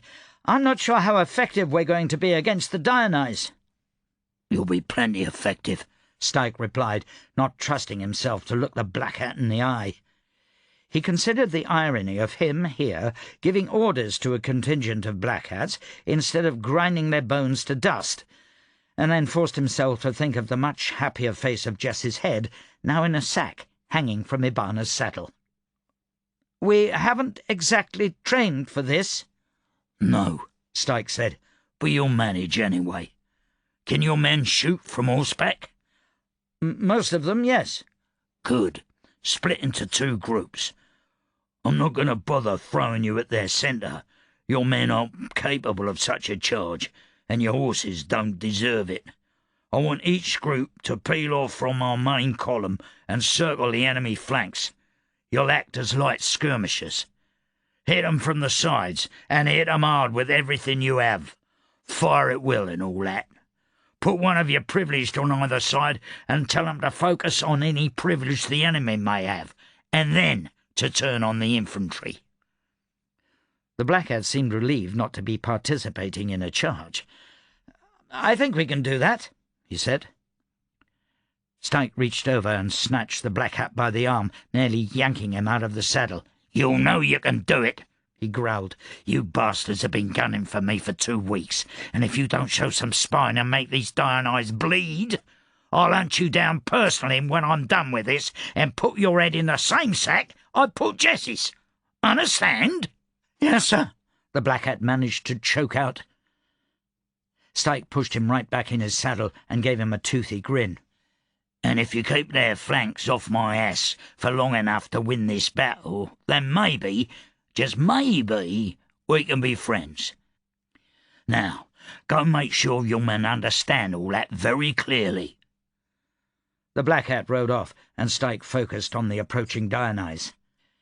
The infantry were coming on at a double march, arranged in 4 solid columns that, as Styke grew closer, gradually slowed and fanned out into rows. Styke blinked through sweat dripping into his eyes and pushed back against the niggles of dread and doubt that exhaustion let permeate his brain. Outnumbered 2 to 1. Cavalry against infantry that, it seemed, refused to break in the face of superior enemy action. Routing an enemy was the best chance cavalry had against such odds, and Styke did not like their prospects one bit. "Daniel!" he called, turning in his saddle to look for the powder mage. He discovered Daniel about 20 feet behind him, standing in the stirrups, a rifle held to his shoulder, sighting down the barrel as Ibana held his reins. "What is he doing?" Styke shouted. "His job," Ibana responded. "They have 6 privileged and—" Daniel's rifle jumped, the crack making Ibana flinch slightly and then rub one finger in her ear. Daniel watched the horizon, focused, rifle still raised, his lips moving as he counted silently. Several seconds later, he lowered his rifle and immediately began to reload. "They have 4 privileged," he reported. Styke laughed despite himself. "Jacko, relay orders. I want every one of ours with an unbroken lance to form a spearhead. Behind them, the rifle-jack cuirassiers. Then after them, the dragoons. Line us in a column tight and hard, narrow like a flared lance. 6 rows of 4, then 6 rows of 5, 6 rows of 6, and on. Wedge formation."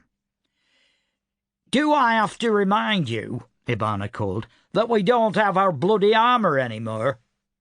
"And the Dionyse don't have sword bayonets."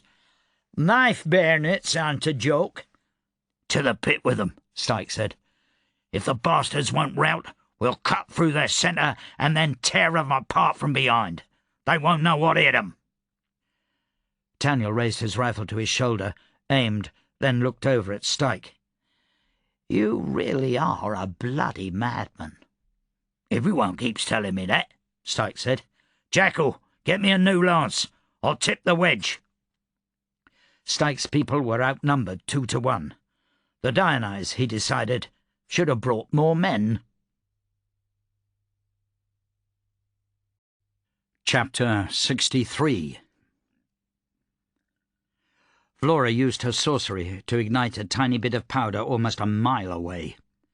It detonated, and chain reaction was almost instantaneous as the rest of the powder in the ship of the Lion's magazine went up with it, tearing the ship in half and hurling the entire mast so far through the air that it almost struck dry land. The kickback was also instantaneous. Vlora felt it deep in her bones, the force of the explosion like a wine barrel knocking her down a flight of stairs. She nearly fell from her perch on the edge of the wall, fingers gripping the stone with all the strength she could manage. Her head pounded, the wound in her leg, a graze on her shoulder, and a dozen other scrapes and bruises threatening to break through her powder trance as she was overwhelmed with the sensations thrown at her from every direction. A hook suddenly clattered over the wall immediately beside her, and she spared a glance to find a longboat at the base of the fort. A Dionyse infantryman already a quarter of the way up the rope by the time she could pull a knife and cut it. There was a startled scream, then a splash, and 3 riflejacks suddenly joined her position and fired down into the longboat while grappling hooks continued to be flung over the wall. The same was happening all up and down the wall. For almost half an hour the Dionyse had tried to gain purchase. The fort was surrounded by corpses and the wreckage of longboats, but more persisted in their attempts. Over on the land, Olam's men had been driven all the way back to the causeway, where they had now dug in, refusing to budge, fighting in fierce hand-to-hand with the Dionyse. "Colonel coming in!" a voice yelled. Vlora forced herself off the ramparts, barely able to hold her own weight on the railing as she made her way down into the muster yard. The main gate was opened briefly, and Olam staggered in, supported on either side by a pair of privates. His face was covered in blood, his jacket was gone, and one arm was in a sling. She hurried over to him, grabbing him around the neck and pulling him into an embrace. "Report," she whispered. "Still alive," he grunted. "I left Major Supin in command with orders to hold the causeway at all costs. Oh, Pitt, I need a cigarette. Whole bloody tobacco pouch is soaked with Dionyse blood."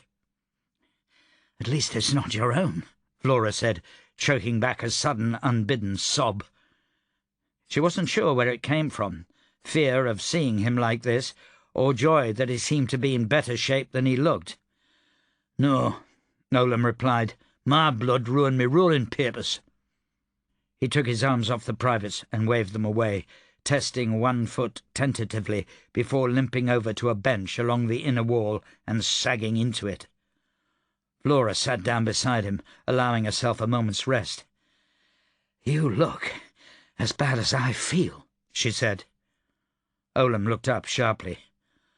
"Those ships out there, that was you?" Vlora nodded. Olam suddenly turned, grasping her by the face and forcing her to look him in the eye. He studied her for several moments before letting go. "You're in shock," he said. "I'm fine," she tried to assure him. Distantly, she was aware that he was probably right. Detonating so much powder had consequences, even for someone experienced like her. "Okay, maybe I'm not fine." "Don't do that again," he warned. "The kickback could kill you." "You know," she said, trying to give her voice a joking tone, "I'm the powder mage here." "And when you were thinking more clearly, you told me in no uncertain terms not to let you pull this kind of shit. An entire magazine going up is no joke." Vlora turned away, wishing he didn't worry so much. This was a time for fighting, not concern. Regrets could be had later. "I'm still alive," she said, "and I wouldn't have done it if we didn't need the help. How's it going out there?" She flinched as a Dionyse cannonball tore through the northeastern wall, sending bits of masonry and bodies flying. Within moments there were Dionyse at the breach, but the rifle-jacks beat them to it, filling the space with a wall of bayonets. "Not great," Olam said. "The rifle-jacks are holding together, but the garrison has taken a massive pounding. They're wavering, and I don't blame them. The bloody Dionyse should have conceded the fight an hour ago, but they just keep coming." Vlora watched as a Dionyse threw himself over the wall, musket in hand, only to be pincushioned by rifle-jack bayonets. "It's sorcery," she said. "You're certain?" "It has to be. No one is that brave, or that stupid. No one. Noreen said she hasn't seen a single Dionyse turn and run. I think it's the Bonai.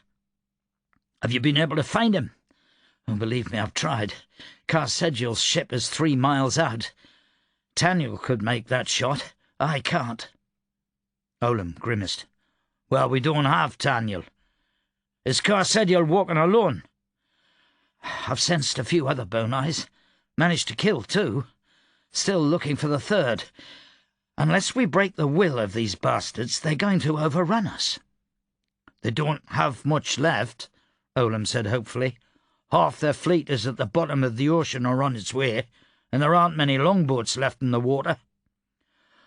"All they have to do is overrun us," Vlora said, "and they're real damn close."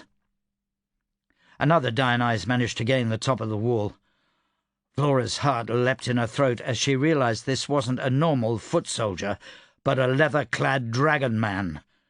He was a big, brutish man with a long, delicate-looking white sword, and he cut through several rifle-jacks before Vlora could even reach for her pistol. By the time she had it out and loaded, the dragonman had gone down beneath a hail of close-range rifle fire, but he'd done more damage than 20 Dionyse soldiers. "I need to be back up there," Vlora said, getting to her feet. Olam grabbed her hand. "You're not in any ship to do anything but get in the way. Commanders aren't just there to fight. They're to be seen." She limped back toward the stairs, only to come up short at the sound of an inhuman groan that echoed across the bay. The sound sent a shiver down her spine, and she ignored her pain, snorting an extra charge of powder, forcing herself up the stairs to the ramparts. What she saw there took her breath away. Across the bay, half the ships at port were on fire, smoke billowing high and black into the sky. But that wasn't what caught her attention. Several of those burning ships were no longer moored and were actively being pulled out to sea by the departing tide. She rubbed her eyes, uncertain she could trust them, as she saw tiny figures running along the decks, untangling rigging and trying to put out the fires. "What the—" Vlora stared open-mouthed as a ship belching black smoke from 2 sails, with the flames quickly spreading, creaked and groaned in a savage turn, sweeping through the bay waters, coming within spitting distance of the walls of Fort Nide. Its prow crashed through dozens of longboats, forcing the occupants to leap into the water, where they were quickly dragged under by the weight of their armour. A handful of sailors worked frantically to keep the ship steady, while the familiar figure of Valencian stood on the aft castle, legs planted, laughing madly as he fought the wheel. The merchantman was quickly past the fort, heading at an alarming speed out past the breaker walls. Another merchantman followed suit, then another, while a fourth was quickly abandoned by the sailors trying to keep it under control as the flames grew too perilous. It drifted madly, crashing into breakers. "What the pit are they doing?" a soldier behind Vlora asked. Vlora watched, awed, trying to find words. "The Ice Baron is sacrificing his fleet to save this battle." She remembered his comment about the tide going out, then balled her hands into fists. There was no way he was coming back from this. Even if he abandoned ship, he wouldn't be able to swim back, not against the tide. It was a suicide mission for his ships, and him and his sailors, and they had to know it.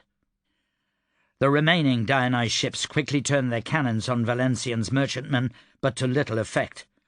The merchantmen were already ablaze, nothing more than floating battering rams, and Valencian's ship collided full-on with a ship of the line that had managed to avoid Fort Nide's guns all afternoon. The sound was terrible, a horrible screech like 100 demons clawing their way from the pit. Both Dionyse and Valencian sailors leapt into the water, abandoning the wreckage as both ships began to sink. The second of Valencian's merchantmen crushed the forecastle of another warship, while the third cut behind yet another Dionyse ship, destroying the rudder and crushing the rear windows of the aft castle. Fighting seemed to grind to a halt as men from both sides stopped to watch the terrible collisions. Vlora gained the edge of the wall, firing her pistol at an officer in a longboat below her, then shaking her head as she felt something snap within her. At first she thought it was something physical within her, a bone or a ligament or just about anything that could go wrong. When she didn't feel any pain, she looked around her, searching for the source of that snap. It took her several moments to realize that something had changed. The Dionyse, for the first time all afternoon, suddenly wavered. It wasn't immediate. Slowly, like a flame exposed to a gradually stiffer breeze, the Dionyse offensive seemed to flutter and flex. Their shouting became uncertain, their momentum stalled. Minutes passed as the fighting grew more desperate, and then, across the water, where Olam's troops still barely held the end of the causeway, Vlora saw a Dionyse soldier throw down his musket and flee back toward the beach. He was joined by others, and then, like a candle being blown out, the entire Dionyse army routed. The Riflejacks and garrison seemed to get a second wind, redoubling their efforts and giving chase. The Dionyse soldiers reached the water, some of them clambering into the few remaining longboats, while others realized the hopelessness of trying to swim away and turned to organize a defensive. It was too late, and Vlora's men hit them from behind, forcing them back into the ocean. Vlora watched Dionyse soldiers in their heavy breastplates drown by the score, unwilling to comprehend the horror of such a fate. She looked toward the wreckage of Valencien's ship, knowing it would be days before she would be able to mount a rescue, and took a deep breath. Somehow, some way, they had managed to win the day. Styke drew his carbine one-handed, sighting along it for half a second before pulling the trigger. He was past the puff of smoke a moment later, and accompanied by the crack of 100 other carbines as the lancers and cuirassiers opened fire on the front line of the Dionyse infantry. The Dionyse, falling into a defensive formation, fired back a single volley. Styke felt a bullet slam into the meat of his left shoulder and pushed away the sharp, sudden pain, rotating his arm to make sure it would still work. Behind him, horses screamed and fell, and he holstered his carbine without looking back and took his lance in hand, lowering it at the now reduced Dionyse front line. Amrek leapt a wounded infantryman, and Styke lowered his lance, tearing out a Dionyse throat with the tip and driving it into the face of the next Dionyse. He kept his grip tight, aiming true until the lance was snapped just past the haft. He threw the useless weapon at an infantryman trying to bring his bayonet to bear on Amrek's chest, then drew his heavy sabre, swinging it with enough force to decapitate a Dionyse officer. He spurred Amrek forward, unwilling to give up his momentum, and ploughed through the front 8 rows of infantry until he was among the Dionyse who had not yet been ordered to lower their weapons. The Dionyse scrambled to defend themselves, officers shouting and swearing while they attempted to halt the vicious charge. Styke hazarded a glance over his shoulder. Jackal was still right behind him, along with the Riflejack bannerman, but Ibana and a huge number of his remaining lancers had disappeared in the chaos. He gritted his teeth and bent from his saddle, slashing beneath the arm of an infantryman, then waved his sword. "Forward, you dogs!" he roared. "Forward!" His cavalry continued to plough onward. Styke caught sight of a Dionyse privileged, white gloves raised above his head, a scarf wrapped around his face to protect his nose from the powder smoke. Styke angled Amrek toward the privileged, determined to run him down before he could do any real damage, only to watch him tumble from his saddle with a bullet wound through his chest. Two-Shot, it seemed, was still hard at work. Styke forced his way through the press, Amrek leaping and kicking with the nimbleness of a girlish racing horse. They ploughed through 3 more lines, and then suddenly he was free, riding across open farmland behind the Dionyse position. He pulled Amrek around and watched as a few hundred of his cavalry managed to extricate themselves from the tangle. He spared a glance in either direction, satisfied to see the flash of fire and lightning, along with a boom of powder smoke, as the Black Hats and their privileged tore into the Dionyse flanks. The strategy, it seemed, had worked. The Dionyse attention was split between both cavalry and skirmishers, and they didn't appear to have any privilege left to answer those accompanying the Black Hats. Styke counted to 40 to allow enough of his cavalry to emerge from the Dionyse ranks before waving his sword over his head. "Form up!" he bellowed, and spurred Amrek back into the fray before the Dionyse officers could turn their lines around to face him. He rode roughshod through the confused Dionyse columns as they attempted to fight both riders and the sorcery on their flanks. Halfway through he spotted Ibana, jacket bloody with a broken lance in one hand and a small sword in the other, having formed up several dozen unhorsed cavalry into a loose circle, which was in danger of being overrun by the Dionyse. Styke led his remaining cavalry straight to them. A Diony's bayonet caught Styke on the thigh just as he reached Ibana's men. The pain came quick and hot, and he snatched the musket out of the startled soldier's hands and swung it around, cracking it across the man's head with enough force to break the stock. Another bayonet was thrust toward his face, barely missing his eye, and then a musket stock, swung like a club, slammed into his cheek. He reeled back, seeing stars, and swung his sabre blindly. Lightning struck so close that it almost turned Styke and Amrek into a pillar of ash. Fire followed it a moment later in a column as thick as a man, crashing down from the heavens, zigzagging its way through the Diony's ranks. Infantry cooked instantly in their armour, and Styke's nostrils were filled with the smell of burned flesh and hair. As suddenly as he'd been close to overwhelmed, the field around him was empty of enemies. He wheeled Amrek around, looking wildly. The Black Hats, their numbers greatly reduced, had managed to make it all the way around the Diony's flank and come up behind them. One of their privilege was bleeding from a gunshot wound, but the fingers of them both continued to twitch and gesture, raining death among the Diony's. The fire and lightning spread outward from Styke's position in the centre, bringing ruin to the entirety of the Diony's infantry with startling speed. Styke slid from his saddle, watching the privileged work, and limped over to Ibana. She knelt by the side of a riflejack whom Styke did not recognize, holding the man's hand as he writhed in pain. The better part of the riflejack's left arm had been taken off by an enemy sword, and the rest would have to be amputated. Styke looked around at the carnage, wondering if he would be sick from the sudden feeling of elation that rose within his chest. The smell of the dead, the wind in his hair, the blood on his steel. It made him feel vibrant and alive like nothing in the world had ever done for him. He thought about the guards at the labour camp and all the men he'd allowed to beat and belittle him just to try to reach parole.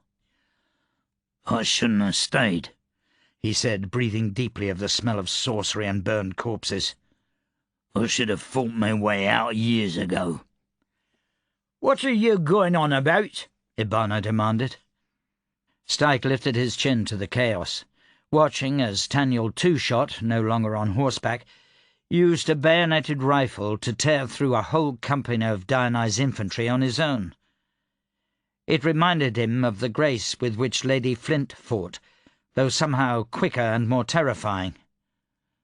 "If you can't break them," he said.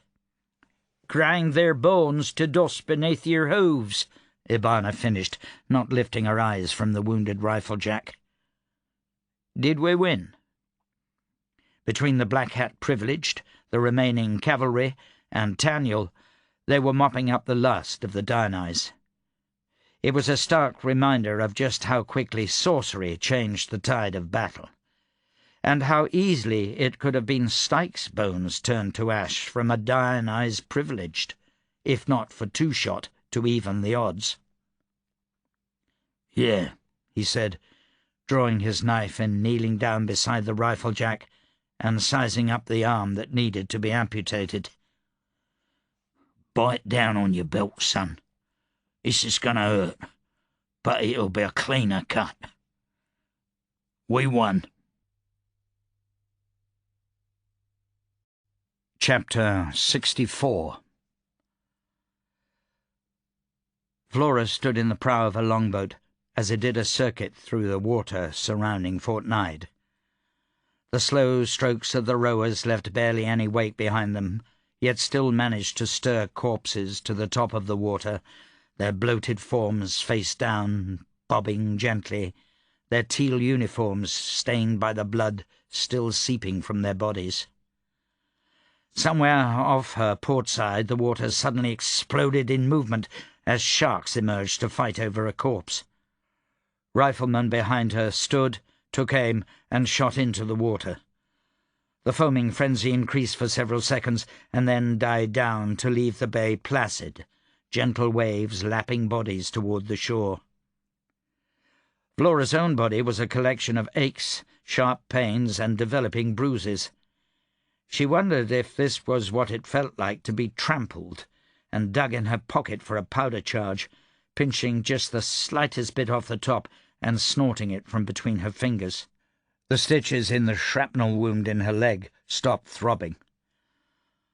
"It's a complete waste," a voice said behind her. "I disagree," a second voice responded. "We can rebuild this wall without lessening the structural integrity of the fort." "Are you mad? We don't have access to the kind of sorcery that made this force as strong as it was. I say we level the whole thing and bring in the best stonemasons money can buy. We'll build something better. With modern techniques, we don't even need sorcery to make the walls nearly impervious to straight shot." "You've been reading too much of that idiot Yaddle," the second voice said. "Modern construction is incredible, but it can't beat sorcery." "Yaddle is a visionary." "Yaddle is a quack." Vlora eyed the walls of Fort Nide, noting 3 complete breaches and at least 15 spots of heavy damage. No doubt the engineers behind her saw more damage with their experienced eye. She gave a soft sigh at their arguing and tuned it out, glancing over the bay as some 30 or more longboats, just like hers, traversed the waters, fishing out corpses with hooks and nets, riflemen shooting every shark that surfaced. Beyond the bay, well past the range of her few remaining cannons and the flotsam of what used to be their flotilla, the rest of the Dionyse fleet sat at anchor, swarming with sailors making repairs. She counted just 8 capital ships and 2 times that number in support frigates. Since the Dionyse army had finally routed last night, she hadn't heard a word from Carsedial. No white flags, no suit for peace, not even a request to barter for the dead and wounded. The Dionyse fleet simply waited, and Vlora didn't mind admitting to herself that their silence was unnerving. She tried to forget it, at least for the moment. She and her men had won a damned hard battle last night, and she allowed a smile to creep onto her face. The melancholy that gripped her now would be gone in a few days' time, and her head would be back to the logistics of running an army, providing food, shelter, and pay, and bringing their numbers back to a full brigade. She scowled at the landfall docks and the smoke still rising from several destroyed ships. Only a few remained untouched by the fires, while dozens were a complete loss, no doubt representing the imminent bankruptcy of several shipping companies. Fortunately, none of that was her problem. Vlora's absent-minded inspection of the fort and environs suddenly focused on a body washed up on the shore not far from the causeway that attached Fort Nide to the mainland. She turned to her rowers. "Over there," she ordered. "But, Ma'am," an engineer said, "we're not done with our inspection of the fort." "You can finish after you drop me off," Vlora said. "I want a full report by the end of the evening, one from each of you." Conscious of the sharks prowling beneath a layer of flotsam and bodies, she waited until the longboat had reached the shallows, then she leapt into the water. She waded ashore and fell on her knees beside a body. It belonged to an enormous man with a dark, soaked beard, colourful clothes, and the thick tatters of a bearskin still clinging to his shoulders. His face was pale as death, his chest still. "Damn it, Valencian," Vlora muttered, feeling the first real pang of horror that had struck her through the sea of bodies. "You are about the only decent person in this whole damn city." She called to a nearby squad from the garrison that was sorting corpses by uniform on the rocky beach. A sergeant with a squat, ugly face and shaved head waddled over, hooked spear thrown over his shoulder. "What can I do for you, ma'am?" "This is one of mine," she said. "I want him put in the morgue with the other Riflejack officers." The sergeant scowled appraisingly at the body. "Right you are, ma'am, but it don't seem like a good idea to put him in the morgue." "Why not?" The sergeant produced a mirror from his pocket and knelt down, thrusting the mirror up in front of Valencien's nose. A thin film of fog appeared. "Because it's not dead." Vlora felt a wave of relief sweep over her. Finally, some good news. "He's half drowned. Get me a surgeon. Go!" A sergeant scurried off, and Vlora bent over Valencian, searching his chest for the barest hint of movement. If she held very still and squinted, she could see it.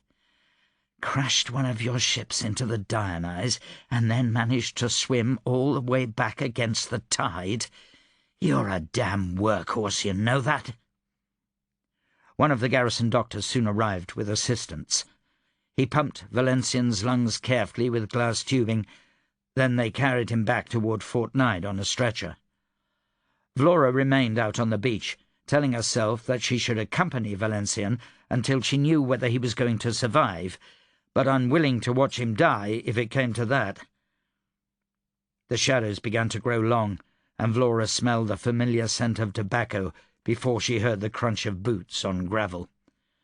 She turned to find Olam picking his way gingerly over the rocky terrain, his head bandaged and his arm in a sling. "Glad to see you're up and walking," Vlora said.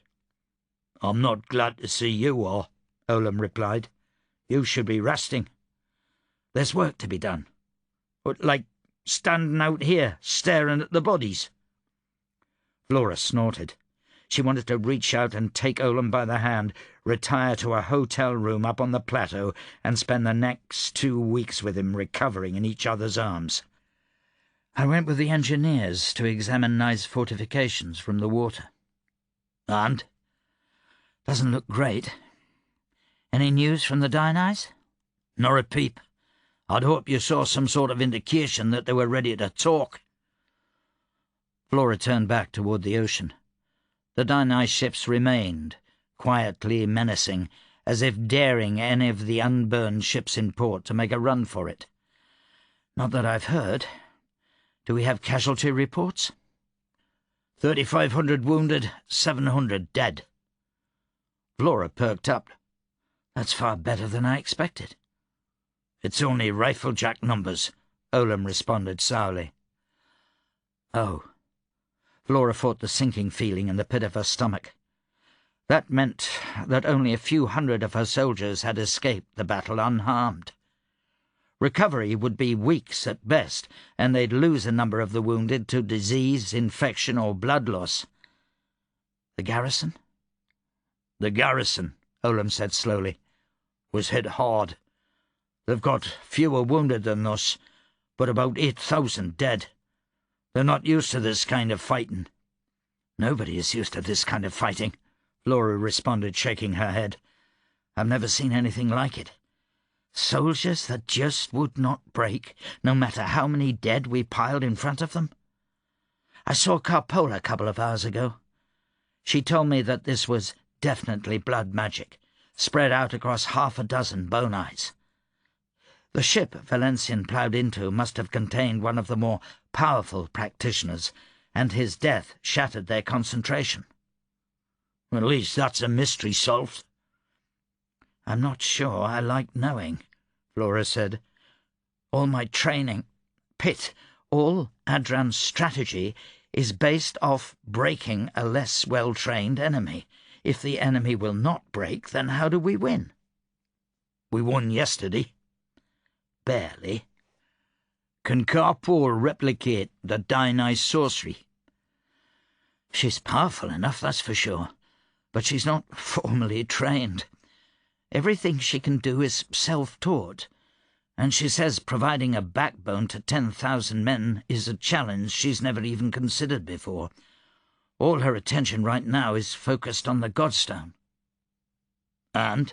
Olam asked, ashing his cigarette and lowering himself with a groan to the sand beside Vlora. "And what?" Vlora said with a frustrated shrug.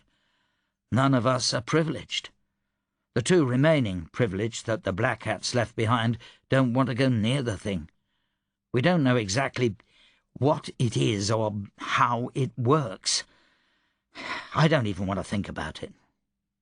She put her head in her hands and rubbed her eyes.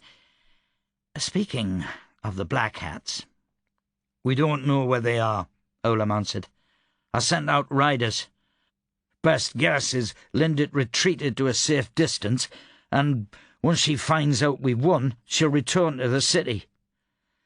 And bring thousands of angry armed men with her.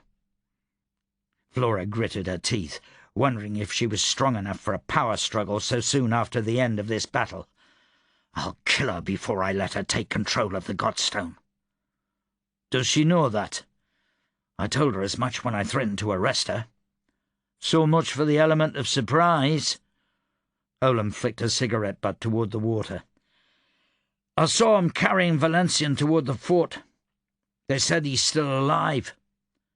For now, Vlora responded. I'm going to go check on him. Come find me when you decide to stop watching them collect the bodies.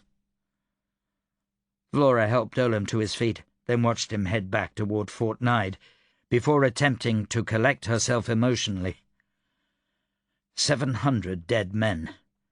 Too many names to memorize, but she'd read through the lists before they were laid to rest. She wondered if they died hating her for putting them in front of the Dionyse. They knew the risks. They signed up for the coin, she told herself. You didn't bring a bunch of greenhorns out into the wild. You brought the best damn riflemen in the world, and it's the only reason most of us are alive today. Somewhere down the beach, members of the garrison had started a driftwood bonfire. Fire for the Dionyse dead. Earth for the riflejacks and garrison. The price of victory. The price of saving a city of 1 million people. Chapter 65. Styke lay on his back in the long grass of a Fatrastan floodplain and stared up at the blue, cloudless sky, meditating on the events of the last 2 weeks. Somewhere off to his left, Ibana was yelling at someone, though he couldn't imagine who, because the rest of the Mad Lancers were either laid up in the surgeries or off in the city looting Black Hat munitions depots. In his head, he imagined the look on Fidelis Jess's face when he realized how much shit the Lancers had managed to steal before the Black Hats returned to the city. And then he remembered that Fidelis Jess's face was attached to a head in a bag, quite possibly still tied to Ibana's saddle. The thought brought a smile to Styke's face. Jess's corpse was probably already burning on a mass pyre, anonymous, with 1,000 others south of the city. A fitting end for a man who dedicated his life to making sure everyone knew and feared him. "What are you grinning about?" Styke turned his head to find Ibana standing over him, hands on her hips, looking nonplussed. "Thinking about Jess." "Of course you are. By the way, that head is starting to stink. What do you want to do with it?" "Would it be crass to ram it on the end of my lance and ride through landfall all day tomorrow?" "It sounds perfectly suitable to me. We have a problem, though." Styke sat up, fighting a brief dizzy spell. "What is it?" "The Mad Lancers always ride with 300. We started off with 243 yesterday, and now we're down to a little over 150. Where are we going to find more men?" "Well, that's your job." "Like the pit it is," Ibana said. She stalked away, then stalked back. Her pacing continued for a few moments before she stopped. "You know, those Riflejack cavalry were quite good." "I'm not sure what Flint would do to you if she found you recruiting from her ranks, but I wouldn't blame her." "As if," Ibana scoffed. "You want to fight her?" "No." Styke turned, feeling the crack and pop of his spine, then lay back down on the soft grass. He took off his ring and rolled it over his fingertips, examining the scuffs and nicks in the silver, most of them too deep to polish out. "Didn't think so. Find them somewhere else. In fact, what about those Black Hats that row with us against the Dionyse? Go round them up. See if a few have a spine." He put his ring back on. "I could try for one of those privileged," Ibana mused. "We haven't had a privilege with us since... I forget her name." Jane? Jame? Styke asked. No, I don't remember either. Bet she was good-looking, though. Ibana kicked him in the ribs. He clutched at them, laughing, until he felt like the movement had burst a couple of stitches on his shoulder. He checked his shirt, noting a new splotch of blood, and went back to staring at the sky. "Why the pit are you down there?" Ibana asked. Can't smell the burning corpses, Styke answered, which was true. But he also liked the peacefulness of it, and the way that not a single cloud marred the sky, and he was allowed for the first time in more than a decade just to lie there and do nothing. Besides, he was cut to pit, and it hurt to move.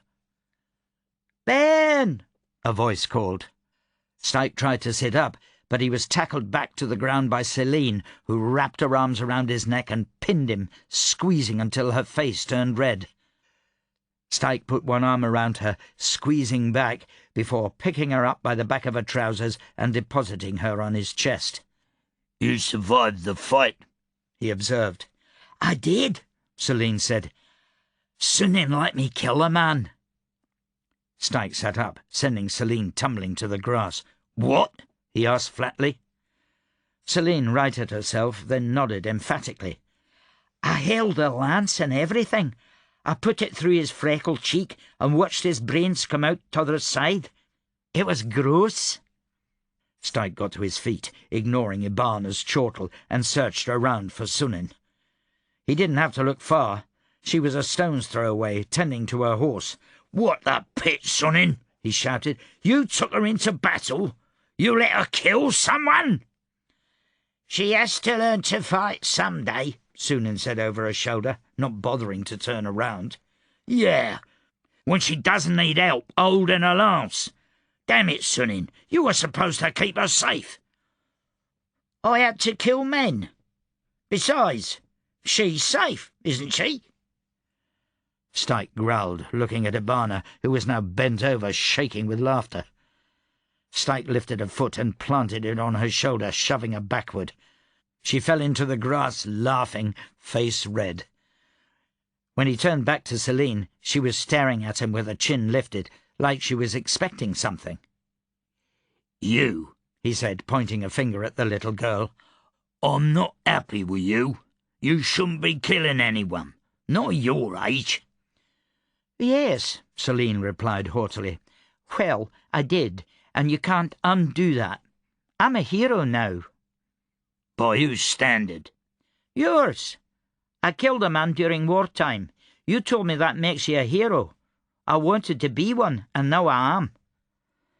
Ibana, now lying with her limbs splayed in a gasping heap, let out a barking laugh.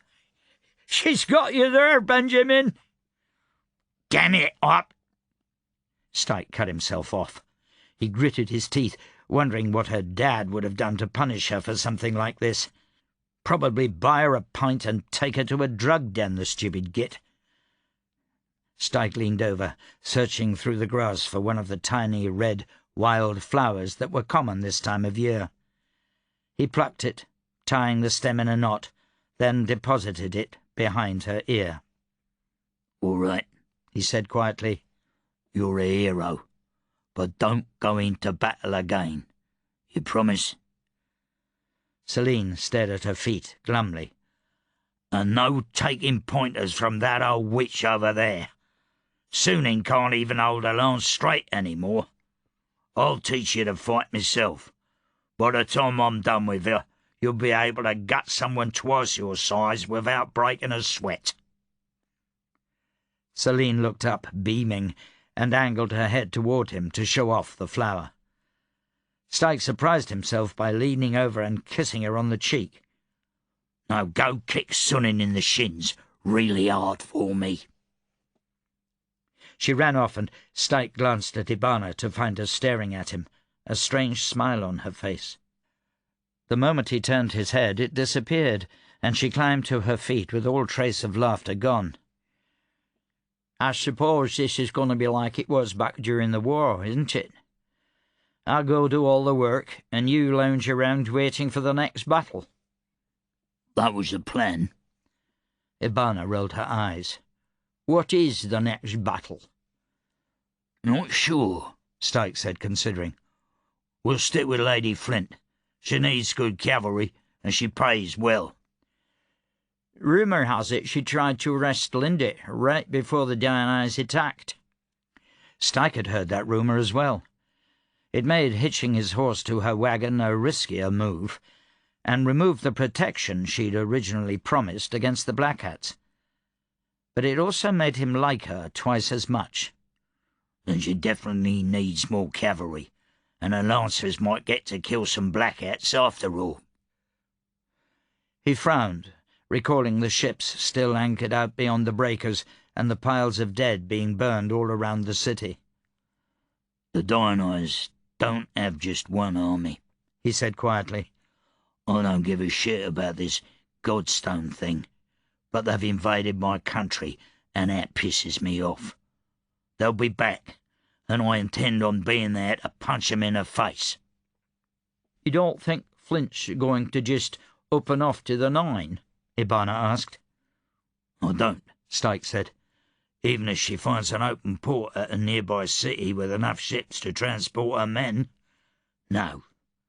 I think she's found something she's not willing to budge on. That obelisk. He lifted his head, looking east to where the Godstone still lay where it had fallen during the Dionyse attack. Something about it, and the fact that both Linda and the Dionyse want it so badly, sets her off. We'll stay with her for now. He was suddenly tired, feeling the weight of a battle on his shoulders, and he gave a brief thought for the dead left behind. Are you Colonel Styke? Styke raised his eyes to find a man on foot, wearing the sharp, clean uniform of a Black Hat, with a silver rose pinned to his chest. He definitely wasn't one of the men who'd gone into battle with them yesterday. Styke reached behind him, touching the handle of the knife at his belt. I am. Message for you, the Black Hat said, handing over a sealed note. The paper was blank, the wax seal without distinguishing marks. Styke sniffed at the paper, smelling the faintest hint of sorcery. He broke the seal with his thumb and read the contents. Brother, I understand you have survived the battle. I give you my congratulations and my thanks. The nation owes you and the Riflejacks a great debt, one which, unfortunately, will never be paid. Lady Flint has decided we are enemies, and therefore will have to be removed. The Dionyse will not stop. Another fleet, as big as the one that attacked landfall, has dropped their soldiers about 80 miles south of the city. I beg that you abandon Flint and ride to find me in Redstone. I have summoned my armies back from the frontier and instituted a conscription. We will crush these Dionyse invaders and take back what is ours before something worse can come of this. If you see Fidelis Jess, do not kill him. I have use for you both. It was signed with a simple S. Sister. Styke rolled the paper between his thumb and forefinger thoughtfully, then started when it suddenly burst into flames. Within moments the letter was consumed by a sorcerer's fire. "What just happened?" Ibana asked. Styke brushed the ashes off his fingertips and sniffed them. "A ward," he said. "Likely triggered to burn the message within a few minutes of my breaking the seal." "What did it say?" Styke ignored her, looking at a black smudge of ash on his palm. "Will you take a return message?" he asked the Black Hat. "Yes, sir. The lady expects it." "Good. Ibana, fetch this nice young man the sack you have tied to your saddle." Chapter 66. "So you're saying this isn't over?" Michel asked. Styke shook his big head and spread his hands. "According to Lindet, There's a whole other army headed this way. We have less than a week. Michel stood on the plain south of landfall, just a few hundred yards from the remains of the land barge. The big wagon had been struck by errant sorcery during the battle, lightning that almost fried Michel where he stood, and destroyed enough of the big wheels that it wouldn't be going anywhere without being entirely rebuilt. He waited with a group consisting of Styke, Lady Flint, Taniel, and Carpole, and wondered what had gone so terribly wrong in his life to throw him into such company. He shouldn't be here with warriors, sorcerers, and officers trying to make decisions that would affect hundreds of thousands of people. He should be watching from the shadows, causing the tiny ripples that kept the government running. He did not, he decided, like the stage, even if it was so far a small one, because he knew that somewhere was a boardroom filled with the mayor and the city elders, waiting for some sort of response from Vlora regarding the battle with the Dionyse.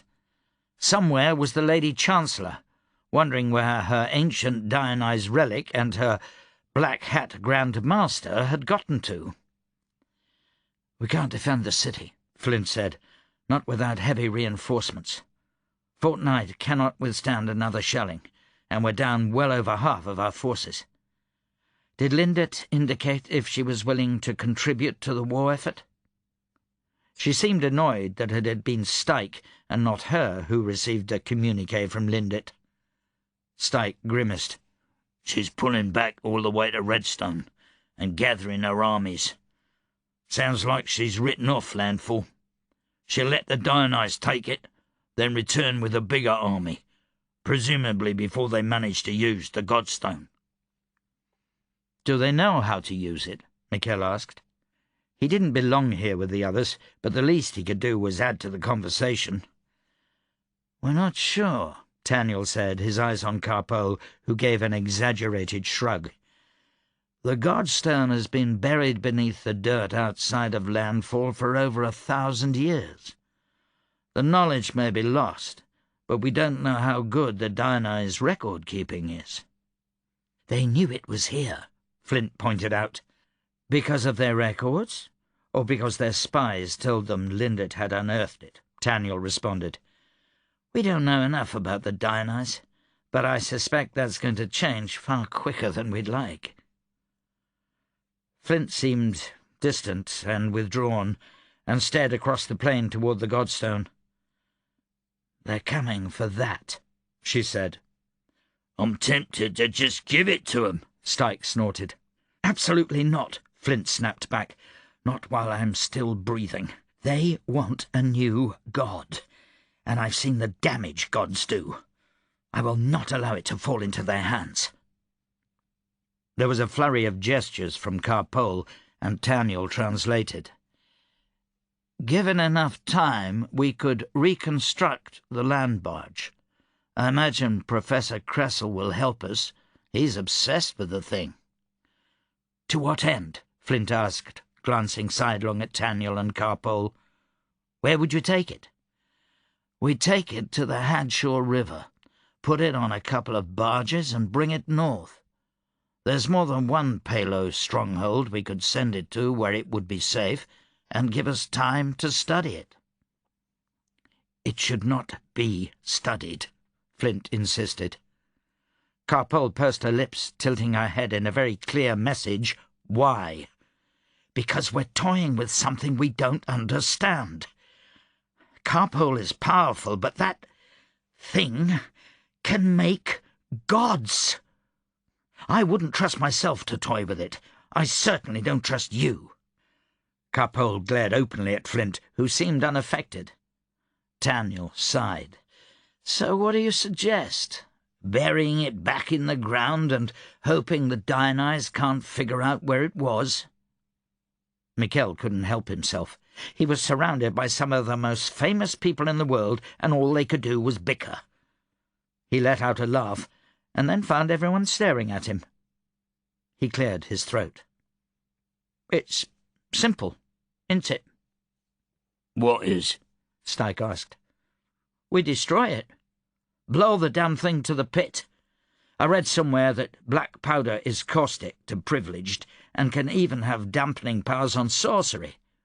Just strap it with all the powder barrels you can find and set it off." There was a long, awkward silence. Carpole snorted.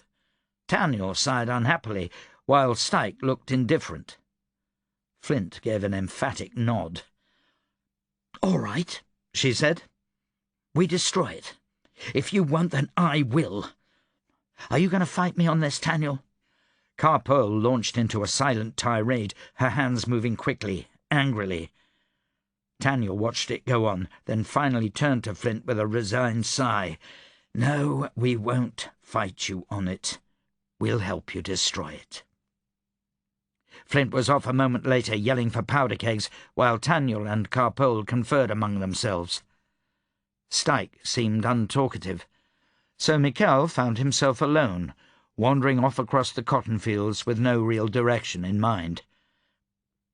In the distance, landfall still smouldered, and he wondered if the rioting had finally died down. According to Taniel, his palo had flushed out the Dionyse agents, then rallied the rioters to put out the flames. It sounded too good to be true, but so did the fact that he was still alive after such a vicious battle.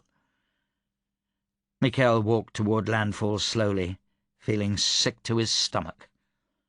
So many deaths over such a stupid thing, this godstone. He cheered silently for Flint to blow it to the pit, even if it made Taniel and Carpole angry. After so many years as their spy, he realized that he no longer knew their goals. He realized that, even worse, he no longer knew his own goals.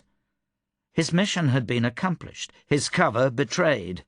By all the rules of espionage, he should disappear, maybe even flee the continent altogether. He wondered if he could use the platinum rose to withdraw a king's ransom from a bank and vanish before anyone noticed, and if Mother would enjoy some place with a cooler climate. Maybe he'd head in the opposite direction of Taniel and Flint and go to Adro. "Sir," a voice said, and Michel was startled to find himself no longer alone. It was one of the Black Hats, a young woman with a torn jacket, a silver rose on her breast, and a crutch under one arm. "Agent Hendris reporting, sir." Michel blinked back at her for several moments before he remembered that the platinum rose was still pinned to his chest. "Right," he said. "What do you have to report?" Hendris looked slightly bewildered for a moment, looking first at Michel and then toward landfall. "Sir, I have nothing to report. But I just wanted to know. I overheard Lady Flint talking to one of her men. Has the Lady Chancellor really abandoned landfall to the Dionyse?" Michel sighed, cursing Flint and her military loud voice. "I hope not," he replied, hoping it didn't sound too much like a bald-faced lie. "Thing is, sir, you spoke to us yesterday before the fight about our friends and families. There's not many of us left, but we'd like to head back to help them get out of the city." "Then what are you waiting for?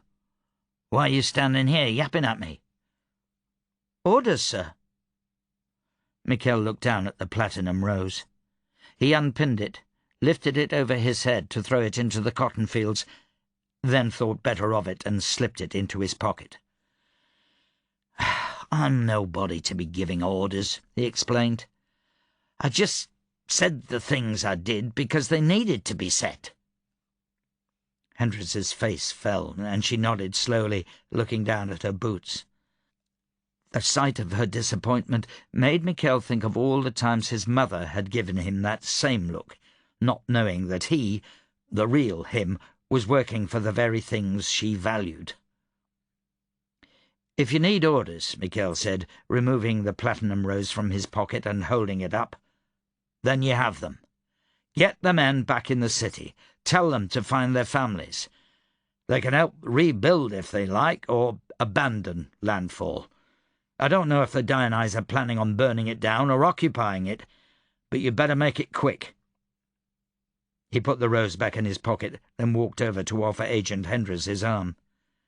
She leaned against it gratefully, and the two of them began the long walk toward landfall. There was a series of loud shouts, and Michel turned around to look back in the direction of the monolith. He realized that he'd wandered quite far away and squinted to see people running away from the wrecked land barge. "Duck!" he said, helping Henders into a crouch. The sight of the blast reached them several moments before the sound and shockwave did, making his ears ring and nearly knocking him flat on his ass. A giant ball of flame rose up around the godstone, and he felt a deep stab of satisfaction. That, as it went in the storybooks his mother so liked to read, was that. He kept his eyes on the smoking ruin in the distance for some time before turning back to landfall. "What are you going to do, sir?" Henders asked. Michel considered this for a moment, then replied, "I'm going to do what I do best. I'm going to find my mother, be certain she's safe, and then I'm going to make sure that landfall keeps running, in fair weather or foul." Epilogue. Taniel's ears rang from the sound of the blast, despite the globs of wax he'd stuffed into them. He watched the fireball from the explosion die down and fought the headache that came along with controlling the detonation of so much powder. He, working in tandem with Vlora, had used his sorcery to warp the entire power of the blast of almost 100 barrels of powder directly toward the center of the monolith. It was enough explosive power to destroy a small city. "It didn't work," he said, digging the wax out of his ears. "Thank you for that observation," Vlora replied sourly, as she and Carpole did the same. Together the three of them walked to the monolith, picking their way through the charred grasses and the matchsticks that remained of the land barge. The explosion had stained the limestone black, quite effectively cleaning the remaining dirt from its cracks and crevices, but appeared to have not so much as scratched the surface. Carpole ran her hand along the ancient runes on the godstone side and then shook her head. "Nothing. That explosion should have ground this stupid block to dust, or at least cracked it," Vlora said. Taniel walked up and down the length of the godstone twice, reaching out gingerly with his senses, wishing that he had Carpole's ability to read the else. A privileged would be far more useful here than either him or Vlora, and Carpole was learning about this thing on the fly, so he wasn't at all confident in his own senses. Besides, he didn't like feeling the godstone in the else. It made the backs of his eyeballs itch and gave him a feeling like spiders crawling up his spine. He'd seen a lot in this world. Pitt, he'd killed 2 gods. But this godstone made his skin crawl in a way that facing Kresimir in person had never done.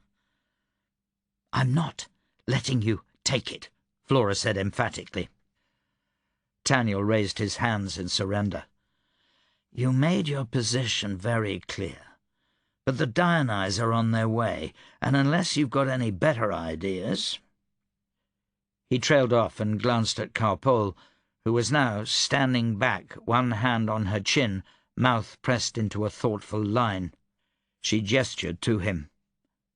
"I think I have something." "To destroy it?" he asked. "No. It might take me a long time to destroy it, but there may be something else." She explained her plan, and Taniel found himself nodding along. "Carpole wants to try something," he said to Vlora. "The wards in the godstone are like nothing any of us has ever seen before. They won't just succumb to brute force. All that powder we piled on didn't even cause a dent in them." "So?" Vlora asked suspiciously. "What do you want to try?" Taniel was annoyed at her suspicion, but admitted to himself that she was right to be. In a way, he agreed with Lindit. The godstone needed to be kept and studied. He just didn't trust either Lindit or the Dionyse to do so, and, unlike Vlora, he did trust his wife to do it. Carpole didn't answer Vlora. Instead, she searched her satchel for a knife, then bent over, cutting a thin furrow in the dirt. She walked backward, working a line into the ground, slowly around the entire monolith. Vlora watched the process with her lips pursed. "Is this something that's going to get me killed?" she asked. "When Carpole works," Taniel said, hoping his own worry didn't show in his tone, "it's often something likely to get her killed." He tilted his head. He thought he had some idea as to what she was up to, but after 11 years as companions, she still managed to surprise him more often than not. Blood sorcery was far more an art than a science, and it always seemed to his eyes that Carpole made up her own rules. When she'd finished her furrow, she stepped back, and then back farther, then a little farther, gesturing for Taniel and Vlora to get behind her. Vlora snorted impatiently, but followed her instructions. "Give her time," Taniel asked, retreating to a safe distance. Carpole took a deep breath, squaring her shoulders and holding her hands with palms pointed downward. There she remained as the seconds, then minutes, ticked by. "What's she doing?" Vlora finally whispered. Taniel responded honestly, "I have no idea." It was some time before he got the strange impression that the ground was moving. He ignored it at first, and then realized it wasn't the ground at all. Something was creeping over the soil through the stalks of the cotton plants. He looked down at his feet, and all the hair on the back of his neck stood on end. The ground was covered in blood. Not soaked with it, but literally covered, like red ink spilled on an impermeable surface. It flowed black and thick, bringing the smell of rotten corpses with it toward the godstone. Vlora didn't seem to notice until the blood reached the stone and began to climb up it, and then she let out a gasp. The blood continued to come. There were ample amounts after all, thousands of gallons soaked into the dirt, and it all moved along at her whim. "Is this something she does often?" Vlora asked, obviously unnerved. "I've never seen this before." The blood worked its way up and around until it completely covered the monolith in a thick black sludge, and then it disappeared slowly, like water going down a drain. It took Taniel a moment to realize the blood had soaked into the godstone. "That," Vlora said, awe in her voice, "is one of the most terrifying things I've ever seen." Taniel eyed the side of his wife's face, wondering what was going through her mind. Even on the best of days, she could still be inscrutable. She was a mystery through and through, and sometimes it scared him. But then again, that mystery was why he loved her as much as he did. Carpole suddenly let out a sigh and sagged, and Taniel rushed forward to catch her before she fell. She felt so small in his arms, weak. He remembered that someone had once described her as a teapot full of gunpowder, powerful but fragile, and he thought the description as apt as ever. "You will need to rest tomorrow," he told her. She nodded in agreement. "What has she done?" Vlora asked, walking up to the monolith and placing her hand hesitantly on the side. Taniel reached out with his own senses. He could no longer feel the sorcery of the monolith, or the dark whispering in the back of his mind. It was, it seemed, nothing more than stone. Carpole spoke with her hands, and he translated. "She's sealed it. The sorcery is still there, buried inside, but she used the, He frowned, watching as she repeated her hand motions. Then he continued, "She's used the blood of the fallen to create a barrier. She says the Diony's bone eyes probably will be able to pick it apart. Eventually." He laughed at the final two gestures, her bold confidence amusing him. "But," he said, "she's far more powerful than any of them. It'll take them forever to access the stone." "So we have time," Vlora said flatly. "That's all we can offer," Taniel responded. Vlora paced back and forth, and Taniel hoped she understood. Carpole was dangerous, but she was not infallible or omnipotent. If she said breaking the Godstone was beyond her ability, he believed her. "How long?" Vlora asked. Carpole shrugged, and Taniel said, "Months? Years? Who knows? It depends on how clever Carsedial is." Vlora was clearly unhappy with the answer, but she walked across the fields to a number of her aides standing farther back. She returned a moment later, a scowl on her face. "It's done," she said. "What?" Taniel asked. "I've ordered the evacuation of the city." "Ah." Vlora suddenly closed her eyes, and Taniel wondered if he spotted tears there. "Why?" she asked in a whisper. "Does it feel like I lost?" "You didn't," Taniel said. "I didn't?" she echoed. "No. Without you and the Riflejacks, the Godstone would be in Diony's hands now. They'd have a tool to make a monster." "They'll still get it," Vlora said. "We're leaving the city, withdrawing. I can't defend it without Lindet's help, and she now wants my head. The Diony's will take landfall and the Godstone." "We'll be back," Taniel said confidently.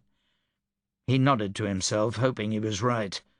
The fate of the entire continent rested on the idea. "It'll take some time, but I'll give you an army of Palo that can match the Diony's." "And what about Lindet?" Vlora asked. "We'll have to deal with her when it comes to that. In the meantime, we need to worry about the other two Godstones." Vlora inhaled sharply. "Excuse me?" Taniel felt tired, more tired than he'd felt at any time since his father died. But he also felt good. This was the first step in a plan he and Carpole had been working on for the better part of a decade. He glanced around, noticing that some of the Riflejacks were staring at him and Carpole. They were beginning to suspect who he was, and he didn't much care. In fact, there was a freedom in being alive to the world again.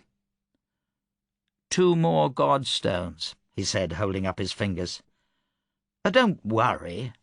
I'm sure Lindet is already well on her way to finding them. We just have to make sure we get to them before she does."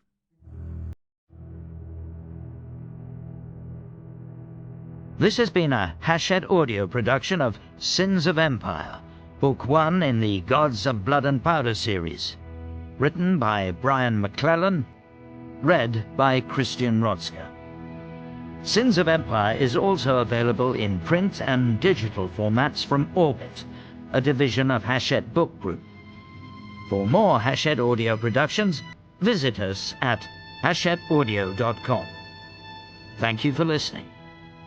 Text copyright 2017 by Brian McClellan. Audio production copyright 2017 by Hachette Audio. All rights reserved. Hachette Book Group supports the right to free expression and the value of copyright. The purpose of copyright is to encourage writers and artists to produce the creative works that enrich our culture. The duplicating, uploading, and distribution of this audiobook without permission is a theft of the author's intellectual property. If you would like permission to use material from the audiobook, other than for review purposes, please contact permissions@hbgusa.com. Thank you for your support of the author's rights. This audiobook is a work of fiction. Names, characters, places, and incidents are either the product of the author's imagination or are used fictitiously, and any resemblance to actual persons, living or dead, events, or locales is entirely coincidental.